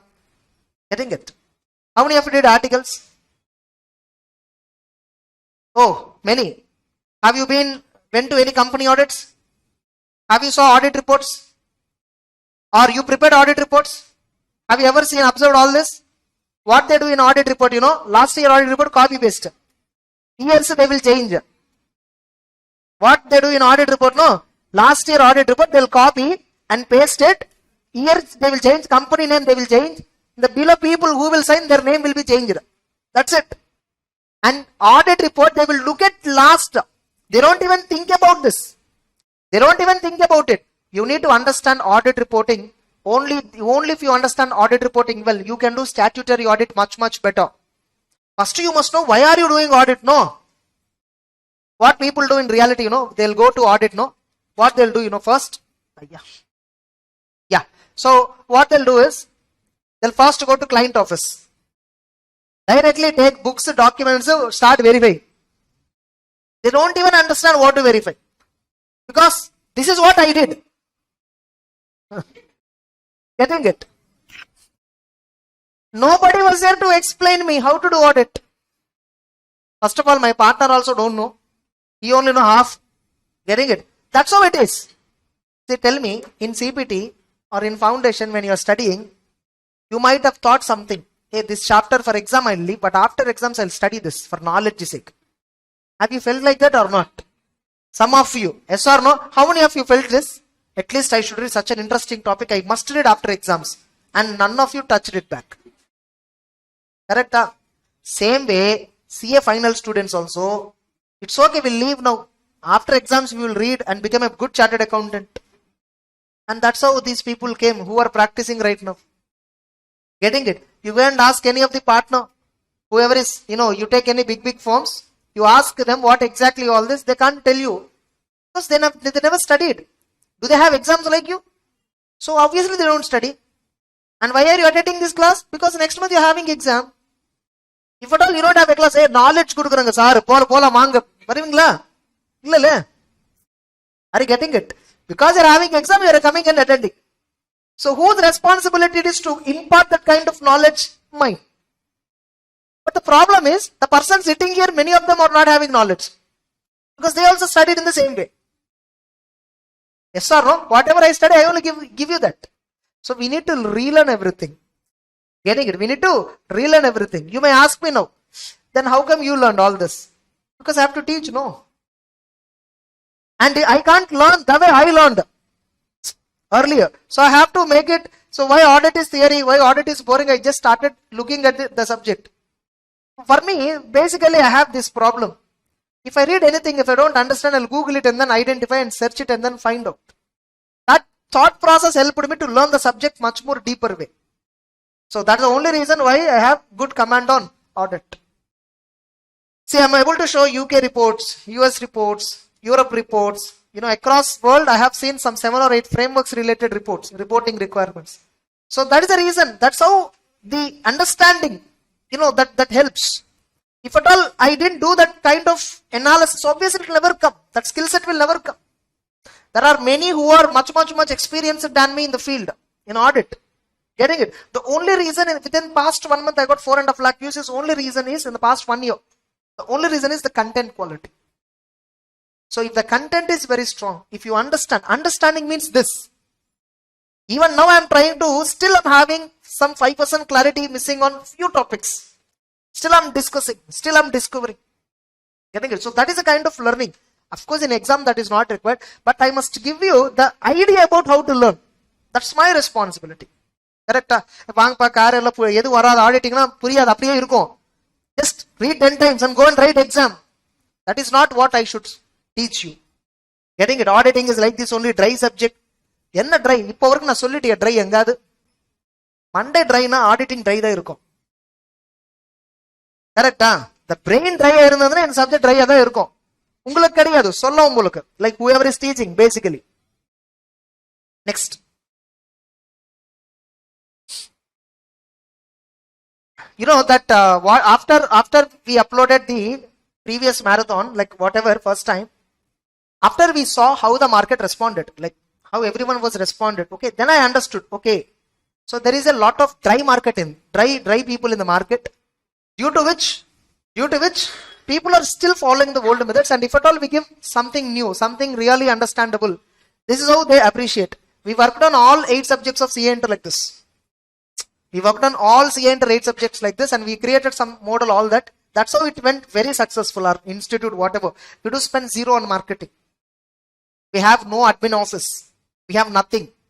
Getting it? Still we are able to, yearly we have 2,500 students online. We don't take live, we only take recorded version. The only reason is because of the kind of content we cover. We don't have animation videos. We don't use PPT presentations. Like how I am opening the material and teaching you. Exactly that. People think PPT will make class interesting. No. It's a person sitting who can make interesting the class. It's a content that we are speaking that makes interesting. Till now have you felt bored? But in this entire subject, 20%, 15-20% syllabus will be there where you will feel little bored. Because I myself also don't understand them. Honestly, I'm admitting here. It's not I don't understand. It's difficult to make you understand that. Because you will not have that exposure to visualize. Sometimes you can't express it. the visualization. Sometimes, no, only when you see that, I can make it, link with your mind. Most of you have never seen big internal audits, operational audits. But that related discussion is also there in our book. But okay, it occupies hardly 15% space. But 85% of this subject, I'm telling you, I can make you visualize. Getting it? Next. And mostly what I feel is, company audit is not at all a benchmark chapter. That's an easy chapter. That's nothing. Company audit chapter is nothing. It's very easy. Anybody can teach well. Audit report, standards, sampling. Getting it? These are the topics which are highly courageous. Documentation, risk assessment. Getting it? These topics. Mostly audit report, because this nobody understands. So, fine. Next. So CARO is applicable for all these. Sir, CARO is applicable for all companies except all these companies. Understood? Now, CARO is not applicable for private limited companies also. But 4 conditions have to be satisfied. Correct? For a private limited company, CARO do not apply. If they satisfy 4 conditions, all the 4 must be satisfied. The company shall not be a subsidiary or holding of a public company. The private company shall not be a holding company or subsidiary company of a public company. Just we will open that.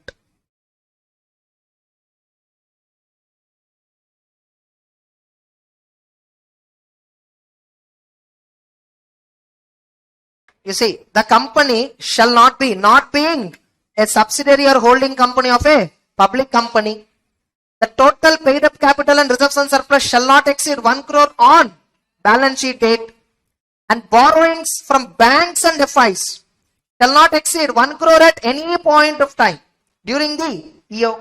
And total turnover shall not exceed 10 crore, including turnover calculated from discontinuing operations. Total turnover, including discontinued business turnover, total it shall not exceed 10. All this is satisfied. Remember, loans at any point of time. Whereas here it is balance sheet date. These can be tested by senior citizen paper setters. If it is me, I will not test on this kind of stupid items. Getting it? Example, here it is 1 crore, no. I will ask, 1 crore exactly. I will put 1 crore and ask you a question, and you will definitely make some small mistake. And then I will identify, and you will say, hey, sir, ரொம்ப intelligent. In the madrella kadiyad intelligence. Getting it? This is nowhere related to that. And these kinds of questions can be asked only by senior citizen paper setters. If at all the paper setter is a senior citizen, if there is no age criteria, age criteria should be 35, paper setter. But anga start agade 30. Getting it? Like, you can set the paper only after 5 years of qualifying. Only then you are eligible to become a paper setter. Some criteria were there. Okay. Now, what do you mean by paid up capital? What do you mean by reserves and surplus? What do you mean by borrowings? And what is turnover and additional points? Remember, small company, what is a small company? Small company is also a private limited company, you know that. Small company is a status. If a company whose capital do not exceed 2 crore, now it is 2 crore, and turnover do not exceed 20 crore, then it is called as suppose mine is a private company, I have 15 crore turnover, I have 1.5 crore capital. Am I small company or private limited company failed to satisfy the condition and CARO applicable? If I am having small company status, then private limited company limits I will not check. If I take small company status, I need not check private company 1 crore criteria, 10 crore criteria and all. Able to understand. Small company, 2021 limits revised. Corresponding limits not revised in CARO. Able to understand. Because you see, when we do mistake, if I tell you, hey, that point is mistake, you'll rectify that only. Relating to that, where and all there are points, will you rectify them? This is what happens in government also. The Ministry of Finance, they would have received a recommendation from small and medium enterprises. Sir, up to 20 crores is also small business only today, considering the inflation, all that. Please make small company status limit up to 20 crore. They requested. The person sitting in the ministry, he is not studying CA inter auditing subject. First of all, understand. He is not studying company law subject. Immediately when I say small company means, do you think he will get all Caro point is there? That is it. You will. We only don't remember first point. Why do he will remember? So what he will do? He will put a proposal. Sir, small company limits we will change, and they will change it. They will forget the fact that there is something called Caro. Private limited company is there. Private limited company Caro limits are something different. They are more than small company. Once upon a time, small company means what? 50 lakhs like that. Turnover is very low. Actually, originally it was some 10 lakhs something. Originally, small company status. So that time, small company is different, private company criteria is different. Able to understand? In 2016, I am talking. But later, last private company, no. Until there also you need to check. Small company criteria, many of the private companies will satisfy. So, they are exempted under small company category, Caro. If a private limited company do not claim small company status, then they will have to check with the 4 conditions. Understood? Now, Caro applicability. Caro is applicable for a company means it is applicable for branches also, right? Obviously. If separately a branch auditor is performing the audit, he shall also give Caro report, right, as part of his audit report. Correct? Now, should I give Caro in the audit report which is given on consolidated financials? No. If I am giving audit report on consolidated financial statements, Caro report will not apply. Only 21st clause of the Caro report will apply on consolidated financials. In audit report, you see Tata Motors consolidated audit report, you will find only 21st clause related reporting requirement. Actually, Caro report will not apply on consolidated financials. Only 21st clause will apply for audit report given on consolidated financials. Understood or not? To this much extent, I don't think in exam they will be testing it. So that's about the applicability of Caro. So the next one we'll discuss, we'll continue after a few minutes break. Getting it? So clauses we need to start. The clauses and checklist, once we discuss that over this chapter. And I will show you what are all the references that you need to look into. What are the books that you need to look into on this chapter. Okay. So let's continue. So what auditor has to report? In the Caro, what are the points that auditor has to comment? So if you check here, so these are the points which auditor has to comment in Caro. So these clauses shall be reported as part of auditor's report as referred under SAS 700. Under which paragraph? Reporting on other legal and regulatory requirements. There, these points will appear. Now, what are the points that auditor has to check? Only important points we will discuss. Getting it? Now, first, auditor has to talk about fixed assets. The first thing which auditor has to report is about fixed assets. Inside fixed assets, there are 5 reporting requirements totally. A, B, C, D. There are 5 reporting requirements which auditor has to discuss. First one which auditor has to discuss is regarding fixed asset register. The side headings which I am giving is like I made it just for easy reference. Getting it? In the original Caro order or in the ICA book, there are no side headings like this. Now what auditor has to check regarding the register?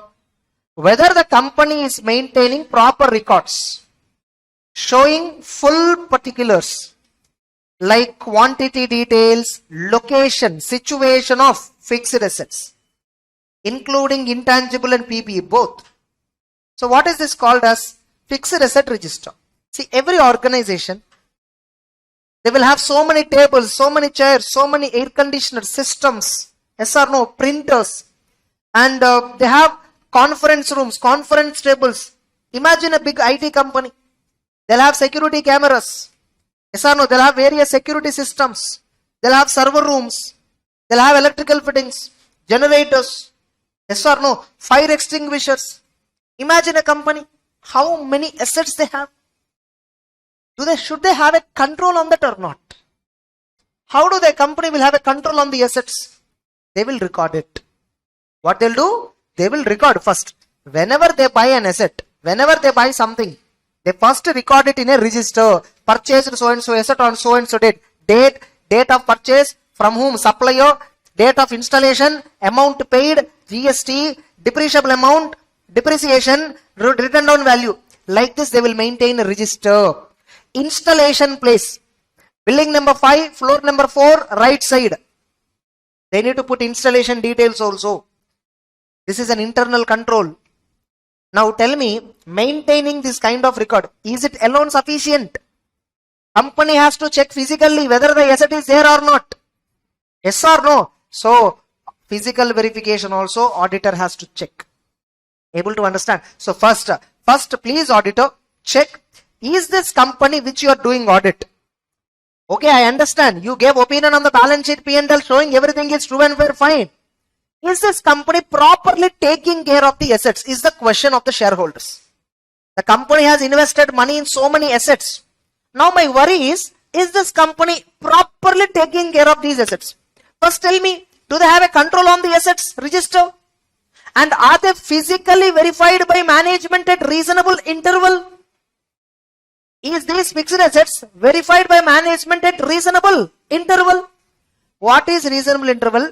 It depends upon the nature and size of the organization and the controls implemented by them.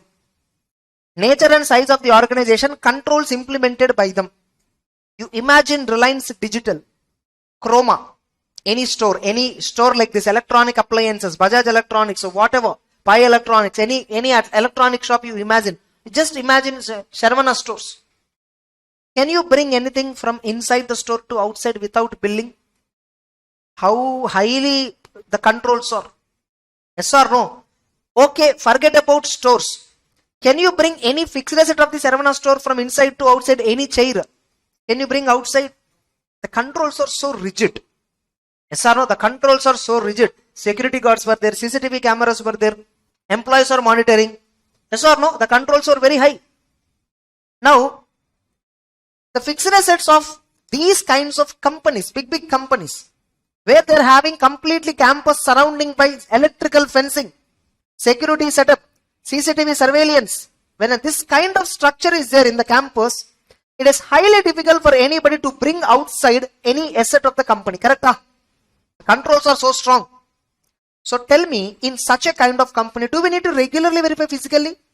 Is asset there or not? Chair there or not? Computer there or not? Should we check physically?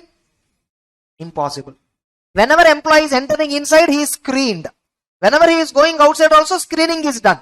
So obviously there is no possibility that assets will move out without authorization, without management approval.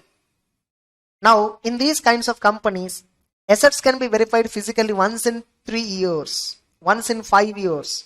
Getting it? Tata Motors is verifying fixed assets once in 3 years. But understand, physical verification is not that easy. It is not that easy what you think. You need to take up a paper, go to the building, go to each floor, record how many tables were there, record how many chairs were there. In this room, if I give you a paper, what are all the assets were identified except walls? If I ask you to make a list of it, you will take at least half an hour. Only in this room where there are no assets. Yes or no? This podium 1, this chair is there, below some CPU is there, there is some speaker, there is some amplifier, there is another speaker, there are projector screens, there are 2 projectors.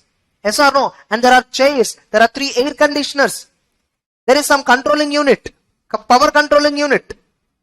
It takes at least 15 minutes for writing down and listing it. Yes or no?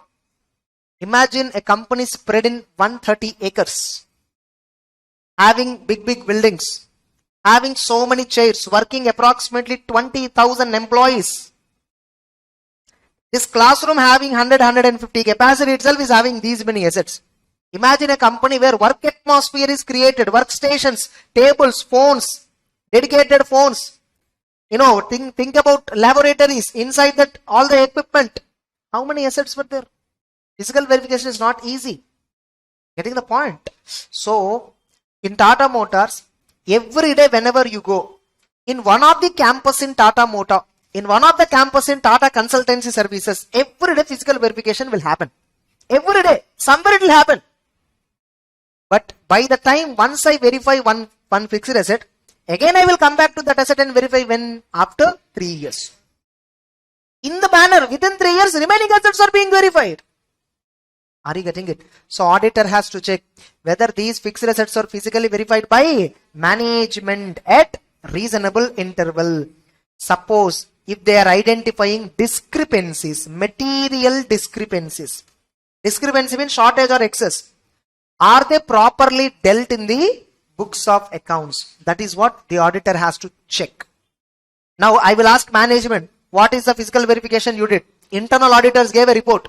They found some shortage and excess. How they were dealt in the books of accounts, I saw the treatment and all. Everything appears fine. Then I will give you a positive comment. Are you getting the point? Next, whether the title of immovable properties, are they held in the name of the company? In the balance sheet, fixed assets, land and building, you are showing so much. Where is the title deed? Ask. See in whose name the title deed was. It is in the name of the company or not? Or if it is in the name of board of directors, why the property is not registered in company name, but why on board of directors name? Description of the property, gross carrying value, in whose name it is held, why it is not held in the name of the company. Auditor has to give this information. You are saying financials are true and fair, but you need to verify all these points and report to all the users. Next, revaluation. Auditor has to check. What auditor has to check? Whether the company has revalued its PPE and intangible, nothing but whether the company has revalued its fixed assets. If so, who has done the revaluation? Is it performed by a registered valuer? Is it performed by a registered valuer? And suppose if the revaluation effect is 10% or more in the net carrying value of each class of property, plant and equipment and intangible, net carrying value of each class of PPE. Net carrying value of each class of PPE. What is the percentage of change in case of revaluation? If it is 10% or more, how much amount has been changed? You should mention. Example, suppose in balance sheet of a company, getting it? This is current year figure. Fixed assets, you check it out. They have something called plant and machinery, one class. Furniture, another class. Electrical fittings, motor vehicles. Now plant and machinery, if you check, inside that they are having some 10,000 crore. You open the breakup. Notes to accounts is having the breakup. Getting it? This plant and machinery original was 15,000 crore. 15,000 crore. Now, minus depreciation in the during the year 2,000 crore. Minus revaluation effect is 3,000 crore. Like that, it came approximately to 10,000 crore. What is the figure before revaluation? 12,000 crore. Only these two. Ignore revaluation. Without revaluation, what is the change? What is the value? Net carrying value 12. What is the change in the net carrying value because of revaluation? 20%. Now is it more than 10%? Now auditor has to mention in Caro what? How much amount to change? 2,000 crore. Downward revaluation. Auditor has to mention. When this amount has to be mentioned? If the percentage of change in net carrying value because of revaluation is 10% or more. Clear? Like this a question can come in exam. Getting it? Don't think it will not come. Last time in CA final it was asked in working capital. Sir, the final, sir, adinale. No. Sometimes CA inter paper was much tougher than final. Most of these topics are there in final, you know. Caro is there in final. All the topics that we are discussing till date is there in final. In fact, compared to final, you are being tested much more difficult questions. Sometimes same topic. Getting it? All of you. Next. Now, suppose on this company, if any Benami Property Act related proceedings are they started against the company or pending against the company, auditor has to give. Auditor has to check whether company has disclosed them in the financial statements. Whenever Benami Transactions Act, getting it? Benami law. Under that particular law, if any proceeding is pending on the company or any proceeding is started during the year on the company, did the company disclosed honestly in the balance sheet P&L notes? Check it out. If yes, Say that it is disclosed. Suppose there are no cases against the company at all. Say that they are not available. Are you clear?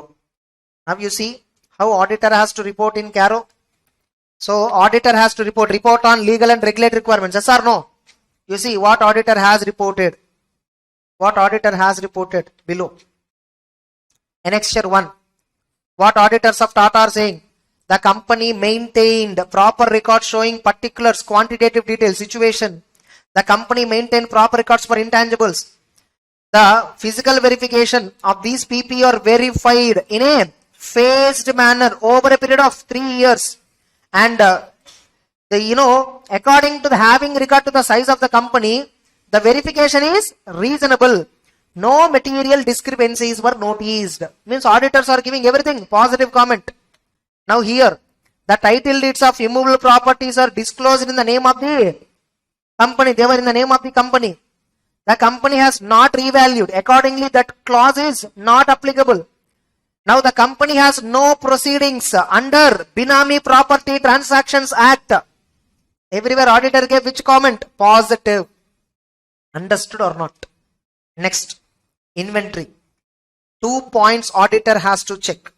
Whether physical verification of inventory, whether the physical verification of inventory is conducted by management at reasonable interval.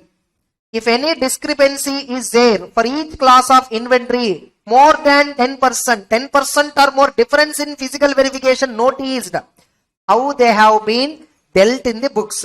If excess inventory is noticed on physical verification, they will record. If shortage is noticed, they will eliminate from the books of accounts after taking some approval, all that. See whether it is done or not. Suppose working capital loan has been obtained by the company by showing stock statement, debtors statement. By showing current assets, company got loan. Hypothecation of current assets, company got working capital loan. Suppose if the company has sanctioned working capital loan in excess of 5 crore rupee, then this point is applicable. If the company is sanctioned with working capital limit of more than 5 crore, this point is applicable. Now, what auditor has to check? Whether during any point of time the company has been sanctioned with working capital limit in excess of 5 crore in aggregate from banks on the basis of security of current assets. If so, actually one point is missing here. If so, I will open the direct, I think here it is missing. So, there is another point inside this, refer main material. Getting it? Refer main material, that is important thing. That is an important thing.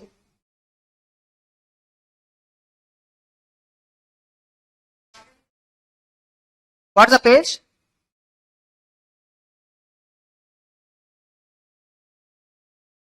Yeah.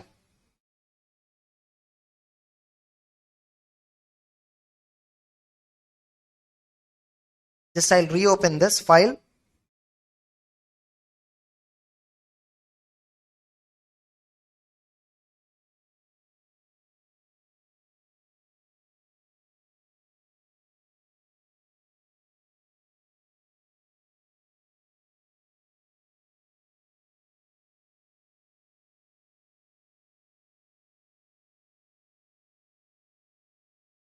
The second part is most important part, actually. The second part is most important part.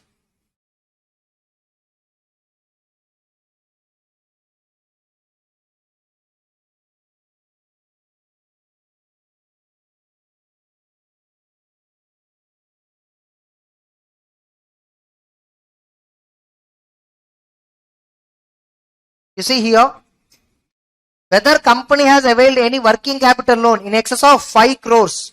If so, the quarterly returns, quarterly statements filed by the company with the banks and financial institutions, are they matching with the books of accounts of the company? If not, give details. This is most important point. If the company has sanctioned with more than 5 crore working capital limit by hypothecation of current assets as a security, auditor has to check whether quarterly statements filed with the banks are they agreement with books of accounts. See, in banks, no. You will be sanctioned with 5 crore, okay. But how much you can withdraw, it depends upon drawing power. It depends upon drawing power. Drawing power is fixed based on the value of the security given by you. What is the value of the stock and value of the current assets? You give me quarterly statements, no. Based on that, I will give you drawing power. What some companies do, as per books of accounts, current assets are 100 crore only. But when they are giving statement to the bank, they will say current assets are 130 crore. Then they are giving statement to the bank, what they'll do? The current assets are 130 crore. Is it a material misstatement in the financial statement? How come? Bank statement, whatever statement I'm giving to bank, I'm giving mistake. Stock statement I sent it to bank, there it contains mistake. How come it is a mistake in financials? In my books value correct only. But the statement which I am filing with the bank, there is a mistake. Now these kinds of frauds people are doing. Getting it and getting higher loan, and at the end when the default, when the bank is going and selling the fixed current assets, no, because they have lien, they have security, they are realizing that current assets are very less. All these days companies manipulating by giving false statements. That statements are certified by CS also. Getting the point? So to curb that kind of practice, this Caro point has been implemented. So the stat auditor has to check what statements company submitting to bank, what is actually as per the books of accounts. Auditor has to check. Able to understand. Now you see what Tata Motors have reported. So physical verification is done. That is positive comment they have given. You see how many differences they have given. According to the information explanation, the company has been sanctioned with working capital limit in excess of 5 crore. Okay. In our opinion, the quarterly return statements filed by the company with the banks and financial institutions are in agreement with the books of accounts of the company. They are saying positive, except statements for the quarter ended 30th June, 30th September, 31st December filed with all the banks in India were listed. All the banks in India were listed. Except statements filed with these banks for 3 quarters, there is a difference of how much? 689 crore, 490 crore, 758 crore, some 30, some like 38 crore. So like this there is a difference. Okay, here again 44 crore, so much. Now, these statements were subsequently rectified after 31st March and submitted to respective statements. Auditor would have scolded the company, hey, what is this? Okay, management said, that's our business practice. Auditor will say, no, I have to report in Caro. What to do? You only tell. Company would have asked auditor. So you at least now give revised statement saying that past time statements filed was incorrect. Company gave. Now I need to qualify. If you qualify next year, you are not my auditor. Okay, what should I do? I'll put everything under exception. All the banks covered, no? Statements filed with State Bank of India, Bank of America, Citibank, HDFC Bank, ICICI Bank, Standard Chartered Bank, Union Bank, Kotak Mahindra Bank, Bank of Baroda. What else left? With these many banks, all the quarters related statements were containing mistakes, deviations. Should auditor say they are matching or not matching? You should say negative comment, not matching. But auditor said agreement, except everything kept under exception. Is the bike in good condition? Yes, excellent. Only thing, tires is to be replaced. Wheels were broken. Engine is it's noisy. Okay. And light is not working. Signal lights are not at all there. But bike isn't working in good condition. Yes or no? Next. Understood the point or not? Next. Investments, guarantees, security, loans and advances. This point is little lengthy. So what we need to cover is, first of all, the auditor has to check whether the company has given loans, advances, investments, guarantees to any other person. If so, how much aggregate amount given during the year? How much aggregate amount given during the year to subsidiary joint venture associates and to other than subsidiary joint venture and associate? If company has given loans and advances to subsidiary associate joint venture, how much you gave? To others, how much you gave? Same way, what is Balance outstanding at balance sheet date. And what is outstanding at balance sheet date? Subsidiary, associate, joint venture, I shortcut called it as related party. Remaining are called as unrelated party only for reference sake, but it is not related party definition. They clearly used the word subsidiary, joint venture, associate. How much loan you gave during the year? And tell me what is outstanding at the end of the year. To other persons, how much you gave during the year? What is outstanding as on 31st March? You see, like what Tata Motors have replied.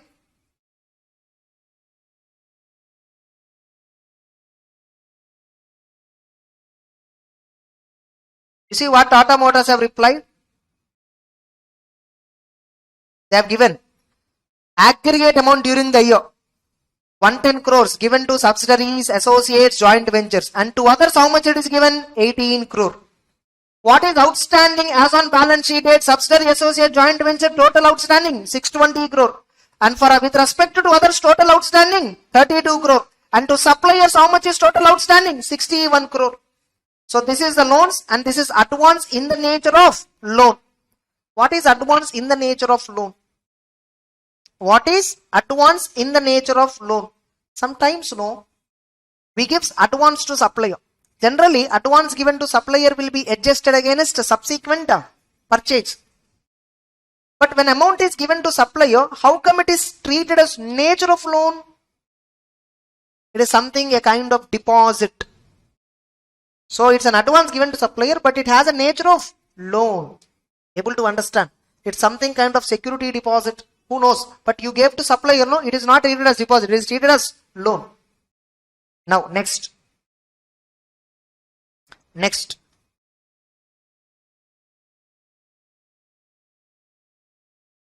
So, related party, unrelated. Now, what auditor has to check in the next? How the terms and conditions of this loan? How the terms and conditions? Are they prejudicial to the company interest? If they are something affecting the company interest, auditor has to be very careful. Now, auditor has to check whether repayment is made regularly or not. You are giving loan. A company gave loan. Check whether the other parties are repaying the company on time or not. If they are paying on due date, regular. If at all, always delay, irregular. Suppose if somebody is liable to pay for more than 90 days overdue, what recovery steps company has taken, auditor has to check. You see, Tata Motors have given that.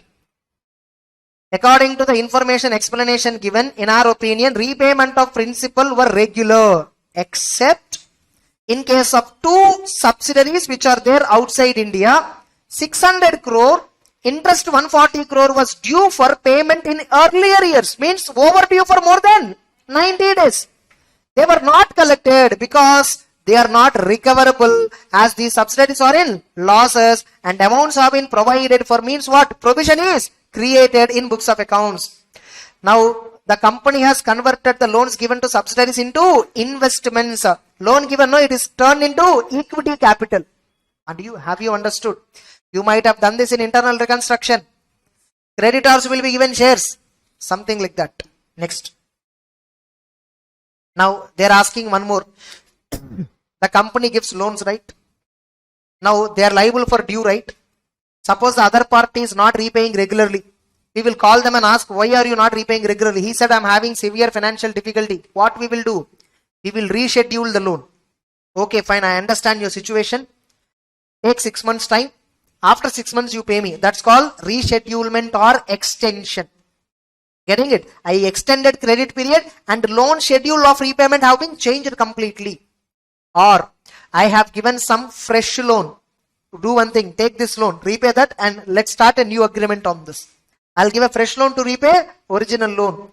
Specify aggregate amount of such loans which are renewed, which are extended, which are settled by fresh loans. How much of the total loans given by the company were in the form of rescheduling, renewal and fresh loan? What is the percentage of aggregate up to the total loans and advances out of total loans given by the company during the year? How much percentage of loans were given for reschedulement, renewal and extension, all that, fresh loans? Auditor has to specify the percentage. In Tata Motors, there is no such thing. Now, another question. whether company given loans to anybody which is repayable on demand. I gave a loan, when the other party has to pay. Whenever I ask, they have to pay. So auditor has to check, did the company that you are doing audit, did they give any loan to anybody which is repayable on demand, or where without specifying repayment, or you didn't mention repayment time? If so, how much aggregate amount, percentage you give as part of loans? Company during the year gave 100 crore, out of which 3 crores were given on demand loan. 3 crore is demand loan, 3%. And aggregate amount of the loans granted to promoters, related parties. How much demand loans you gave to promoters and related parties? Are you clear? Then other loans point is not required. Deposits point is not required. It's very simple. Cost to costs is very easy. Next, statutory dues. I'm only covering important points. Okay. Statutory dues. Now, statutory dues have been broadly divided into 2 parts. One is undisputed statutory due. See, in smart notes, when I'm taking, I discovered in the previous class, I discovered rotation, one spelling mistake. Now, in this one, working capital second point is missing. I will change it. That's why I'm telling you, after the end of the marathon, I will give entire smart notes. Only when I'm taking revision class, I will check it much more focused. Getting it? The intensity of checking is much more higher than normal checking. Okay, so that's why I will upload after all the corrections. That time you take. So then only we will also finalize for printout. So by this month end, the printout will be available, hard copy. Let's make it month end, not now. Getting it? Let's make it by month end. You can book on this rest application for the material. I will announce through a video all that. Okay, don't be hurry. So that if we check everything properly, at least until this we need to check. Remaining parts, it's okay. Part 1 of the main material up to Caro, whatever is there, that only we need to check because this is law. Remaining points are normal. Very rare it will miss. Are you clear? You see the sample of mistakes. In 100 pages, we discovered 2 mistakes. Okay, next. What else? Where am I? Statutory dues, sorry. So statutory dues. Statutory dues. The statutory dues shall be broadly divided by Caro into 2 parts. The statutory dues will be divided into 2 parts.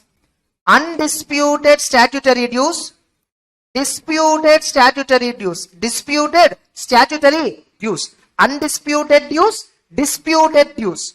Now, undisputed statutory due. What is disputed statutory due? Suppose, first of all, what is a statutory due? If any amount that I am liable to pay because of the law, any amount I am liable to pay because of the compulsion under law, then that is called as statutory due. Electricity bill, is it a statutory due? Is it a statutory due? Electricity bill? No. It's a good. Electricity is goods. You are purchasing and using the electricity, so you are paying. If I don't take electricity connection, why should I pay? Or if I have electricity connection, I don't use electricity, why should I pay? Is it compulsory under law? It is not tax, income tax, electricity income tax, Madriya? GST Madriya? No, right. It's not something like GST, income tax, provident fund, ESI, profession tax, municipal tax, property tax. Correct? It's not something like taxes and duties. Electricity is a goods. You can touch and feel. Yes or no? Getting it? So, it is movable from one place to another place. You can store it. All the characteristics of goods were there. It's a commodity. It is not a statutory due. Now, these statutory dues are broadly divided into 2 types. Undisputed, disputed. Now, suppose I am doing business and I am paying GST to the government every month. Now, GST department sent a notice to me mentioning that the rate of GST applicable on my product is this much, not whatever that you are paying 5%, but 18% applies on your product, and they calculated entire amount and asking me to pay finally some 15 lakhs. Able to understand? They straight away passed a demand order. Now will I pay? Okay sir, thank you sir, will I pay? No. I will go to higher authority. I will go to appeal authority above them. Whoever passed me order, I will not go to him. I will go to his superior authority. I will file a complaint on him. Getting it? Why should I pay? I will give my explanation. Now will the case settle immediately? Now the due is there, no. Department raised a demand on me. Now there is a due. Is it under dispute or not? Yes. Now that's called disputed due. So auditor has to ask the company where and all the company is having disputed statutory dues. First ask the list. Now give report. What you need to report? Forum where the dispute is pending and how much amount is pending in the dispute. My amount is pending in GST appellate tribunal. GST appellate tribunal. Amount is 15 lakhs. I will also give much more information related to 21-22. And it is due under GST law. You see, Tata Motors auditors have given that information. You see, Income Tax Act, income tax due 2 crore related to these years. 1995. Okay, forum where the dispute is pending, High Court. Getting it? So where the dispute is pending, you see, these many disputed dues were there. Central Excise Service Tax, STAT, we call it as. Appellate authority at commissioner level. Even under GST also they have. GST appellate tribunal. These many pending dues were there. Auditor has to take this information from company and paste it here. That's it. Will the company win the case or lose the case? No need to tell. Getting it? All of you. So that is the reporting requirement for disputed. So in case if the dues were not deposited because of dispute, auditor shall indicate how much amount forum. But you see, Tata Motors is giving much more information to which year it belongs to, under which act it belongs to. Everything they are giving no even more clear picture. Next. Now, undisputed means what? Every month I am paying tax voluntary, no? Every month Provident Fund I am paying voluntarily, ESI I am paying voluntarily, TDS I am paying, advance tax I am paying, GST every month I am paying voluntarily. Now, is it I am paying voluntarily, no? Are they because of any dispute? No, I am paying voluntarily. These are called as voluntary payments. Voluntary is different from free. I am not giving freely to the government. Because I am using government resources, I am paying taxes. Getting it? Voluntary doesn't mean optional. Every month I will only compute how much GST collected from customer. I will pay honestly to the department next month, the 20th. These kinds of payments are called as undisputed due. Now, what auditor has to report? You have to check in the company whether the company regularly depositing undisputed dues. Company has to pay every month voluntarily some taxes and duties. Are they paying voluntarily? On time, regular means what? On time, due date, check it out.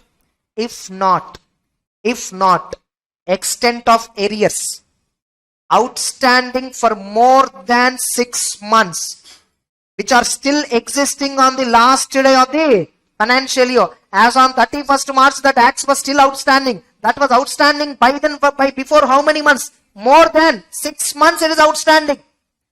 Auditor has to give the list of it. Are you getting the point? So this is the undisputed due. So they'll ask a question like this. Write about a reporting requirement under CARO 2020 for the auditor regarding undisputed statutory due, 2 mark. Write about audit reporting requirement for working capital loan under CARO 2020, 2 marks. Like this, a 4 marks question will come. Understood? Next. 8th point is not required. Default in repayment of due, you can understand easily. Okay, I'll cover that as well. Default in repayment of dues. Dues means what? For the company it is due means what? Liability.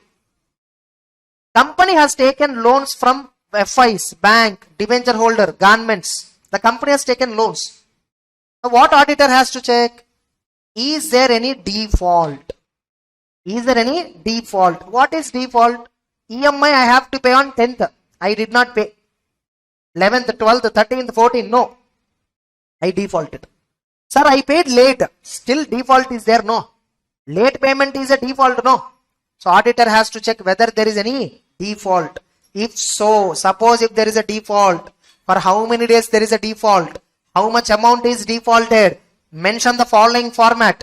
Name of the borrowing, okay, like motor vehicle loan for the company director. Name of the lender, HDFC Limited. Amount not paid on due date, 1,50,000. EMI was not paid on so and so dates. Principal or interest are both. EMI, principal, delay in days, some 40 days. Remarks, company paid later and rectified. Able to understand? Auditor has to give a report like this.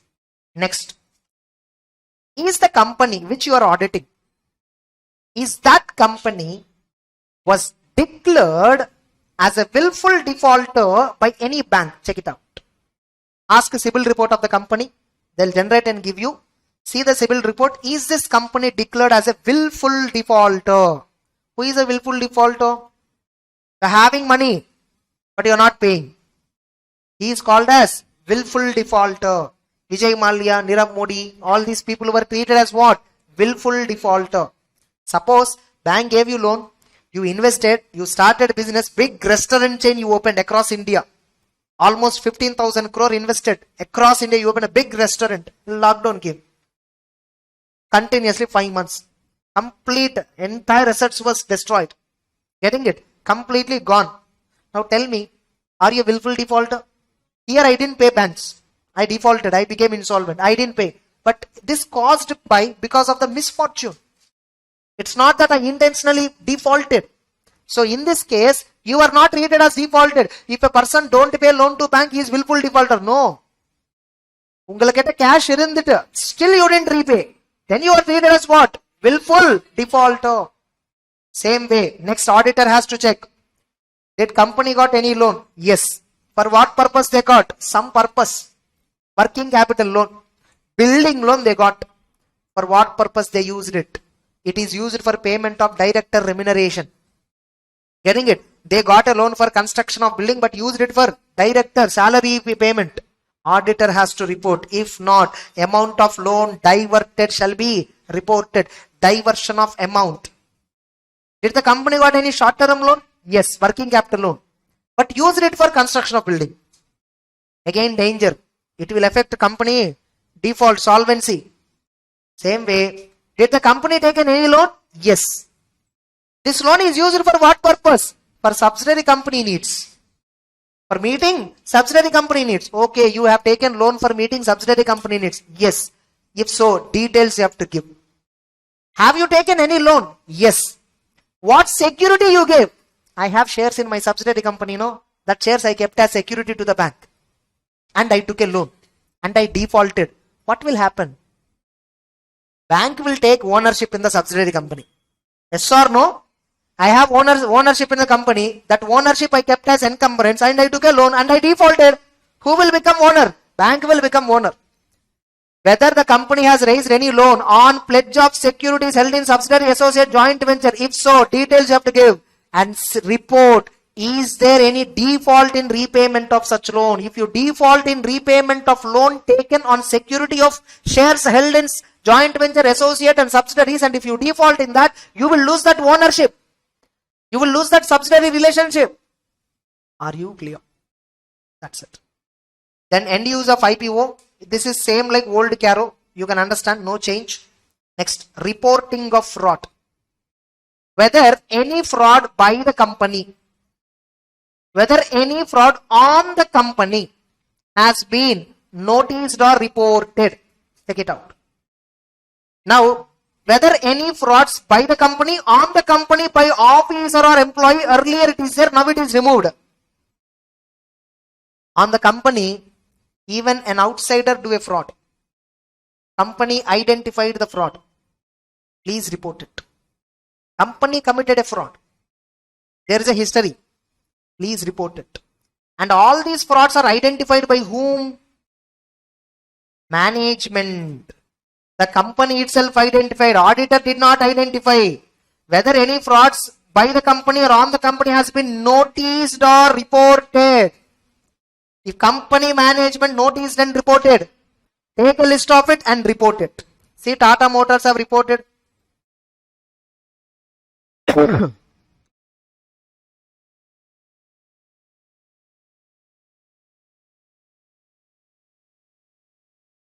You see, during the course of our audit, No material frauds by the company or on the company have been noticed or reported, except we have been informed about 3 incidents where aggregate 15 crore involving 3 employees in collusion with vendors processed payments without proper documents. The services of these employees are terminated. Auditors gave no nature of fraud, amount involved, mentioned the nature of fraud is what? Purchases, vendor related fraud. Amount involved is what? Aggregate 15 crore. That's what Caro is asking, no? If so, nature and amount involved. Clear? Next, 143.12. This is regarding if auditor identified, here auditor identifying the fraud. If auditor identifies a fraud newly, which company did not identify, for an amount involving more than 1 crore, he shall inform to central government no within 60 days. ADT 4 form he will file. Whether such form has been filed, you have to mention here. Tata Motors said nothing has been found. Next. Now, company is receiving whistleblower complaints. Whistleblower mechanism will be there in a company. If at all any employee of the company or management of the company came across something suspicious, fraudulent, they will put a complaint to the, directors of the company. Whistleblower complaints, we call it as. Auditor has to check. Tata Motors, did they receive whistleblower complaints? Check it out. Yes, they have received so many. Have they been considered in your audit? Yes, I have considered. That's it. No need to mention what complaint they received. Getting the point? You see what Tata Motors have commented? We have taken into consideration the whistleblower complaints received by the company during the year while determining our audit procedure, while planning our audit, while deciding nature of audit. All the complaints received by the company we considered, and accordingly our risk assessment procedure was impacted. Able to understand? Next. Nidhi company point not required, related party point not required, internal audit system. This point may be required for you. Important. Now they are asking section 138. Some companies should have compulsory internal audit department. Some companies should have compulsory internal audit department. Whether the company is having internal audit system which is proportionate, commensurate with the size and nature of the business. Suppose company is having so many operations, so many transactions, so many. Namesake, one internal auditor is appointed. Is it sufficient? Auditor has to say. Say now, okay, suppose company is having proportionately good number of internal auditors. There is a department itself, super. Now they'll give reports, no? Will you check those reports or not for your audit? I will check internal audit reports so that I will know much more things better. So whether the reports of internal auditors, are these considered by you statutory auditor? Check it out. Are you clear? Non-cash not required, NBFC point also not required for you. That is important at final. Cash losses. Here they are asking whether the company incurred cash loss in the financial year and in the immediately preceding financial year. If so, amount of cash loss. Right now, suppose this is 21-22 audit report. So current year means 21-22. Previous year is 2021. Now in this year, is there any cash loss? Check it out. Last year also, is there any cash loss? Check it out. Report it here. What is cash loss? Now in P&L, profit after tax, there is a loss. For that, you add back non-cash expenditure which is debited to P&L. What are non-cash expenditures? Provisions, depreciations, all that. Add back, you will arrive cash loss exactly. Suppose after adding back non-cash items, loss is turning into profit. Is there any cash loss for the company? No. Able to understand. Next, they are asking one more question. During the year, did any auditor resign from the company? Sir, if auditor resigned, why will he report, sir? Another auditor came, no. I am the auditor appointed under casual vacancy. I am not the original auditor. I was appointed now temporarily until next AGM conclusion. Previously, one auditor is there, he resigned. Have you taken the issues? Why he resigned? Objections, concerns raised by outgoing auditor. Have you considered them? In CA Act, you will get at CA final. There is a clause called clause number 8. part number 1, schedule number 1 of Chartered Accountants Act. Whenever we are accepting an audit, previously if somebody else did the audit of the company, we should first get NOC from them. We should get from them NOC. Only then we can accept the audit. So this auditor previously resigned, no? He has communicated with him, previous auditor. Now he raised some issues and objections. How did you dealt with it? They are asking. First of all, is there any resignation? Check it out. If so, then you need to verify this. Are you all clear? Next, material uncertainty. Material uncertainty. Just 2 minutes gap. Next one. Caro is asking you to check, is there any material uncertainty? They are asking you to check, is there any material uncertainty? So, whether you follow SA 570 procedure properly or not, this point you need to check compulsorily. What they are asking you, on the basis of company financial ratios, aging analysis, realization of assets, payment of liabilities, other information, knowledge of directors and management plans. You saw so many things. You interacted with so many. Whether the auditor is of the opinion that, first one they are asking, whether the auditor is of the opinion that no material uncertainty exists as on the date of auditor's report.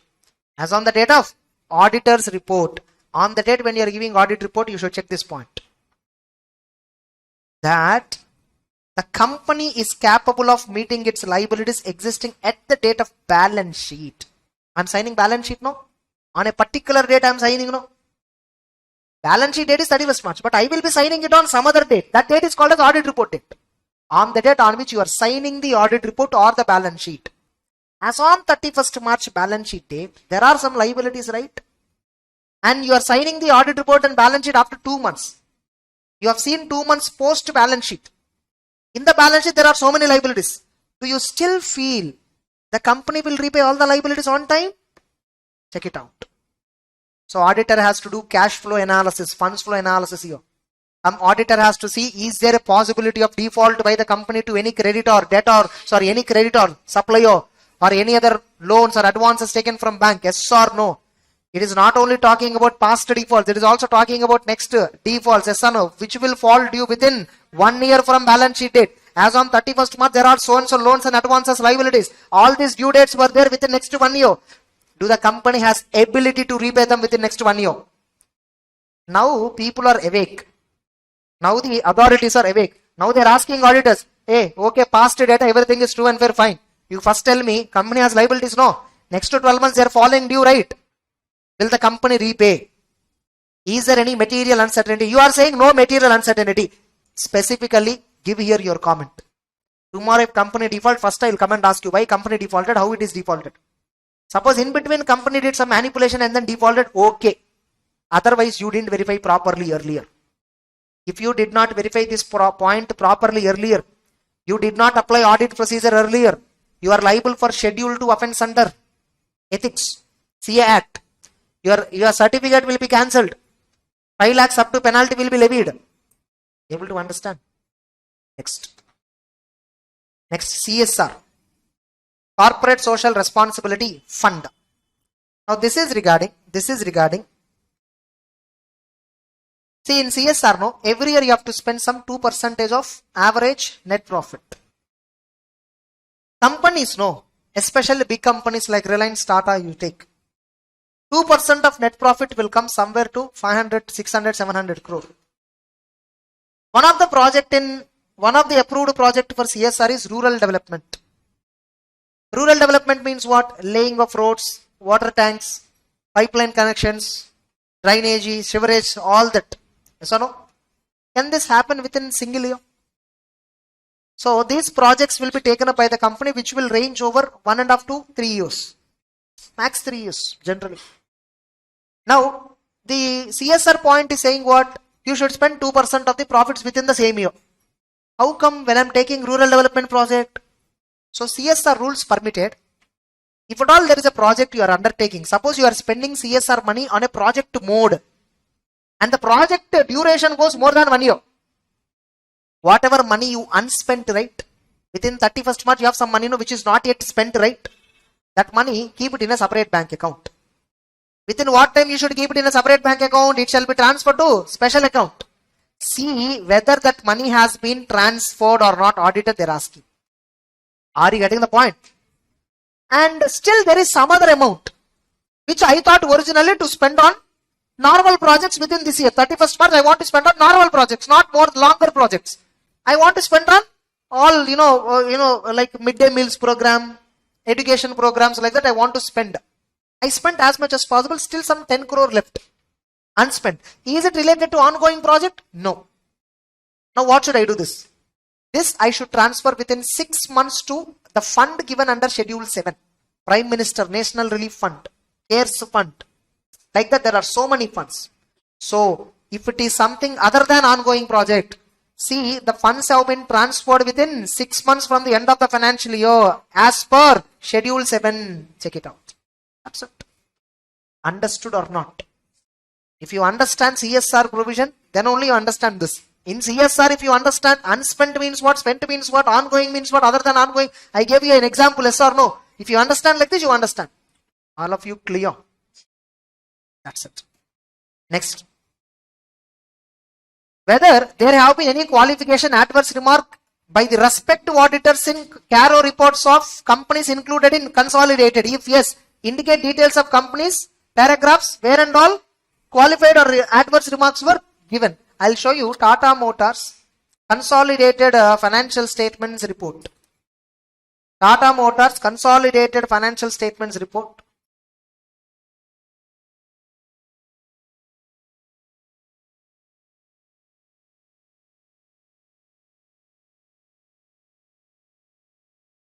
You see, this is consolidated financial statements. And inside this, you see CARO point. Actually, consolidated financials will CARO come? No. But only 21st clause will apply. Yes or no? You see here. Consolidated financial statements. In our opinion, according to the information explanation, the following companies incorporated in India and are included in consolidated financial statements have adverse remarks, qualifications given by respective auditors. All these companies were consolidated as part of Tata Motors. Now, shareholder want to know, what about remaining companies' CARO point qualifications? In Tata Motors CARO report, auditors have qualified under point 2B, working capital qualification there. And 3C, loans and advances, company, subsidiary company did not pay 600 crore. 6-4, this is 4D, some investments guarantees, that condition like that. Some 6A, this is regarding cost record, something like that. So under these clauses, they have some qualifications. So Tata Motors holding company. So this company financials, these are the paras in their standalone financials related audit report, CARO report, where there are qualifications. And Tata Motors Finance Solution, Tata Motors Finance, these are all subsidiary joint venture associates under which clauses the respective statutory auditors gave negative remark. We just gave a list. So I'm a shareholder. I want to see all the qualifications of all the Tata company related. Which one? Tata company means Tata Motors related companies. I will see this. Okay, I'll directly open that audit report, open that clause to be, I'll see what qualification he made. Understood or not? To best of my knowledge, so 2B will come many places. 2B here is there, 2B here is there. Getting a 2B is what? Working capital. Many will violate that. That's it. With this, CARO is completed. All of you understood. Main provisions we discussed. You know now how to understand the CARO? Okay. That's it. Then we will have to discuss 143 subsection 1. We have to discuss 143 subsection 3. Sorry. Checklist items. 143 subsection 3 we have to discuss. So in the previous session, we have covered the CARO 2020. Main clauses we have covered. Now we need to discuss 143 subsection 3 checklist items. We popularly call them as checklist items, or we also can call them as affirmations. Getting it? Like there are 15 affirmations. There are 15 affirmations which auditor has to report. There are 15 affirmations where auditor has to report. On all this, whether the auditor is having a positive comment or negative comment, both shall be reported. Now, what are the affirmations? First one, they are asking whether he has asked, sought and obtained all the information and explanation which to the best of his knowledge and belief were necessary for the purpose of audit. You are already giving an opinion para. If you look at the audit report once again, in the opinion para we are clearly mentioning, in our opinion, to the best of our knowledge and according to the best of our information and according to the explanation given to us, the aforesaid financial statements are true and fair, or the aforesaid financials are not showing true and fair, something you'll reply. And in basis for opinion paragraph, last sentence, we believe that the evidence obtained by us is sufficient and appropriate to base for the opinion. You clearly mentioned there already. Now there you are mentioning because of a standard requirement. Now company law is asking you. Mr. Auditor, have you asked and got the entire information that is necessary for the purpose of audit? Again later, if something went wrong, don't say that client did not give me this information, he did not give me that information. No. You don't want to listen all that stuff. Once again, I'm asking you an affirmation.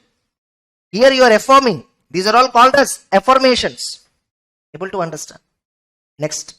Whether in your opinion, proper books of accounts as required by law have been kept by the company so far as you appears from your examination of those books and so far as it appears from your examination of those books. So what is that in the B point? First part they're asking, according to you, you saw the company, you went inside the company. We are only seeing balance sheet P&L. We don't have any access inside the company. But you are the auditor. You visited the company. You saw books of accounts. Did the company maintain all the books and records, whatever is mandatory under law, in a proper manner or not? So we are asking auditor regarding books of accounts and proper returns adequate for the purpose of audit has been received from branches not visited by him. The thing which I highlighted in yellow color is a different point. In the same B point, the first part is different, second part is different. Getting it? The first part is asking what? Did the company maintain books of accounts properly? That's it. Second part is asking what? The company has branches and company might be maintaining some branch accounts separately and you didn't visit that branch. You have not visited the branch. Okay, you didn't visit the branch, but records were there at the branch. How did you verify? Have you received the returns? Have you received the summary? See this yellow sentence starting. Proper returns adequate for the purpose of audit have been received from the branches not visited by him, the auditor. Did auditor receive the returns from the branches, summary statements from the branches at least? You have not visited, fine. At least have you received it and checked it? See, regarding branch accounts and branch audit, we have a topic in company audit. Once I finish this, I'll go there and then finish it up and then we'll proceed to the society's audit chapter. Since the time comes, I'm just telling you, is it compulsory for a company to maintain branch accounts separately? No. Getting it? You take Reliance Industries itself. They have a retail segment, no? They have retail segment. There is a company called Reliance Retail, example. Now what this retail segment is doing, they are doing through Reliance Digital Electronics. Through Reliance Trends, they are selling garments. Through Reliance Jewels, they are selling jewelry. Likewise, they have some retail stores. Now in that store, suppose you go to Reliance Trends, any one store. Do they maintain separate books of accounts? No. They only maintain billing system. Only billing will be done here. When you are going and selecting the cloths and after billing, they just do billing. Accounting will not be maintained there. They only maintain petty cash register. Reliance Trends, they maintain only petty cash register. Like the store will have a manager, right? The manager will be given some cash. And suddenly if a small repair came, no, any air conditioner repair or some water leakage is there, getting it in the store. Now we need to spend money, right, to repair that. Who will spend that money? Manager will spend. Company only has to spend. Now, once water is leaking, company cannot wait, no. Manager cannot wait until company gives the money and then he repair, no. Yes or no? So what companies will do? They'll give some petty cash. That take this 1 lakh rupee or take 5 lakh rupee per month. This is 5 lakh rupee is the maximum expenditure for the store per month. So this within this 5 lakh, whatever repairs, maintenance of like all that you please incur. And whatever you spent, we need proofs, bills. To whom you have given, we need register. Only that register they will maintain. Is it books of accounts? It is just an expenditure summary. That's it. Are you getting the point? But do Reliance Digital maintain, Reliance Trends, do they maintain separate accounts for each office? No. Entire accounting is centralized. When entire accounting is centralized, branch accounts concept itself do not apply. When entire accounts are centralized, branch audit concept also do not apply. What auditor will go and do at branch if accounts are centralized? Are you getting the point? When branch audit will come into picture, first of all, when the branch is maintaining separate accounts. Okay, suppose branch is maintaining separate accounts. Is branch audit compulsory? I mean, should we appoint separate branch auditor compulsorily? Not required. Suppose the company is there, only 3 branches, accounts are maintained separately. Main auditor only decided to audit all the 3 branches also. Now branch audit is not compulsory. It is company choice. It is company choice. You see, ICICI Bank, they are having more than 5,000 branches. They are having more than 5,000 branches across India. But do you know, there is no branch auditor. In ICICI Bank, there is no branch auditor.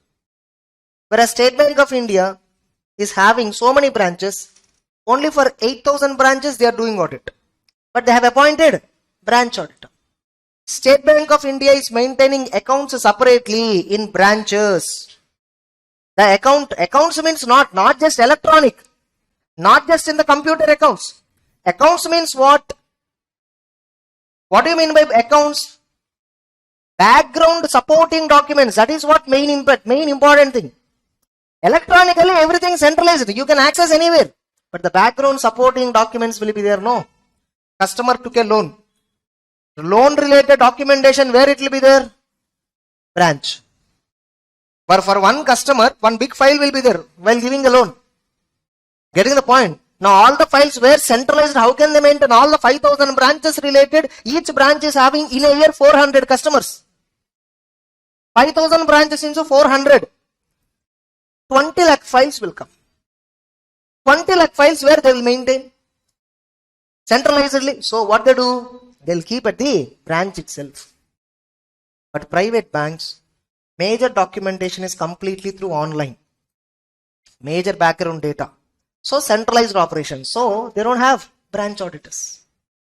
Now here this second part yellow highlight. The second part will apply when the company is having a branch and the branch you have not visited. Now they are asking you, have you received the record at least? Okay, you didn't visit. Have you received it? Without receiving the branch related statement, how can you do audit? That's what the meaning. Understood or not? Third point is asking, suppose. Third point is regarding, suppose if the branch is audited by a separate person. If the branch is audited by a person other than company auditor, then they are asking, is the report on the accounts of the branch nothing but branch audit report? Is it sent to main auditor? And how the main auditor dealt with while preparing his report? Mr. Auditor, have you received branch auditor report? Have you considered his observations, qualifications, adverse remarks, all that? He will also give CARO report, branch auditor. Have you looked into all this? See, only main audit report will come to public. Main audit report shall be prepared after considering branch audit's report. So that's why they're asking. Are you clear? Now, you may have a doubt. Sir, how branch auditor's report will be interpreted by main auditor? SA 600 you don't have in syllabus, it's at final. That is at CA final. SA 600 standard is at CA final. Using the work of other auditor. Are you getting the point? Next. Then they are asking fourth point, whether balance sheet and P&L are in agreement with books of accounts. B point, first part is what asking? Company maintain records properly. This point, what are they asking? Balance sheet, P&L, you are saying no, true and fair. Are they matching with books? Then they are asking one more point, whether financials are prepared as per accounting standards applicable to the company. And do you have you identified any transaction or have you identified any matter which has any adverse effect on the functioning of the company? During the year, company accepted some project which is actually a loss making. Is it having a negative impact on the company or not? If you find such a kind of adverse transactions, getting it, which you think not good for the company, then you have to give here the list of the transactions. Then, is there any director of the company disqualified from being appointed as a director? Like for auditors, directors also have disqualifications.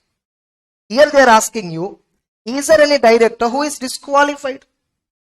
Is there any disqualified director? They are asking. Next. H point is again similar to B point. In B point, what are they asking? According to you, did the company maintain proper books of accounts? H point, do you have any adverse remark related to accounts? Maintenance of accounts and other matters, do you have any objection on them? Same point is asked indirectly. Now you may have it out, how come sir? Earlier Companies Act 1956 has only 6 points like this. While copy pasting, some points were retained and some points were newly added. While adding the new points, they forgot this is indirect speech, that is direct speech. Getting it? Next. Now, I point, whether the company has adequate internal financial controls over financial statements, are they in place, and how are they operating, how effectively they are operating. Auditor has to talk about whether the company has adequate internal financial control with respect to financial statements. This is in corporate language is called as IFCO4. Internal financial controls over financial reporting. Getting it? Now, internal financial control with respect to financial statements, are they in place in the company? Did company formally have internal financial controls? And how are they effectively operating? I'll discuss about this financial controls when I'm discussing, audit documentation chapter. Getting it? Maybe risk assessment, I'll give you a brief idea, probably if required, I'll give you at the time. Getting it? Next. Now, this point do not apply. Auditor has to give his opinion on operating effectiveness of internal financial controls. Not only operating effectiveness. First of all, do the company has adequate controls? Check it out. Suppose company has to employ 100 controls. They employed only 50. The internal financial controls employed by the organization are inadequate. However, the 50 controls are operating effectively. So they are asking you quantum of the controls. First of all, did the company implemented all the controls wherever required? And then implementing the control alone is not enough. Are they operating effectively? That also auditor has to check. Then finally, this IFCO4, this IFC, this IFC opinion, the auditor need not give in respect of the following companies. For the following companies, IFC reporting do not apply. What are the companies? One person company, small company, private limited company satisfying the following conditions, like turnover shall not exceed 50 crore and borrowing shall not exceed 25. A private company whose turnover do not exceed 50 and whose loans and borrowings do not exceed 25. Only for that private company, this IFC point do not apply. You need not worry about. You see, when borrowings are less than 25 lakhs, 25 crore, it is not a public, so much of public interest is not involved. So IFC do not apply. Understood or not? Next. Further, there is another note point in the book. There is a section called 197. There is a section called 197 actually, directors related section. And the auditor of a company shall make under 197 by virtue of 197 actually in his report under 43 they will say, but actually it is what? 197. Whether remuneration paid by the company to its director is it in accordance with the provisions of the section. If any director is paid excess remuneration, give such details. This is required only for public companies. Auditor along with 143 comments. Along with 143 means under which section of the audit report this we need to comment. Report on other legal and regulatory requirements. There itself, first point 143.11 caro, annexure. Second point 143.3 subpoints all these, checklist. Then third point 197 related. Did the company paid remuneration in excess of limits given under the law? Company law has put a limit, how much maximum remuneration you can pay. That point applicable only for public companies, not for private. So auditor has to check, able to understand. This question has been asked as a correct or incorrect question. What they can ask you is like, according to CARO 2020, whether a company has paid remuneration in excess of limit prescribed under law to the directors shall be reported under CARO. Students will write yes. Incorrect. While reporting under section 143, read with 197. You need to write like, read with 197. Getting it? Or 197, read with 143, even more better. The auditor has to verify whether the company has paid remuneration to directors in excess of limit specified.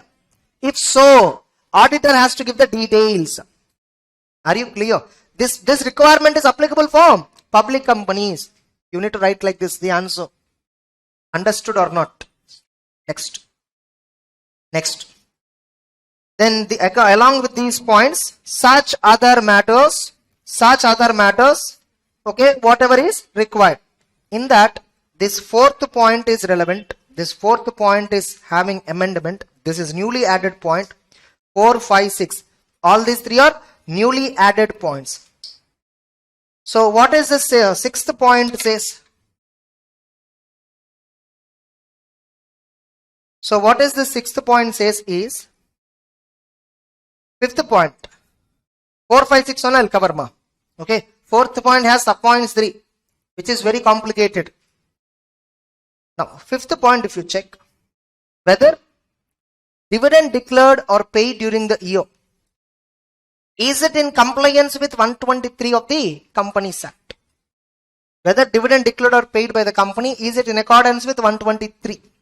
So there is a section 123 to 127 talks about dividend provisions.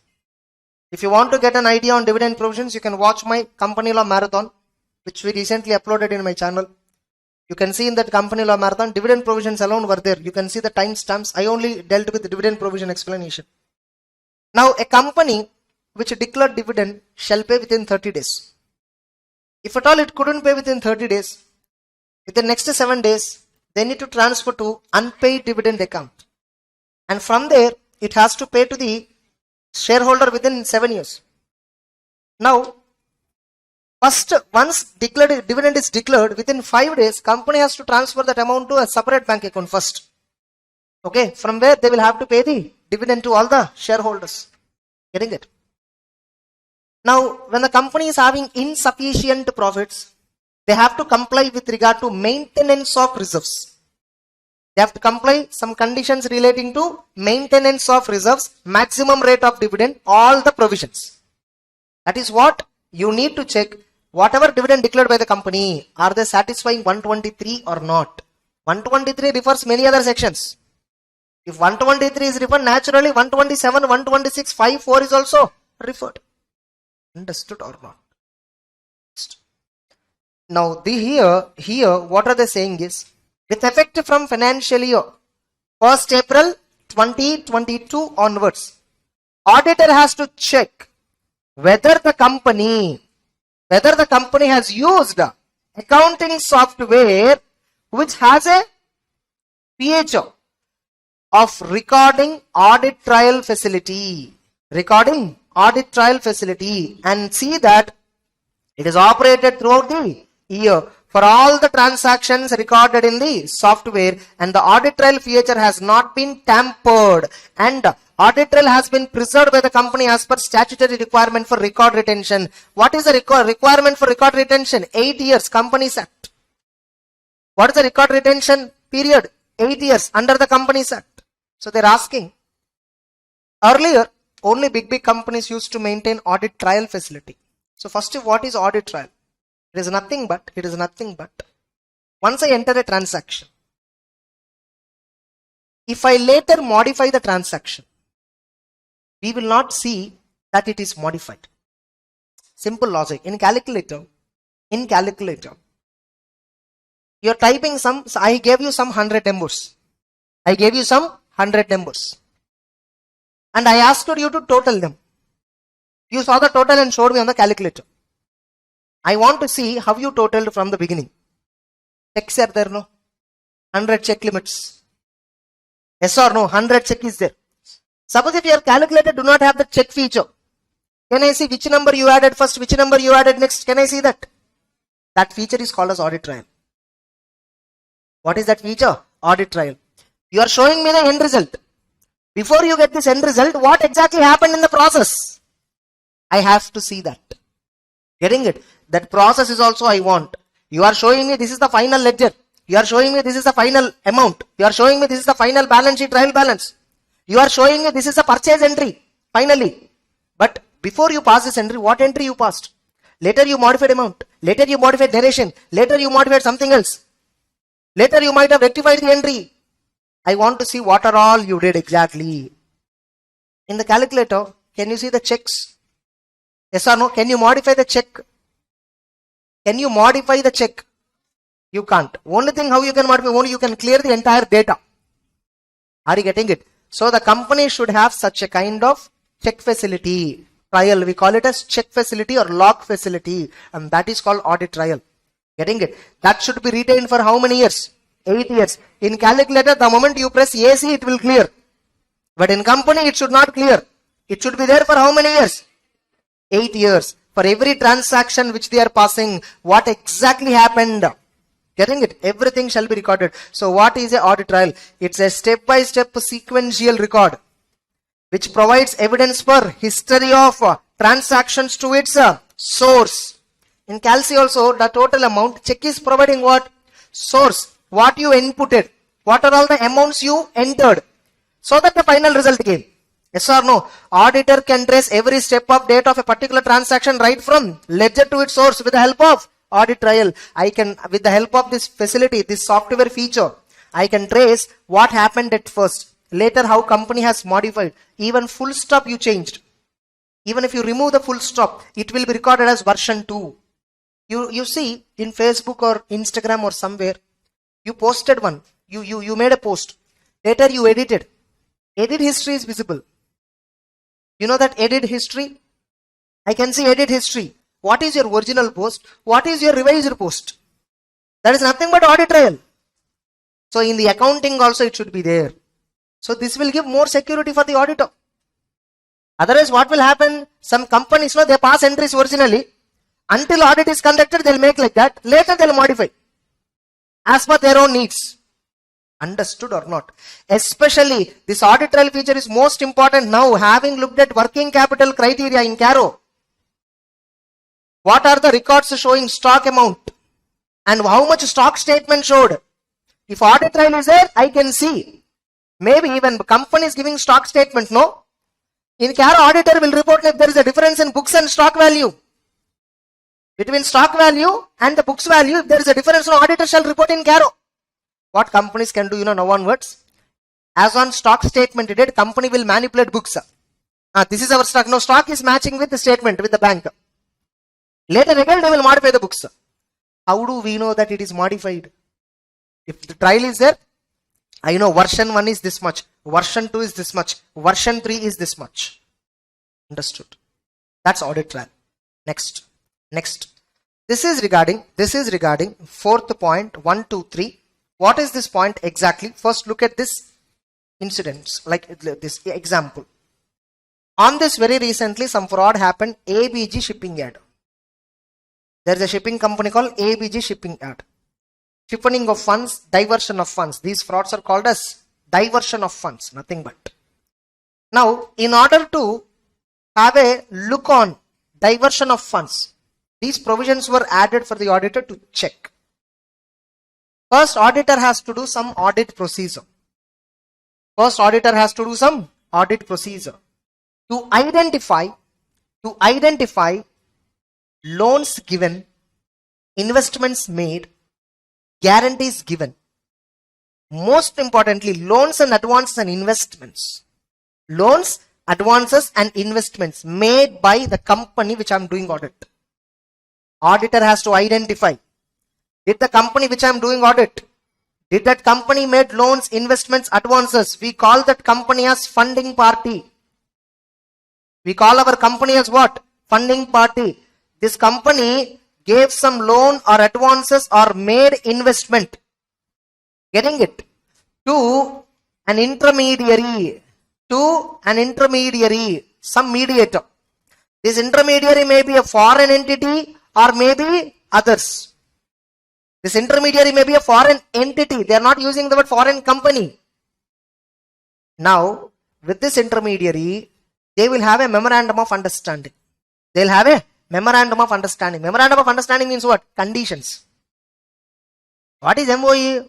That's nothing but conditions, terms and conditions. This MOU can be written or otherwise, means oral also. We may not have any written evidence. So our company giving loans, advances or made investment in whom?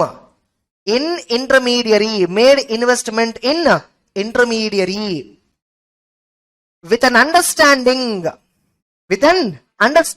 whether it is in writing or otherwise.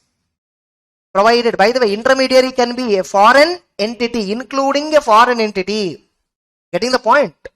That this intermediary shall again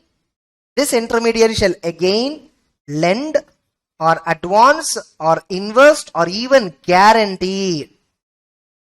The intermediary shall lend, advance, invest or guarantee to another person, to any other person or any other entity, to any other entity. Now, who is this entity?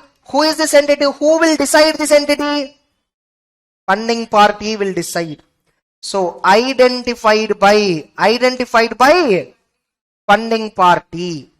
And this party we call him as, ultimate beneficiary. We call him as what? Ultimate beneficiary. Now, our company want to give loan to ultimate beneficiary, but because of some reasons we couldn't. This is hawala transaction, money laundering transactions. Getting it? What our company did? We gave a loan, we gave an advance, we gave an investment, we made an investment in one intermediary. That intermediary may be a foreign entity, with an understanding that this intermediary shall lend, invest, guarantee or give an advance to any other entity identified by the original company, funding party. Now auditor has to check, is there any this kinds of transactions? Yes, there are so many, hundreds of transactions were there in this company, out of which only 95 were disclosed in financial statements. Only 95 was disclosed in financials. Now tell me, regarding what I am concerned about. Remaining 5 transactions, what happened? This auditor has to check. Suppose company said, sir, 100, all the 100 disclosed, sir. 100 transactions we have like this during the year. See, all the 100 disclosed. Then I need to get a declaration. I need to get a declaration from the company that apart from this 100, there is no other transaction. Apart from this 100, there is no other transaction undertaken by the company like this. There are no omissions. Everything is disclosed. Like this, you need to get a declaration. Understood or not? Here you are the auditor for which company? Funding party. That is fourth point, subpoint 1. Fourth point, subpoint 2. What it says? If you are auditor of an intermediary, subpoint 2 is focusing on intermediary. You are doing audit of a company, right? Did the company received any loan? Did the company received any advance? Did the company received any investment? Now, from a foreign entity, from any entity including a foreign entity, with an understanding in writing or otherwise that this company shall again transfer the funds to any other person identified by funding party. Now here you are the auditor for which company? Intermediary. Okay, you received 100 amounts like this, where you have to transfer to somebody else. Have you disclosed all the 100 items in the balance sheet? Directors are saying we disclosed everything honestly, see the information, notes. They are disclosing everything. They are not hawala, money laundering, legal transactions. Legally they executed, they are showing everything. When do we say hawala? When do we say money laundering? When it is not disclosed. Yes or no? Now I am asking, is there any other item which is not disclosed? Directors are saying no, everything is disclosed, nothing is omitted. Give me declaration for nothing. Give me declaration that apart from whatever you showed in the financial statements, there are no other transactions executed by this company. Give me a disclosure. Declaration, nothing but representation. That is fourth point, subpoint 2. Fourth point, subpoint 3. What it says? Now, you have got, there are some 100 transactions, everything is disclosed. There are some 100 transactions and everything is disclosed. Correct? You verified now in audit, have you found more than 100? Have you found any additional transactions? Have you found any additional transactions? Getting it? Now tell me, if at all you found any additional transactions, the declarations given by the directors, is it right or wrong? That's what the fourth point, third point says. Based on your audit procedures, have you got evidence that the representations received in the first point and second point are not true and fair, not reliable? That is third point. Understood now the points. Have you studied this earlier at all or ignored? Ignored. This is asked in exam, in the recent exam. In CA Inter, I think it is asked. In CA Inter only, I think final or Inter, but somewhere this has been asked. For 4 marks. Are you clear? That's it. Okay. So with this, 143 subsection 3 checklist has been completed. What is the reporting requirement here? Auditor has to report whether positive or negative. That's it. All of you clear? Now you see here, first point is regarding funding party, right? Whether management represented to the best of the knowledge and belief other than disclosed in financials, no funds have been, nothing but other than disclosed in financials, there are nothing else. There are no funds advanced, loaned, invested, it may be borrowed fund or my own capital, whatever, by this company too, or in any other person, including foreign entity with an understanding, recording in writing or otherwise, that intermediary directly or indirectly lend, invest to other persons identified by original company, nothing but ultimate beneficiary. Able to understand? Now here it is regarding, we are acting as an auditor of intermediary. Third one, based on your work, have you found anything that above declarations are wrong? Above declarations contain material misstatements. That's it. Clear? All of you? That's it. So with this, 143 subsection 3 is also completed. Next. So with this, 143 is completed. Then we still have in company audit few more provisions like branch audit, cost audit, and we have rights and duties of an auditor. Rights and duties of an auditor. Then we have 147 penalty. And we have internal audit provisions, nothing but. Getting it? These provisions I have not covered. Branch audit, cost audit I will cover in brief. Remaining you just take care. They're very easy. Okay. So we'll move to company audit again.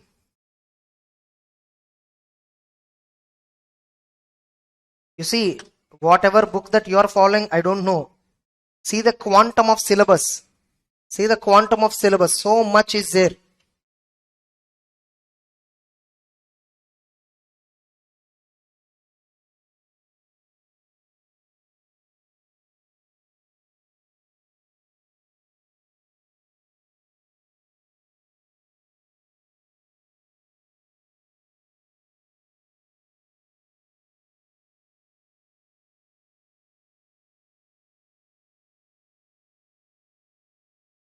So there are some provisions like rights and duties of the auditor, powers of the auditor. Auditor has right to access to books. They'll ask you a question on write about auditor's power to access to books. 4 marks. You have to write all these points. Okay. The right of access is to all the books and records, whether maintained at head office or branches or anywhere. The right can be exercised anytime. That is business hours, working days.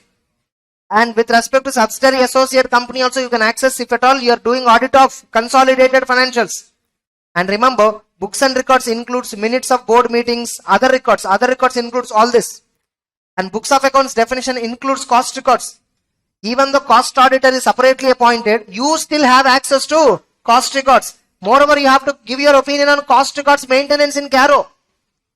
Under the 6th clause of the CARO, you have to talk about whether company is maintaining proper cost records or not.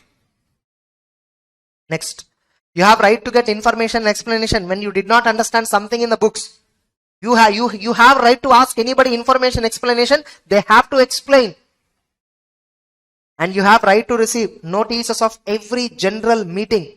And you have duty to attend every general meeting. But with prior approval of board, you can skip any general meeting. Right to lien. This actually we don't exercise, but in one of the November 2019 exam, I think somewhere it has been asked. Write about right to lien. If auditor did not receive the fees in respect of the audit performed on the company books of accounts, you can exercise a lien. Only on those books where you audited.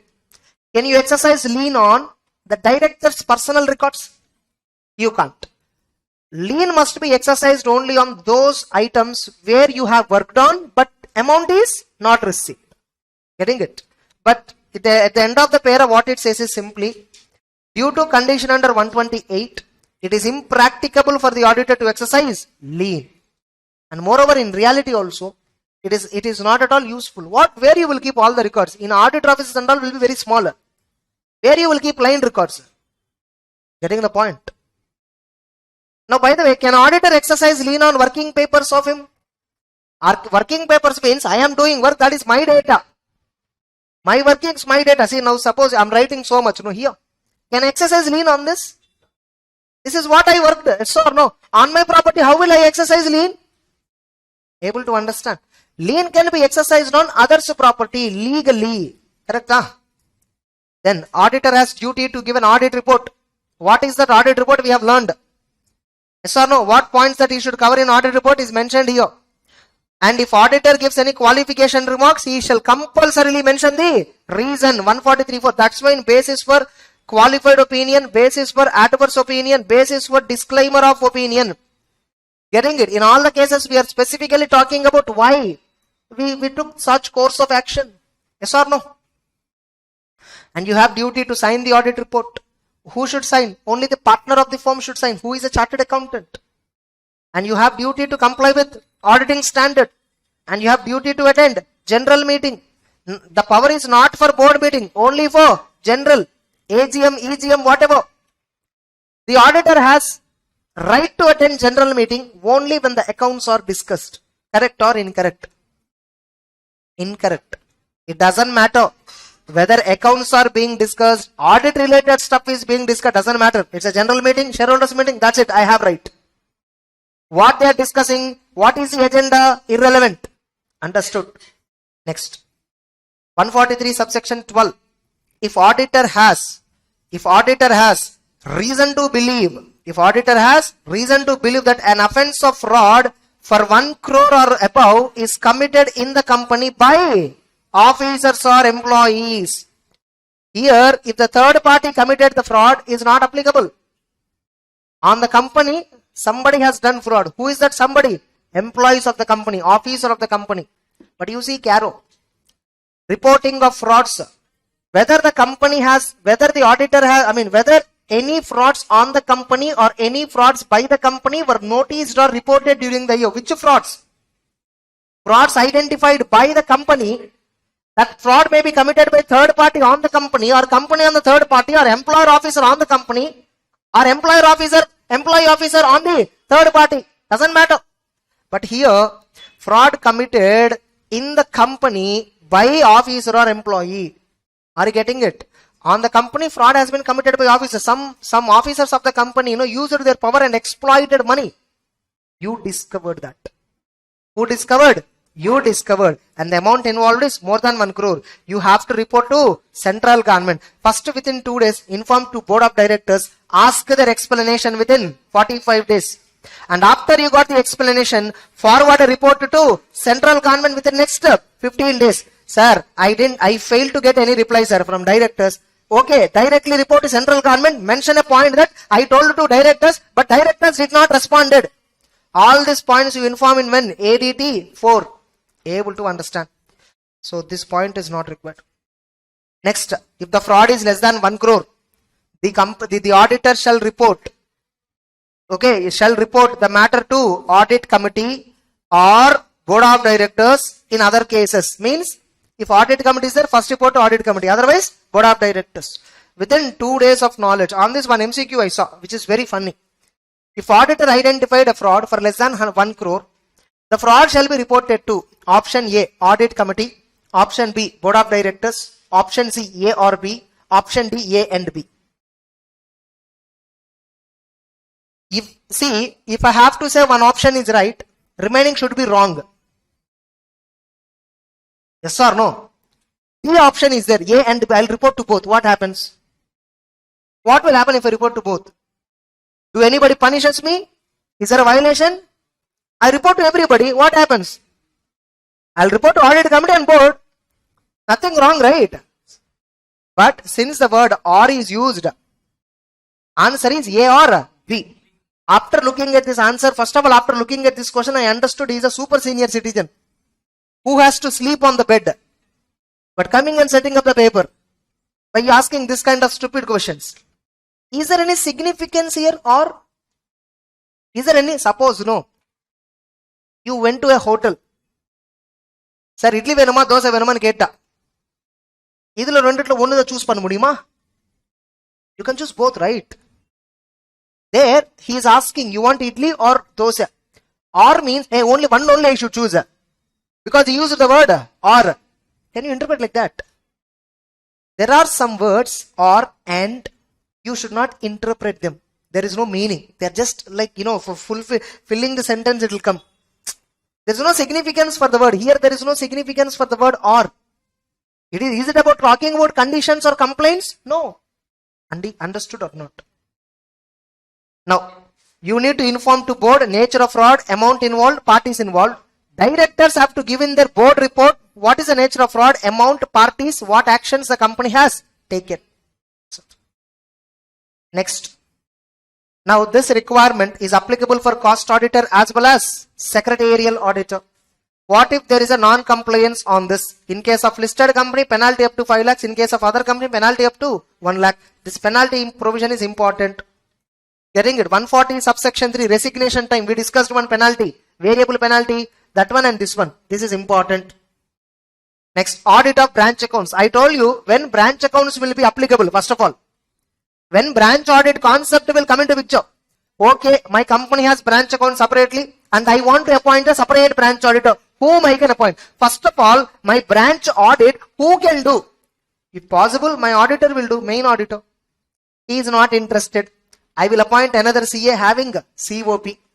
Suppose my branch is outside India. That branch audit, no, my company auditor alone will go and do. Or I will appoint another chartered accountant having COP. Or I will appoint another person who is qualified to act as an auditor in accordance with the law of that country. Understood or not? Over. In case of a foreign branch, the audit of that branch can be conducted by either the company auditor or another chartered accountant having COP. Full stop. Correct or incorrect? Incorrect. It can be audited even by any other person holding that auditor qualification as per the law of that country. Understood how a question can come? Now who will appoint branch auditor? Same, shareholders only. Members only will appoint. Getting it? However, shareholders can delegate the power to board of directors. Now what are the reporting requirements? Same reporting requirements like main auditor. He also have to report on 143 checklist items, 14311 CARO, fraud reporting, everything applies to him. Are you getting it? Now, whenever branch auditor is there, the principal auditor has to perform certain procedures to get information from the branch auditor. The principal auditor will inform other auditor what are all special areas. I will tell him what are all special areas. You focus on this. Okay, especially focus on inter-branch transactions. We should make arrangement for coordination. You WhatsApp me every time whenever you have an issue. I will WhatsApp you. We should make a coordination. Yes or no? And I will also inform other auditor what are all the reporting requirements applicable for the company. He may not have an idea what are all reporting requirements for the company. And I will get a written summary from the branch auditor regarding what are all he did. We may do this, we may not do this. If at all principal auditor still want to know more, he can visit to the branch. He can go and visit the other auditor and branch. Just because branch auditor is appointed, is principal auditor prohibited to visit a branch? He still have right to visit branch, right to audit. He can ignore branch audit report. I will do audit once again. No problem. Are you clear? That's it. Then internal auditor, for which companies it is compulsory, it has been given here. Getting it? Public companies, unlisted public companies, private companies and listed companies. Who can act as an internal auditor? He may be a CA, he may be a cost accountant, practice or not, or any other professional. MBA candidate can be an internal auditor. No specific qualification for internal auditor. It is not compulsory, only CA should act. Further, internal auditor may or may not be. Which means I can recruit one CA permanently and employ him. So he can be my employee as an internal auditor, or I will outsource my internal audit work to a firm of chartered accountants. Anything it can happen. And all this true or false question might come. Are you clear? Now, what is the concept of internal audit? All that you have in risk assessment chapter. You are having in risk assessment chapter. I told if I have time, I'll discuss that. Next, auditor's remuneration. Who will fix the remuneration?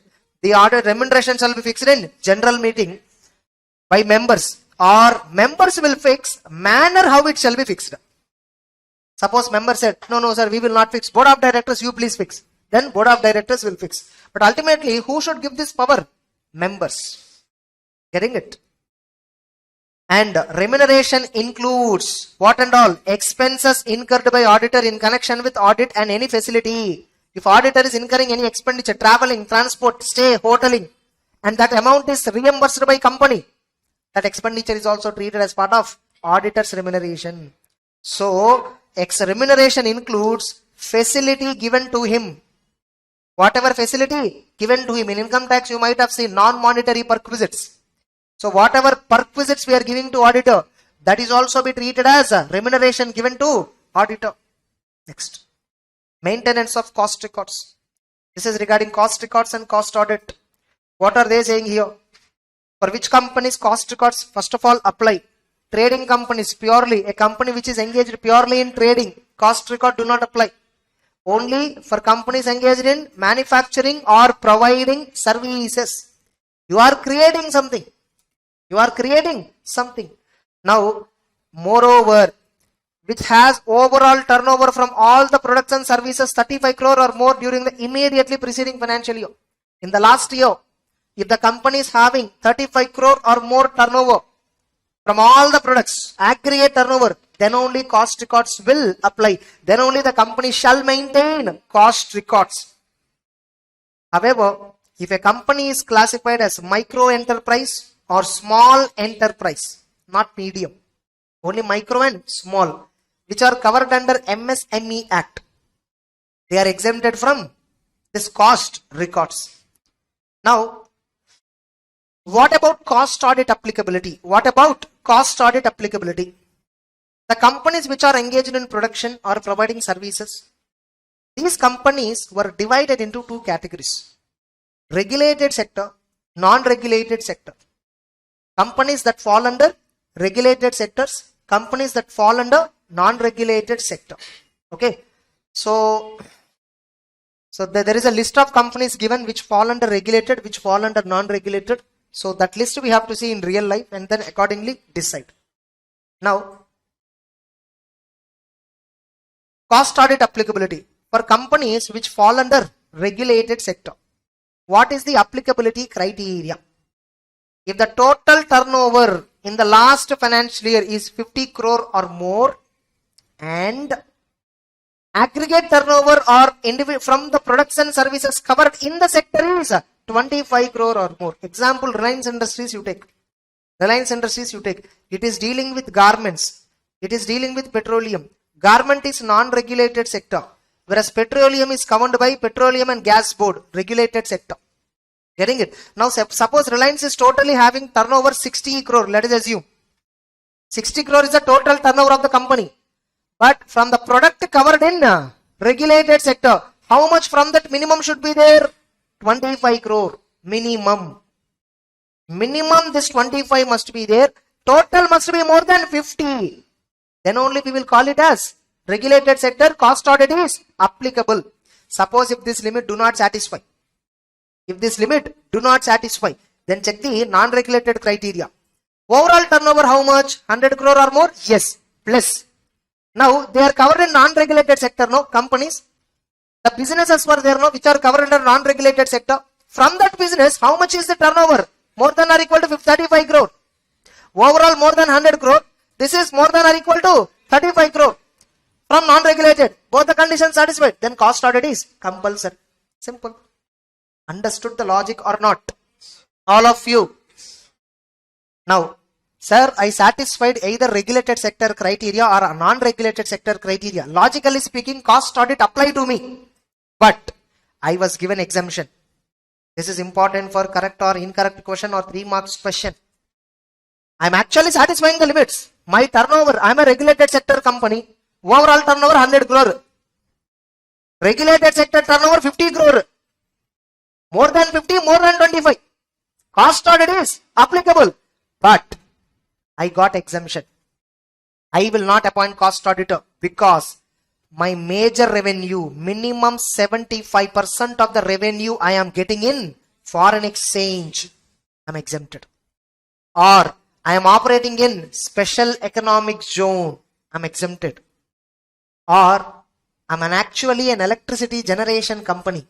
I'm a company where I am doing manufacturing process of only one thing, electricity generation. That too, why am I generating electricity generation? For captive consumption. Example, wherever company has installed solar plants.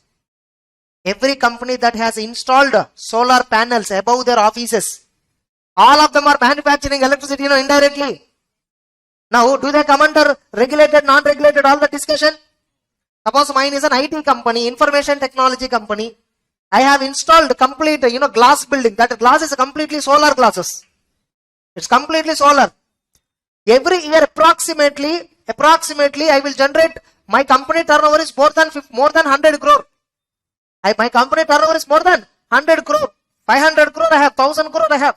And I am generating through the glasses electricity worth of more than 25 crore. More than 35 crore, some amount.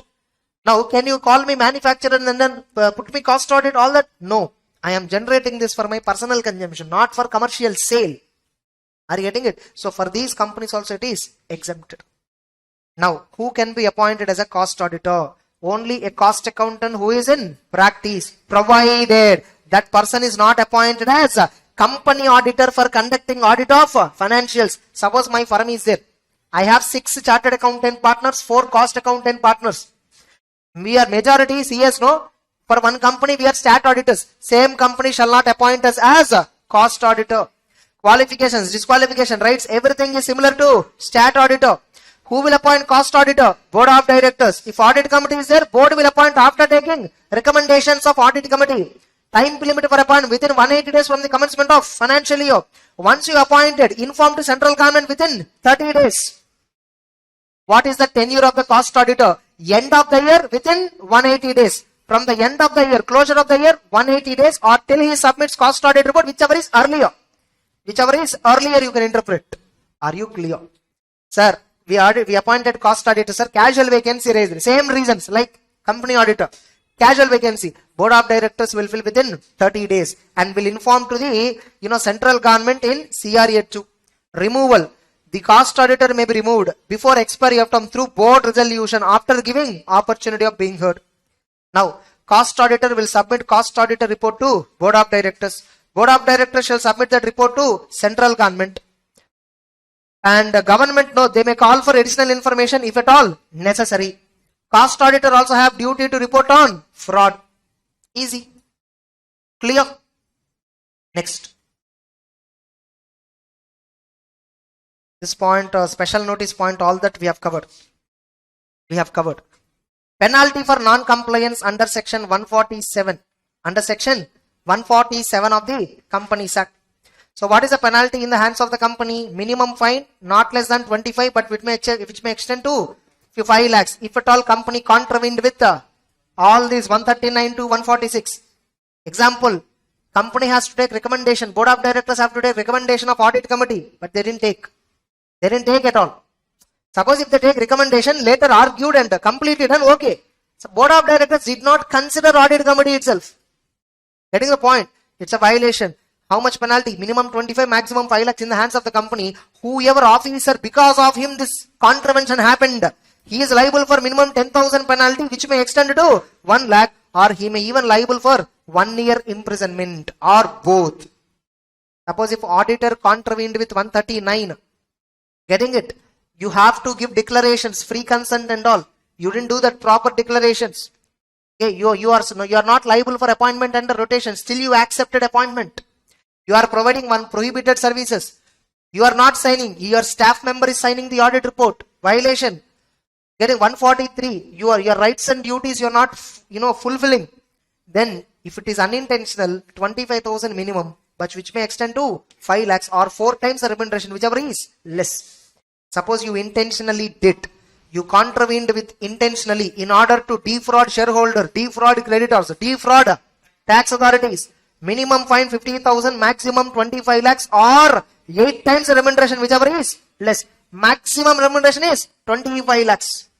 Yes or no?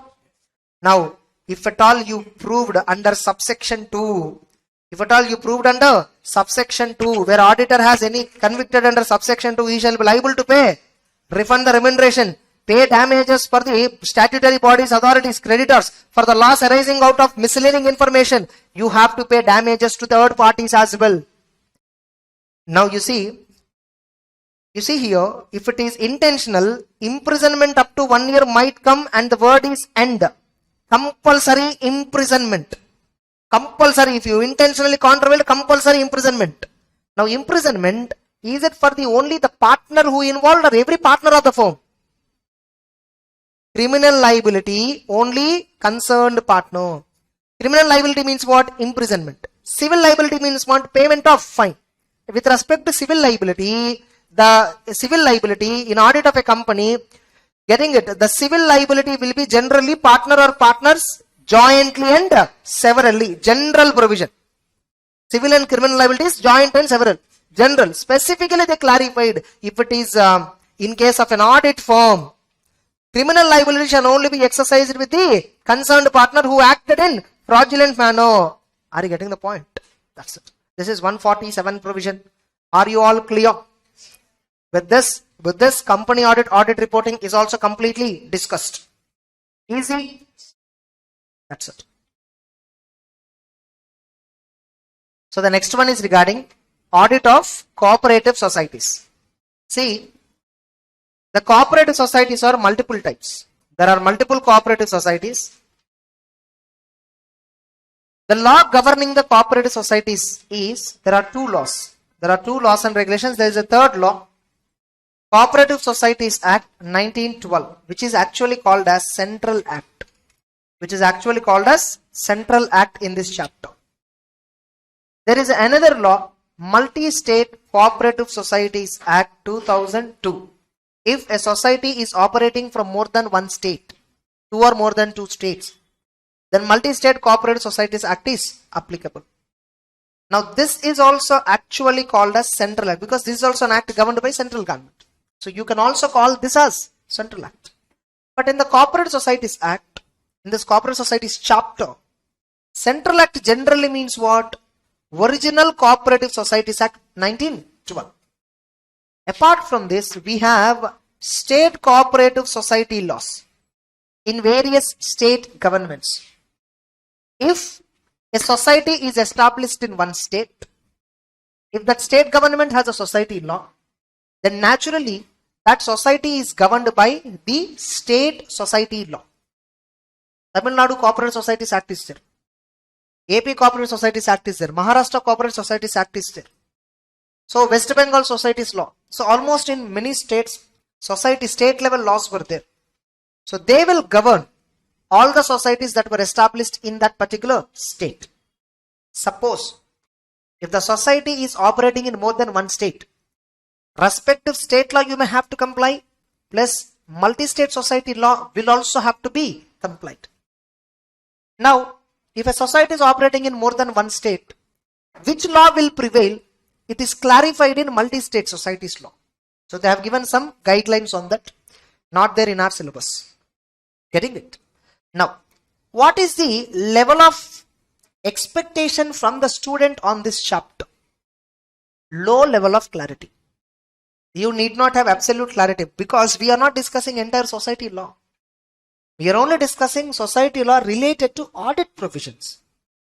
We are not discussing about operations of the corporate society.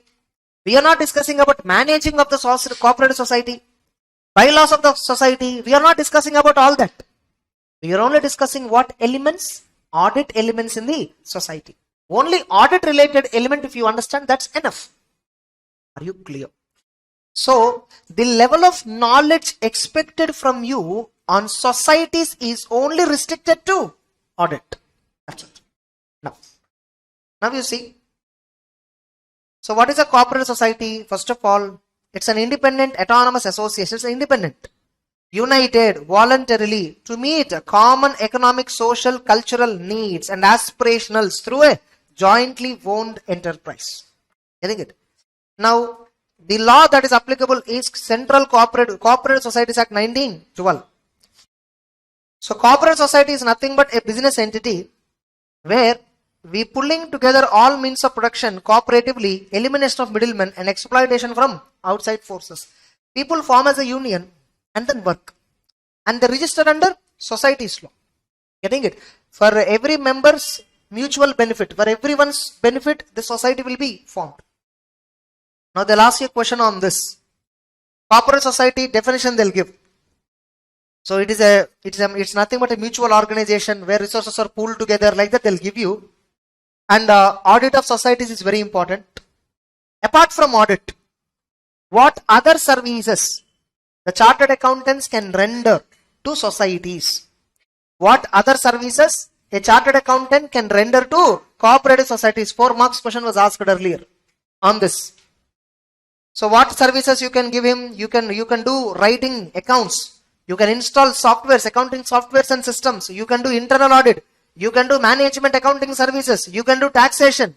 You can do due diligence. There are many other services which you can do, but you need to write these points compulsorily. So a chartered accountant plays significant role in development of society's organization. Apart from audit, there are some professional services which can be rendered. They are as below. A slight 3 marks or 4 marks question might come. Understood or not? Next. Now, how to do audit of cooperative societies? Now we are discussing audit of cooperative societies as per original Act 1912. We are also discussing audit of cooperative societies under multi-state law, which means in this chapter you will find appointment procedure 2 lines, rights and duties of auditor 2 lines. Able to understand? Apart from this, you will also find some provision called special audit, inquiry, inspection. That's it. This is the syllabus in this chapter. Nothing else. Getting it? Now, who will do the audit of corporate society? Who will appoint? Registrar of the corporate society. Like ROC is there in company, here also ROC there. But here it is registrar of cooperative societies. He shall audit. he will only audit, or he will cause by some person authorized by him in writing in this behalf for every society once at least in every year. Either the registrar can directly audit, or the registrar will appoint somebody else to do audit. Getting it? What in audit? Auditor will mainly focus on overdue dates, valuation of assets and liabilities. What are the special aspects to be covered in societies? We have a separate question. There we will discuss. Understood or not? Next. Now, the registrar, the collector. Collector means district collectors will be there, no IAS officers. They will be appointed as generally registrars. For registrars of, who are the registrars of cooperative societies? Generally the collectors. Getting it? Or any person authorized. Tell at all time access to books, access to every officer who will furnish information in regarding transactions and workings of the society. So these are the powers of the registrar, nothing but powers of registrar of cooperative society. What are the powers of registrar of cooperative society? They may ask you a 3 marks question. The registrar, the collector, or any other person authorized by his general or special order in writing have right to inspect books, papers, securities, cash, whatever, or has right to ask every officer to give that information regarding transactions and working of the society, and may inspect in whatever the way he want.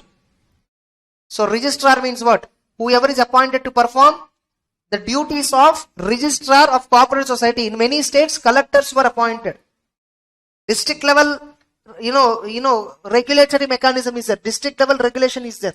So wherever district level cooperative societies, they will be managed by collectors. Next, what is the form of audit report? The audit report format in prescribed form specified by registrar, or he will give the rules. What should be the format of audit report? If nothing is there, we follow SA 700 format. Getting it? So on completion of audit, the auditor has to submit the report to society, and copies also shall be forwarded to respective authorities like state special auditor, deputy registrar, district level deputy registrar, like that. What matters he will mention in the report? You see, all these matters, all these matters we have similar to 143.3 checklist. Whether he has obtained all information, explanation necessary, whether the in accounts give information required by the act, whether balance sheet P&L is giving true and fair view, yes or no, whether balance sheet are they showing true state of affairs, proper books of accounts have been properly maintained, whether balance sheet P&L are in agreement with the books and returns. Same points, same points we have seen in company audit. Audit reporting 143.3. Yes or no? Same, exactly same points. There the word is company, here the word is society.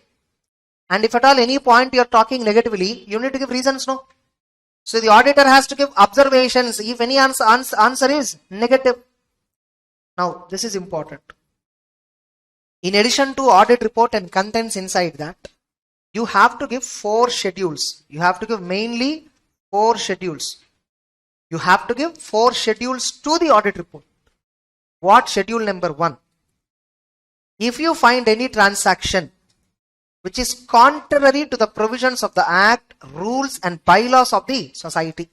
When you are doing audit, you discover some transaction, unauthorized transaction. It is not in the power of the managing person of the society. The managing person withdrawn money for personal use. That is unauthorized. It is against bylaws. Able to understand? Or if society has entered into any transaction that is against act, provisions, please list out all the transactions you identified in schedule 1. Able to understand? Second, all sums which ought to have been but not have been brought into accounts of the society. Nothing but omission of receipts. Nothing but omission of receipts or sales or incomes. Actually, there are some transactions which have to be entered in books but not entered. You discovered the omissions. You should give them in schedule 2. Any material, any property belonging to the society which is actually bad and doubtful. Some asset of the society appears doubtful. Give list of all doubtful properties and materials, assets in schedule 3. And material irregularity, impropriety in expenditure. Companies incurring expenditure without rules and regulations. Companies are incurring expenditure without taking proper care. 100 rupees items they are buying for 200. Unreasonable prices. Able to understand? That is called what? Impropriety. Propriety means reasonable. Impropriety means unreasonable. Or when money is due to the society, company is not collecting properly. All irregular, impropriety in expenditure, in realization, money is due to the society. If you find impropriety, irregularity in this, given Schedule 4. Any other matter specified in Schedule 5. So these are the schedules which auditor has to attach to audit report on the corporate society while presenting the report to the central registrar. Are you clear? Now, note, if you don't have any of the above points, you will give nil report. Clear? How many of you, honestly tell me, studied this chapter? This is a very simple chapter. You can easily score 5 marks. You should not read this chapter at last. You should read along with audit report. Because most of the points are similar to audit report and company audit. People don't understand. If you understand company audit and audit report, this chapter do not require explanation at all. You just give a plain readings conceptually, clearly if you understand, that's enough. Then, auditor has to fill audit memos. Auditor has to fill audit memos. And regarding what is audit memo, you refer later. Getting it? So, in addition to the audit certificate in prescribed form, various schedules, whatever we have discussed above, the auditor has to fill 2 sets of questionnaires. First set of questionnaire, he will fill this is applicable for all types of transactions, getting all types of societies. So this is about general information about the society he has to give. The second set is applicable for specific type of society. What questions will be there inside that registrar will decide. Registrar will give you a questionnaire. You did audit, no? Now answer me all these questions. So the questionnaire will have 2 sets. Set A, first set and second set. First set is applicable generally for everyone. Every auditor has to fill that. Second set, depending upon your which society auditor. Are you society auditor of credit society, milk cooperative society, consumer society? Which auditor? Depending upon that second set you have to answer. And auditor will give audit report in narrative format. So the auditor report in a narrative format is submitted by auditor, will be addressed to the society chairman. Generally, narrative audit report is divided into 2 parts. Part 1 of the audit report, part 1 of the narrative audit report. They may ask you a question straight away on this. Write about narrative audit report of cooperative society. Part 1. It will give you information on financial position, capital structure, solvency position, profitability, and comments on the working of the society. And it must be suitably divided into paragraphs. Mistakes having an impact on the profitability of society shall also be mentioned in the part 1. Whereas part 2, if you have any observations on transactions, getting it, which are finished products of routine, vouch, post-audit, missing vouchers, loan bonds, inadequacy of documentation, like general points we will discuss. First point, you talk about the society position, capital structure, solvency position, financial position, and how the society is working as a whole. Generally you will talk. Second point, you will talk. Some, in records were not maintained for inventory. Some purchase invoices are missing. Some bills authorization was missing. All clerical issues and all you will talk in part 2 of the audit report. This itself they can ask you as a question. Write about narrative audit report in case of cooperative societies. Then we have multi-state cooperative society. This is important, even more important. In this entire society law, this is even more important. Multi-state cooperative society is even more important. What it says? The Multi-State Cooperative Societies Act, getting it? This applies to every society whose objects are not confined to one state. Their objective is spread over multiple states, not one state. So this act contains detailed provision regarding registration, how to become a member in that society, management, like Companies Act, no. It contains how to form the company, who can enter as a member, how to manage the company. Everything is there in Companies Act. Multi-State Cooperative Societies Act is very big, has around 100 sections. The funds of multi-state society cannot be used for any political purpose. They'll give you a true or false question on this. A multi-state cooperative society has given a donation which is 2% of the average net profit. What is your answer? It is not 2, it is 3%. No, you should write incorrect. A multi-state corporate society is prohibited to give any donation to political party. And Multi-State Societies Act, no, it contains conditions regarding investments, restrictions on loans, borrowings, similar to company law. Next, every society shall maintain books of accounts for all sums of money received and expended, for all sale and purchase of goods, all assets and liabilities, particulars related to material, labor, items of cost in case the society engaged in production, manufacturing, all that. This is exactly books of accounts definition under Companies Act. Same definition, books of accounts definition. Next, auditors. Who can do the audit of a multi-state cooperative society? General corporate society, who can do auditor? Normal as per Central Act. Registrar himself will do, or any other person authorized by him. Whereas multi-state society, only a chartered accountant who is having practice within the meaning of CA Act means who, you know, only the person having COP, who are not eligible to become auditor of a multi-state society. Body corporate disqualified, officer or employee disqualified, member of the society is disqualified, who is in employment of an officer or employee is also disqualified. Actually, here there are two disqualifications. A person who is in employment of an officer or employee, he is also disqualified. A person who is a member is disqualified. Or a person who is indebted to the society, has given guarantee, provided any security on behalf of the third person exceeding 1,000. Exceeding 1,000, actually it's a continuation. I split it as ABC. Whether it is indebtedness, whether it is guarantee, whether it is surety, whatever, if it is exceeding 1,000 rupees, you are disqualified to become auditor of the society. Suppose after you are appointed, you are disqualified, then you are subsequently disqualified, no? You shall immediately vacate the office. That's it. So that is regarding qualification, disqualification. Now, what is the appointment procedure for multi-state cooperative societies? How to appoint first auditor? How to appoint subsequent auditor? Similar to Companies Act, yes or no? The authority, the board of directors of multi-state cooperative society within 1 month from the date of registration shall appoint. If board of directors fails, then society, multi-state society will conduct general meeting, no? There the members will appoint the first auditor. What is the time limit? They have not given. Next, until when first auditor appointment is valid? Till the conclusion of first AGM. Multi-state cooperative society, the law is similar to company law. Subsequent auditor. Members of multi-state society at each AGM, they will appoint subsequent auditor. His appointment is valid till the conclusion of, similar to company law. Now, previously they have asked this question.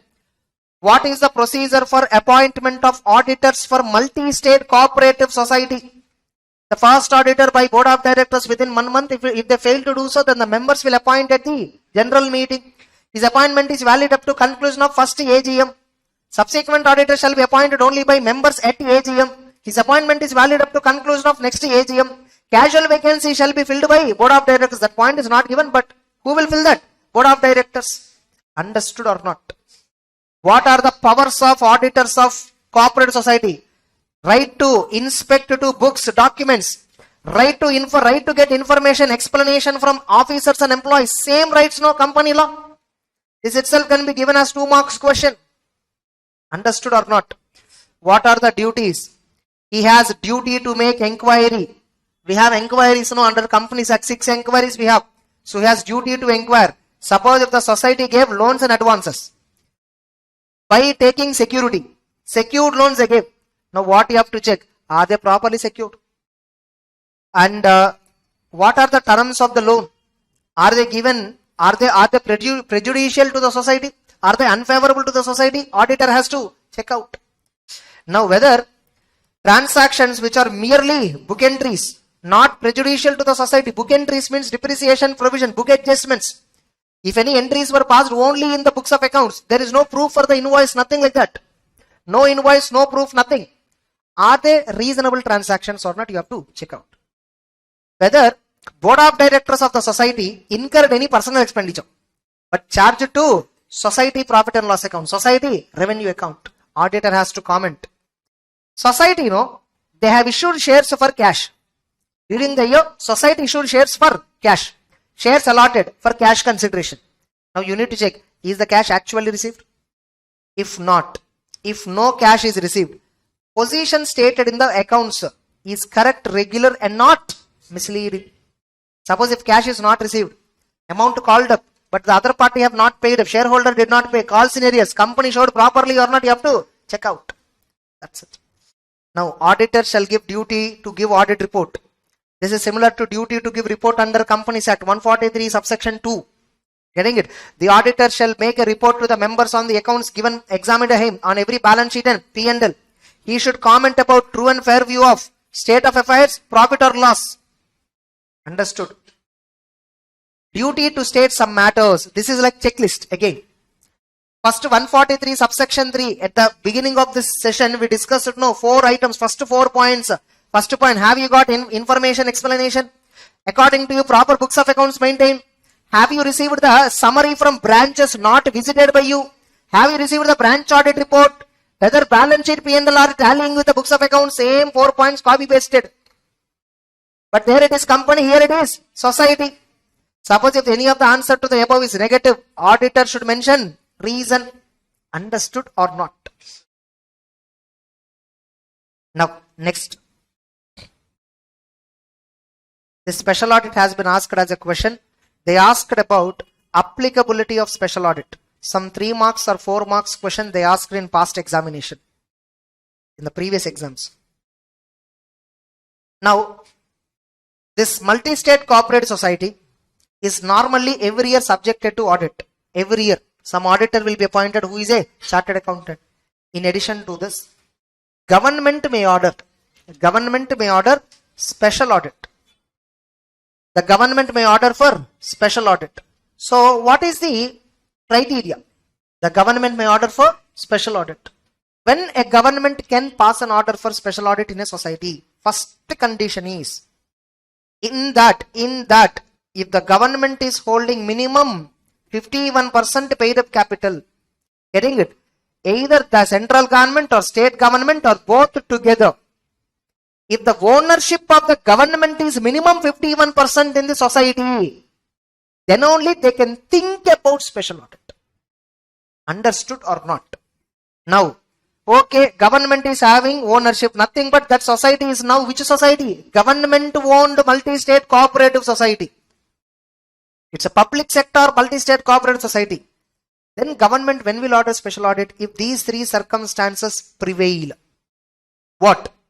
Affairs of the society are not managed as per the principles, practices. Prudently, they are not doing the business. The society is doing very aggressively unethical practices. Getting it?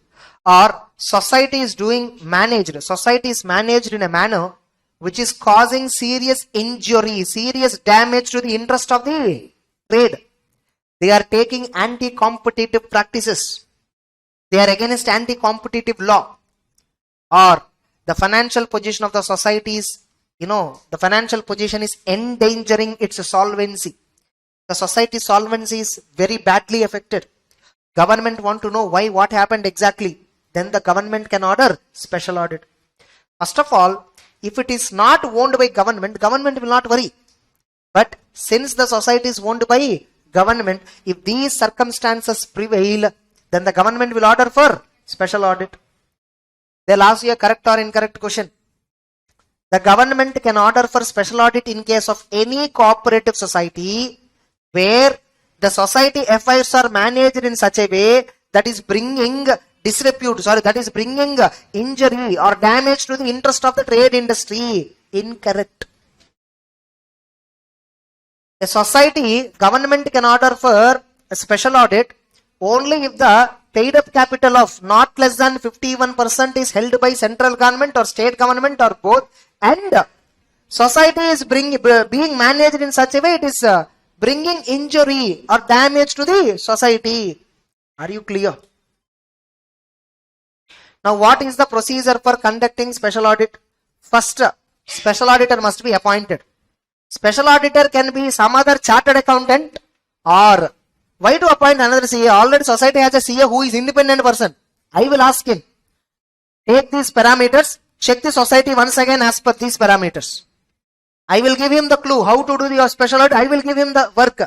So the special audit, the government may direct special audit and shall be conducted and appoint either a CA separately or multi-state society auditor himself to conduct a special audit. Powers, same powers, whatever powers were there to normal auditor, same power special auditor also there. Now after doing the audit, special auditor will make a report to central government. And all the matters given under 73, 4 points were there here, checklist points. Every matter is covered in the special audit report.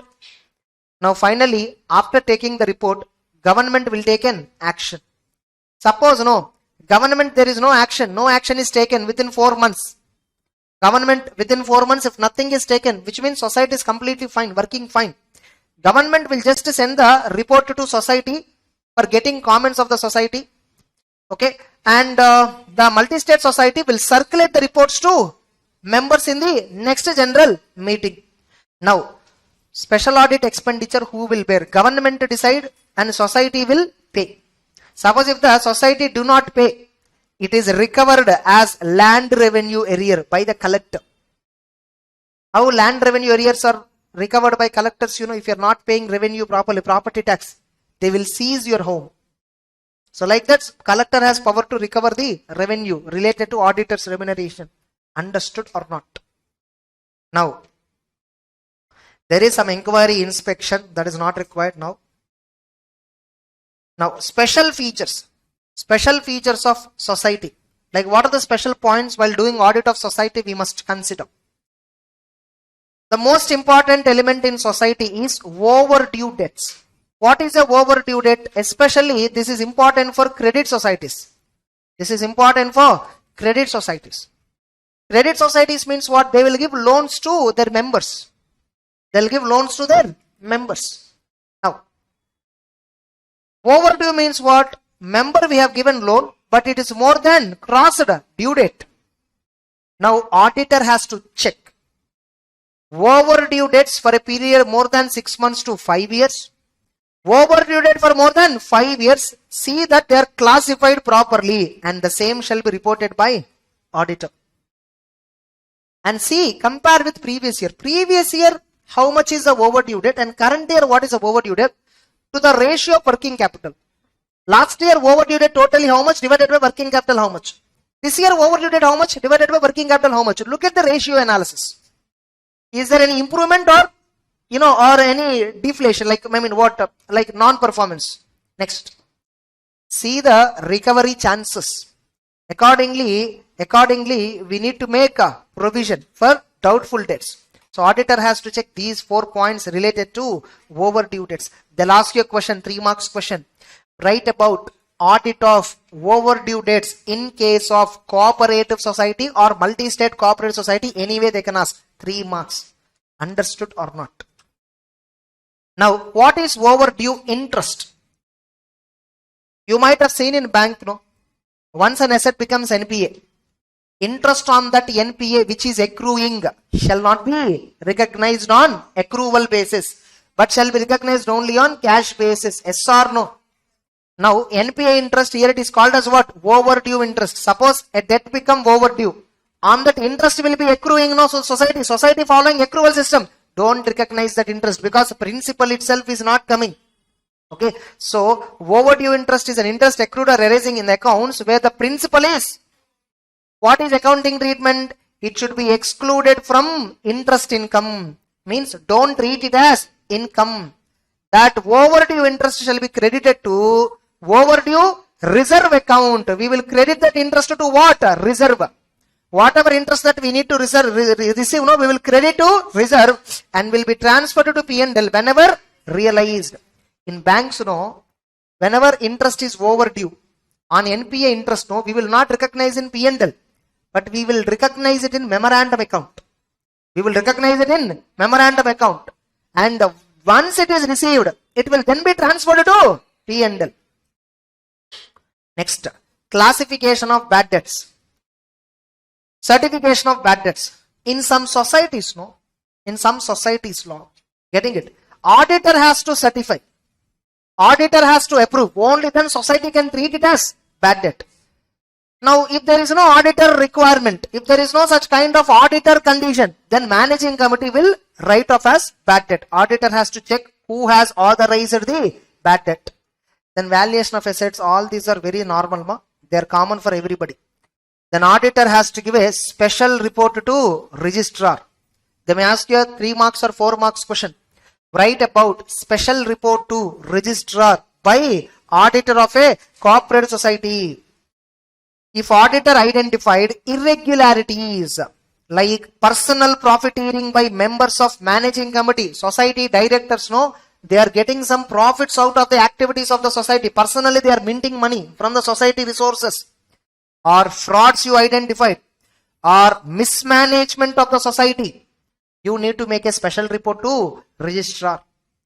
Everyone understood or not?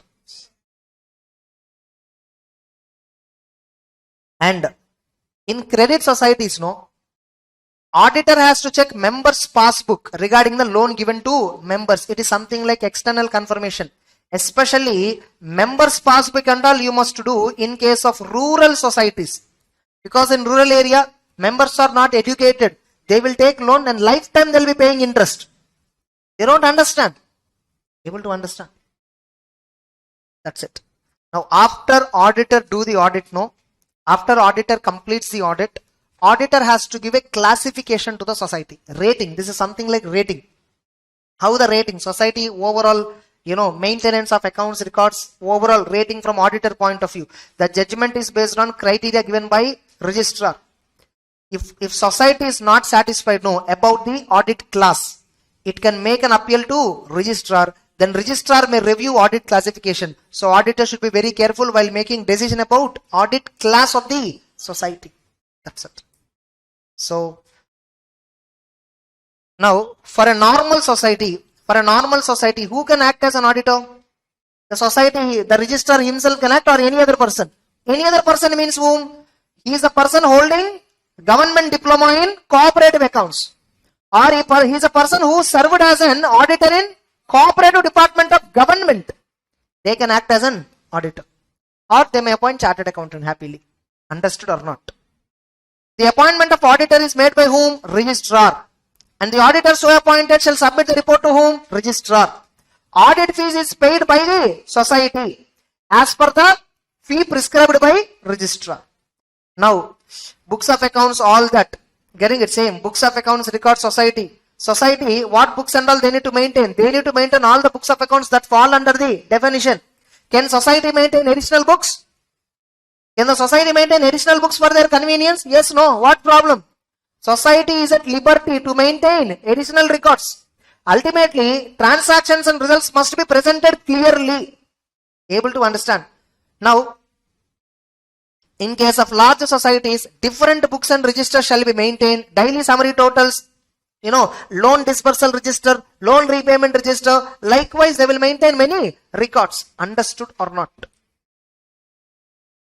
Then restrictions on shareholding, all this give a single reading. With this, society audit is completed. We only not covered 2 aspects. Inquiry inspection by registrar, restrictions on share capital, restrictions on charitable purpose donations. These are all we have not covered. Hardly 2 topics we have not covered. They are not that important. But remember, sometimes it may come in exam. Getting it? So give a reading. First of all, I gave you a brief idea about entire society's audit. So it is exactly similar to company audit and auditor's report. Understood all of you? That's it. So we have completed almost fundamentals, nature, objective and scope, company audit, audit report and society's audit. All this together will occupy a minimum weightage of 30 to 40 marks. 30, minimum is 30 from entire this topic to maximum 40. Getting it? Now we still have to discuss various other chapters. In that, the next one is audit documentation and evidence. In this chapter, we are actually discussing 230, 500 and 330. These 3 standards related content we are actually going to discuss. Getting it? Now first of all, how we do an audit. How we will do an audit. If you look at how we will do an audit is like, you see, we will have an audit plan like this. We will have an audit plan like this. Getting it? This is an example which I drafted in my regular class. Getting it? First we will plan. We will draw the audit plan. First what we do, you know, first we will do risk assessment process. First we will do risk assessment process. Like how auditor will do audit in real life is, once a client appointed me. What is the steps in audit, you know? First, the client board of directors might have felt some auditor is required. Then they'll delegate the responsibility to audit committee. Then audit committee will find auditors residing in that locality or maybe outside. Who knows? Auditor can be from anywhere, no? Yes or no? So audit committee will identify, trace out the auditor, finalize few firm names and pick out one. Suppose my firm is picked and that firm has been recommended to board of directors. The firm has been recommended to board of directors. Now the board of directors felt very comfortable with the profile I have. Getting it? With the previous experience our firm has, the staff numbers that we have, they felt we can handle the company audit very well. They recommended to members. Before recommending to members, they asked me few declarations. I gave free consent. I gave declaration that I am not disqualified. I gave declaration that audit ceiling I satisfied. I gave declaration about my pending cases, all that. I gave declarations. Then they recommended to members. Members appointed me. They sent me appointment letter. Then I sent my acceptance letter. That entire stuff is filed with ROC by filing ADT 1. Now before I start with any other work, first I gave an engagement letter. Making them understand what is an audit exactly. They also signed it and sent back. Now I am appointed. First I need to do audit of 21-22 financial year. Getting it? I was appointed somewhere in September 2021 when the AGM was conducted. So I will do audit of 21-22. Now I was appointed in 21 September itself. Year also not yet closed. I may do audit after 31st March or I may do audit immediately. I will start immediately the audit. Maybe balance sheet P&L is not ready, but books of accounts are being made, no. Every day books of accounts are being prepared, no. I will first verify first 6 months transactions. Then I will wait up to 31st March, then verify balance 6 months. Then I will verify balance sheet P&L. Anyway, I can do audit. Suppose, first what I will do in audit. First of all, doing audit means you are doing some process, correct? You are executing some process. Verification process, audit process, audit procedures. What is it actually called as? Audit procedures. Verification procedures. First I need to apply verification. You know what is audit? I need to verify something. So whatever procedure I am following, that is called audit procedure. SA 330, 315 and 330, both these standards cumulatively talk about audit procedures. Audit procedures will consist of risk assessment procedure. That is what SA 315 is covering. And audit procedure will consist of further audit procedure, which is SA 330. Further audit procedure is discussed under SA 330. So what is risk assessment? Risk assessment means first I will understand the company. First I need to understand what business they are doing. How are their processes? In the previous session also somewhere I clarified, if I don't understand the business, I don't understand how they are selling the goods. If I understand how they are selling the goods, how they are storing the inventory, based on that I can understand what method of inventory valuation the company has to adopt. So knowledge of client business is important in order to do a proper audit. Correct? So I need to understand the entity first and the environment, the law and regulation applicable to the entity. I will go through a walkthrough test. What is it called as? Walkthrough test. Getting it? I'll go to the factory. I'll observe how the factory premises is, how the factory surrounding is, how to enter into the factory, what controls they have. So what factory consists of? How much is the acres? Where and all warehouses were there? How the controls in the warehouse? How goods are taken out of the warehouse? What is the protocol to be followed? Able to understand. I do all this analysis. That analysis is called as what? Risk analysis. Risk assessment. When I'm observing something, what am I trying to figure out? I am trying to figure out what can go wrong. What is it? What can go wrong? I entered into the factory. Getting it? I just went little bit ahead and I discovered the moment I entered into the inside factory plant, I discovered people are wearing multiple color uniforms.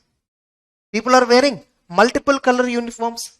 Some are wearing, orange t-shirts. Some are wearing green color t-shirts. Some are wearing some brown color coats. Getting it?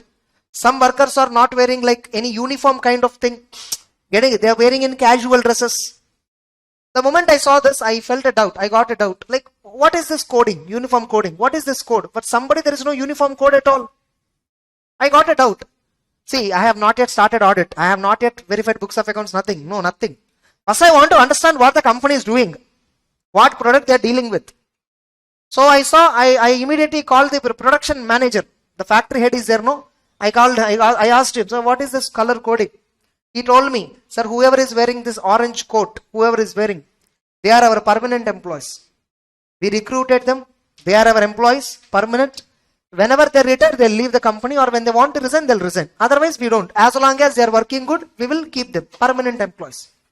We will pay them salary, provident fund, ESI, everything we have. Okay, fine. So company has a HR policy. As per that, they are recruited. Something I understood. Then I asked, those who are wearing green dress, who are they? Sir, we don't require more than 200 permanent employees, sir. But every month we will get some project. Whenever we get a project, we want some extra 100 people at that time. Only project time we want. So that time we can't keep them idle every time. So what we do? Contract labor. They are what? Contract labor. So there is a supplier, sir, who will supply us additional people whenever we want. So those people will come for 20 days, will work, and we will settle the money to the contractor. He will pay wages to them. Contract labor. Then what about the people who are not wearing uniforms, who are wearing casual dresses? So what about them? They are daily laborers. They are daily laborers, casual laborers. So they are appointed for supportive works, not for the main works. Getting it? Whatever the permanent employee is doing, for them they will just put a support. Now every day outside the factory we will put a board. Today we want 25 workers. Today we want 48 workers. Like that we will put board. And they will enter. Now I have a problem here. Okay, these people are casual laborers, no? Daily laborers, right? How do you pay wages? Sir, again in that there is a classification, sir. Out of these daily laborers, some people are skilled, some people are semi-skilled, some people are unskilled. They don't know any work. If at all I ask him to bring glass of water, he'll go and bring glass of water. That's it. This is the kind of laborers, unskilled. Okay, what is the wage structure? For skilled labor, we will pay some 750 per day. Semi-skilled labor, we will pay 500. Unskilled labor, we will pay 300. Some amounts. I'm just taking example. I don't check it with Industrial Dispute Act. Minimum payment of Minimum Wages Act. Getting it? I'm just giving an idea. So we will pay like this. How will you pay them? I asked. Sir, we pay them by cash, sir, at the end of the day. Morning they'll come, evening they'll go. Our cashier or somebody will come. So they all stand in the queue. We will pay that and then they'll leave. Have you seen Narasimha movie? In that there is a song, no? Ekkutto limit to that song. Yes or no? So that he becomes rich, no? After blasting that hill.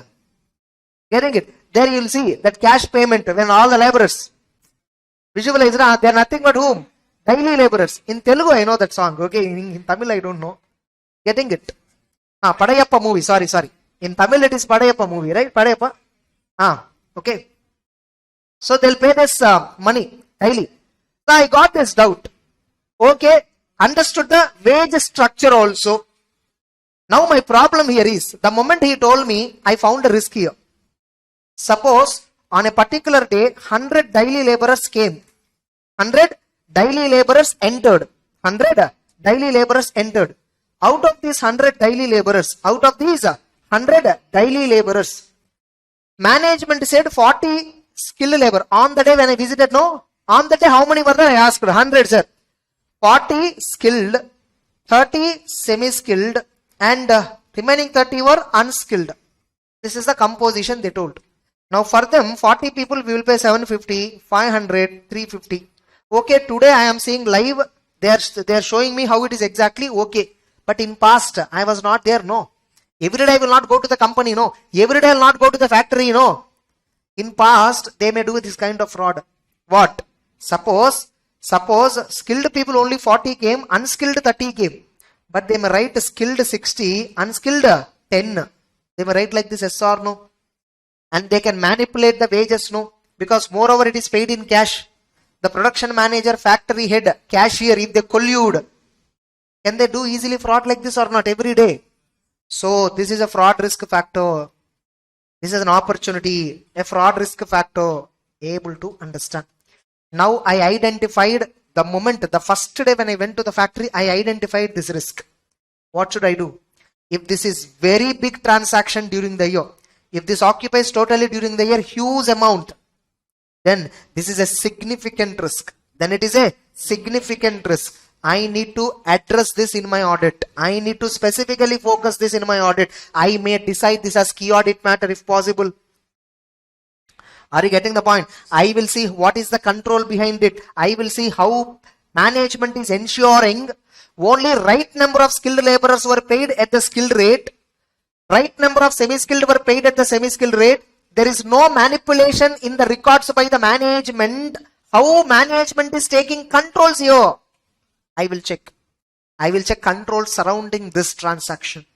How management is ensuring it is paid correctly. The production manager cannot manipulate semi-skilled into skilled and take higher wages, differentiation amount, yes or no. So auditor has to, this is a risk. Fine. Still they showed me little more. Okay, I am telling you where we generally find risks. Getting it? Then we moved. Then we went to production. Then we went to warehouse.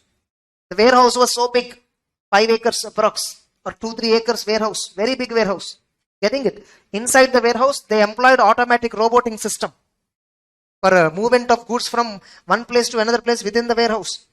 Getting it? You see, there is a video on Flipkart warehouse. The YouTube, you can find Flipkart warehouse. Getting it? Now in this warehouse, there are some compartments. Now there is one compartment is the room. A big, very big compartment. I asked him, what is this? He is just telling me, in this we store these goods, in this we store raw material, in this we store this one, in this we store this one. And one room they showed me. And they told me they will store scrap in that room. What they will store? Scrap. In the production, whatever scrap is generated, that scrap will be stored in that room. Getting it? Now, I asked him like, what are the records for scrap that you will maintain? What records that you will maintain? Sir, we don't measure how much is entered into the room, sir. But whenever we are selling, we will measure how much is sold. Whenever we sell the scrap, whatever scrap was outward from that room, we will record it. But don't you record input? I asked them, no sir, we don't have any input scrap register. Like how much scrap generated on a particular day, how much is entered into the room, inflow is not recorded properly. Now this is a risk. This is a risk. What will happen if inflow is not recorded properly? They may sell 1 crore, 1 ton of scrap. As per the books, they sold 1 ton, but in reality, they might have sold 1.5 ton. That 0.5 ton they would have manipulated. Now, how do I know scrap sold is showing some deficit? If I have input, first of all, in my stock, how much I have? 10 tons I have. Then why only 8 tons sold? I can question. If I don't have the 10 tons register, if at all they sold for 8 tons, who knows how much it is? Possibility there or not? Another risk factor I found. If this is also material to the financials, I will have to focus on this more. Another risk I identified. This is how we do risk assessment. Every area, how assets are maintained, what records are maintained, how salaries are paid, what controls they have, how people are recruited, what controls they have.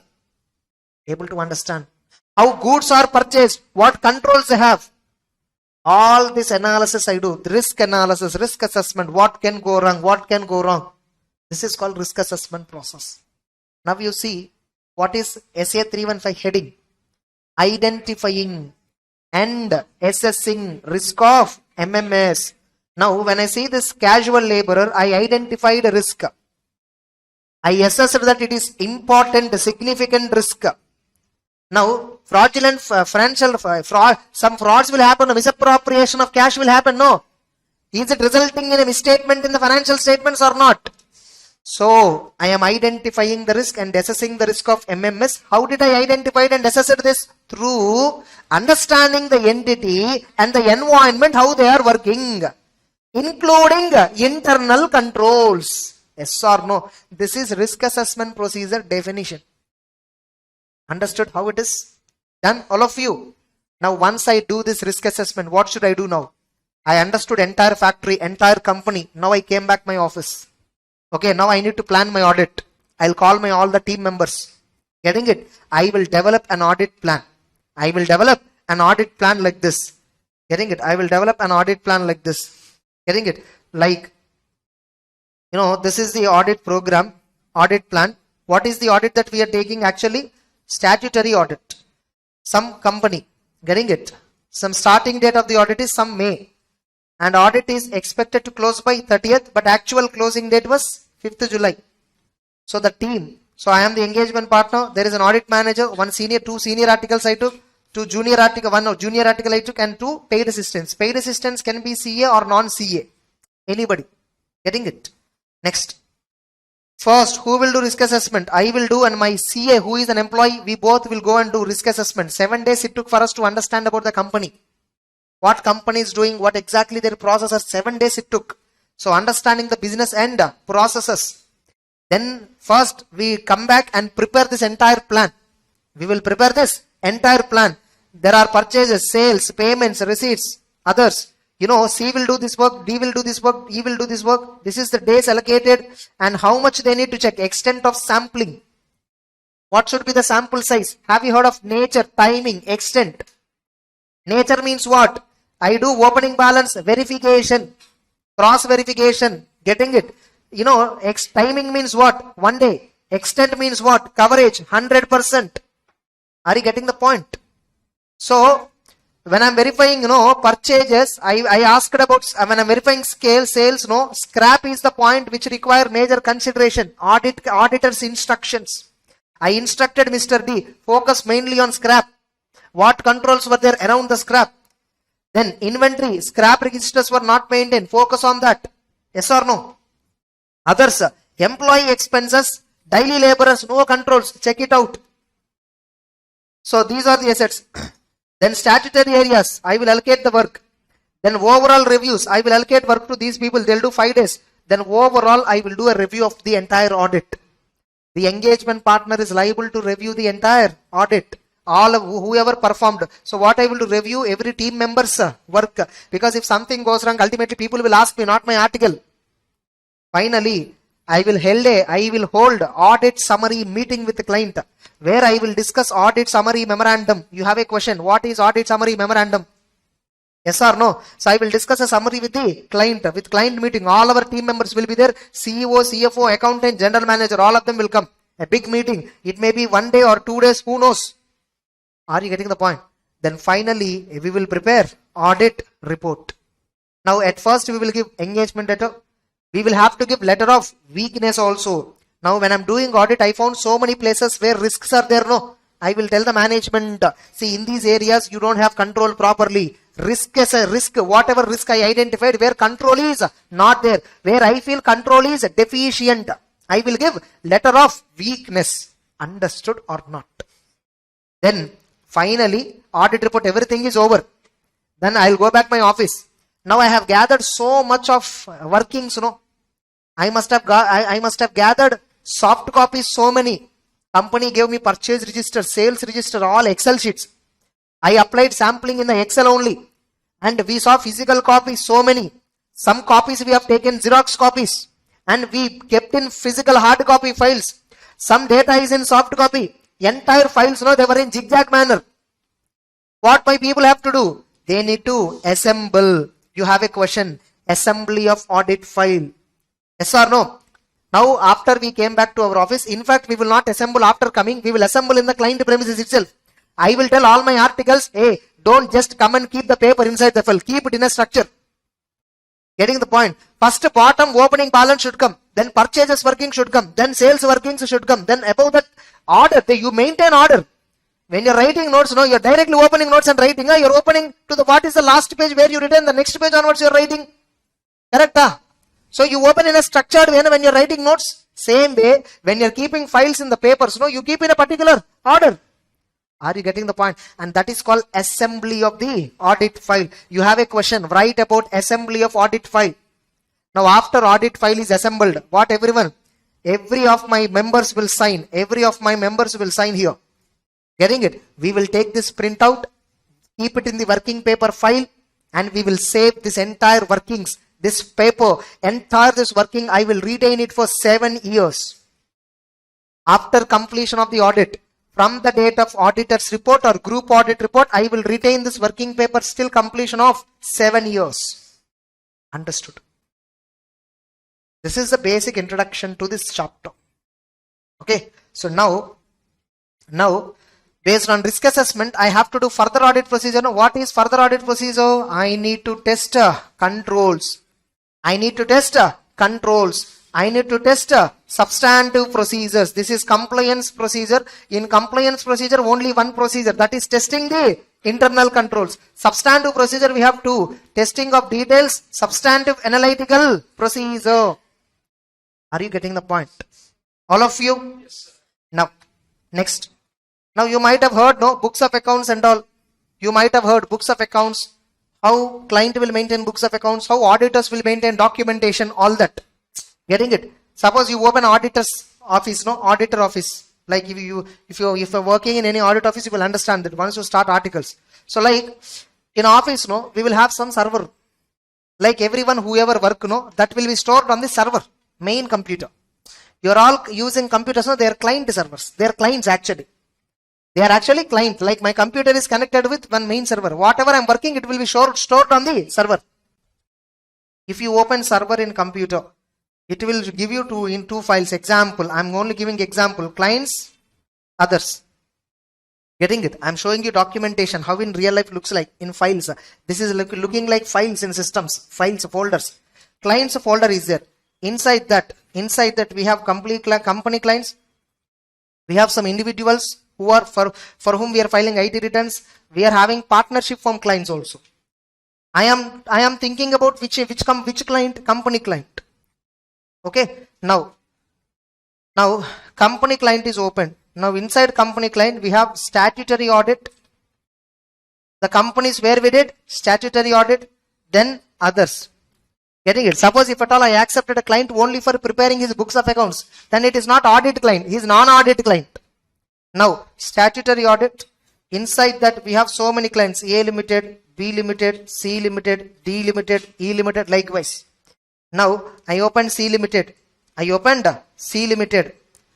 I opened C limited, we are doing for C limited audit from 1819, 1920, 2021, 2122. These are the folders. Now we are discussing audit of 2122. It's over. Audit is over. I opened this folder in the computer. This folder opens. Immediately it shows the following. Okay. Risk assessment procedures. Risk assessment, like preliminary work, field work. What is it actually? Field work or workings, or you can also call it as a transaction audit. Getting it? Now it will show summary meetings. Then it will show summary meetings or summary reports, all that. Then finally it will show deliverables. What is it? Deliverables. What are all we should give? Now risk assessment we open. In that, company MOA, AOA, company controls, internal control policies, procedures. We visited, no, photos and all we have taken, so many, that entire records were there. Now in this file itself we have audit plan. Now I showed my Excel sheet audit plan, that is also there in this only folder. Then field work I opened. Inside this field work we have again multiple folders. Transaction audit folder, balance sheet items folder, statutory areas, ledger reviews, like this there are some folders. Transaction audit folder I opened, purchases audit, sales audit, receipts audit, payments audit, like that, there are some folders. Purchases folder I opened. Getting it? Population data, total purchases data, samples selected, sample verification. Getting it? My observations and other purchase related records and all were there inside this. Tomorrow, see, why you have to maintain all this? Tomorrow somebody came and questioned you. You did not do audit properly. Okay, you are liable for arrest. I will show my working papers. Getting it? How can you arrest me? Based on how can you prove that? See, if I am negligent, okay, you can arrest me because I did a civil fraud. Getting it? Being an auditor, I did not discharge my duty. Now, here, I will show all this entire my computer. Not only this, wait, I will come and show you my hard copy. I will call my article, ask him to bring C limited files. C limited files they have brought immediately into the office. Getting it? I showed him, I opened each and every file, papers. See, these are the works we perform. This work is performed by him. This work is performed by him. Getting it? These are the workings. We did not simply give opinion. We checked all this. And finally only we gave opinion. This is documentation. What is the purpose of documentation? What is the purpose of documentation? Tell me. It's an evidence for auditor's basis for a conclusion about achievement of overall objective. Whatever opinion you give, this is a evidence. The soft copy which I showed, hard copy which I have, it's an evidence. That too, this audit documentation evidence that we planned the audit, performed the audit as per legal and regulatory standards requirements. Understood? How this documentation helps? It will help my engagement team to plan and perform the audit. Actually, it will help my future teams.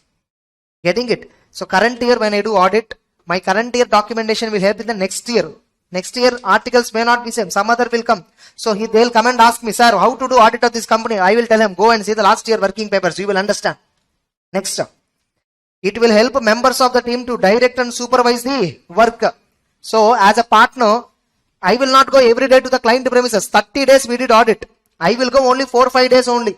So first day I will go, I will allocate work to all my articles and all. They are working. Every day whenever they work, they gather some papers and keep in the file, no? Yes or no? I will review them. So it will help for me. It will help for me to direct and supervise. And whoever is working, no, they will keep documentation, right? Will it make accountable? For my staff, no, they will make them accountable. Maybe they are not accountable for outsiders, but for me they are accountable. So it is relevant for future audits. And with working papers, I can do quality control reviews. I can do quality control review once audit is completed. How I did audit? I want to verify. Did I conducted audit as per standards?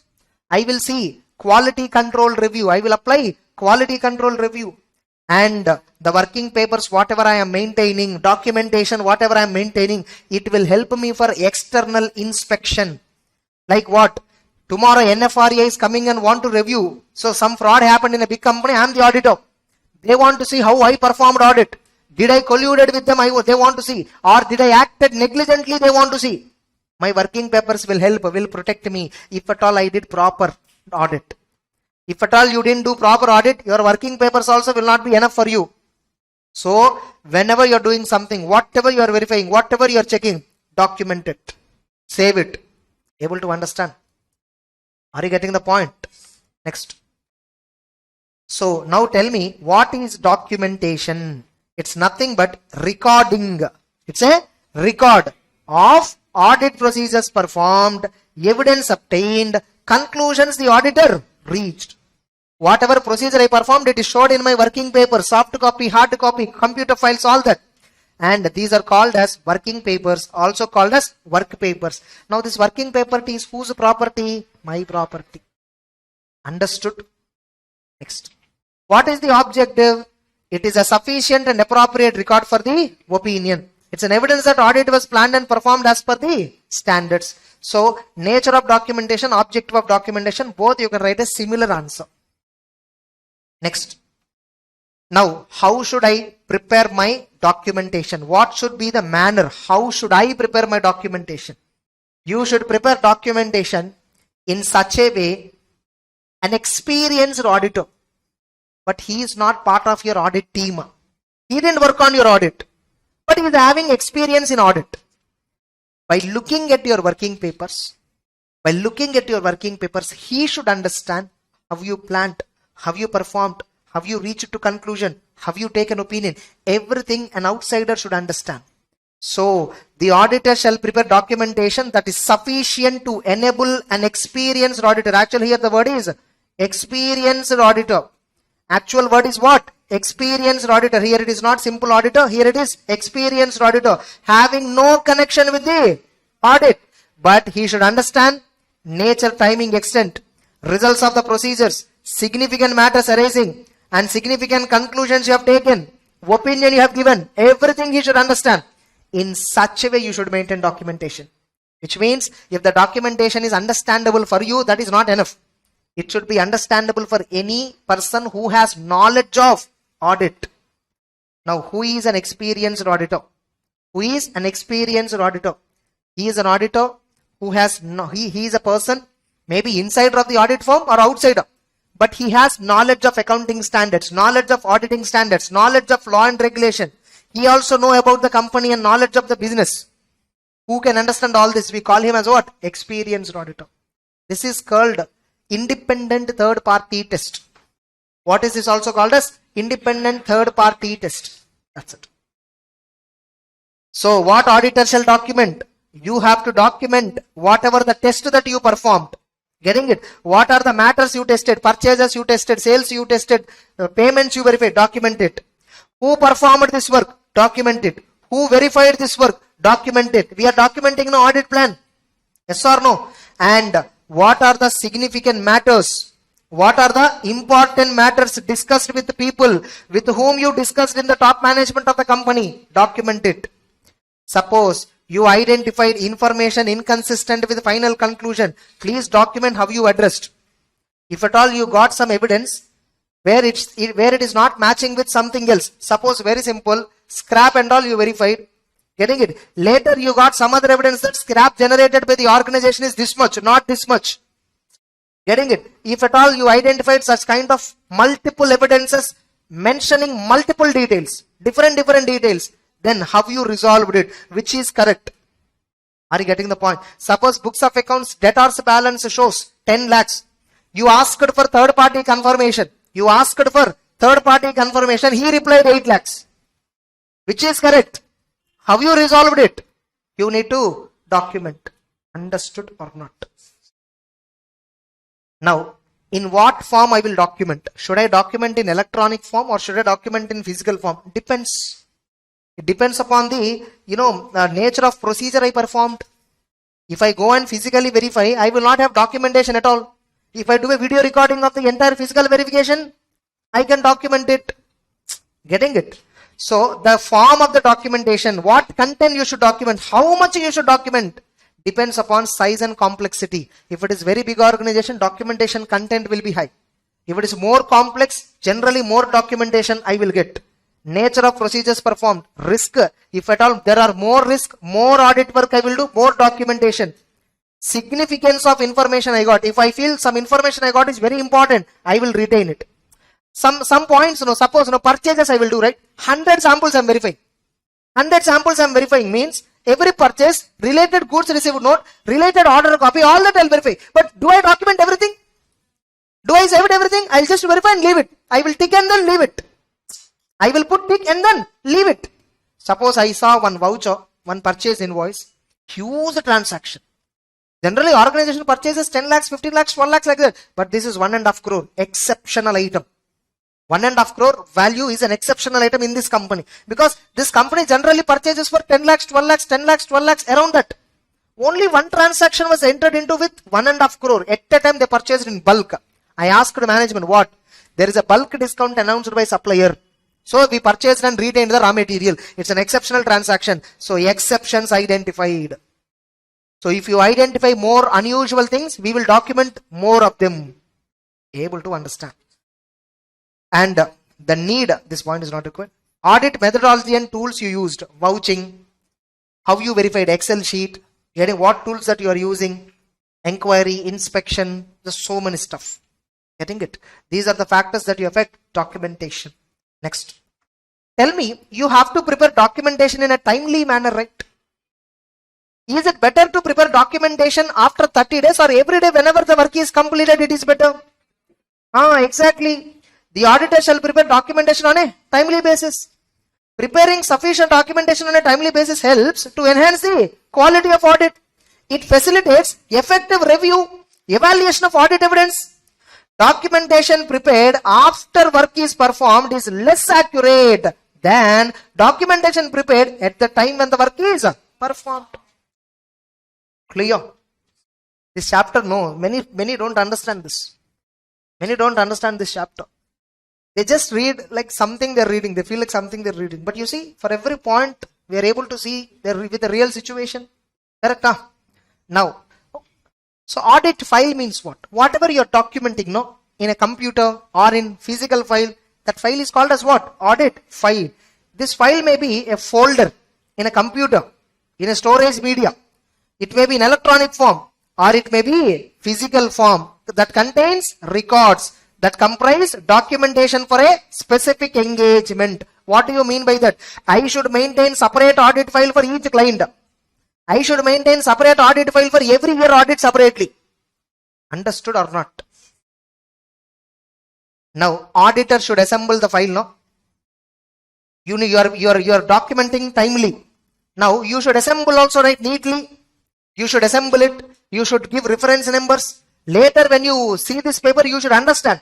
Not just you. Another experienced auditor also should understand. If NFRA person is coming for quality review, he should understand.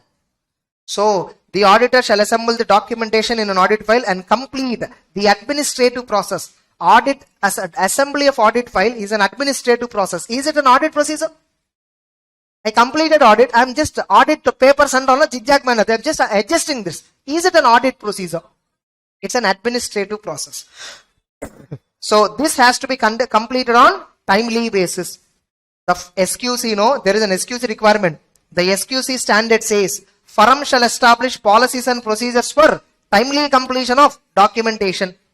This assembly shall complete within 60 days from the date of audit report. Once you give audit report, within next 60 days, make it neatly ready and keep it in the bureau or keep it in the locker.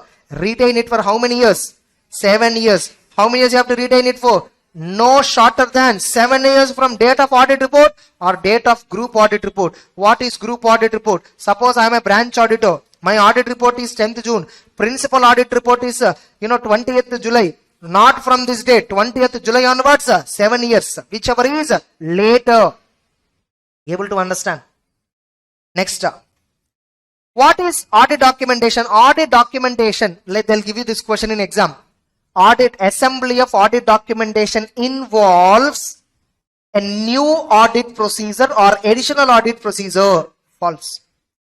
Assembly of audit documentation is not an audit procedure. It's an administrative process. What is there in administrative process? Deleting the documents which are superseded. Some workings 1 are there, workings 2 is there, workings 3 is there. Workings 3 is final workings. Why are you retaining working 1 and 2? Delete them. Then sorting, collating, cross-referencing, coloring. That is called assembly processes. Are you getting the point?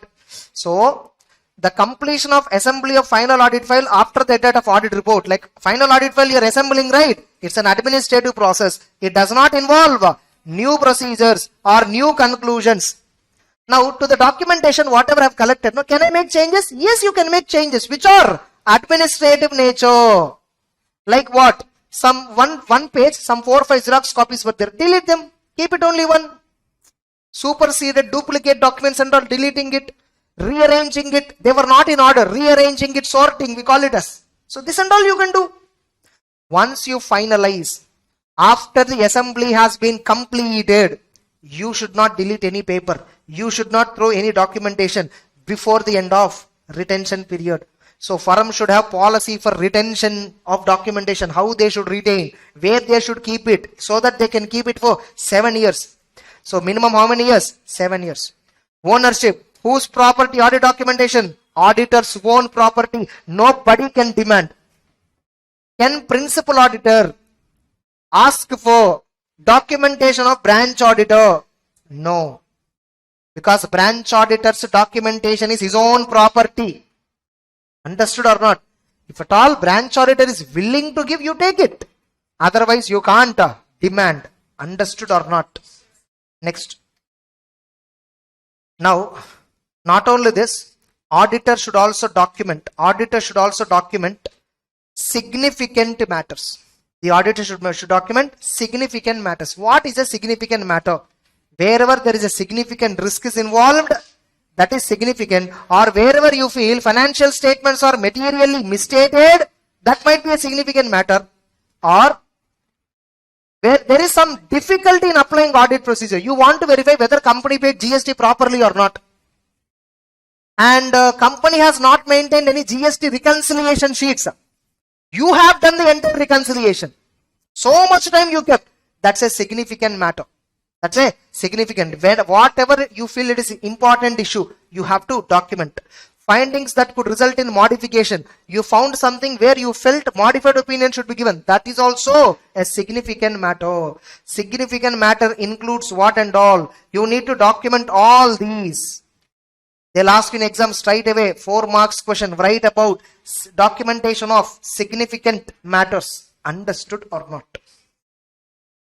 Documentation related to professional judgment is little difficult topic which requires major time to discuss. It'll take more time to discuss, cannot be covered in revision class.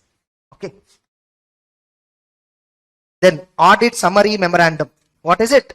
Audit summary. Now once you completed the audit, now you have to discuss with the management, right? Especially in large audits, no? Observations are too many. I will go with the 20 team members. 20 team members I will go. Example, for doing big company audits. Everyone has his own observations.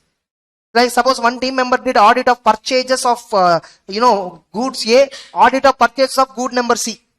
Another team member made audit of purchase of some reserves, audit of purchase of some other raw materials like that. Getting it? Now both of them are having, each of them are having 40-50 observations. 20 team members worked on different works. Every one of them is having observation. Now management is asking, sir, what are the issues you found, sir? All 20 members of us going there and then informing management what are all the issues. Will it become clumsy or not? So what should we do? We should find a summary. So the auditor may consider it is helpful to prepare and retain as part of documentation a summary. So if you look at summary, it will be easy. So where significant matters will be, recorded and how they were resolved by auditor. This summary will facilitate effective and efficient review, inspection of documentation, especially for large entities. Because of this summary, I can easily review what happened in audit. It also helps the auditor to consider whether there is any individual essay objective that auditor cannot achieve, which would prevent the, like in summary, we will also record what are all the auditing standards where I did not follow properly any requirement. If a particular standard requirement I did not follow, I will have to record it in audit summary. That's what that point meaning. Able to understand? So that's about audit summary. Okay. So with this, SA 230 is completed. This is nothing but which standard we discuss now? 230. We originally discussed what is risk assessment overview, what is further audit procedure overview. Then we entered into 230 discussion. Understood or not?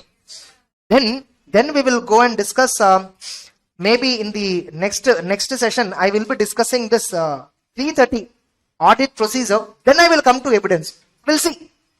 Getting it? All of you fine? In regular, we discuss this approximately chapter for 8 to 9 hours. Approximately. Here we can only cover within 2 hours. Understood? This is not that easy. Whatever you think, it is not, audit is not what you think. There are so much stuff. You see my regular material, you will find even little more content. Getting it? They will ask you in exam. Okay, I'll show you. I'll show you. I will explain you how in different ways questions will come in the evidence discussion. Yes.